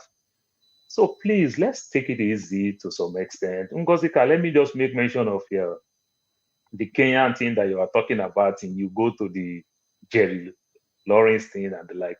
I think I want to subscribe with Forefathers to some extent with let us put system in place. And one of the ways we put system, like Bumi, we also said put system in place. If we put system in place, simply mean when the new government come, you understand, some of them will think it is our turn. But when you put system in place, you use your own self as a scapegoat. That's exactly what I was telling the colonel this morning. When you start using yourself as a scapegoat, even though the international community will understand that you are not abusing people because of you have power. It has become what they now understand like law, like the way the Arab Spring, the so-called Middle East, the Saudi Arabia, they have all this harsh law. The Americans don't complain no longer because they are not doing it in terms of, I want to punish my opposition. I want to punish this tribe of people. You understand? They understand that this is law. And the so-called people also remind the Americans from some of the barbaric things that they do, remind the so-called, the West in general, some of the barbaric things they do. So, but when you do it, you quick to punish the other side, but when it comes to you, then you try to deviate and everything. That is this, I strongly believe that is the system Forefather is talking about. If not, if we put some of these things in place, I don't see the international community we really do much if we are doing it more transparency and accountability. Ngozika, you need to read more about the French Revolution. You understand, when they take power, the way they take power, everybody was happy. Then they see themselves start doing the same thing because there's a way you take power. If you are not being careful, it's just a tiny line for you to become the new dictator. You understand? Because when you get power, it becomes absolutely power and it corrupts. But when you put good system in place, which simply means you can punish yourself. I just want to make mention of everybody here and there. Let's talk something about the West. With all the atrocity, all the barbaric thing they commit, they wrote it down for us to see. You understand? So when you put system in place, if you also do bad thing, you understand, and it is there, people will see it. And if you are doing it from the place of you don't have any motive, but you just want to understand, so this is my people, this is how they are wired, this is how they are thinking. So we need that strong deterrent to change people and everything. It's just going to help. That if you think you just want to do it and not do anything, what Fafara is telling you, we so much live on aid. Now they're going to strip you off on aid and everything. That's why you see these governors, truly they didn't do anything. I'll tell you, Ngozika, before I let somebody talk, CPA, I forgot his name, this Pastor Chris, something, the pastor that used to burn people in Lagos back then that have beers and everything. During Tinubu time, they sentenced him to death sentence. Pastor King, you mean? Sign, even Pastor King, thank you, Pastor King. Tinubu won't do anything because he understands the consequence that he's going to lose election. He's there. Fashola did not do anything. Ambode did not do anything. Sanwo-Olu is doing his second term. You understand? And equally the tribal thing and every other thing. That's exactly what we are talking about. Put system in place. I just want to use that thing as an example. Just imagine if they are dead with Pastor King. People will call it tribe. But let's say after Pastor King and they've dealt with another 10 Yoruba, will people still call it tribe? No. That is what we are talking about, put system in place. These are the things that you see during Obama time. They introduce body camera. You understand? When the police want to do anything, why don't you turn your camera if you feel you are doing the right thing? You understand? So that transparency will be there. So that you yourself, you can checkmate yourself and every other thing. That's my take from it. I'm beginning to gather evidence, though, regarding the death penalty stuff, but it's mostly based on the ChatGPT right now, because obviously you have to ask straight questions that's not biased. So one of the stuff I will share here, because remember, who made ChatGPT? The West, and what is it based on? Documentation that is already available on the internet. So the question that was asked here was, do international organizations influence third world countries' policies like death penalty, etc.? If so, how do they do it? Then they say yes, instantly. There are no questions asked. Yes, international organizations can influence the policies of third world countries, including issues like death penalty. This influence is typically exerted through several mechanisms: diplomatic pressure, conditional aid and sanctions. That is where Ngosika is coming in, where she says when money is involved, our Nigerian politicians will fall for it. Legal framework and treaties, capacity building. International organizations often provide technical assistance, training, and resources to help countries reform their legal and judicial system. This can indirectly influence policies like the death penalty by promoting broader human rights and judicial reforms. Public advocacy and NGOs, through NGOs, they use them. As a matter of fact, David Hodei has talked about that too. He said, then the next one is, are there any examples of nations being influenced on death penalties? He says, yes, there are several notable examples of countries where international influence has played a role in shaping policies regarding death penalty. The Philippines, he talked about that. He explained that Sub-Saharan Africa, that one seems to be quite prominent, which is it applies to us. Because you see, I don't want to specify Africa, so it looks like I'm making it biased. I'm talking about internationally. So he says Mongolia, Europe, and Central Asia, and Latin America. Then I went on to ask, because in the end, it has to mean something, isn't it? Are there costs to the nations that refuse this pressure? Then he went on to say, yes, there are costs attached to it if you refuse. Yes, there can be significant costs to the nations that refuse to comply with international pressure, especially when it concerns issues like the death penalty or other human rights matters. The consequences can manifest in several ways: economic sanctions and restrictions.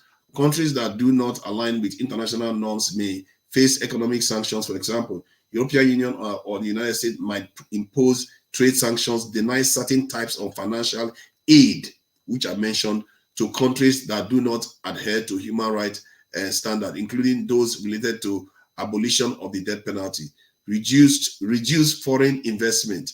I can't read all of them. Diplomatic isolation, loss of international legitimacy, conditional aid. Again, conditional aid, IMF, all of them, they come in through the impact on tourism and international reputation, legal consequences. So these legal consequences one is the other one that popped up this week with that Samoa issue, because people were concerned that Nigeria may have gotten itself into some kind of legal bind when it comes to their LGBT laws. My point is that I'm just trying to find evidence. I don't want to speak for me. I will try to find direct one that tied Nigeria to this issue. But you can see there is a pattern that emerges that they do influence countries. Please go ahead. Please, can I suggest something? Forefathers, you're the moderator. Can I suggest something with your permission and that of the audience? Tempers have risen, and at this point, we are neither here or there in the conversation. All the topics listed for yesterday's show, which we have gone into today, I don't think we've covered them, but I want to suggest a new topic, something completely different from what we've been talking about all this while, something to steer us in a different direction. what that will keep the conversation going. I want to suggest very neutral something. So I don't know how many of you keep up with the entertainment stories in Nigeria, and I'm bringing this up because it's I want us to talk about family dynamics. It's a topic most of you can relate to because every one of us come from a family. I want us to talk about family dynamics, and I'm going to use an example. I don't know if most of you are following the custody battle, child custody battle between Afrobeat star Davido and his child's mother, his first child's mother. They are not married. So, from what I've read so far, he is suing for joint custody of their child. The child is almost 10 years old. He wants to have as much time as he does, or as she does. She's the primary parent in the child's life, but Davido is suing to have joint custody, and the lady is not having it. And she has replied through her lawyer, and a whole lot of things has been said. Chief among them is that she specifically, or her lawyer specifically, mentioned the death of his child, Ifani. The child drowned last year in 2022. The child drowned in 2022 when Davido and his now wife, the woman he's married to now, that was his girlfriend then, were out. They were out of the house. They had gone for an event, and the caregivers who were supposed to be minding the child did not know the child had strayed to the pool area and drowned. And then they found the child's dead body. Now, people are angry. Others are for and others are against. Remember, this is a custody battle, and at the end of the day, it is the child's welfare that should be paramount, which the court hopefully will deliberate on and make the right decision for the child. But what I want to point out, that people are angry that she brought a dead child into it. She because she said in the reply that he's not fit, that his house is not that she does not want her child to be in his house because he had lost another child in that house because of his negligence. So I want us to talk about it in the sense of family dynamics. How do you deal with breakups and all these blending families when two parties cannot agree and when there are children involved? I want us to steer the conversation in that line. So if we can go from Bubi, thank God there's another lady here. If we I can love go this from topic. Go if we ahead. can go from Bumi. So Bumi, let's have it. What do you think? Excuse me. I don't know whether this is the normal procedure where somebody just comes, introducing the topic and take over. Do you want to host? No, I only say I love don't the know. topic. It's a bit weird. No, not you. Listen, because I don't know how people do things. This is not the right time. You have to read the room to do this type of stuff. If you ask me, because we just finished a topic you raised about us following rules, and then we go to a death penalty, how we have to punish our people. Then we talked about that. So now you just introduce a whole new topic, which I wouldn't have a clue about, other than I wasted. Please, I know you need to do your research so that you'll be on top of your game as a moderator. But please, I want to I like disclose the something topic. to you. I understand. I wanted to add to it that yesterday I heard about this issue. I thought I wasted half of that 1 hour I was listening to this topic. Because I just thought, okay, I'm not going to get this 1 hour back listening to this garbage. But it turns out that it was brought up again. Let's talk about this this topic Please, again. Papa, I like to discuss about it because I have young kids too. Yeah, because of it now, I know about the topic. I didn't even care for the topic before, but go ahead. Let's digest this one. Let Mr. Paul go. I'll go after him. I want to see where. Oh, thank you. I think I'm going to. Why don't you start? Why are you falling for it? Look at that. She tells why don't you start from the back? Is it the guy? Jago, I begged for the topic. That's why they try to give me small lineage.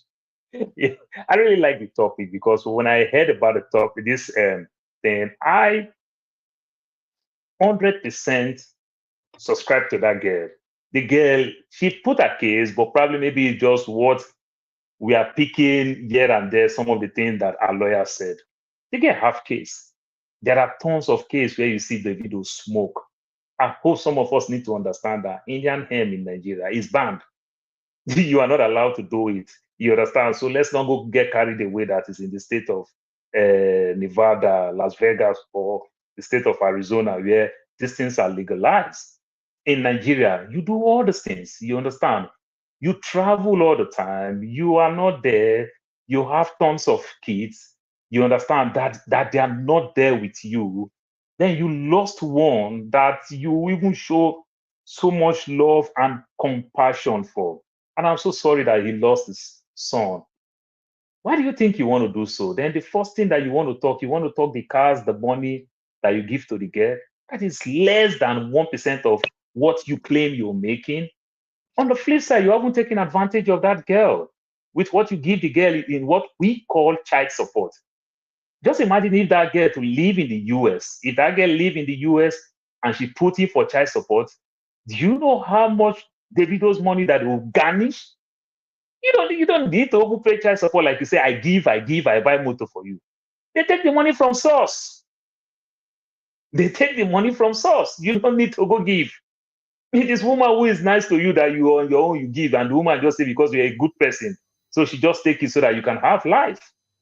You understand? Davido is born in the US. Just imagine if that girl to live in the US. You understand? And by default, because Davido is born in the US, automatically that child is a US citizen. So you are even violating the laws of the United States of America.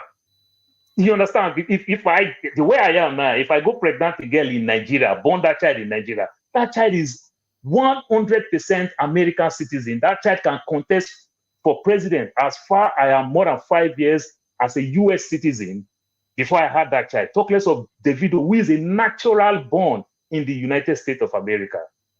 You break the laws of Nigeria, you are also abusing this guy in terms of the US own laws and every other thing. Then because of you just want to talk that, oh, I give her motor, I give her this, I give her that, and every other thing. I understand that Davido is trying to recorrect himself back. You understand? Trying to say, okay, he's getting married to Choma.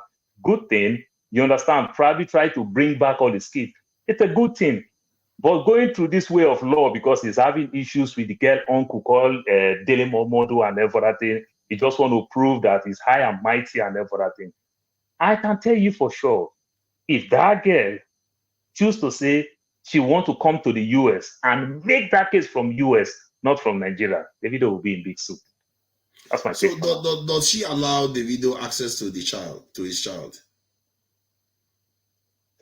Davido actually see the child, but Davido now is just asking just more of the proper way and everything. But I guess the way Davido is going, not like the girl denied Davido this child. You understand? So this type of thing. So Forefather, when we talk this type of thing, sometimes it's kind of funny. If Davido want to prove that this girl is denying me, the girl might deny you the child not to stay with you, but the girl will give you the right to public custody. Like how many times you go check this child on school? They have PTA meetings. How many times you want to take this child to public place like ShopRite, all those type of places? How many times have you begged to say, okay, let us travel together? You travel. The nature of your job does not put you in one place. You don't have a home where you say, I stay, I do a 9 to 5 that I will come back home. You want to take this child to do what they call shared custody. Shared custody can just simply mean, maybe because of the nature of your work, you can choose to take the child after work, after school on Friday, probably keep the child Friday, Saturday, then Sunday, you bring the child back, or maybe you take the child to school on Monday so that the school teachers will also know you. Then probably the other side will pick the child up.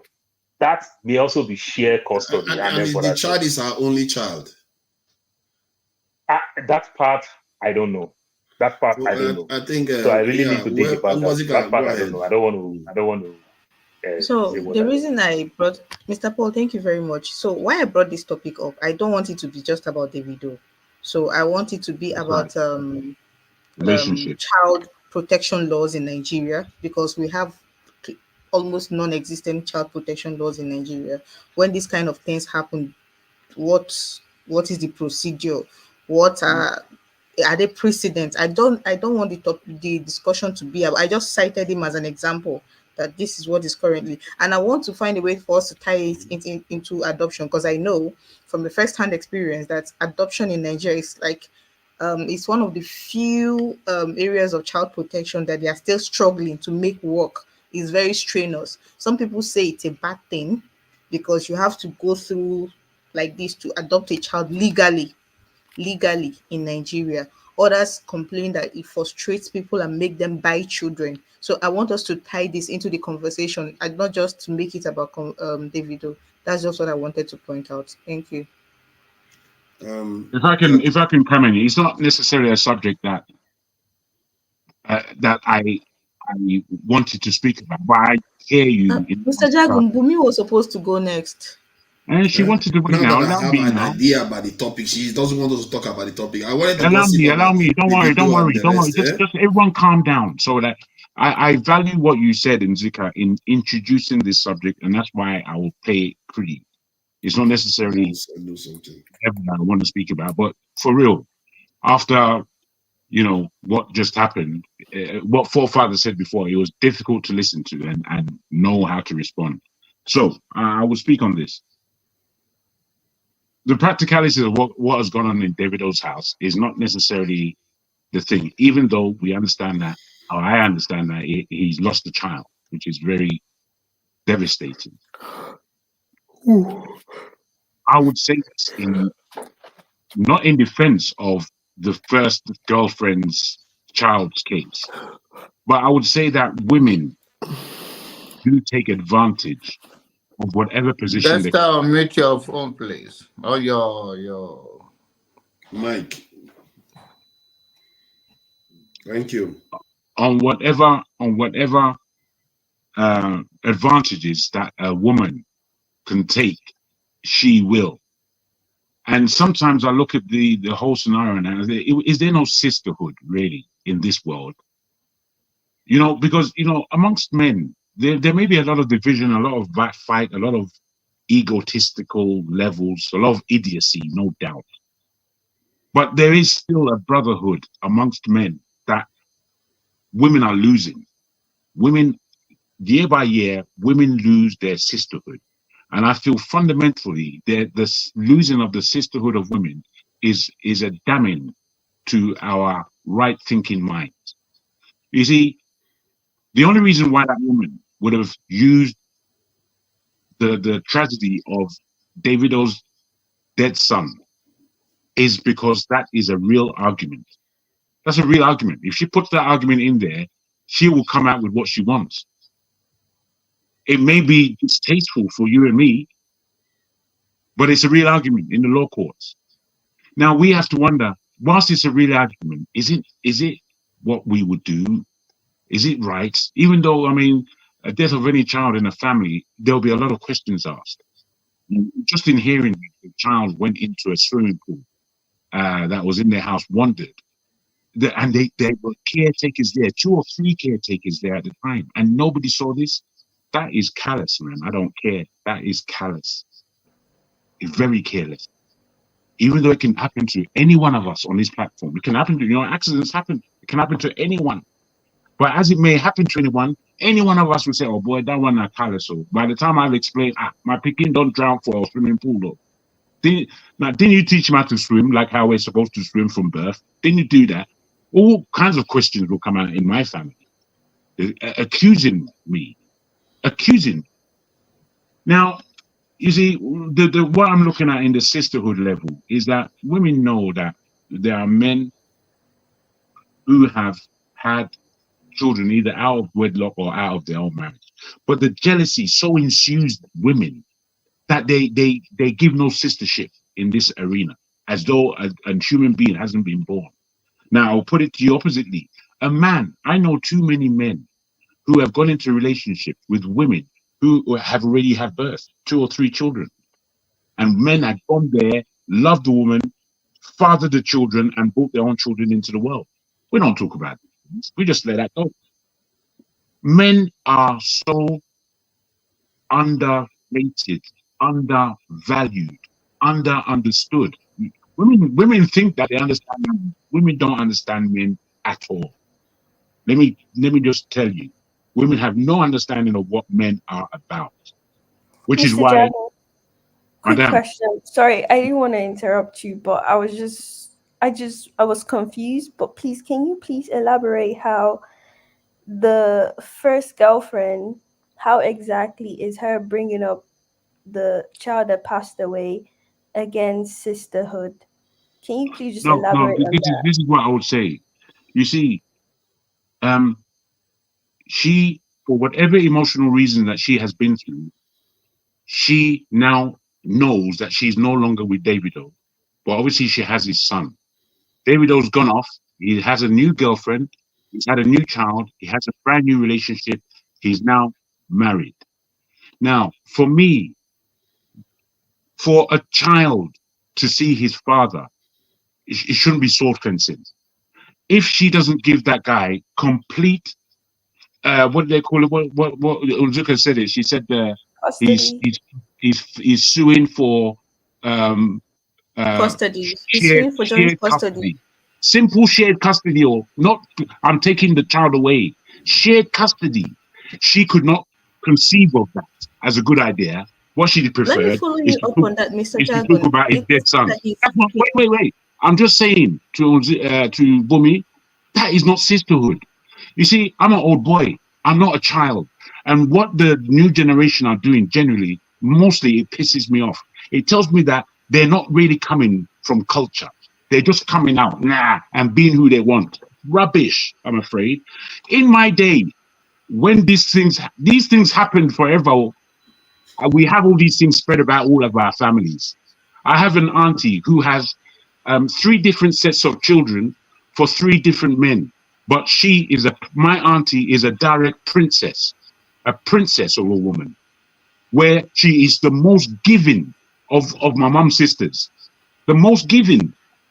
The children that she has raised them purely through her own sacrifice. And who are they? They're serious people, her children. But that today, a woman like that today would be castigated as somebody who, having more children, more than one father, all that rubbish, Nigerian rubbish. Our culture is such that it embraces, it doesn't disclude. My family, especially on my mother's side, we are very inclusive. We branch our family in all the time. And we've had all kinds of different births. We've had all kinds of different relationships at my generation, whereby a lot of people are no longer with their spouses, but their children are fully knowing who their family is. Fully. They know who we are. And for a woman to try to take that away from a woman doesn't understand what a man is. Simple. And it goes against any kind of sisterhood if you don't recognize. So I just wanted to round up by saying that thank you for giving me the time. Thank you for giving me the time. If I can just round up on this, I would ask for the decency of this conversation to really speak about relationships that we have. And I don't mean boyfriend, girlfriend necessarily. I mean relationships and how our families come together. And then juxtapose that to what we see in the media and what we see in the world. And tell ourselves the truth. And don't come and just start talking that political nonsense that people like to talk all the time. Talk real. Talk the real heart of the matter. The law is one thing, but the real heart of, we don't need lawyers if we have loving people. Lawyers just get in the way and just thief your money because you're an idiot. You messed up your relationship, and now I'm involved as a lawyer, and I'm going to pick as much out of your relationship for my own benefit and pocket than I deserve. But in my family, you know what we have? We have family meetings. Everyone gets around the table, and we embarrass the out of each other, and we know who's who, and we know who did wrong. And it's none of that. No, it's my family. It's just me, my husband, and my children, and I don't want nothing else to do. That's rubbish. That doesn't work. All that leads to is divorce and trauma. But people want to wave this idiot flag.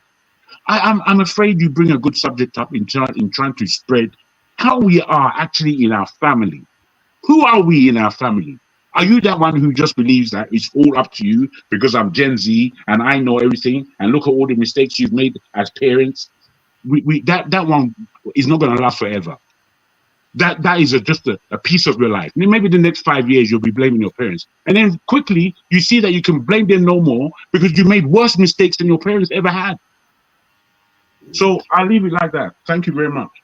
Thank you. Thank you. Who's Bumi, next? you're going to say something. Ngozika, before next, just to let you know. Can we allow the women have their say? That's the only time she have. No, Ngozika asked me one question, so I just dig into it. That's the only is her time. only child. Yeah, I was the one that asked the question. Bumi, let's have it. I really want your opinion on this because I just want to.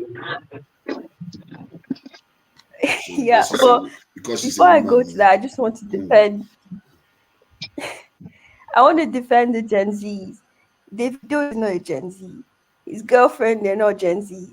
They're way older than us. So please, we're not in the same group. But I didn't want to say a lot about this topic because I wanted to see, okay, what exactly are the points? Because I'm not really following this whole Davido stuff. But it's a good point you made. But I think Mr. Jago also made a very interesting point that I find, because I felt like he was kind of blaming women in a way. And I'm like, okay, but I'm not seeing him also hold men accountable. Because she has, if it's in an American system, the woman has every right to mention that, look, under Davido's custody, this happened to a child. That is valid. And you cannot take that away. Whether or not it happens or it doesn't happen, it was under his care. So she has every right to do that. Now, I don't know what exactly their relationship, their dynamics, whether they love each other, whether they're beefing or that. But we can all, just like Mr. Paul has mentioned, we can see Davido's lifestyle in terms of like he's a musician, he's an artist, he's very much there. So you could probably argue that that's not the best environment for a child. And maybe that's one of her arguments in terms of like, maybe he's always having girls. I mean, he's married. I hope he's not, but musician and that, they be having girls and that. So that's one area I could see that, okay, she has a lot of points on her side. But at the same time, I don't want to defend her because I also don't know the kind of mother she is. I will always support having a two-parent household for a child because it always helps the child. But we cannot always, because we want a two-parent household, you let the child be in an environment that is also toxic for them. We also need to acknowledge it. It's not by force you must have a father or a mother. What if your father passes away and you have one mother? That's also life. So the fact that we always put this argument that, oh, it has to be a two-parent household. If you don't have that, you're not trying to you're destroying the family dynamic. I think it's not really a valid argument because some people don't have two parents and they still are perfectly fine. And some people do have two parents and they're perfectly fine. Sometimes they're also not perfectly fine. So I think that I just hope the court pays attention to the woman, the environment the child is in, and also to the man and the environment and what they have to offer. I don't think there's a problem with this whole divorce thing or like shared custody, but I really hope it's a shared custody. But if Davido is not giving that vibes Can I ask a question? to actually Give me a quick question. Let's allow. Can I ask you a question, Bumi? No, you see, sorry, it's just a very quick. now. If Bumi allow me, if you wish, no, she asked me. We're still continuing. Oh dear, Bumi, Okay, what do you think? Okay, Can I ask you a 30 question? seconds to ask your question. 30 seconds, please. Yeah, you can ask the question. Thank you. What I would like to explore from your point of view, especially as you're narrowing your submission down to Davido's relationship. For Davido, who is the father of that child, for him to ask for dual custody of his child, that is the aspect. Do you think on that aspect it is wrong for him to do that? Because that's actually his child. It doesn't matter who Davido is. It doesn't matter how many women he's carrying. That's his child. Does he have any rights in that child's life? Can he take 50% custody? He's not asking for full custody, or he's asking for 50% of the custody. Tell him, just answer me that, because you've gone into a whole heap of things that I'm not sure where they come into it. Just that principle. Thank you. And I share this child with a woman I'm no longer with, and I want shared custody with my child. Davido has every right on this planet as an individual to ask for shared custody. But now it's up to the court to actually observe if actually he is actually entitled to it. If his lifestyle is going to endanger the life, then I'm sorry, you can be the father all you want. If you're just going to endanger the child, what's the point? What are we as a society? We're a community to make sure that each and every person is safe. Okay. So you have valid doubt that Davido is not a good father. No, my submission was never if Davido has. I said doubt. I said doubt. I don't have a doubt. Like I mentioned at the start, I don't follow these people's life. I cannot say or come to a conclusion. Like I said, I really hope for the child's benefit, if Davido is a good father and if the woman is a good father, that the court should come to a conclusion that benefits the child. But if Davido is not giving father vibe, please, they should not give him custody. And if the mother too is not giving a motherly vibe, they should not. Don't leave the child with people who are not there for them. If she's just using the child to get money and to eat Davido's money, please take the child away from her. That's where I really want the court to come to that conclusion. I'm not going to make my whole submission all because I want father and mother to stay together. That we don't live in that society, unfortunately. People are not that good. Thank you. If not now or Janaba, which of I would love these people to talk, but I want to go. So if I don't mind, I know Desta and my brother have been here for a long time. We are looking more like Bin Laden now. Oh God! Don't start to. Don't get started going. Again. You will they call uncle. On the issue of I want to speak general on what entails in child custody. And by the way, Brother Paul, your submission was good, but then know that the fact that if you're an American citizen and you have a child in Nigeria, the child can become a citizen when you apply for them. But if you are not a military person, the child will not run for president in America, but he can run for any other office like governor. So why is Ted Cruz contesting for president? He was born in Canada. Then the military has to be the family. Ted Cruz's mother is not a military. Yeah. His father is a Canadian. His mother is never a military. Go and Google it as we are talking now. You see, John McCain was not born in America. His father is military. That's why you are saying that. But Ted Cruz's mother is not military. No, they make a case is a different thing.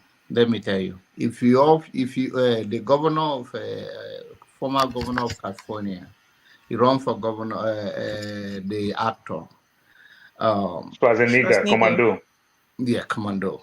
He run and he cannot run for president, even though he's a citizen in America. He was not born in US. Yes, if you are not born in US and you are not a military that's exactly. Listen. So you didn't answer my question. I said Ted Cruz, who contested I'm just telling you what for the last two presidencies, was born in Canada. Whatever. No, use Ted Cruz as a case study. Just make that one up. I'm telling you now. You can Google it as we are speaking now. No, I say use Ted Cruz. I just answer you with my own aside of my defense. Can be make up. They tell you Obama was not born in America, so they can make anything up. So that is not the. So they lie for Ted Cruz. They support Ted Cruz. Yeah. They support Ted Cruz. Okay, I'm telling you now, just because we are putting story out here, so I'm trying to tell you that if you are a military personnel and you are born outside America, you are entitled to run for even the office of a president in America. If you are not, if you like you and I have all night over whatever they call it, and then you have a child in Nigeria. Forefather, can you help us with this one? Check Ted Cruz. I don't care. Where he was born. No. So then let me not be my word. Ted Cruz. Ted Cruz, Yes, is he still I didn't around? That use guy, is he still Quadriga. around? Ted He's a Cruz senator. is He's still a current around. senator So what do He we want to talk about contested the Ted last Cruz now? presidency Okay. with Trump, Yeah, but I'm 2016, trying to tell 2015, you, 2016. if you're gonna Google it right now, if you want to spend 1 minute and you can get it. So let's not spend our time. Let's go to the issue of the child custody. I'm just the child custody, just like Bumi expressed. Now, I know Nigerian judgment is that why do you bring the issue of a dead child is all those Nigerian talk. When it thing become legal issue, lawyer throw anything out there to make sure it's stick. And that is why she's hired or he is hired for that job. Even though those things, you may say, oh, don't speak about all of those things, don't bring it in. They are trying to paint him as irresponsible father or anything they can throw out there that can stick. That's what her lawyer will do. He will have his lawyer to make his own case. But in Nigerian space, there is a kind of emotion we take into thing. But joint custody means then maybe they're on summer break and they're on two months vacation, 2 months holidays. Maybe the child is supposed to stay with the mother for 1 month if you are fighting for child custody. Or some weekend, there's what is called baby step. Baby step, because I have not stayed with the widow before. Maybe if the court want to rule, okay, let the child visit the father for a weekend from so time to so time, and after that, then they change it. Then that is how the battle fight in the court. But they making the case that I want to be having. It's not even asking for a full custody, but then in this part of the war, the widow it depends on how they settle it between themselves. If they go to court for the widow to pay child support, and the widow also can file to say, no, I want the child to stay with me. The fact that you have a baby, a female, and you have a baby in America, doesn't mean the father cannot file for a custody of the child and have the full custody. If he proved beyond doubt that it's safe enough, the place is okay, and all of that is a legal battle issue.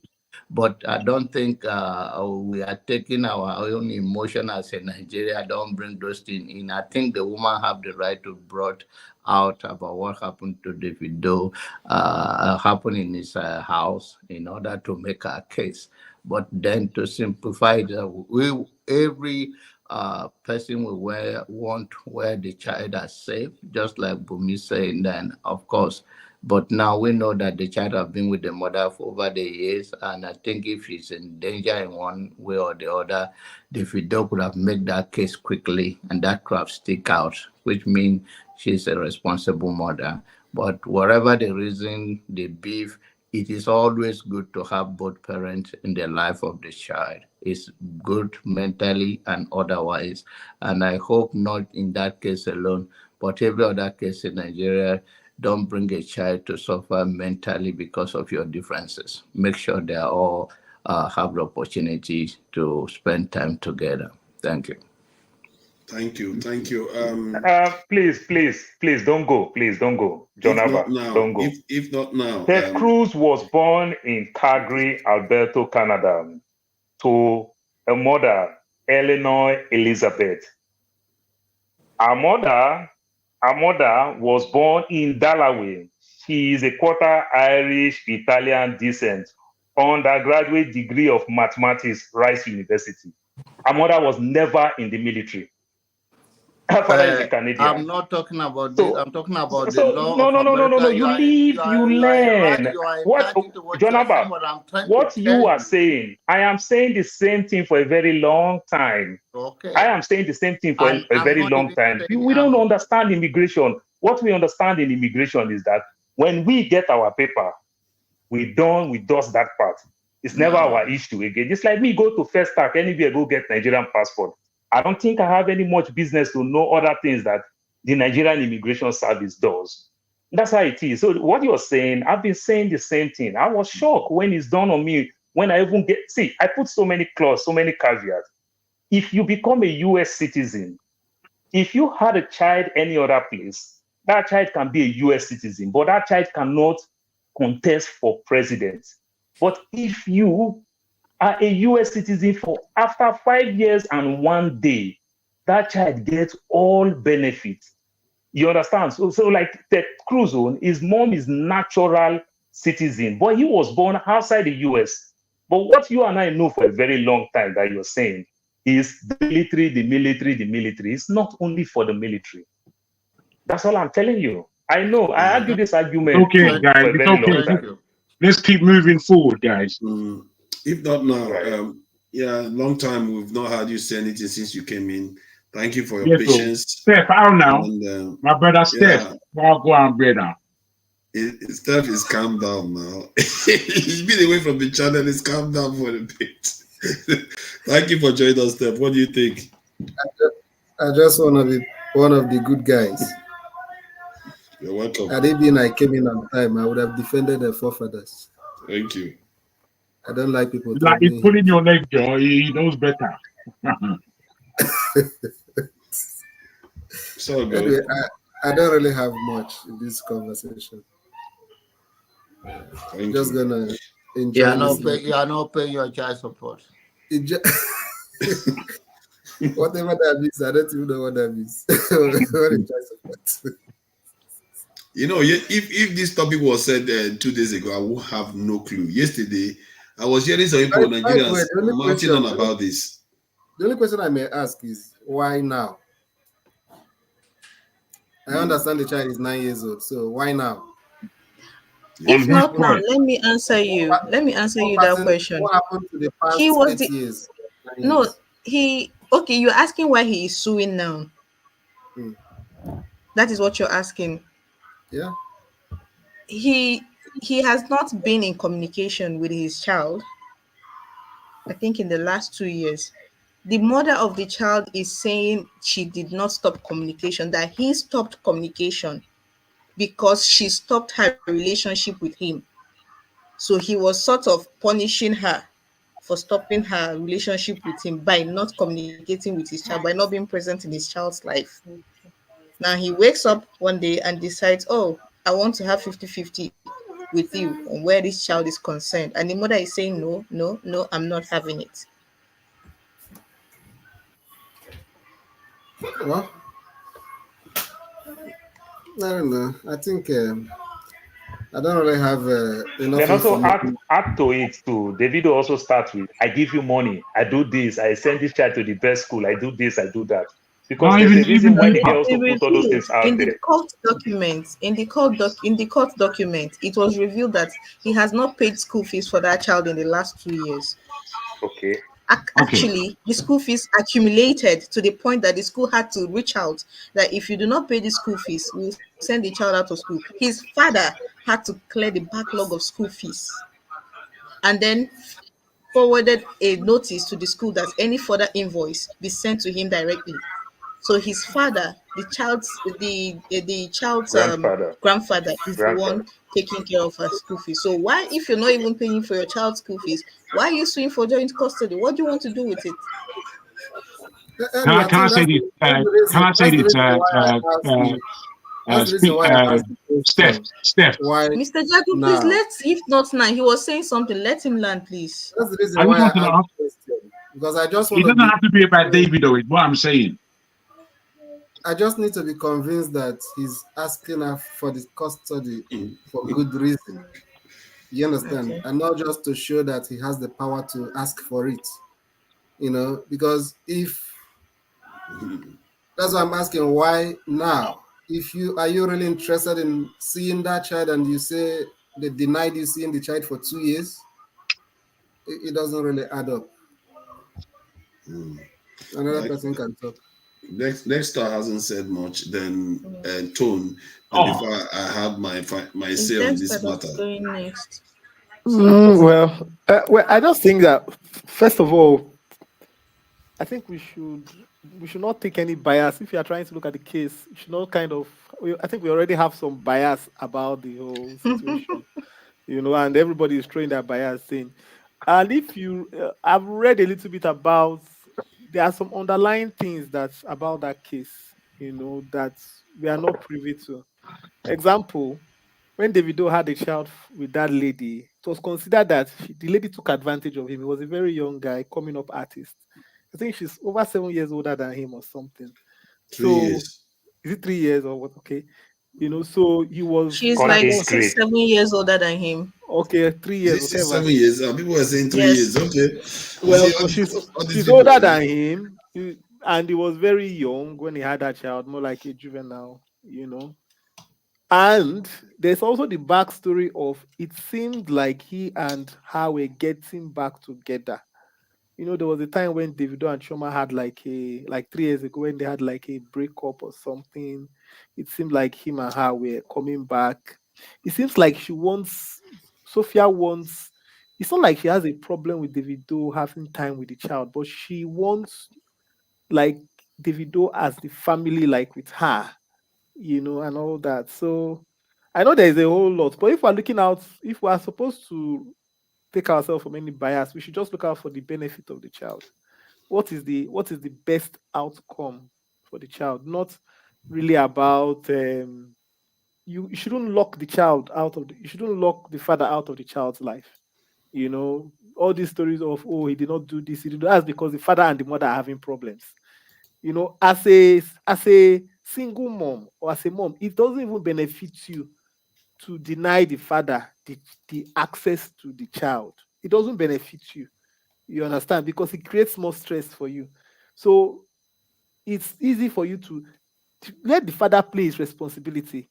If you are not with the mother, your responsibility as the single mom is to make sure that the father plays the responsibility in the life of that child, whichever way. In the Western world, that's what the father has to play the responsibility. This one that was saying, if it's just about paying bills, I'm sure Davido can pay the bills and to hell with whatever you want to do. But I think for the child's benefit, yes, somebody might say, what do you call it? Oh, but you have children that are only single, maybe only one parent brought them up. Those are exception situations, and you cannot apply when something is an exception situation. You cannot now expect it to be the norm.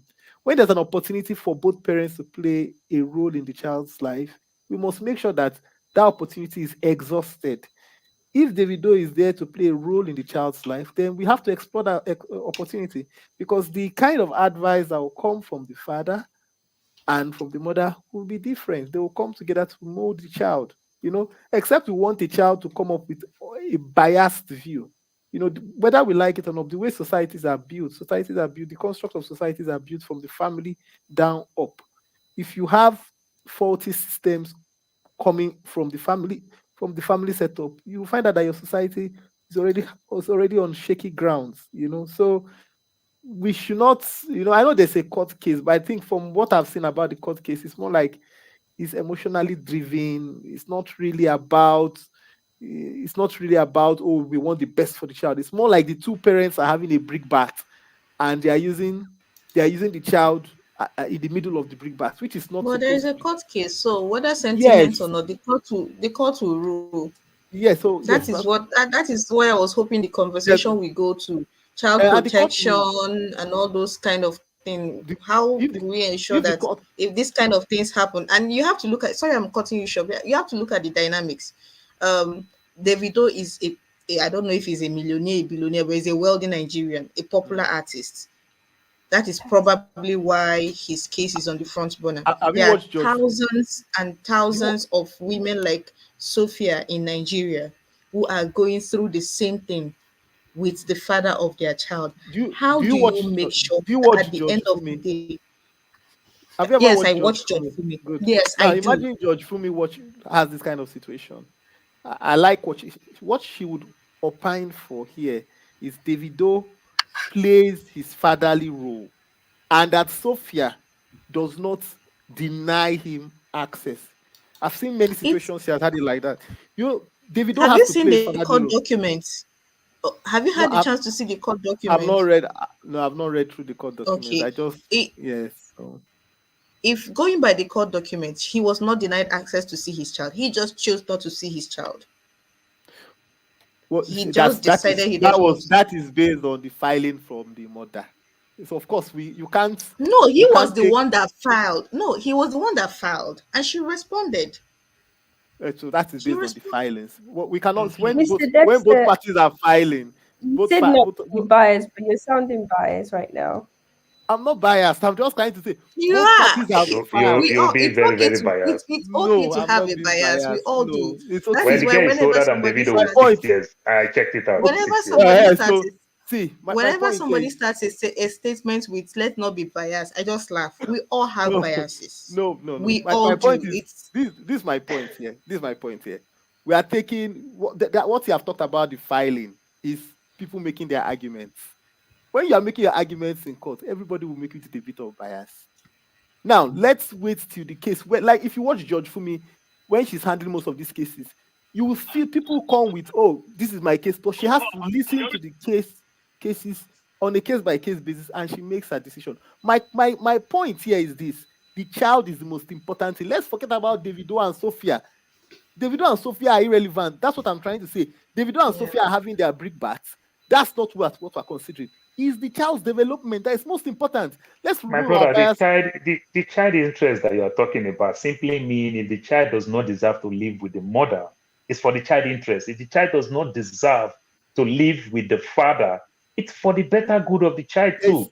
So when you say about the child interest, it must not be that the child must enjoy the benefit of both parents. No. You're getting it wrong, Paul. You're getting it wrong. The way you say No, you keep saying George Fumi. See, people can get their issues here and there, and the child suffer. But a situation where either of both does not prove to play the good role of parenting. No. That person don't deserve I disagree to with raise you. the child. I disagree with you. Do you know why I disagree with you? Even when you have parents that, in quotes, don't seem to be very responsible.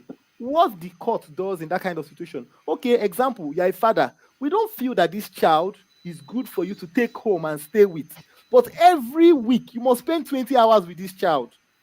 Is that not the concept, like violent and everything? That's why I talk about public place and everything. Down. Let me land now. We are missing Sorry, two issues. Can I make a quick comment, please? Good evening, everybody. I've been listening to you guys. I don't know whether they don't let anybody make anything. Wait first. I'm just quiet. I'm sorry. I have to make it because I stopped because of this. I actually between Delaware and Maryland. I stopped just to make a comment because I have a personal experience of what is being discussed now, which I just finished dealing with like 2 months ago. So it's still a bit fresh. So I think I have a lot to contribute. First and foremost, I want to start from Nigerian law. NG, there's a lot of Nigerian law that favors the child and the mother. So the law in Nigeria is actually backing the child and the mother, especially if the child is below a teenage year, that is between one. Can you hear me? Yes, we can hear you. Okay, between 1 and 16. Okay, so and that custody is always and usually in the Nigerian context granted to the mother. So going to court is just going to be a waste of time, unless they decide to play it the Nigerian way, which the big man always uses money to get justice for himself. Having said that, so I will say again that in Nigerian context, the mother and the child is more looked after. The case I just finished dealing with is actually my niece and her husband. You know, it got bad. You know, he did okay. First and foremost, they've been having series of. Let me just cut a long story short. So she decided she didn't want to marry again, and so I wanted to step, and they had a child. I called the husband and I said to him, "Look, my brother, you know, because he was sending all kinds of threats, putting her face on the internet and saying all kinds of rubbish, you know, really rubbish." And I had to intervene. I called him. I pleaded with him. I said, "Look, being a man, this is the position I stand. When you marry, you didn't marry the person because you hate the person. You marry the person because you love the person. And if now you guys are no longer able to hold the center together, don't have to end in war. Okay, be civil about it, because your child is just 3 years old. Okay, and so given the length of years, you still have almost like 16, 18 years to be able to make contact with this your daughter. So why don't you calm down and let's try and sort this thing out? You know, to cut the long story short, it was so much insult. He will insult my mother, insult my sister, who is the mother of his wife, insult his wife himself, insult the uncles. All of us are useless. Okay, to the point that you see, that's why what am I saying is, I'm saying so you understand where this where this guy's case is now. To the point where it became, the families were all involved. Okay, in fact, all among I'm the only one who kept in a cool head, and he had a lot of brothers who were quite wealthy, and they even called to threaten the life of my niece. And so at that point, I just had to, let them know that I live in the federal capital. I mean, I'm not a pushover. So I called up the bluff and I took it to court. All right, and I took it to human rights and I took it to the social welfare. Okay, and all of them intervened. And now this guy was asked to, what was his qualms. He said he wanted to share custody.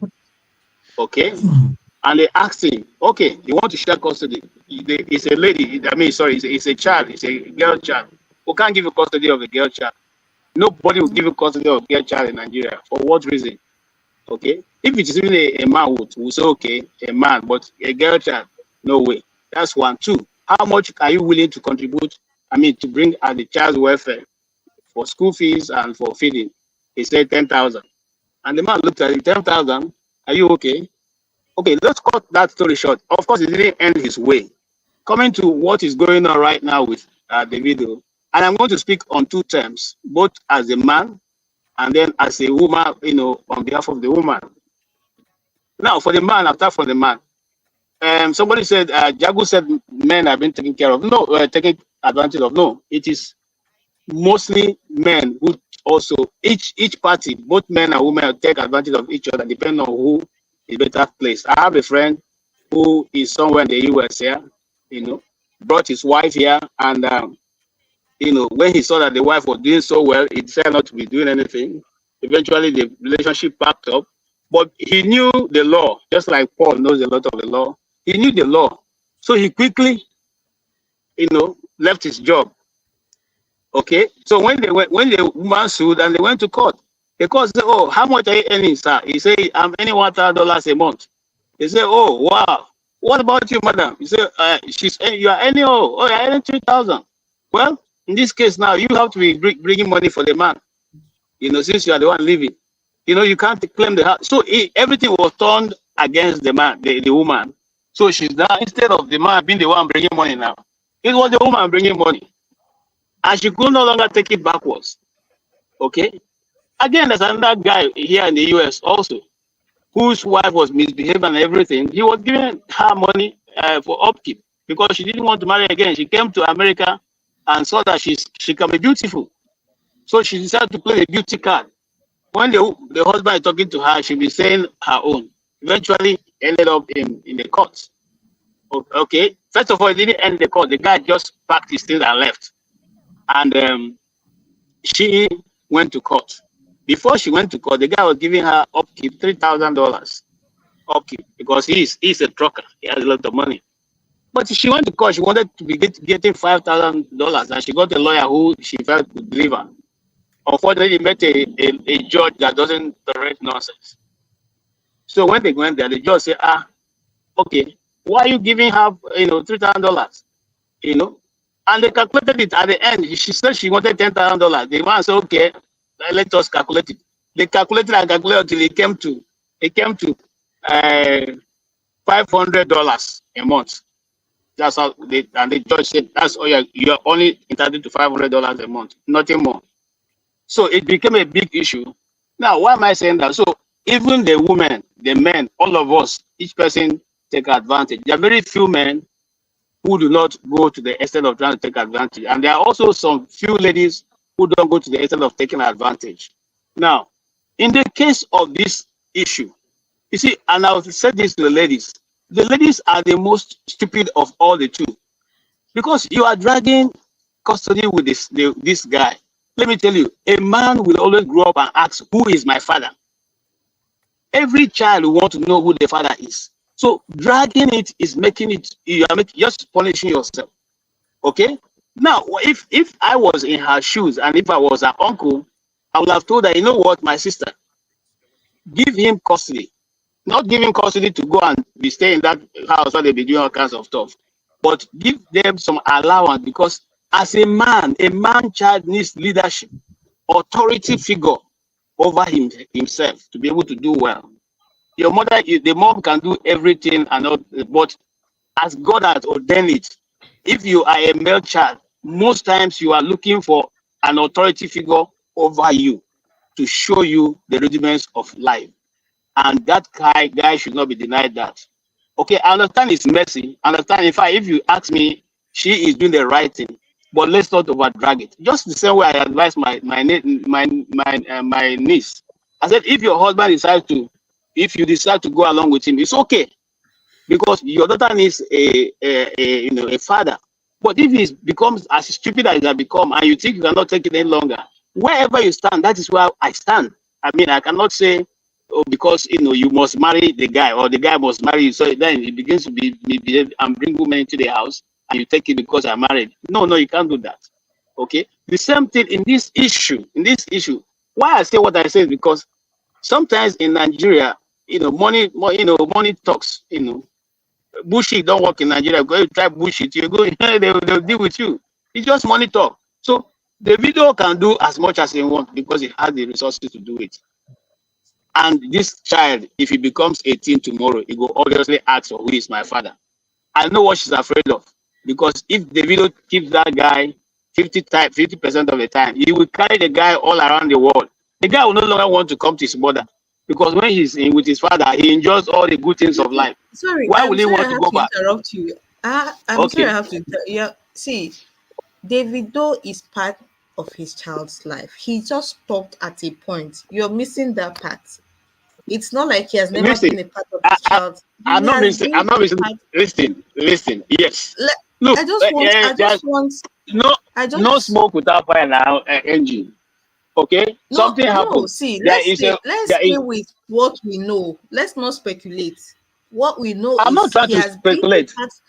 He has been a part of what you're trying to say is that she's afraid to grant him, to allow him joint custody, because then the child will prefer him, and then the girl has been living her best life, traveling around the world with her mom and even part of her father's family. It's all there in the court document. Okay.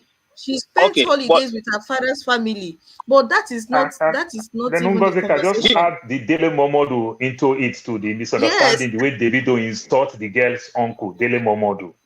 You understand? Now, but listen to what I'm even saying. This is my own point of view, not to where you are going. My own point of view, I'm coming, man. My own point of view is that there's something between two of them that's no longer working. That's where I'm going. If it was working, we'll not be hearing what we're hearing. After all, this have been working before. Okay? There's a misunderstanding. It could be that it's another woman. It could be that something. I don't even think it's Dele Momodu's issue. There's somebody who wants something between the two of them that is not working, and consequently, there's a new rearrangement in the system. KJ, you're right. Davido still hide and still see that girl, but the girl started dating people who is close to Davido's and everything. So that jealous and everything also kicks in. So all this contributes because Davido is a. Yeah, because to some extent the girls. Oh my God! I took the wrong person out. Sorry about that. Sorry, I was please leave me. That's my small contribution. And I want to let you know that every group, both the male and the female, all take advantage of the situation depending on who is a better actor. Okay, every one of us take advantage. I have to come in and just correct you, KJ. You said it 3 times now. You misunderstood what I was trying to say in terms of I was being quite subtle, and the subtleties are there. You see, what I said is that I came from the point of the sisterhood amongst women, and it's diminishing today. And I believe that women put themselves in a position of doing almost anything for their benefit. And I then compared it to men. It's not that men don't do that, but it's a lot less. There's still a lot of brotherhood between men as opposed to sisterhood between women. Because a lot of these things, as I said, by the time you bring your personal case to the law, you're spending money to the law, to the system. You're spending money away from whatever you're there arguing about. Whereas back in the day, a family meeting would be called and things will be sorted out. It's whether or not you want to sort things out or you want to muck about in the court and display your wares in front of the whole planet. For me, all that's bullshit. Jagu, I didn't disagree with your contribution. I'm only expanding on your contribution based on my own personal experience I've just gone through. And I said that both sides play on this. Okay, and I gave other examples of both people, both male and female being able to play on that.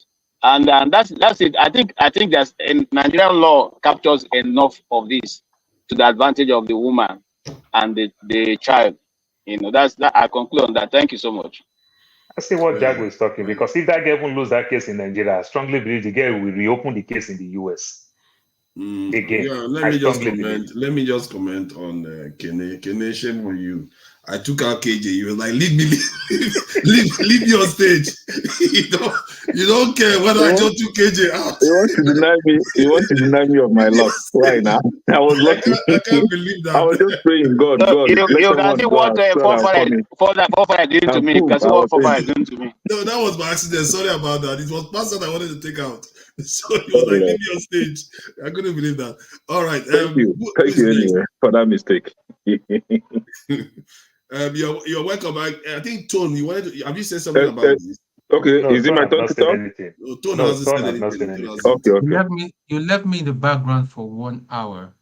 See, listen, what happened earlier will happen again, because people provoke you, and when you react, just the same way they provoked you, Forefathers, and you reacted, and everybody was against you, and I was even backing you, and you had the temerity to leave me behind. I have to be even-handed, Tone. See, let me but you were cursing. That's the only reason. I'm not insulting anybody. So I just want us to look at this holistically. Jago has been having a jab at me on this panel for reason best known to him. Jago, please. I told you the best thing. I told you. Be truthful to yourself. You've been having. Don't call my name. Indirectly. I don't know you. Why is he calling my name? He's not going to kill you. Before. I don't know you. It's not that he's going to kill me, but why is he calling my name? I don't want to talk to him. Listen to him. I'm asking you. Everybody's here. Just tell us why. Is it because I don't have a bed like you, or what? Why? What's your problem? It's best. Okay, make your own contribution, Tone, please. Let's just leave this. Because listen, Forefathers, with all due respect, I'm not shouting or insulting anybody. I'm just asking him in a very civil matter. What he must have a problem with me. The other day, I told Olumide where he started off. Just leave the topic. I asked Olumide to we'll go backstage and deal with this. Backstage. Can we just respect the topic that Ngosika brought up? We'll go backstage and talk about this. Let me just go back. Ngozi has said that it's okay for Forefather. Can you allow all that and don't let me speak? No. We'll do it backstage. What do you mean backstage? Did he do it backstage? He came on here. And I've stopped him now. No, he had a chance to speak without speaking none of that thing. And you allowed it. As soon as he started speaking, if you talk, it's going to extend. Don't you see that? We're going to go backstage and deal with it. We're going to be rounding up soon. We should have even rounded up by now. So just take it easy, Jago. You're going to have your chance, okay? Please. Nah, man. This is all crap. I don't know. Tone, please address the point. Okay. Stop doing. I'm just trying to be calm here and simple. I don't listen. I'm not a coward. I don't insult people. But when you throw jibe at me at Can some we point, go back to the topic tone now, please? Let's not do back this to the now. okay. You're talking about Davido's thing. Personally, I don't comment about family matters because there's more when it comes to a man and a woman's relationship. There's always some kind of manipulation. It's not in my place to start commenting whether he was denied or not denied. The courts are there to decide and all that. Women sometimes are very manipulative to make the man look bad. So that's all I can say. I don't have any comment. I don't have any right to say whether the video was right or whether his partner or ex-partner, if you want to assign her that thing. But for a man that is paid about 27 million in rent, I know that, and you want to allude that he's a bad father, man, we better think twice. Thank you. That's all I've got to say on this. So he's paying 27 million annually yes. for her. Forefathers, can I say something? For her. Okay. But before I okay, go, you can go ahead. Because it will be good for you to hear Kene, because by the time Kene is done, this whole thing is going to go crazy. But because you always find a way so to let me twist let Kene go before I say what I want to say and then log off. Yes. Okay. Thank you. I don't know why Forefathers is trying to enter me this evening, but all good. I will start from where my brother Tone, stopped. That Davido is paying 27 million naira for rent for his child. Isn't that impressive? For me, someone of his class shouldn't be paying rent for his child. Should have a very good house for his child, right? But this is where I'm coming from. I overheard my big brother KJ saying that there is no smoke without fire. That something must have happened. That could be the reason why, maybe, possibly, Davido stopped being in his child's life. That is very, very responsible of him. Whatever the problem is between he and his baby mama shouldn't deter him from being a father to his child, not even for 1 second. It shows that it doesn't, if I were a judge, honestly, the case would be against him. It shows no fatherly love over that child. See, it's all about jumping from one woman to another, tricking and removing, having babies everywhere. And then these children are left to grow on their own without you as a father. I mean, your influence on that child. That is very wicked of you as a father to do to any child that you call yours, right? Then now, he's asking for 50-50 custody. On what basis? He had a very handsome guy. No, I don't know. Tragedy could happen to anybody. But the fact that you left that child alone with your housemaid or whatever, house help, and you are everywhere with his mother, shows that you both are very responsible. See, 50-50, yes, good. But how responsible is Davido over his child? How responsible of a father is he? You are asking 50-50, but you are always everywhere. Today you are in Nigeria, tomorrow in America, the other days you are in Caribbean. How are you going to shape the future of this child? See, child's formative age or years is very, very crucial. This is when you inculcate morals, discipline on this child. See, I think I'm not judging him but from what I've seen so far over Davido, I don't think Davido is that disciplined. And that was why he could come up on social media everywhere, be insulting Dele Momodu. I think Dele Momodu is Sophia's uncle, right? So if you be able to insult such a man, that means you are very, very responsible, honestly.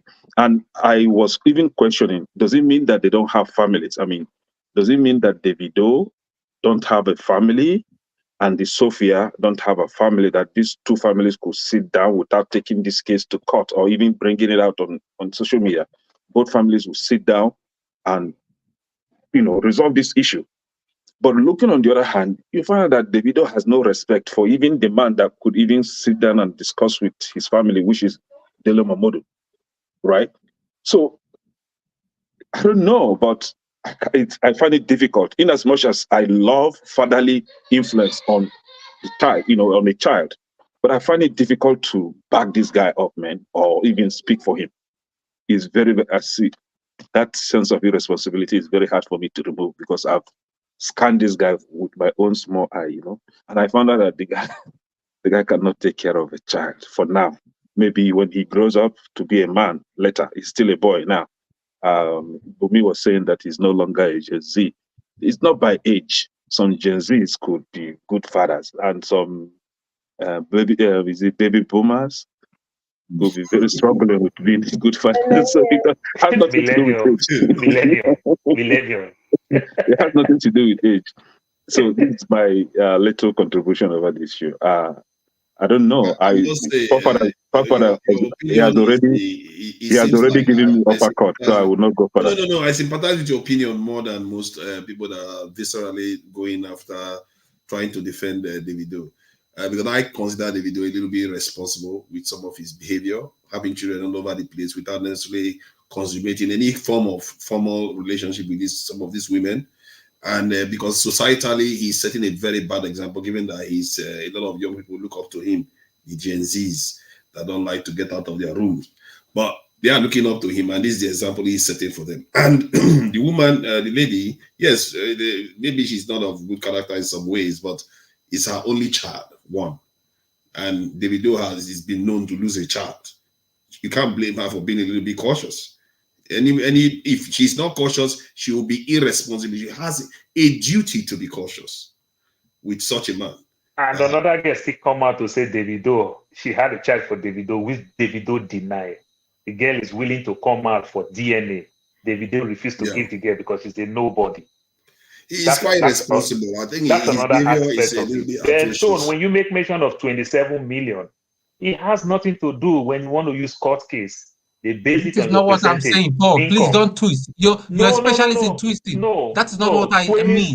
Because what the social media, wait, hang on. What the social media, are trying to say is that he's not responsible at all. He has not contributed. So that's not what. So don't take the words out of my mouth. You said Davido paid 27 million for rent for the girl. Out of my mouth. All I'm saying is that say it again so that I can apologize to you. He's provided a shelter, which he should do in any way for both of them. Then you said 27 million. Did you say 27 million? A man that pays 27 million a year. So what I said, it's not like he left them I didn't say you are lying. I said if that case go to court, they base it on your income. What about 27 million is even not enough for what the girl will get from David? What about 27 million might be much enough what Davido is spending on that child? That's what I'm saying. Well, if you go to court, they base it on your income. That's what I'm saying. You and I live in the West. Even the state spends more money on a child than that amount. He actually wants to be in that child's life. He actually wants the good of that child, but he refused to pay the the child's tuition. I overheard Ngozi saying that. I'm not supporting Davido. I'm not supporting any of them. All I'm saying. I'm not saying that you're supporting. I'm just adding to what Paul was saying. Okay. I'm not. Condemning what you say. Let me just say, Forefathers, thank you for letting me have my say with everybody's opinion on this. And I think we achieved something. The panel has calmed down, so I'll leave you, gentlemen. They haven't calmed down, though. So, but before I go, I want to share a personal experience on why I thought, somebody here mentioned that the family is the fabric of the society. That is where the society starts. That is the unit of the society, the family. If you get it wrong there, I hear you, Bumi. If the parents are not helpful to the child's development, they might as well get off. I hear you. I hear you, Mr. Paul. If you're not living up to your responsibility as a father, all you're talking about is I paid for this, I bought for this. That's BS. I heard everybody, but what I want to say is, if you see, having a child is a lifelong commitment. I do not get how people easily have children just because they are married, or because they are dating and a pregnancy occurs. I know a lot of you are conservatives. When it comes to reproductive health, you're very conservative. I get that. But till tomorrow, I will argue that instead of bringing a child into this world and have all this mess, please take it off. No child deserves this. Oh no, No the one I disagree with is when you say you don't get to have children just because you are married. When are you supposed to have children if you're not? Is it not the best time to have children? Now let me if you can Not you because can of have your the rest marriage of the now. night. Let me You just can have marry this to and enjoy love life. Don't worry now. I'm not going to let you go if you carry on like this. No, I'll just it's not this. that deep. I'll just go to sleep. It's not that deep. If I speak, I don't speak. It won't take anything away from me. But I'm trying to say that I don't. People take having children lightly, and I think that's not fair. It's really, really not fair. If you're not going to be, and don't get me started about they'll grow into adults, they'll become their own person. We know. But even every one of us here, those of you that are still fortunate to have your parents alive, you can speak about how they still weigh in on your life, even at this age you are now. I'm That telling is you, how that is how lifelong it is. It is till death to do you part. I think parenthood is the only relationship that death can do you part. It's not even marriage. Marriage for me is as long as it works out. May everybody carry their unbroken head and unbroken heart come out in peace. But for me, parenthood is a lifelong affair. There are no breaks, there are no ifs, there are no buts. If you carry the child, if you commit to having a child, you have to be there till the day you die or till the day that the child dies. That is it for me. So when Unzika, I beg. Although you make a point, I'm it's not as trying though to make wait, Ejo, please, because I think I know. Wait now. Wait, it's not I so want to much. go to bed. I just you Yeah, people you are want to finishing go to bed, but you're I want making to Guys, have stop my tea making and go to controversial bed. statements. You're not no. going to You see, you're wanting to go to bed. your summarize don't cause another wahala. You're not talking like somebody that wants to go to bed. Leave her now. Absolutely. She wants strong The thing is that what I want to say is that you see, it's an egg and chicken thing that we're talking about, and in this case, it's very clear that the egg and chicken scenario, the first, which is maybe the egg or the chicken, I don't know, but the first is the relationship before the child. So if you are having a relationship, and in this case, because I just want to make this about all of us and not about just this case, but in this case, apparently the girl is 6 years older than Davido. They had that child when he was still a runaround kid. He's a runaround kid, man. He wants to have all the women. She knows him like this, but she's older than him. Yet she had a child with this runaround kid. Is that a good place? Wait. Is that a good place putting for the age to it? No. I'm just saying because we're all human beings. We all know. I know what a woman is, and I believe you know what a man is, especially when growing up. And you know that men, they're looking for sex wherever they can get it. Wherever they can get it, that's what their option is. For a woman, that search for sex isn't the most keen thing. It's actually the search Are you for. speaking for women? Are you a woman? Why can't I? Why am I not alive? Am I not alive? Am I not alive? You can speak for yourself when it comes from men. No, you can speak for yourself. I can speak for anyone. I can speak for anybody. I am a woman. You Jago, can't speak for us. Look, my friend, my girl, whether or not you are keeping something secret as a woman, that I'm not showing that I'm a sexual creature. Women generally are quite coy about sex in comparison to men in terms of what we want. I don't need. You're speaking as though I'm not an experienced somebody. Don't speak to me. Don't speak the English thing. Are you speaking for women? Why can't I? Am I not alive? Do I not have women around me? Am I not observant? What the hell is that? Look, I'm just trying to let you know that in the relationship between men and women, once you make the correct utterance that once you've had a child, your life should take second place, and it's now about the life of the child. That's what I was growing up in. As far as I'm concerned, my parents, they loved each other, and that was it. They weren't going out there searching for any other relationship. So it was all about us as children. That's what I observed. So where we now go out further into the world and observe broken relationships and all the rest of it, we put reasoning to it because there is reasoning behind it. And if a 6-year-old woman, a woman who is 6 years older than her partner, she is far more mature than he is. far, far more mature. But So for Django, her, at that age, for she her, has said to don't listen, know no better. What about that? Really, no, please, wait. can I just say what I I'm want to not say? arguing all these nuances because I'm speaking about everyone. There's millions of nuances that we can speak about, but we're speaking about the rule as opposed to the small objectivities we may have. The rule suggests, and we all know women, they are more mature than we are, growing up at some aspects, especially when it's to do with relationships. Especially, they're more mature than us. Let's not have it. It doesn't mean a man is not mature. It doesn't mean that, but they are more. They know what it is that they're in this relationship for more than men do. Because I know myself. I've been in enough relationships where I had no idea why I was there, apart from one thing. Other than that, I had no other idea. So I'm telling the truth now. I like it's that reality. I like that one. No idea why I was there. Apart from one thing. I like that one thing. Real talk. I'm talking real. I'm not here to muck about with nobody. What was that one reason? Please. Why you were there? Bumi, This is 248. Bumi, Can I tell finish? Jago to be free to say that one thing, like he told you the other time. So that one you thing? may not agree with me, and I wish I could stay longer so that we'll hash it out, but I Take can't. care, my darling Nzuka. You are always marvelous. Okay, thank you guys for indulging me. This topic is too tough. And let me say this. let me say this. I actually wished we had time because I wanted this conversation to expand into various scope. Everything. Don't worry.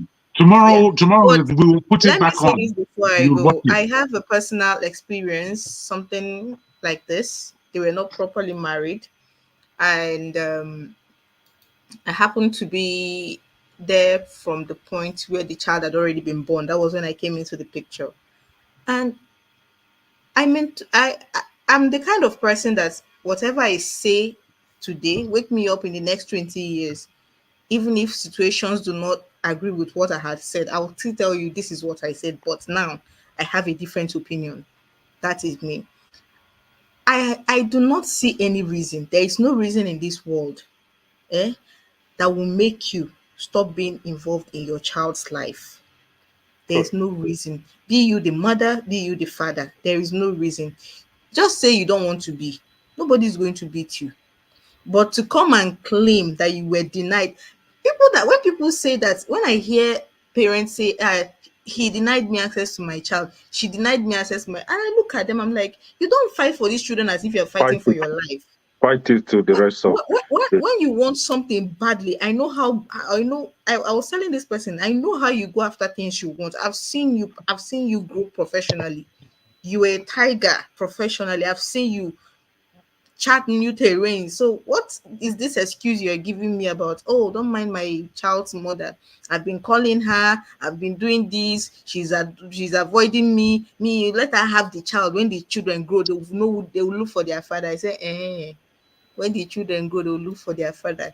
Is it that thing that they've been using to console themselves before Jesus came? It won't work with this generation. Have you met this generation that is all about mental health?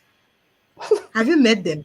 I thought you said it's live till death do us part. Now you say it's mental health. No, you are saying no. Forefather, please now. Everybody here is following what I'm saying. You are the only one that is going off track. And I don't want to believe. I don't want to believe you are beginning to go the same way Mr. Pansat is going. You know, I'm so sympathetic to the lady. I'm sympathetic to the lady's case. You are telling me I have tried my best. The father does not want me involved in the child's life. I've tried my best. The mother does not want me in the child's life. Let the child grow now. When the child grow, they'll come looking for me. It won't happen. No. Not with this generation of children. They will move on from you, and you will know that till death do you part is not working with them. Ngozika, is it not funny? The girl that didn't grieve for me some over 30-something years ago, I'm still looking for that girl. And if I see her, I want to go see her again. Then someone will talk about their child. Wow. You understand? I still think about her.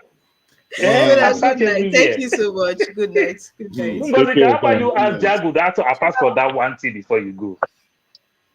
Take care, Zika. We you know, Jago saying that is not surprising. He's the kind of person that will come up with stuff like that. I'm in a relationship. No, I don't know why I'm in there. You see the way Jago asked Bumi said, Bumi should come up, feel free. No, and you he talk and say, apart from one thing. Sometimes we have different conversations here, and sometimes it's a bit refreshing. You know, it wasn't necessarily. I thought it wasn't necessarily a topic that I wanted to talk too much on, but I think it expands more away from Davido. It really is about us as people and how we relate. And the beginning of that relationship as to how we relate is the relationship between men and women. You know, we speak maybe about the man and the child, mother and son. Yes, there are these relationships and they're all important. But the relationship between men and women is the thing that is failing everything. Because men and women aren't in real understanding of each other. And I would say this, that Black women particularly are taking too much from this feminist angle. They're taking too much of it on board. And I'm not saying that it has no validity, but I am saying that it does have a lot of poison.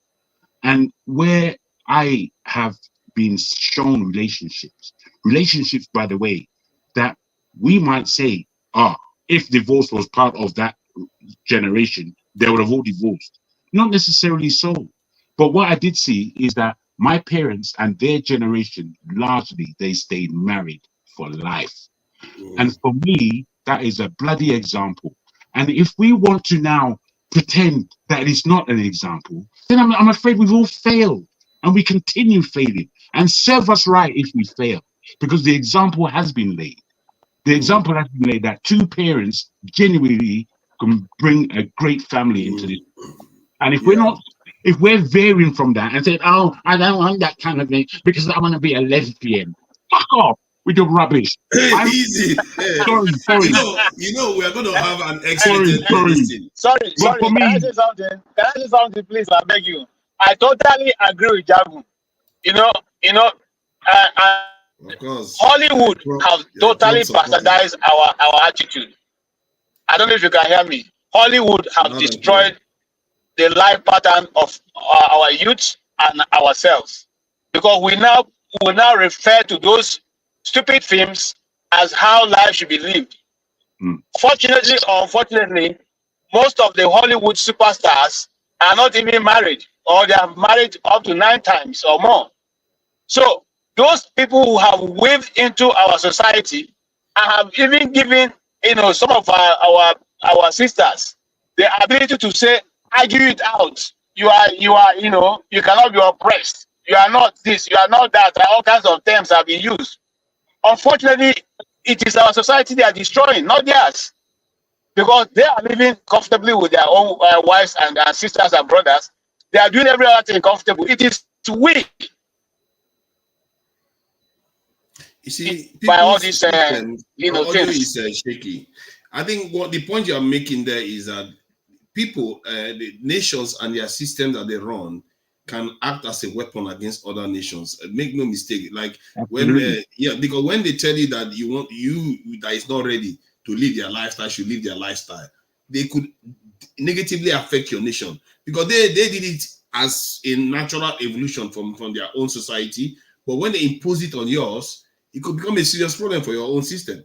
And we've seen that happen historically. Even one of my ideas was that we should have a political system that becomes a weapon against them too. So, because this is what they do, that's why they keep shifting the goalposts. 1 minute is gay marriage, the next thing is transgender, the next thing is teenage transgender. I don't know where it's going next. They just keep moving the goalposts on and on. Bro, I tell you for lie, I tell you for nothing.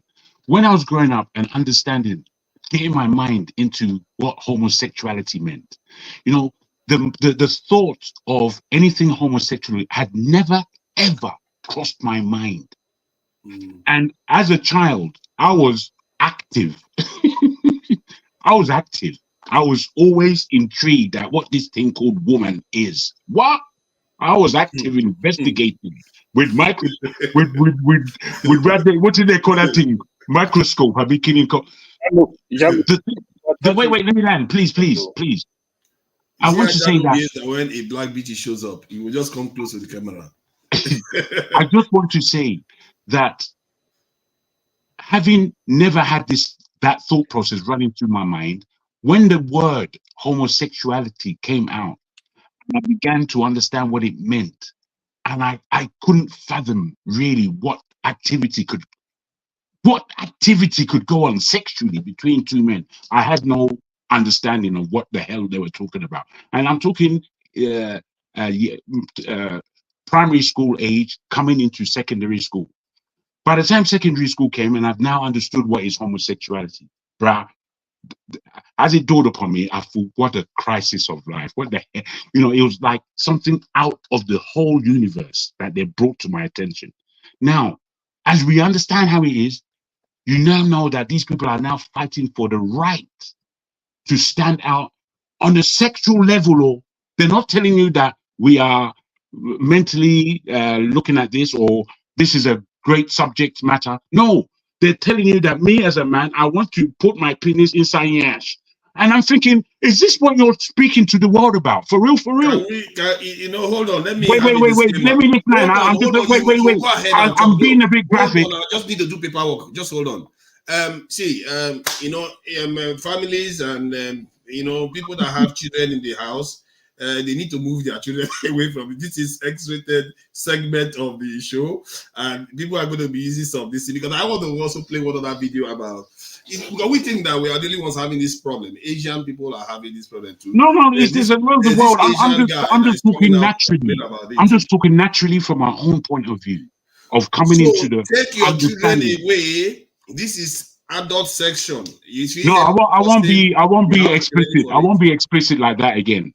I just did that. The only reason I put that there was for the shock of it to me, the shock of what it is in my mind as it came to my attention, what this thing is.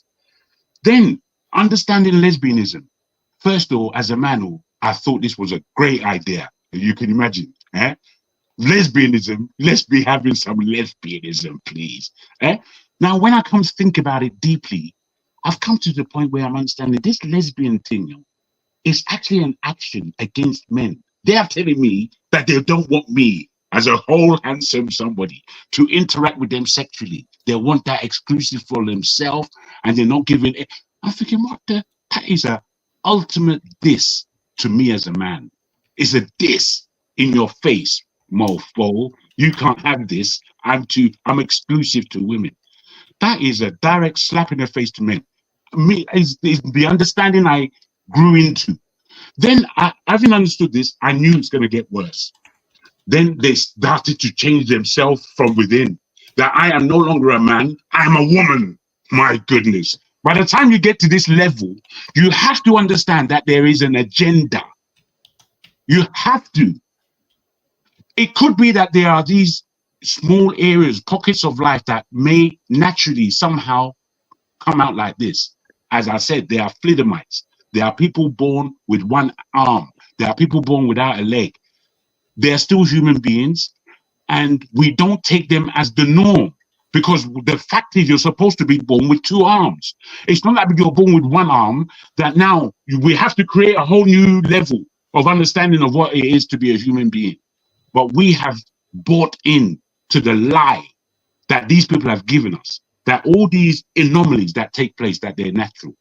And I'm sorry, I've broken it down like that to give it to you in stark measures that this is what it is that we're entertaining. Thank you. Yeah. Forefather, please, let me. Forefather, I know you put that in on the screen. I stand to be corrected. Look, go and check Ted Cruz. He was born in Calgary, Alberta, Canada. His mother is an American. His father is not an American. How did he contest for president with Trump? Yes, people should just grow up. What you're thinking, I also think like that many years ago. You understand? Some of us, when we get this funny thing called blue passport, we just think, this is how it is. With Trump. Paul, what you are saying, I thought that JA have already considered to it before he left.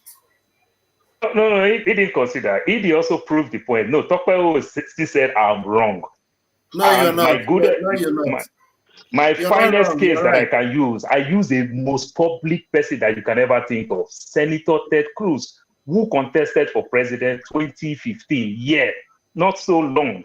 And most likely he may contest again his second time. Let me You support understand? Paul on this. I've been hearing this argument. Ted Cruz, I know the hospital he was born in Calgary. To be honest, he was born in Calgary. So I need to support Paul on this. What Paul said is actually very correct. No, Paul is when right. people, 100%. yeah, hold on. When people come with this kind of argument, we are not here to argue. We are really here to learn. You got to learn. You got to ask yourself, okay, why was he allowed to contest? You need to understand the law. Ted Cruz, 100%, he was born in Calgary, Canada, Alberta. Thank you. Mm-hmm. Yeah, one of the things I wanted to highlight was something that I saw on the internet recently that shocked me. Actually, I was a bit shocked because I never really thought about it from that point of view. Because we talk about how our women and our men, sometimes, especially in the African American community or overseas, they tend to be having problems keeping their relationships together. But I never really thought about what the Chinese men are going through, and or the Asian men. But I was surprised. So I want to play this video so that some people see it. Like I said, disclosure, parental advice. Don't have, because this guy says some. I think he was swearing a little bit and say some stuff. So, but it was on YouTube, so it must be okay. Let's see. Without even any warning at all. So look at what he says. Interracialism has destroyed Asian men. Look at, he was accusing the women, and maybe any woman here can comment on it. Let me just play this briefly. All right, there's the audio. Okay. About interracial dating. Ooh, I know this topic is going to trigger a lot of people, but I want to make something clear at the start of this video. None of the things I'm about to say in this video is based on my personal opinion. I'm just telling you guys the 100% truth, and this is what I've observed. I've been living in the West for nearly 20 years now. And first of all, first point I have to make is that nobody likes Asian guys, okay? That's just a biological fact. If you're born an Asian male, you're born to be cucked into this world, okay? Let's say, if you go to New York City, right? If you pull together a bunch of young people, let's say you pull together 100 young women between the ages of 18 to 25, and if you pull together another random 100 male between the ages of 18 to 25, this is across all religions, all ethnicities, and if you ask these young women to rate the other group of young men, the group of men that will come up with the highest scoring in terms of attractiveness will be white male, followed by black male, followed by a Hispanic, Middle Eastern, Pacific Islander, American Samoan, possibly indigenous. And this is the group that follows. And the two groups that always ends up at the bottom, it's Asian male and Indian male, okay? That is 100% true biological fact. There's no twisting your way around it. And you know who has the worst? Asian men. Because at least in India, almost all the marriages are arranged, right? However, for Asian males in the modern world, where the entire world is connected, and with the rise of millions of passport bureaus and with the rise of interracial dating and marriage, the Asian guy gets completely cucked. So I'll give you an example. If you look at the latest statistics in the US on interracial marriage, right? The number of Asian females entering interracial marriage is at a staggering 36% compared to 17% for. That is quite a lot, isn't it? Their women are marrying other people like at an alarmingly high rate. Look at the white ones, different. Black people are quite low too. Black women are quite loyal. Our men are a little bit rubbish, but the women. But look at the Asian women. They are marrying other people. No wonder he's complaining. Asian men. Even this number is skewed. I'll tell you why. Because in this category, they categorize Asian men and Indian men. They put them into the same category, which is false. Because the vast majority of the time, when the Indian person enters interracial marriage, it's an Indian man and a Western woman. Okay, so let's say if you were able to exclude Indian men from this equation, the true numbers would be something like 50% of Asian women are entering interracial marriage, and for Asian men, it's maybe 10%. And if you go to Asia, if you don't believe me, go to, let's say, China, Japan, go to Philippines, Vietnam, go to Cambodia, Thailand. I would say that the 99% of the cases of all the interracial marriages, it's a white Western passport bro marrying an Asian woman. Okay, you will almost never see a passport sister. You don't see a foreign woman coming to China to look for a husband. Okay, Asian men get completely cut. One thing I want to bring up is that women are more perverted than men in modern relationships. No, I'm serious. I'm not trying to be rude or anything. I'm just telling you the truth. I went to a college for 2 years, and I've been to universities for 4 years now. In 6 years post-secondary, sometimes it's just out of curiosity. Sometimes I see an interracial couple on campus. Sometimes we sit down and at the parties or whatever, we just have a casual conversation. I see a white girl with a black guy on campus. I asked her, like, what made you interested in him? And listen, the answer almost 100% of the time is that it's all about this. Okay, see this? Yes, it's all about the 8-inch big black cock. I'm really not making this up. Women are you sure the children are away? This is Western meal. Comparison, like this is around 5 inches, and this is actually around 11 inches. And let's just take a moment, okay? I want to expand on this. For example, the topic of sex comes up, right? You ask these modern so-called liberal feminist women, they say, oh, what's the typical like dick size do you see?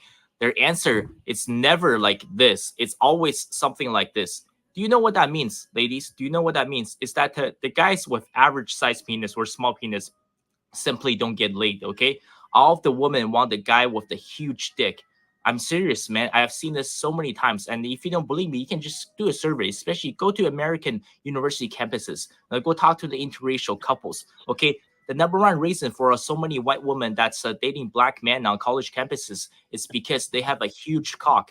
And part of the reason the man's attractiveness on a scale, and the Asian and Indian men always land on the bottom is that, man, they don't have massive dicks, okay? That's just a true biological fact. Women are obsessed with this. Women cannot lead in a relationship. Women are followers because, for example, I've heard of many stories like this, right? When a woman hooks up with some guy with a huge dick, and it's important to remember, it's not just the length, it's also the girth. For example, like this is what's wrong with this brother? He's banging trouble. The guys should calm down, like, man. You have an why you're not happy. This brother's in trouble, man. Every time one of these girls they hook up with a guy that has a huge dick, they tell all of their friends and all of their roommates about it. They say, "Oh my God, this guy Jack, his cock is so huge. It was the best orgasm I've ever had." And then all of a sudden, we get Forefather. I think we get the point. Have the sex with the same guy. Many people call this hypergamy or female choice copulate, where the vast majority of women are only attracted to a very small percentage of men. And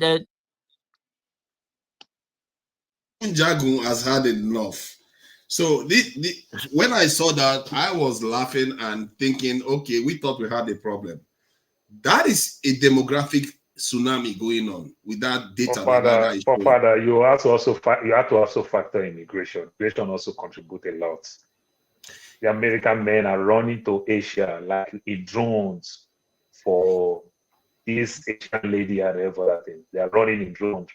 You understand? So immigration is also contributing immensely. Like the Philippines, the US understand the Philippines law. The Philippine law, you don't divorce. So the women don't have what it takes to, like a Nigerian woman who probably come here with a visiting visa, pretend initially that she's married, then got divorced, then marry here for papers and everything. The Philippines, they don't have those type of privilege. They can't cut it. And the men travel a lot because of, they understand the Asian women, they say they cook, they are very good homemaker and the likes. But sometimes not because of they really like these people so much, but also for the purpose of immigration.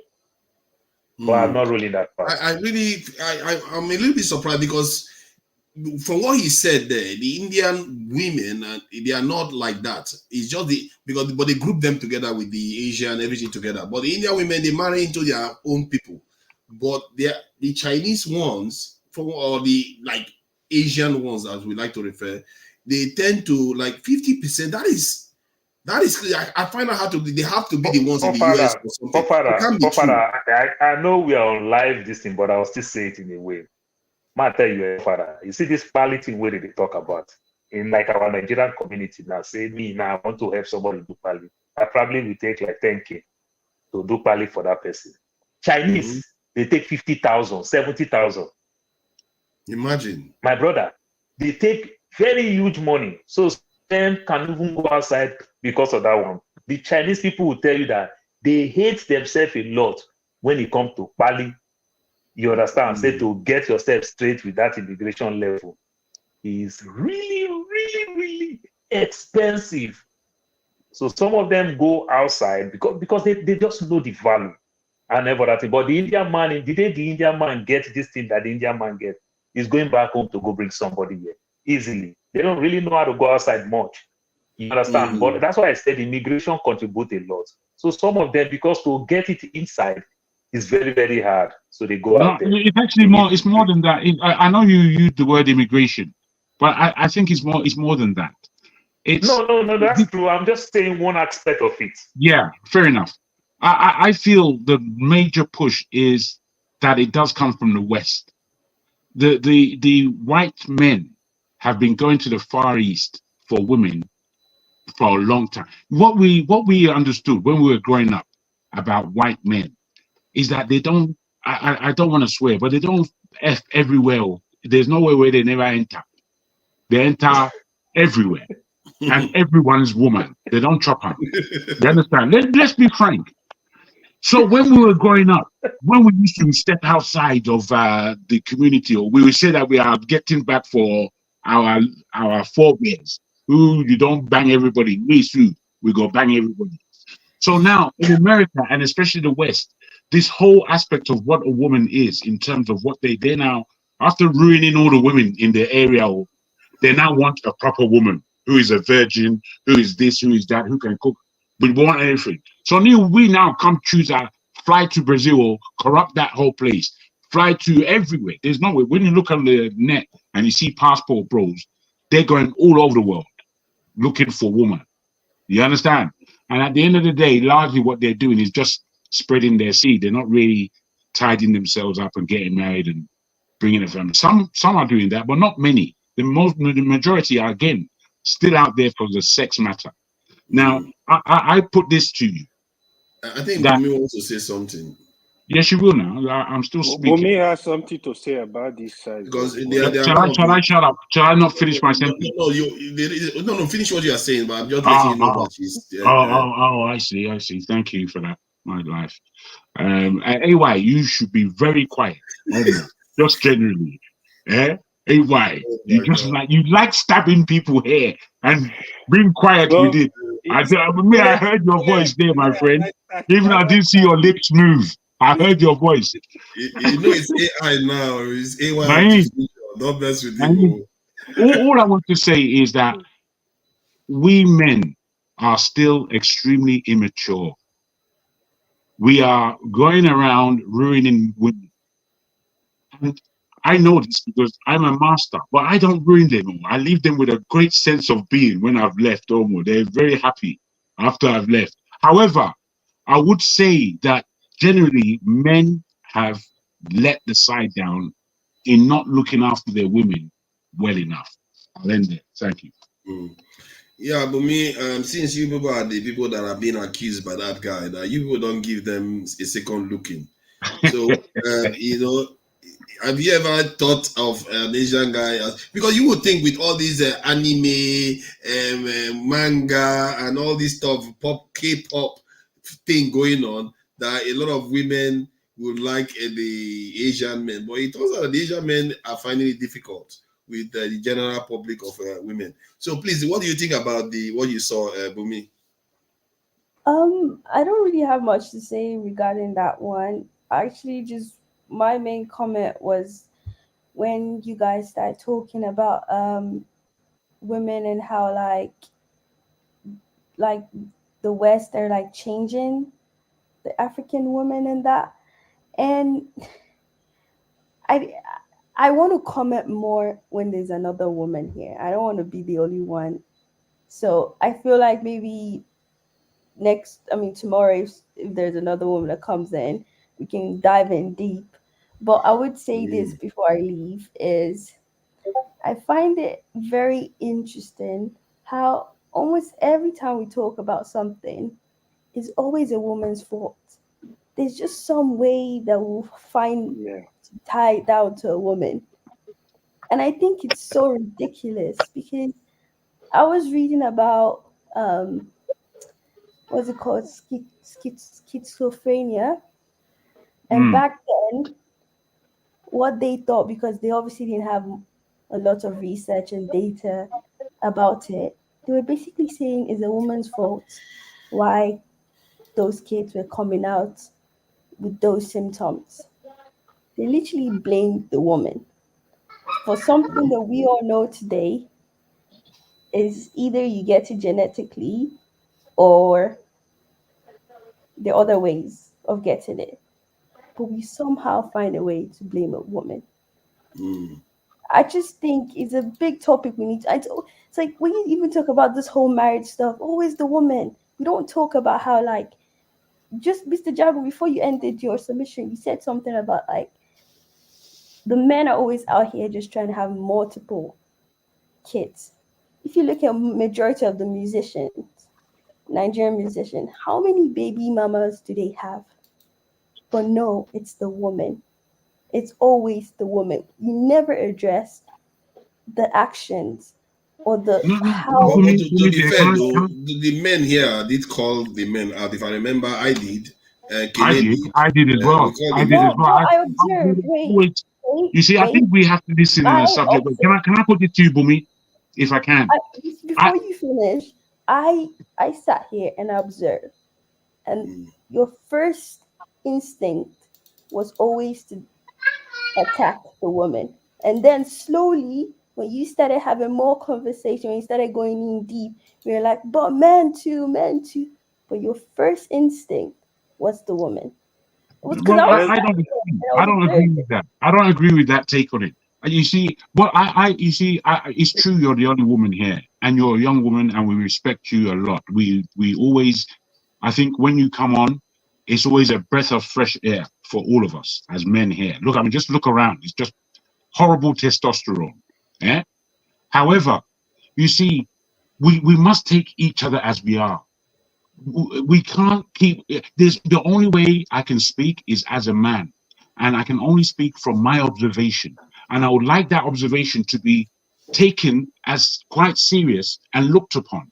And then, as you give me your observation from your point of view, I too would take that and look upon it. But if I can tell you guaranteed, if this is a panel of mainly women, there will be cussing men to the hellish place. We can't pretend that we haven't seen that. We must always try and remain balanced so that we don't fall into these arenas where we're not really speaking to the truth. We're more speaking about our own personal pain, which is not a problem, but I think we need to be more balanced. But both men and women. Because majority of your mention. I think I agree. But we remember men always use this phrase. They say all men.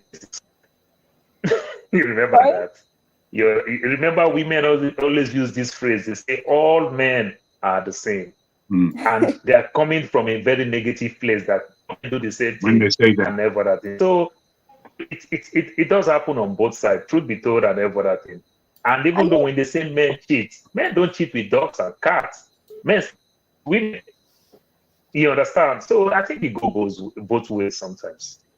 I mean, I have not come here to defend women. I was just pointing out that when we're talking about a specific issue, it's kind of stemmed from the woman's perspective as being the one always being at fault. And then slowly we started distributing the problem to each and everyone. We talked about but like me now, my assertion that I give today, I blame Davido completely. And I strongly believe that her and Sophia so believe in Davido. That's why she didn't have another child. She's still having hope, denying herself everything, and Davido moved on. But she still have that hope, that God. You know, the way she still believes that I'm still going to get this guy back. Sometimes all the things that she's doing just to win him back. Then tomorrow she'll get disappointed. Oh, look the way man treats me and everything. It does happen. It goes both bad ways. character does not win a man back. I think from sorry, let me just add this quickly. I think from the point of view of the video I just played, it's like a flip is happening. Like in the Asian community, the women are the ones going out, but while in the black community, the men are the ones going out.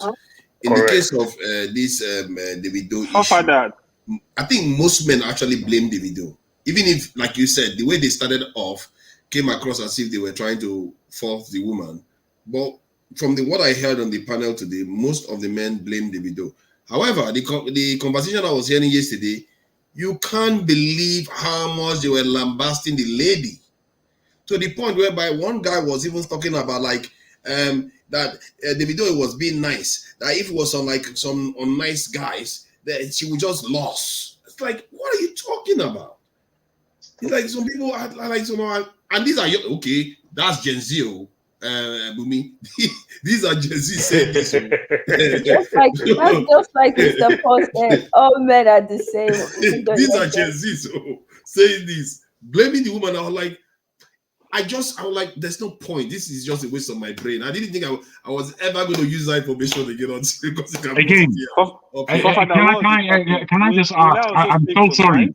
I'm so sorry that it's only Bumi here as a woman. And I know that you're not here to defend women, so don't take my question in any way but for observation's sake. I wonder if you're aware that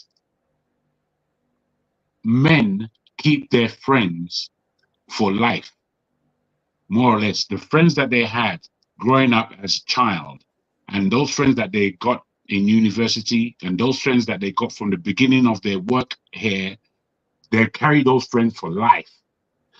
Women do not, in the main. Women don't keep friends very well at all. And women have a terrible way when they speak amongst themselves and how they snipe amongst each other.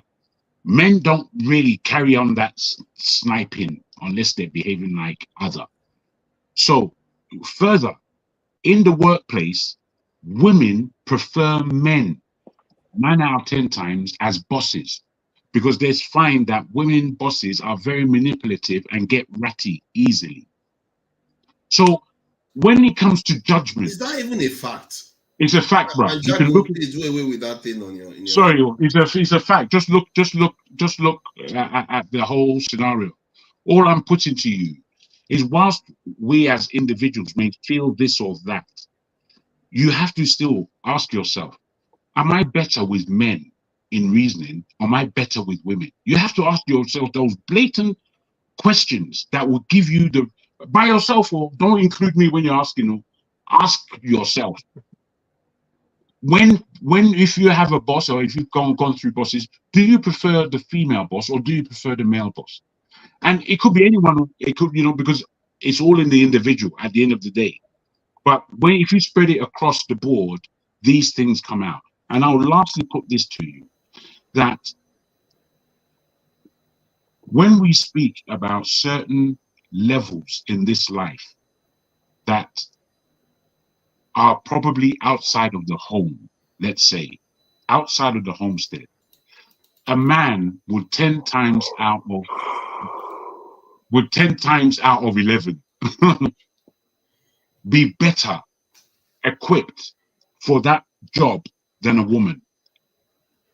At every strata that you go, every single strata that you go, and I'm not saying that men are better than women, or that is not my pursuance. I'm saying that there's a clear difference between men and women, and it is best that women and men admit these differences. If we don't, then our head is gonna eternally be in the shit. That is quite true, and I think the Gen Z women, Gen X, all of them, they have to start tracking back a little bit to the idea that men and women are quite different. And men too have to adapt to some aspects that women have started doing now. Like many women go to work every day now. So the men have to also recognize that that change and adapt to it to an extent. Absolutely. So I think that's the balance we all have to try to strike. This is why, Forefather, as you were saying, why are men boasting about cooking? It's not that men were boasting about cooking. I was just making point that men adjusted very well to that level. And there are some men who have it in their genes anyway. You understand? That's what it is. It's not about boasting. My parents came to this country. My dad cooked, and not only did he cooked extremely well. We were satisfied, and there was no difference between him cooking and my mother cooking, apart from my mother cooked most of the time. That's the only difference. But my dad chipped in to those areas which would obviously become difficult for the woman. I saw him do it. It was no detraction from his manhood. You understand? And the way my dad, as I said, and I believe this of most of our dads who are Nigerian, my dad is now passed. And I'm telling you, if I need correction, now it's his voice that I'm hearing, loud and clear, specific. He never told me one lie in his life, not one. He always told me the basic, horrible truth. That's it, Brad, please, just beat me instead. Don't talk to me no more. Please, just beat me. That's how I felt. I would prefer the beating rather than the hardcore talking to. You understand? And this is what a man is. This is what a man is. I must say, I give it to Kene because he came in with a more essence. He had this stronger conviction about his position, and I think that's where most men should be, because you have to know your role in society and hold it strongly and hold other men accountable if they are screwing about. And that's why when he was speaking, I was resonating with him, because that's what I wanted to say. I wanted to say that the guy has been irresponsible. He's setting very bad example for the next generation and all the rest. His behavior is not something that one should be. And he's led to a child has died under his custody, for crying out loud. He shouldn't be arguing with a woman about a child at this stage. He'd be looking for a way to walk around everything. You know, you lost your child. Jesus Christ, man, that guy should get his act together. I hope he figures out a way around it. Kando, thank you for joining us. And you're saying that it's not like us a community that have problems. The Asians have some serious problems. I used to think that they are doing so well in so many areas, but this area could be their undoing. The Indians may not be as technologically advanced as the other Asians, but at least in terms of their family structure, they are protecting it jealously. They don't play around with that. They protect it jealously. And so I don't know what you think about what you heard from the Asian guy or from the topic about Davido.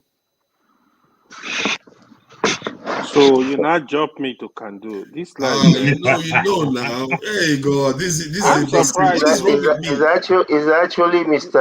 AI's turn. So That's true. Why are you guys I'm sorry. I'm sorry. I'm sorry. This is your Why AI. are you guys marginalizing me? Is it your background? I don't know. So I'll wait and let him go. Okay, no, Kadu is my oga. I can't argue. Kadu, go ahead. It's my oga. Sorry about that. No. I'll go Kadu, go, Kadu, go. I'm serious. You know, a lot of things have been said about this particular topic, even when Ngozi was here. And Mr. Jagun said some things that I think it truly flew over a lot of people's head. You see, this is not going to end well for the universe. It's not going to end well. There is nothing wrong with women's suffrage, and you know, I've said it here. I have 4 sisters. I love them to death. And just in case anyone has any doubt, I was actually given birth to by a woman. You know, so I love women, no doubt. But what society has turned into, you know, I heard all of the arguments about Davido, and Mr. Tone said something that I think a lot of people kind of overlooked, which is he said this man pays 20 something million a year for rent. I agree with Mr. Kene. If I was advising him, I would have told him to go buy a house and stop paying rent. But a man that can pay 20 something million a year in rent, you think he cannot pay for his child's school fees? You truly believe that? That don't make no sense. He might have elected not to do it because of whatever issue is going on between the two of them. Yes. But let me tell you, I've been divorced in America. And yeah, people can be manipulative, men, women. You know, before the divorce finally, came to an end and it was decided, this woman did everything on earth, called the police. Many times, the police will say, he hasn't done anything to you. Well, I don't want him in this house again. He lives here. What do you mean you don't want him here? And he hasn't done anything. When it came to separation of the children, told the judge, I don't want 50-50 custody. Because I wouldn't want to live in one place for 3 days, live in another place for 4 days, live over there for 3 days. I wouldn't want that. Our children were born in a home. Let them live there.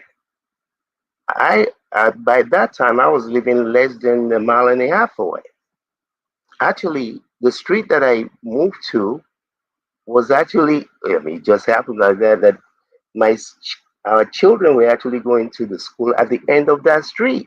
So every morning, I go outside and wait to see them drive by to school.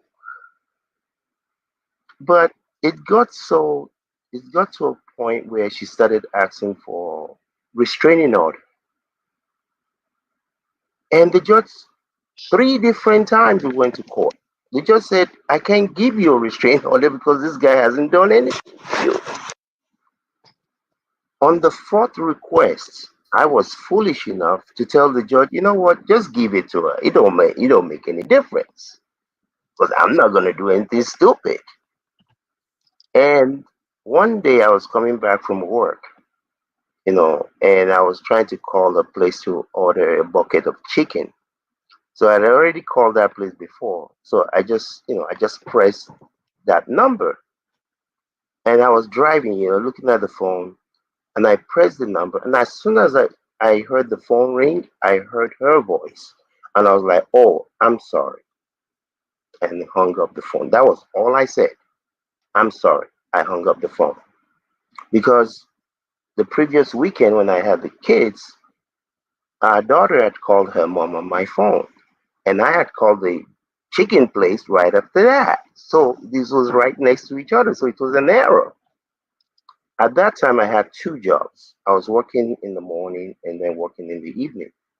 My evening job, I leave the job at 2:30 in the morning. It's literally less than 10 minutes away from where I live. When I got home that morning, my landlord was waiting for me, which has never happened.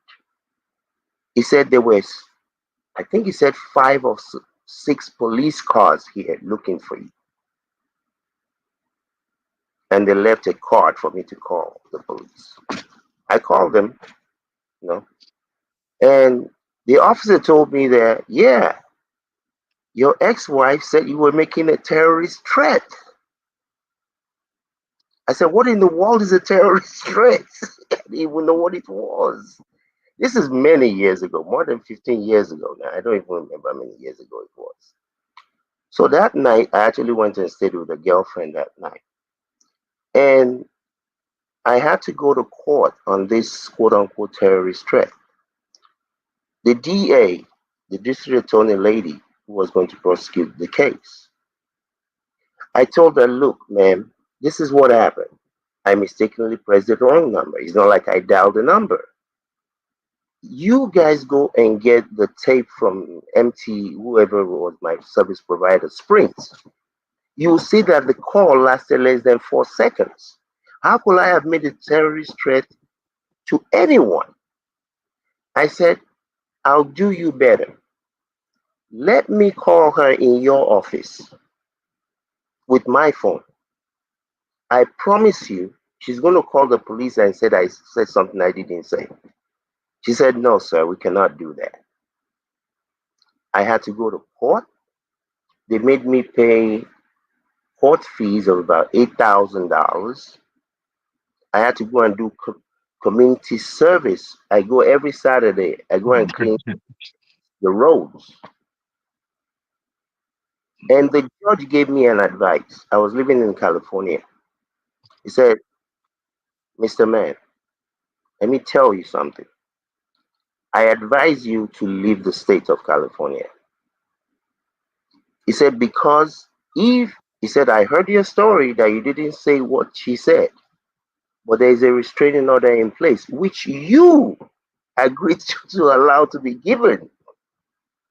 He said, if there is another incident by mistake, by error, you are going to be in jail for 10 years.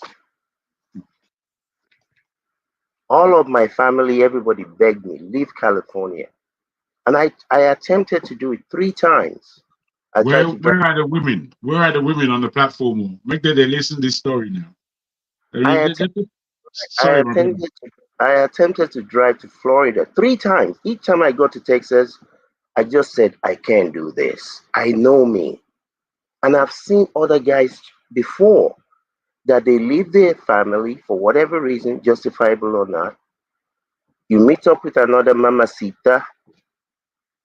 Before you know it, you and that person has a baby. Before you know, especially you live in another state, you'll be calling the kids every weekend or every 2 weeks. Before you know it, it's only on birthdays and Christmas and New Year's. I said, no, I'm not leaving. And I've said this here before. I lived in my car for 6 weeks rather than leave before I could get a place. I said, whatever it's going to take, I am going to stay here. I'm going to be a dishwasher, whatever. I'm not leaving, because if I leave this place and go somewhere else, no matter how much I think I love my children, life is going to happen. I've seen this movie. I used to be a coach in that city. I used to be a soccer coach. Every year we have about 600 kids in our soccer club. The vast majority of those children come from broken homes. You see, I said, Mr. Jagan said something earlier.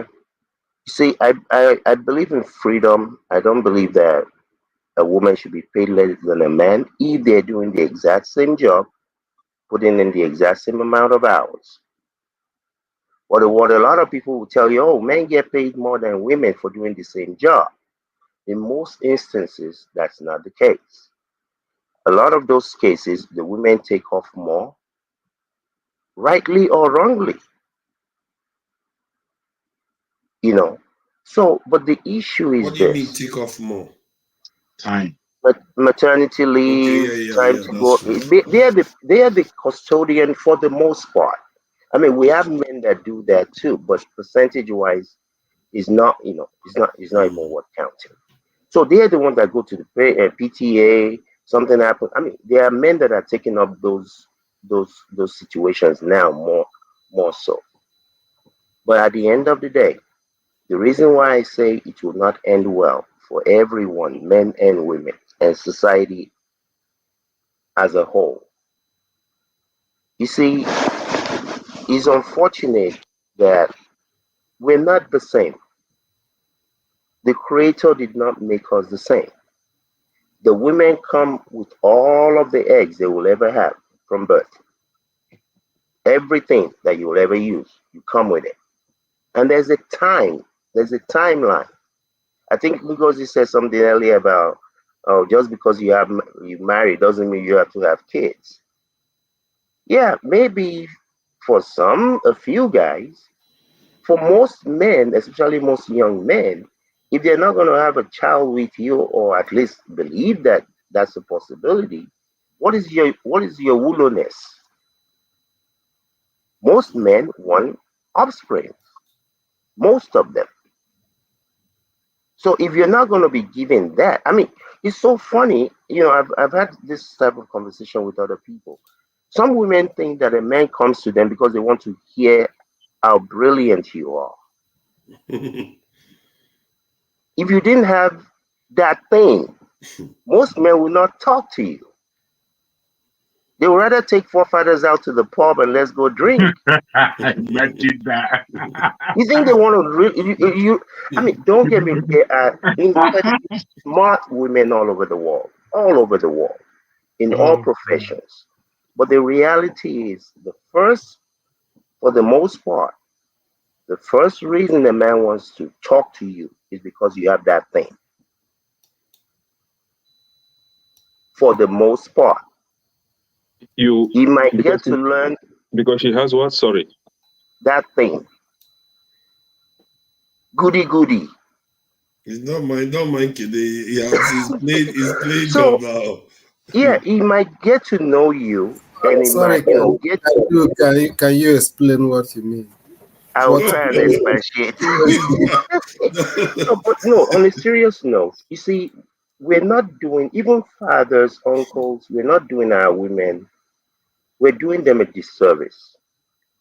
Because from a very young age of 3, 5 years old, oh, princess, oh, beautiful, oh, this. And by the time you turn 13, you begin to have some little breast coming out. Every guy wants to touch something. And everybody tell you, oh, let me do this for you. Let me buy you gala. Let me buy you meat pie. What do you think they're doing that for? I mean, so, and unfortunately, society is not fair to women that this is how they've been created in a way. But those who are interested in the family, in a meaningful relationship, have to understand that to have those things with a man of value, a man that is worth being a man, you need to do that within a span of time. If you don't do it, well, different time frame for different people, be it 22, 25, 20, 30, whatever. If you don't do it and get a man, not just any man, and I say this all the time, women need men to help them vet for men. Because the thing that most women look at in a man is not it. You need a man who is going to sift through all that crap to help you look at this guy, not just how muscular like Kene is that he looks. You have to be able to see past all of that. That this is a guy's guy, this is a stand-up guy, this is somebody that's going to be there for you. That does not mean he's not going to make mistake. That does not mean he may not cheat. Look at Hollywood. Some of the most beautiful women that have ever come through there have been cheated on by men they were married to. Why do you think a man that is married to a Miss Universe still jacks off? Why will he do that when he has one of the most beautiful women in the world? So it doesn't really matter how beautiful you are. Most men, the vast majority, if you're lucky, get with someone. Hopefully you need Allah, you need Jesus, Buddha, all of them to help you. And the men too. To be able to go through this life and make it a life worth living with someone. Because at the end of the day, nobody cares about your 32 PhDs, how many Rolls Royce you had, 23 houses in Abuja, 3 in France, a chateau in Belgium. Nobody cares. Life is about people. To be able to have people in your life that you can record your presence here, the meaning of you having been here, is about people. It's not about things. Things are good to have, but you need someone to chronicle your being here. And hopefully you'll be able to, well, for most people, hopefully you'll be able to have some offsprings that you can teach to be good human beings and carry this thing along. But a lot of these people, rightly or wrongly, some of them, they wait too long, they waste their youth, becoming permanent side chicks or leave their husband, leave a good man, a good man, and think that you're going to get something somewhere else. Especially the older you get, you're already set in your ways. The older you get, even the men, the older you get. All of us.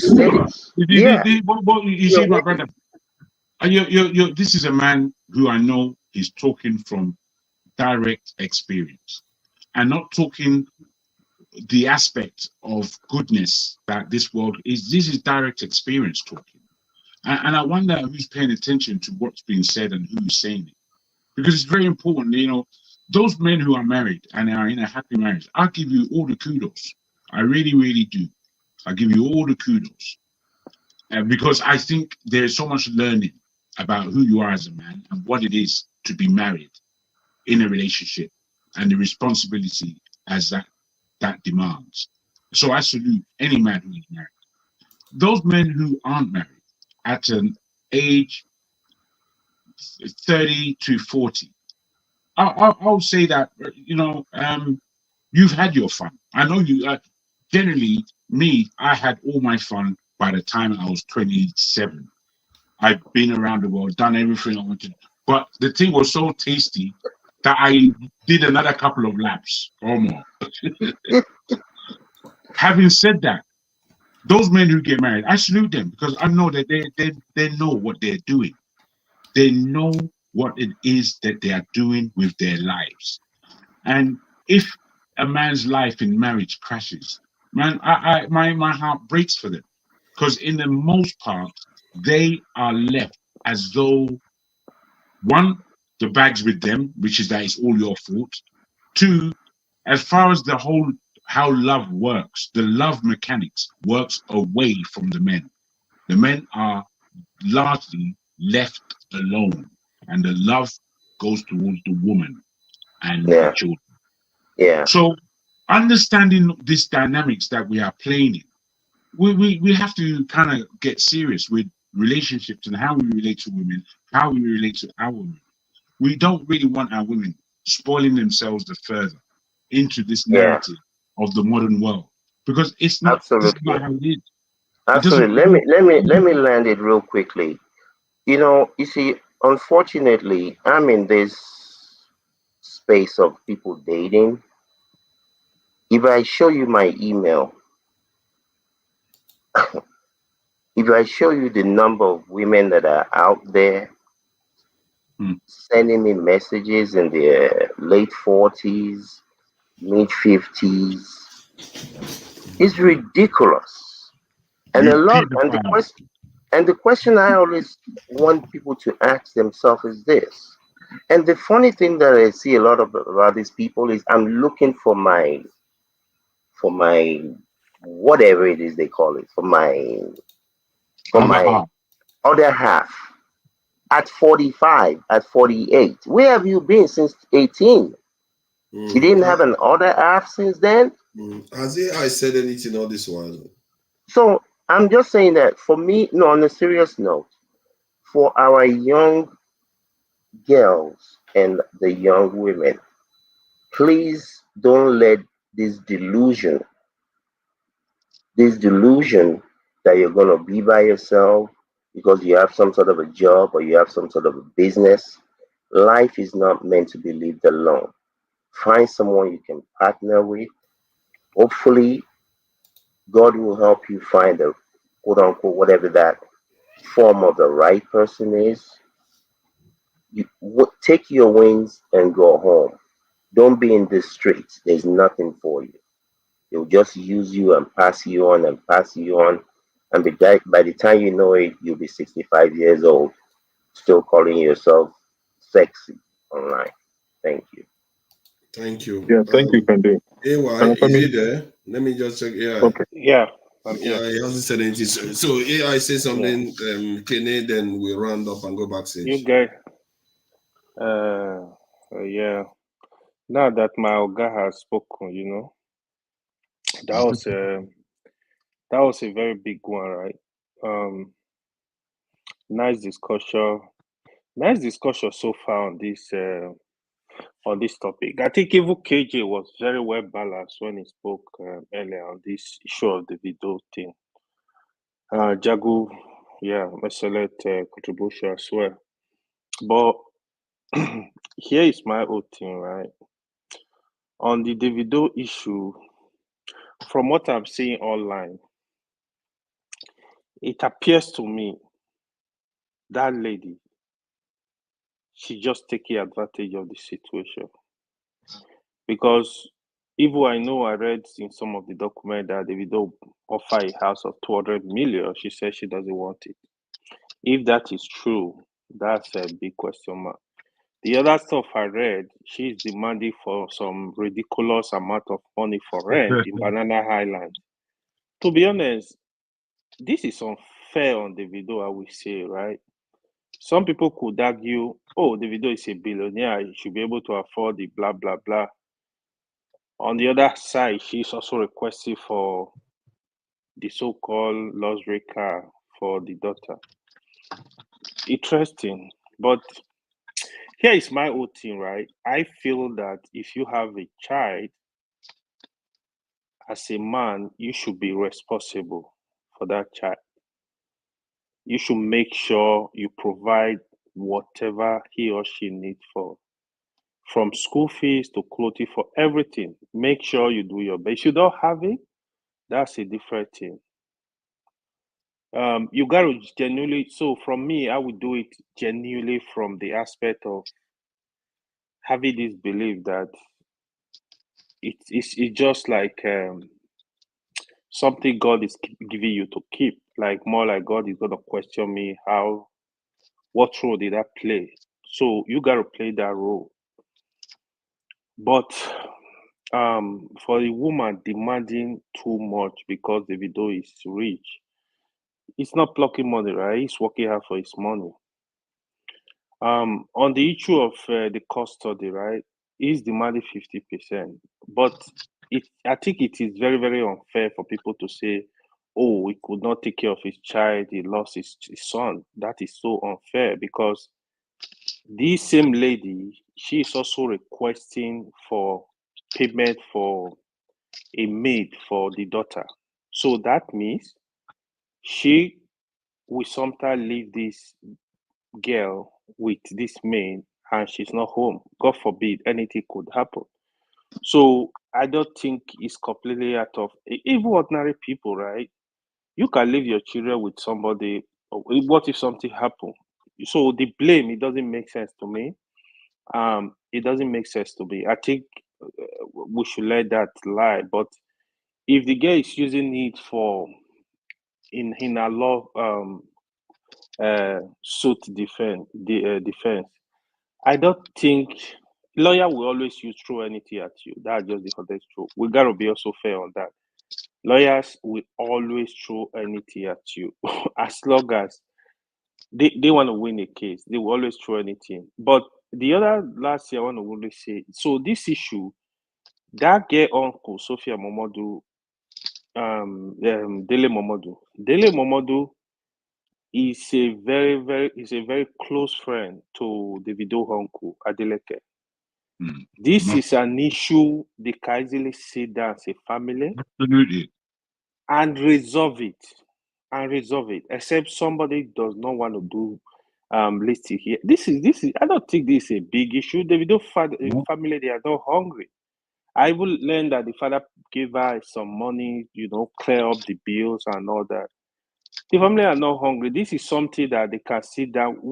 How much will Imade need?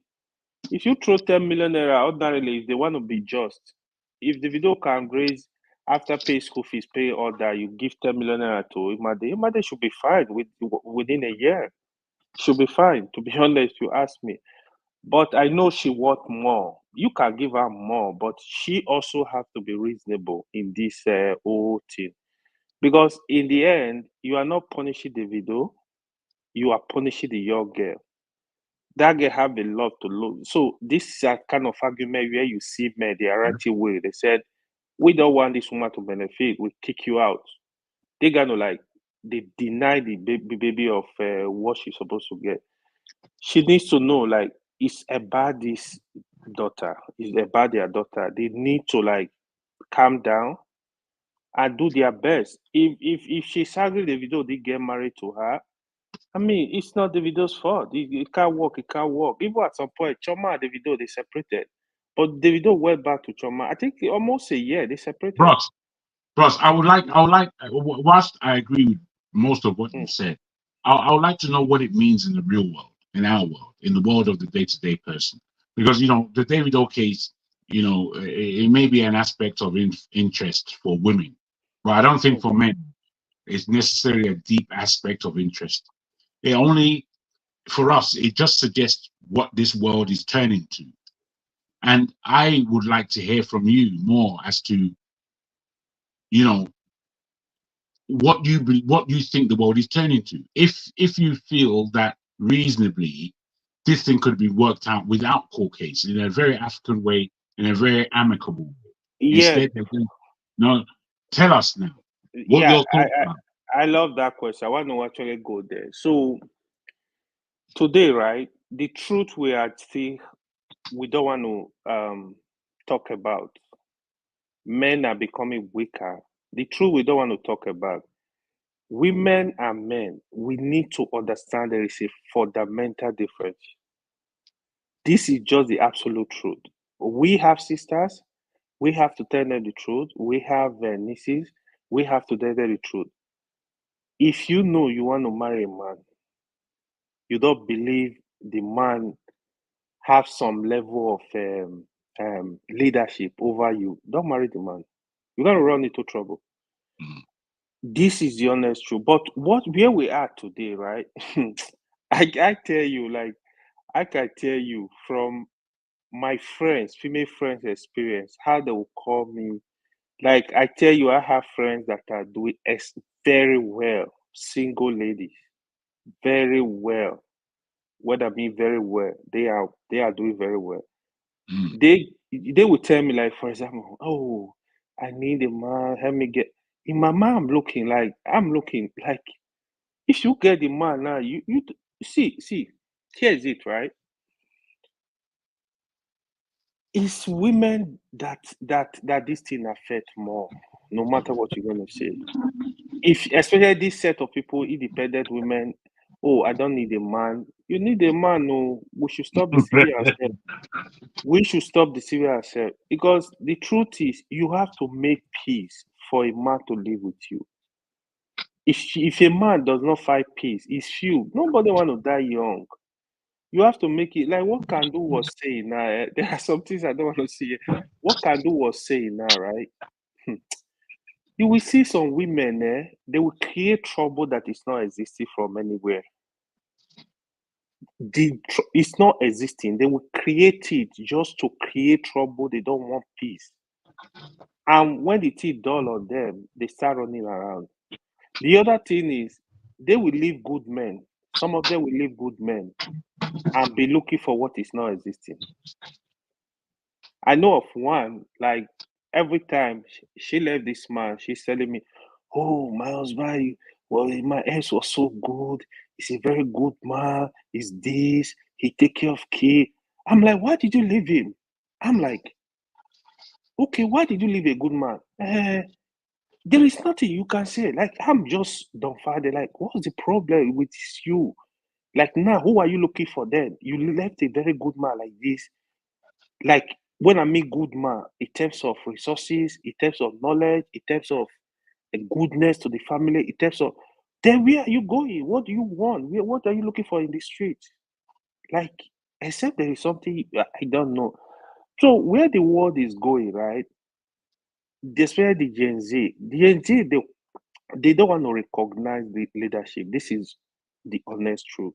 And that is actually creating a lot of trouble, because in the future, you will see, I think some of them don't even care. They can even have baby and say, you know what, I'm done. Let me just go and stay in my house. If that's what you want, good for you. But one thing I know, if you want marriage, you have to be able to work with a man. You have to be able to respect a man. I'm not saying the men should treat the women bad too. The women have some right. Treat them good. Also be nice to them. Take care of them. You know, you gotta do your part as a man. But in the end, women need to calm down and try to work with men, because the moment you lose the man, it's different story, especially if he's a good man. You might never have that opportunity again. This is just the honest truth. So that's just my point on this. Yes, Thank you, AY. I like your final line there. And as much as what our father here can do, advice, it was really, really deep. So you said that you need a man. So you are referring to women, that they need a man. They should do everything possible to make peace with men. I think on the other side too, men need women. I think they need women as much as women need them. You know what I mean? Jago, you know what I mean? So you need woman, unless you're on the other lane, that you'll be running after your fellow man. But if you're not on that lane, you need woman. So, but this is it, right?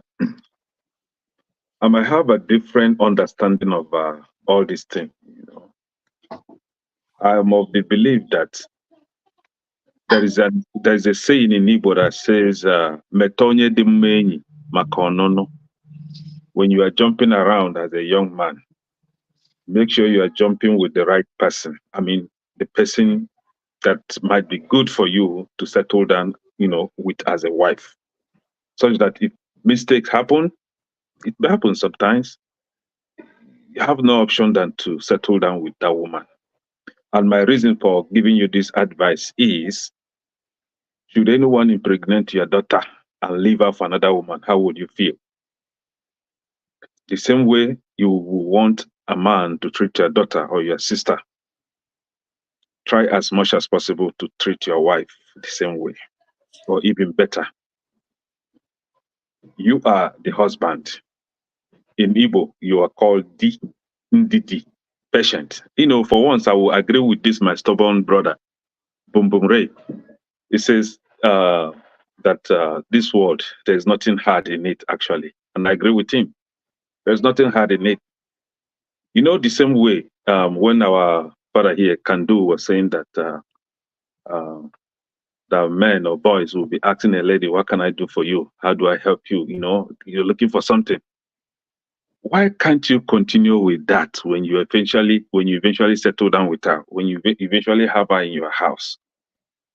That same way you've been spinning her, checking her, you know, that same way you've been turning her brain, making her see you as the only man on this world. There is none like you. Why not continue doing that? You know, always make her feel that special. And you on the same side, woman, you know how you've been making him turn his neck. You know, one Igbo saying that says, Onu Bajie boys, making him see you as the only beautiful woman on earth. Why not continue? I know that maybe after one or two beds, there will be changes in the body, but at least try to always make him look for more. You know what I mean? Oliver Twist. Always make him look for more. Spice it up. There is no pretense. I have had one, their daddy G.O. in Lagos, one small daddy G.O. I don't want to mention his name. I don't want to give him popularity here. Says that you don't do this to your wife. You don't do this to your wife. It's a taboo. It's this. Somebody on the comment section call me a plate washer. Nah, anything to keep your home happy. Do it. If it entails washing drum, wash it. Keep your home happy. It's your gain. It's for you. It's not anybody's business. You will reap from it. Good tidings, actually, at the end of the day, right? So there's this verse in the Bible, Ephesians chapter 5, verse 25 to 29, where you see women always encourage women, be submissive to your husband, submit to your husband. I think that verse also encourage men to love your wife just the way you love Christ. or just the way you take care of your body. Take care of her. She's your wife. And I think doing this will usher in peace. There might be some frictions at the end of the day, but just know it that this is the woman you profess one way or the other that you love.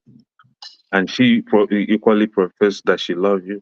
If you truly love her, why can't you make out peace? Like, why can't you do everything possible to make peace? Why must you go to stand before one judge or whatever they call themselves and say that you want to divorce her? I don't know. Maybe there might be some serious issues that might lead to divorce. But what I'm saying in essence is try as much as possible to, giving those sacrifices. That sacrifices as a man. You are always obligated to sacrifice in your home. This is your home. It's nobody's home. Do that sacrifices. Make sure you are the leader. And then teach both your son or your children, your male and female children, how to equally treat their spouses at the end of the day when they get to that age. Your wife is not your maid, as I said here earlier last time. She's your wife. I might find it difficult to use partner. I don't understand what partner is. Your husband and wife. Your husband and wife. You do the husbanding, if there is anything like that. And she's do the wifery, if there is anything like that. Everybody know your responsibility. At the end of the day, what you both are doing, one way or the other, is sacrifices. Not only you, the man. And who are you sacrificing for? For the future of these children and for your happiness at old age at the end of the day. Because when you are old, you're expected to have your kids around, your grandchildren around, and whereby you could not manage it at your younger age and they all scattered. At that older age, you'll be lonely. You'll be alone, both men and women. Because if you cannot manage your first wife, is it the second one that you can manage? If you cannot manage your first husband, is it the second one you can manage? You are in that ring already. Deal with it. Deal with it. Just rough it out. Thank you. Let me thank the people that are donating. Let me thank the people that are donating to the channel, because this is a very Kene is a very it comes across as very being original. It's only this one, yeah. It's only this area you agree with him. But it might just be beating his wife. Apart from when he said, except when he's trying to use some other people's territories. But it's all right. It's all right. Nobody's perfect. He might just be doing bad stuff at home. Exactly. So let me thank the people that have donated to the channel. I must say, Topeho has been holding up the channel for the last couple of weeks. One has to acknowledge that. Alexander Gomez has always been the first to donate and wanting me to be a moderator as if he doesn't know me. How many years now? What do you need from me? Topeho, thank you for the donation. It's like she's just been donating. And Tillig, $2. Thank you for the donation. $2 from £2. What am I saying? $2. Let's put some respect on that. This is pound sterling. This is pound sterling special. Thank you for the pound sterling. And a Black Beauty, thank you for the dollars. And $5 from a Black Beauty. And a Black Bone, Oscar Blackbone, thank you for the donation. One man went to more, as always, supporting the channel. He always tries to support as much as he can. I hope the political season don't start making things a bit aggressive between both sides again. So Alexander Gomez again with the $5. Thank you for the donation. And another one, $2 again. Wow, it's like Oscar Blackbone. It's only a few set of people donating constantly, Alexander Gomez again and again. Forefathers. Forefathers. Yes. Miss Tokbe said I should not donate anymore, that she will be donating on my behalf. That's why you see so much from her. Ah, I see. Wow. That's even doubly impressive now. She decided to take on the whole challenge, but I don't buy that. No, she didn't say that though. She didn't say that though. That's what I'm saying. I don't buy that though. Why would she do that? So Tobayo, I really appreciate you. Look at that. That's heavyweight there. £10, $10, Tobayo again, $5, and again $10. You can't make it up. She and Alexander Gomez, they are basically tussling for, and she supports other channels. It's almost like she's beginning to take the kind of Forefathers. form of Alexander Gomez. Forefathers. For your information, there are some silent donors that don't want to. How do you mean? Okay, They do it other ways. They donate directly, yeah, and directly. And can do. Okay, I think there's a PayPal. message for you on this comment section. Can you read it? Mm. There's comments. Electricity is not There's a sleepy, message for yeah? you. I can do on the comment section. You guys in UK, you guys need some special accolades, to be honest. So you can go hard work. Well said, AY. Well said. You don't know how we work here. Yeah. We work. You know, I don't want But to we are very interested in this level, obviously.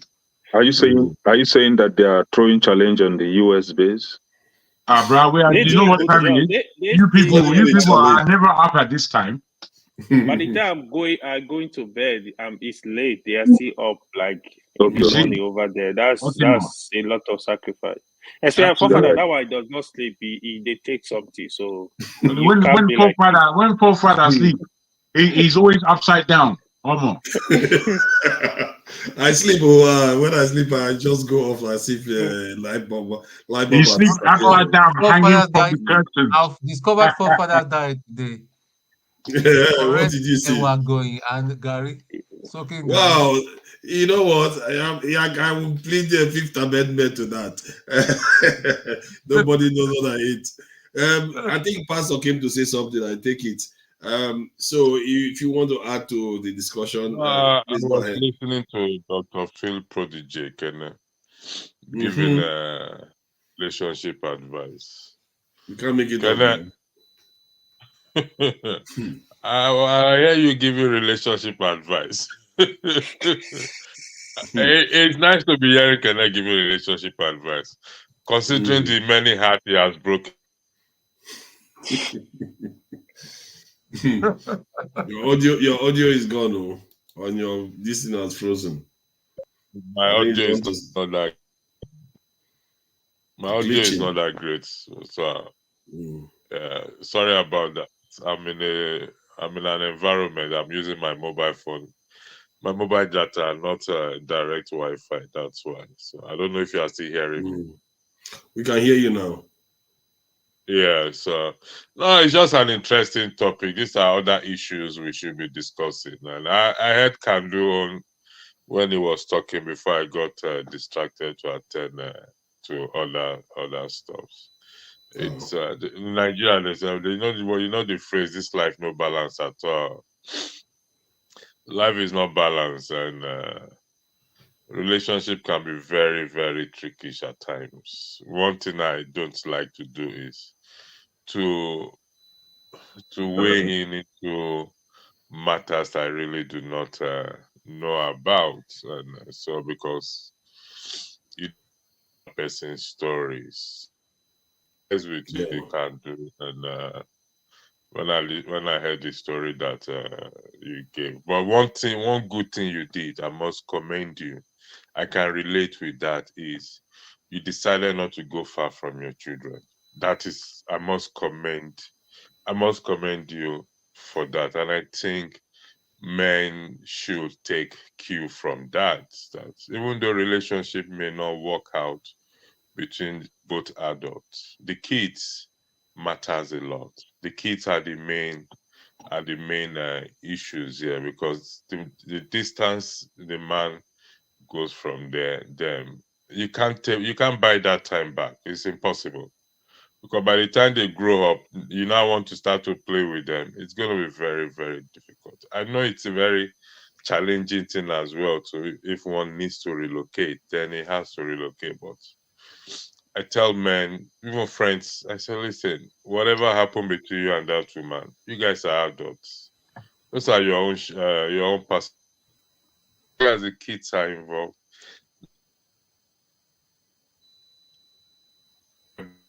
about my network, so I think I've lost. I think I'm lost again by network itself. So that's just. I mean, I can't. It's relationship is gonna break up, whether I like it or not. There is, even in the Bible, you see people relationship break up. It's normal. It's not the best, but it happens.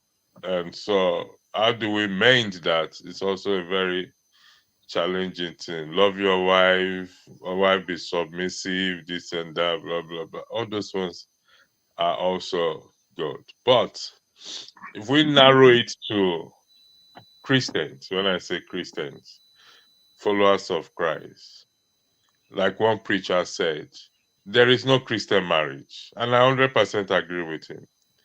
But you have to be the Christian in the marriage. There is nothing like Christian marriage. I have to be the Christian, which is very, very challenging. But it is not impossible. And our sisters, our women, I know they probably will call to ask for my head in the plate, as I asked for John the Baptist's head in the plate. Abroad is good. Listen, there's some things we can't change in life. It comes with nature. And no matter the advancement in technology and the laws being changed or amended, whatever it is, it still will not change the fact that women, to me, this is my own personal argument, the responsibility to sustain a marriage lies mostly in the hands of women. And I'm being this is me from my own study, because if you as a woman, okay, you know the man, men are going to be ego driven any day, anytime. You are the woman to bring down their ego. I'm not supportive of any abusive men. Let that record reflect, okay? I'm not talking about abusive men who abuse women, which is no. I condemn them to the very utmost. However, for my fellow women, I mean, not my fellow women, for my sisters, I'm not Bobrisky, I beg your pardon.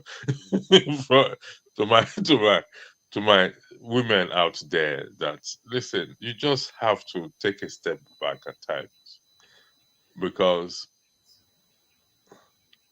at the end of the day, when the relationship breaks up and both parties goes their separate ways, it's more challenging for you, the woman. I'm not saying you should live with a man that is abusive. No, that's not what I'm saying.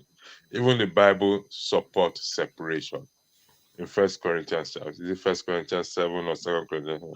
So separate for a while, okay? If that relationship is a very, very abusive one, separate for a while.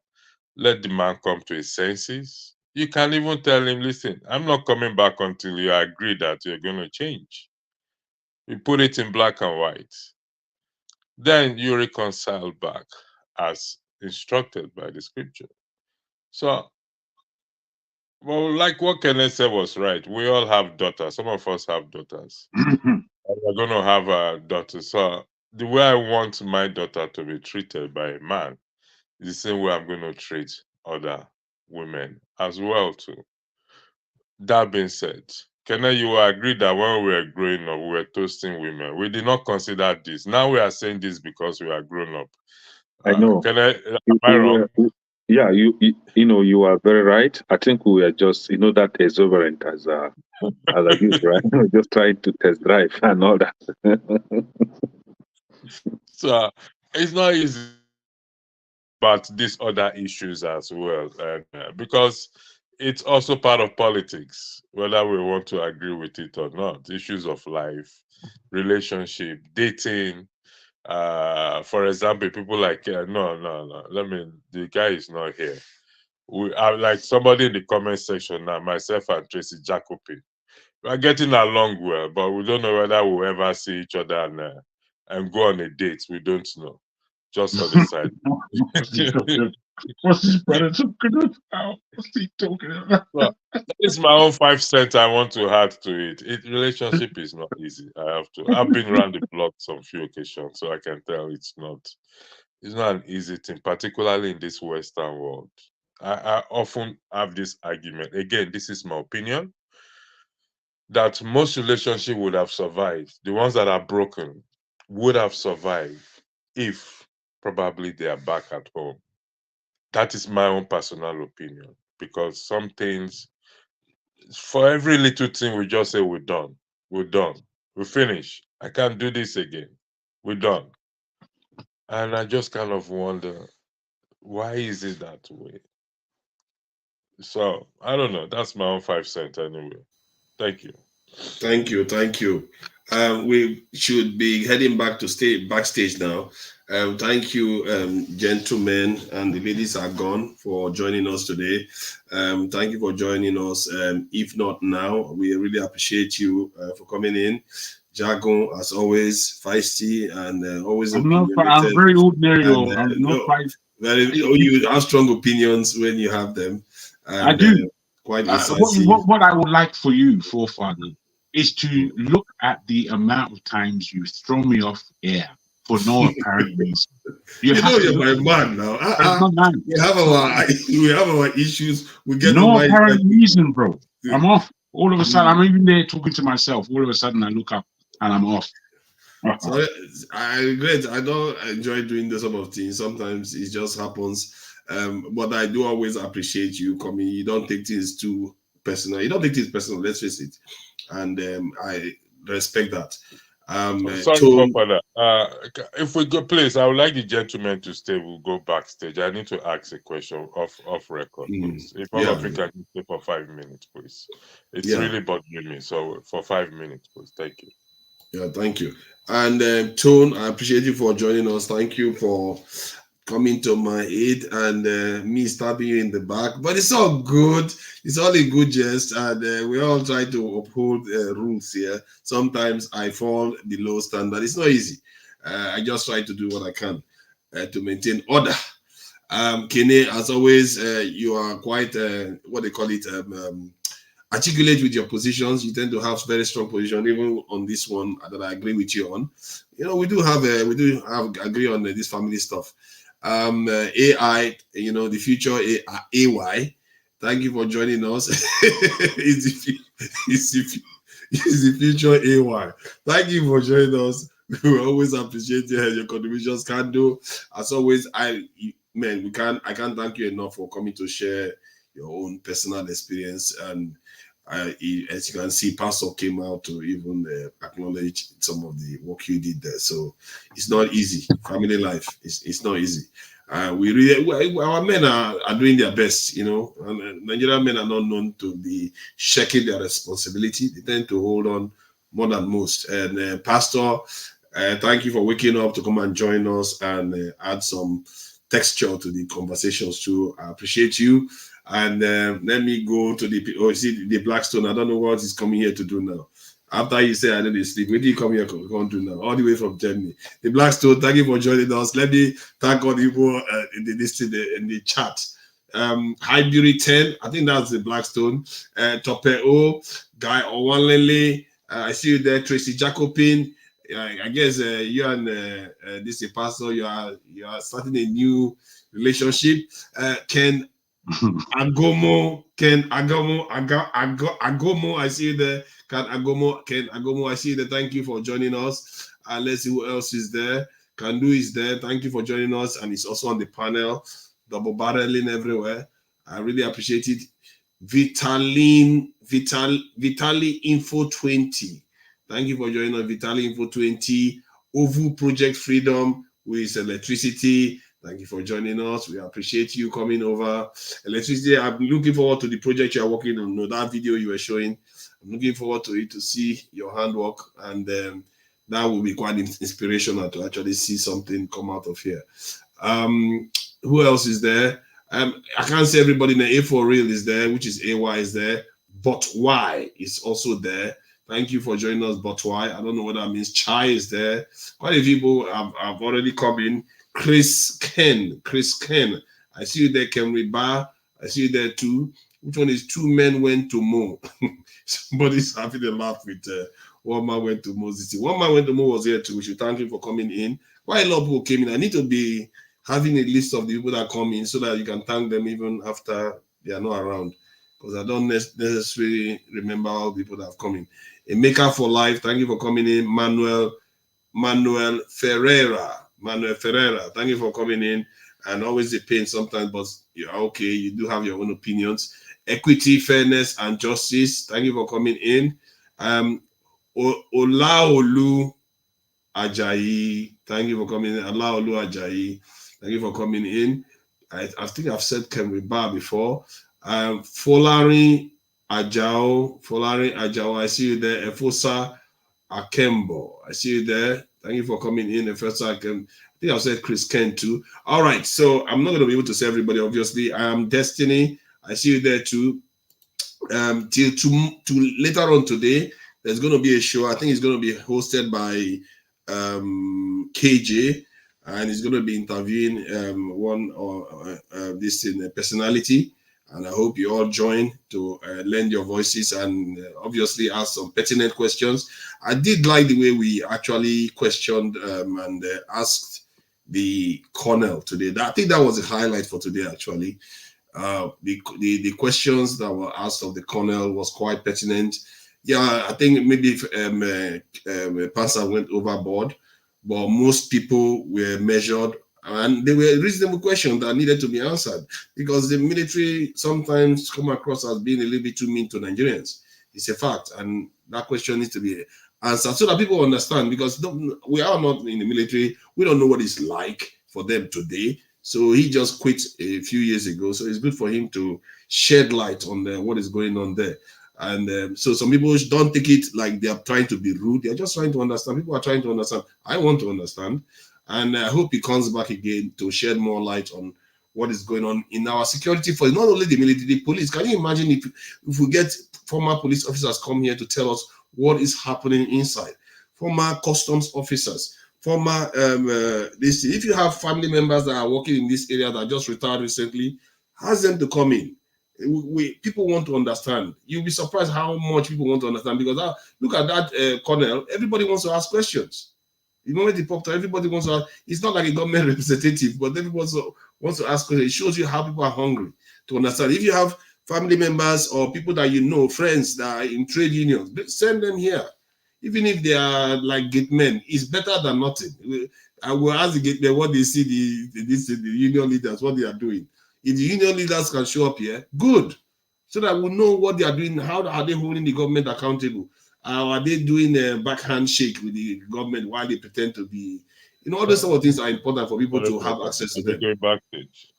Yeah. I'm just trying to talk so that people know what we are trying to. I'm just thinking you are starting.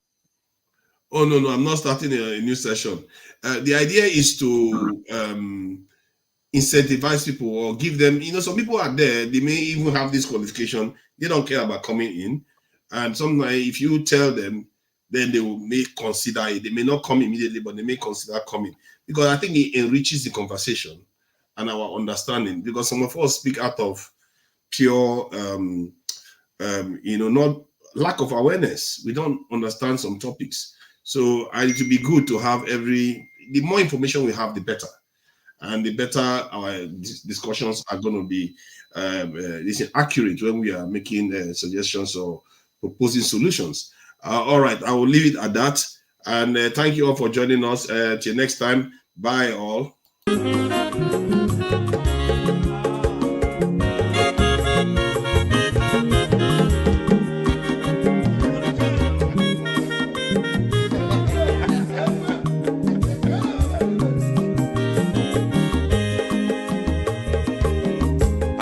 Onye ọma zoro bio, akwa nwa zoro bio, Max ịbịa bunye gokwanụ m n'ofube n'azụ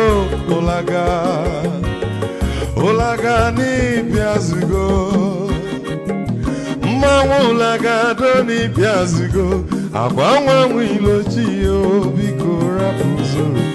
Kona bazia Onyo mazuru biko Abama wazara dasari Ibya unyani gana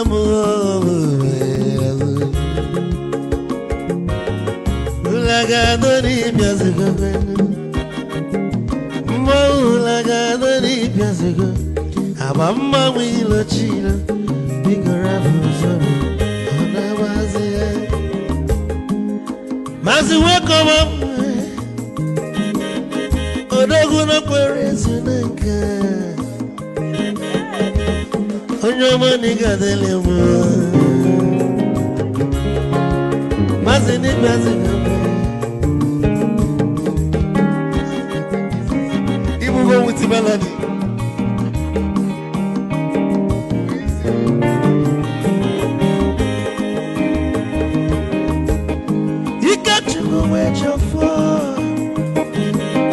Odogu na chala noka Ezi wande mliga delemo Olagado ni pezigo noe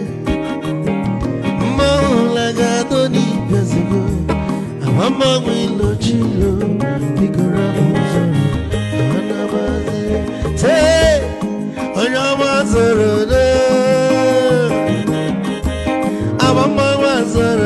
Sorry,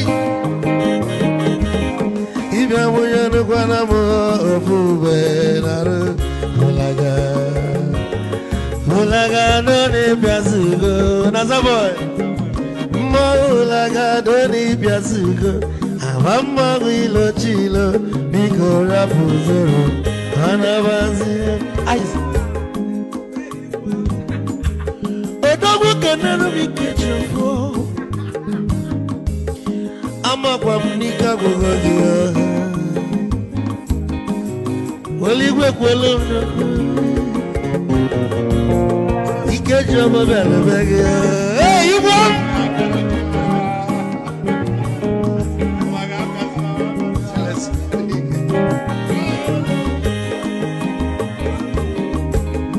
Eku kampune kene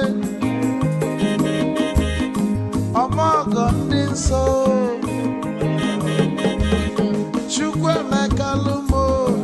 Chukwu negaji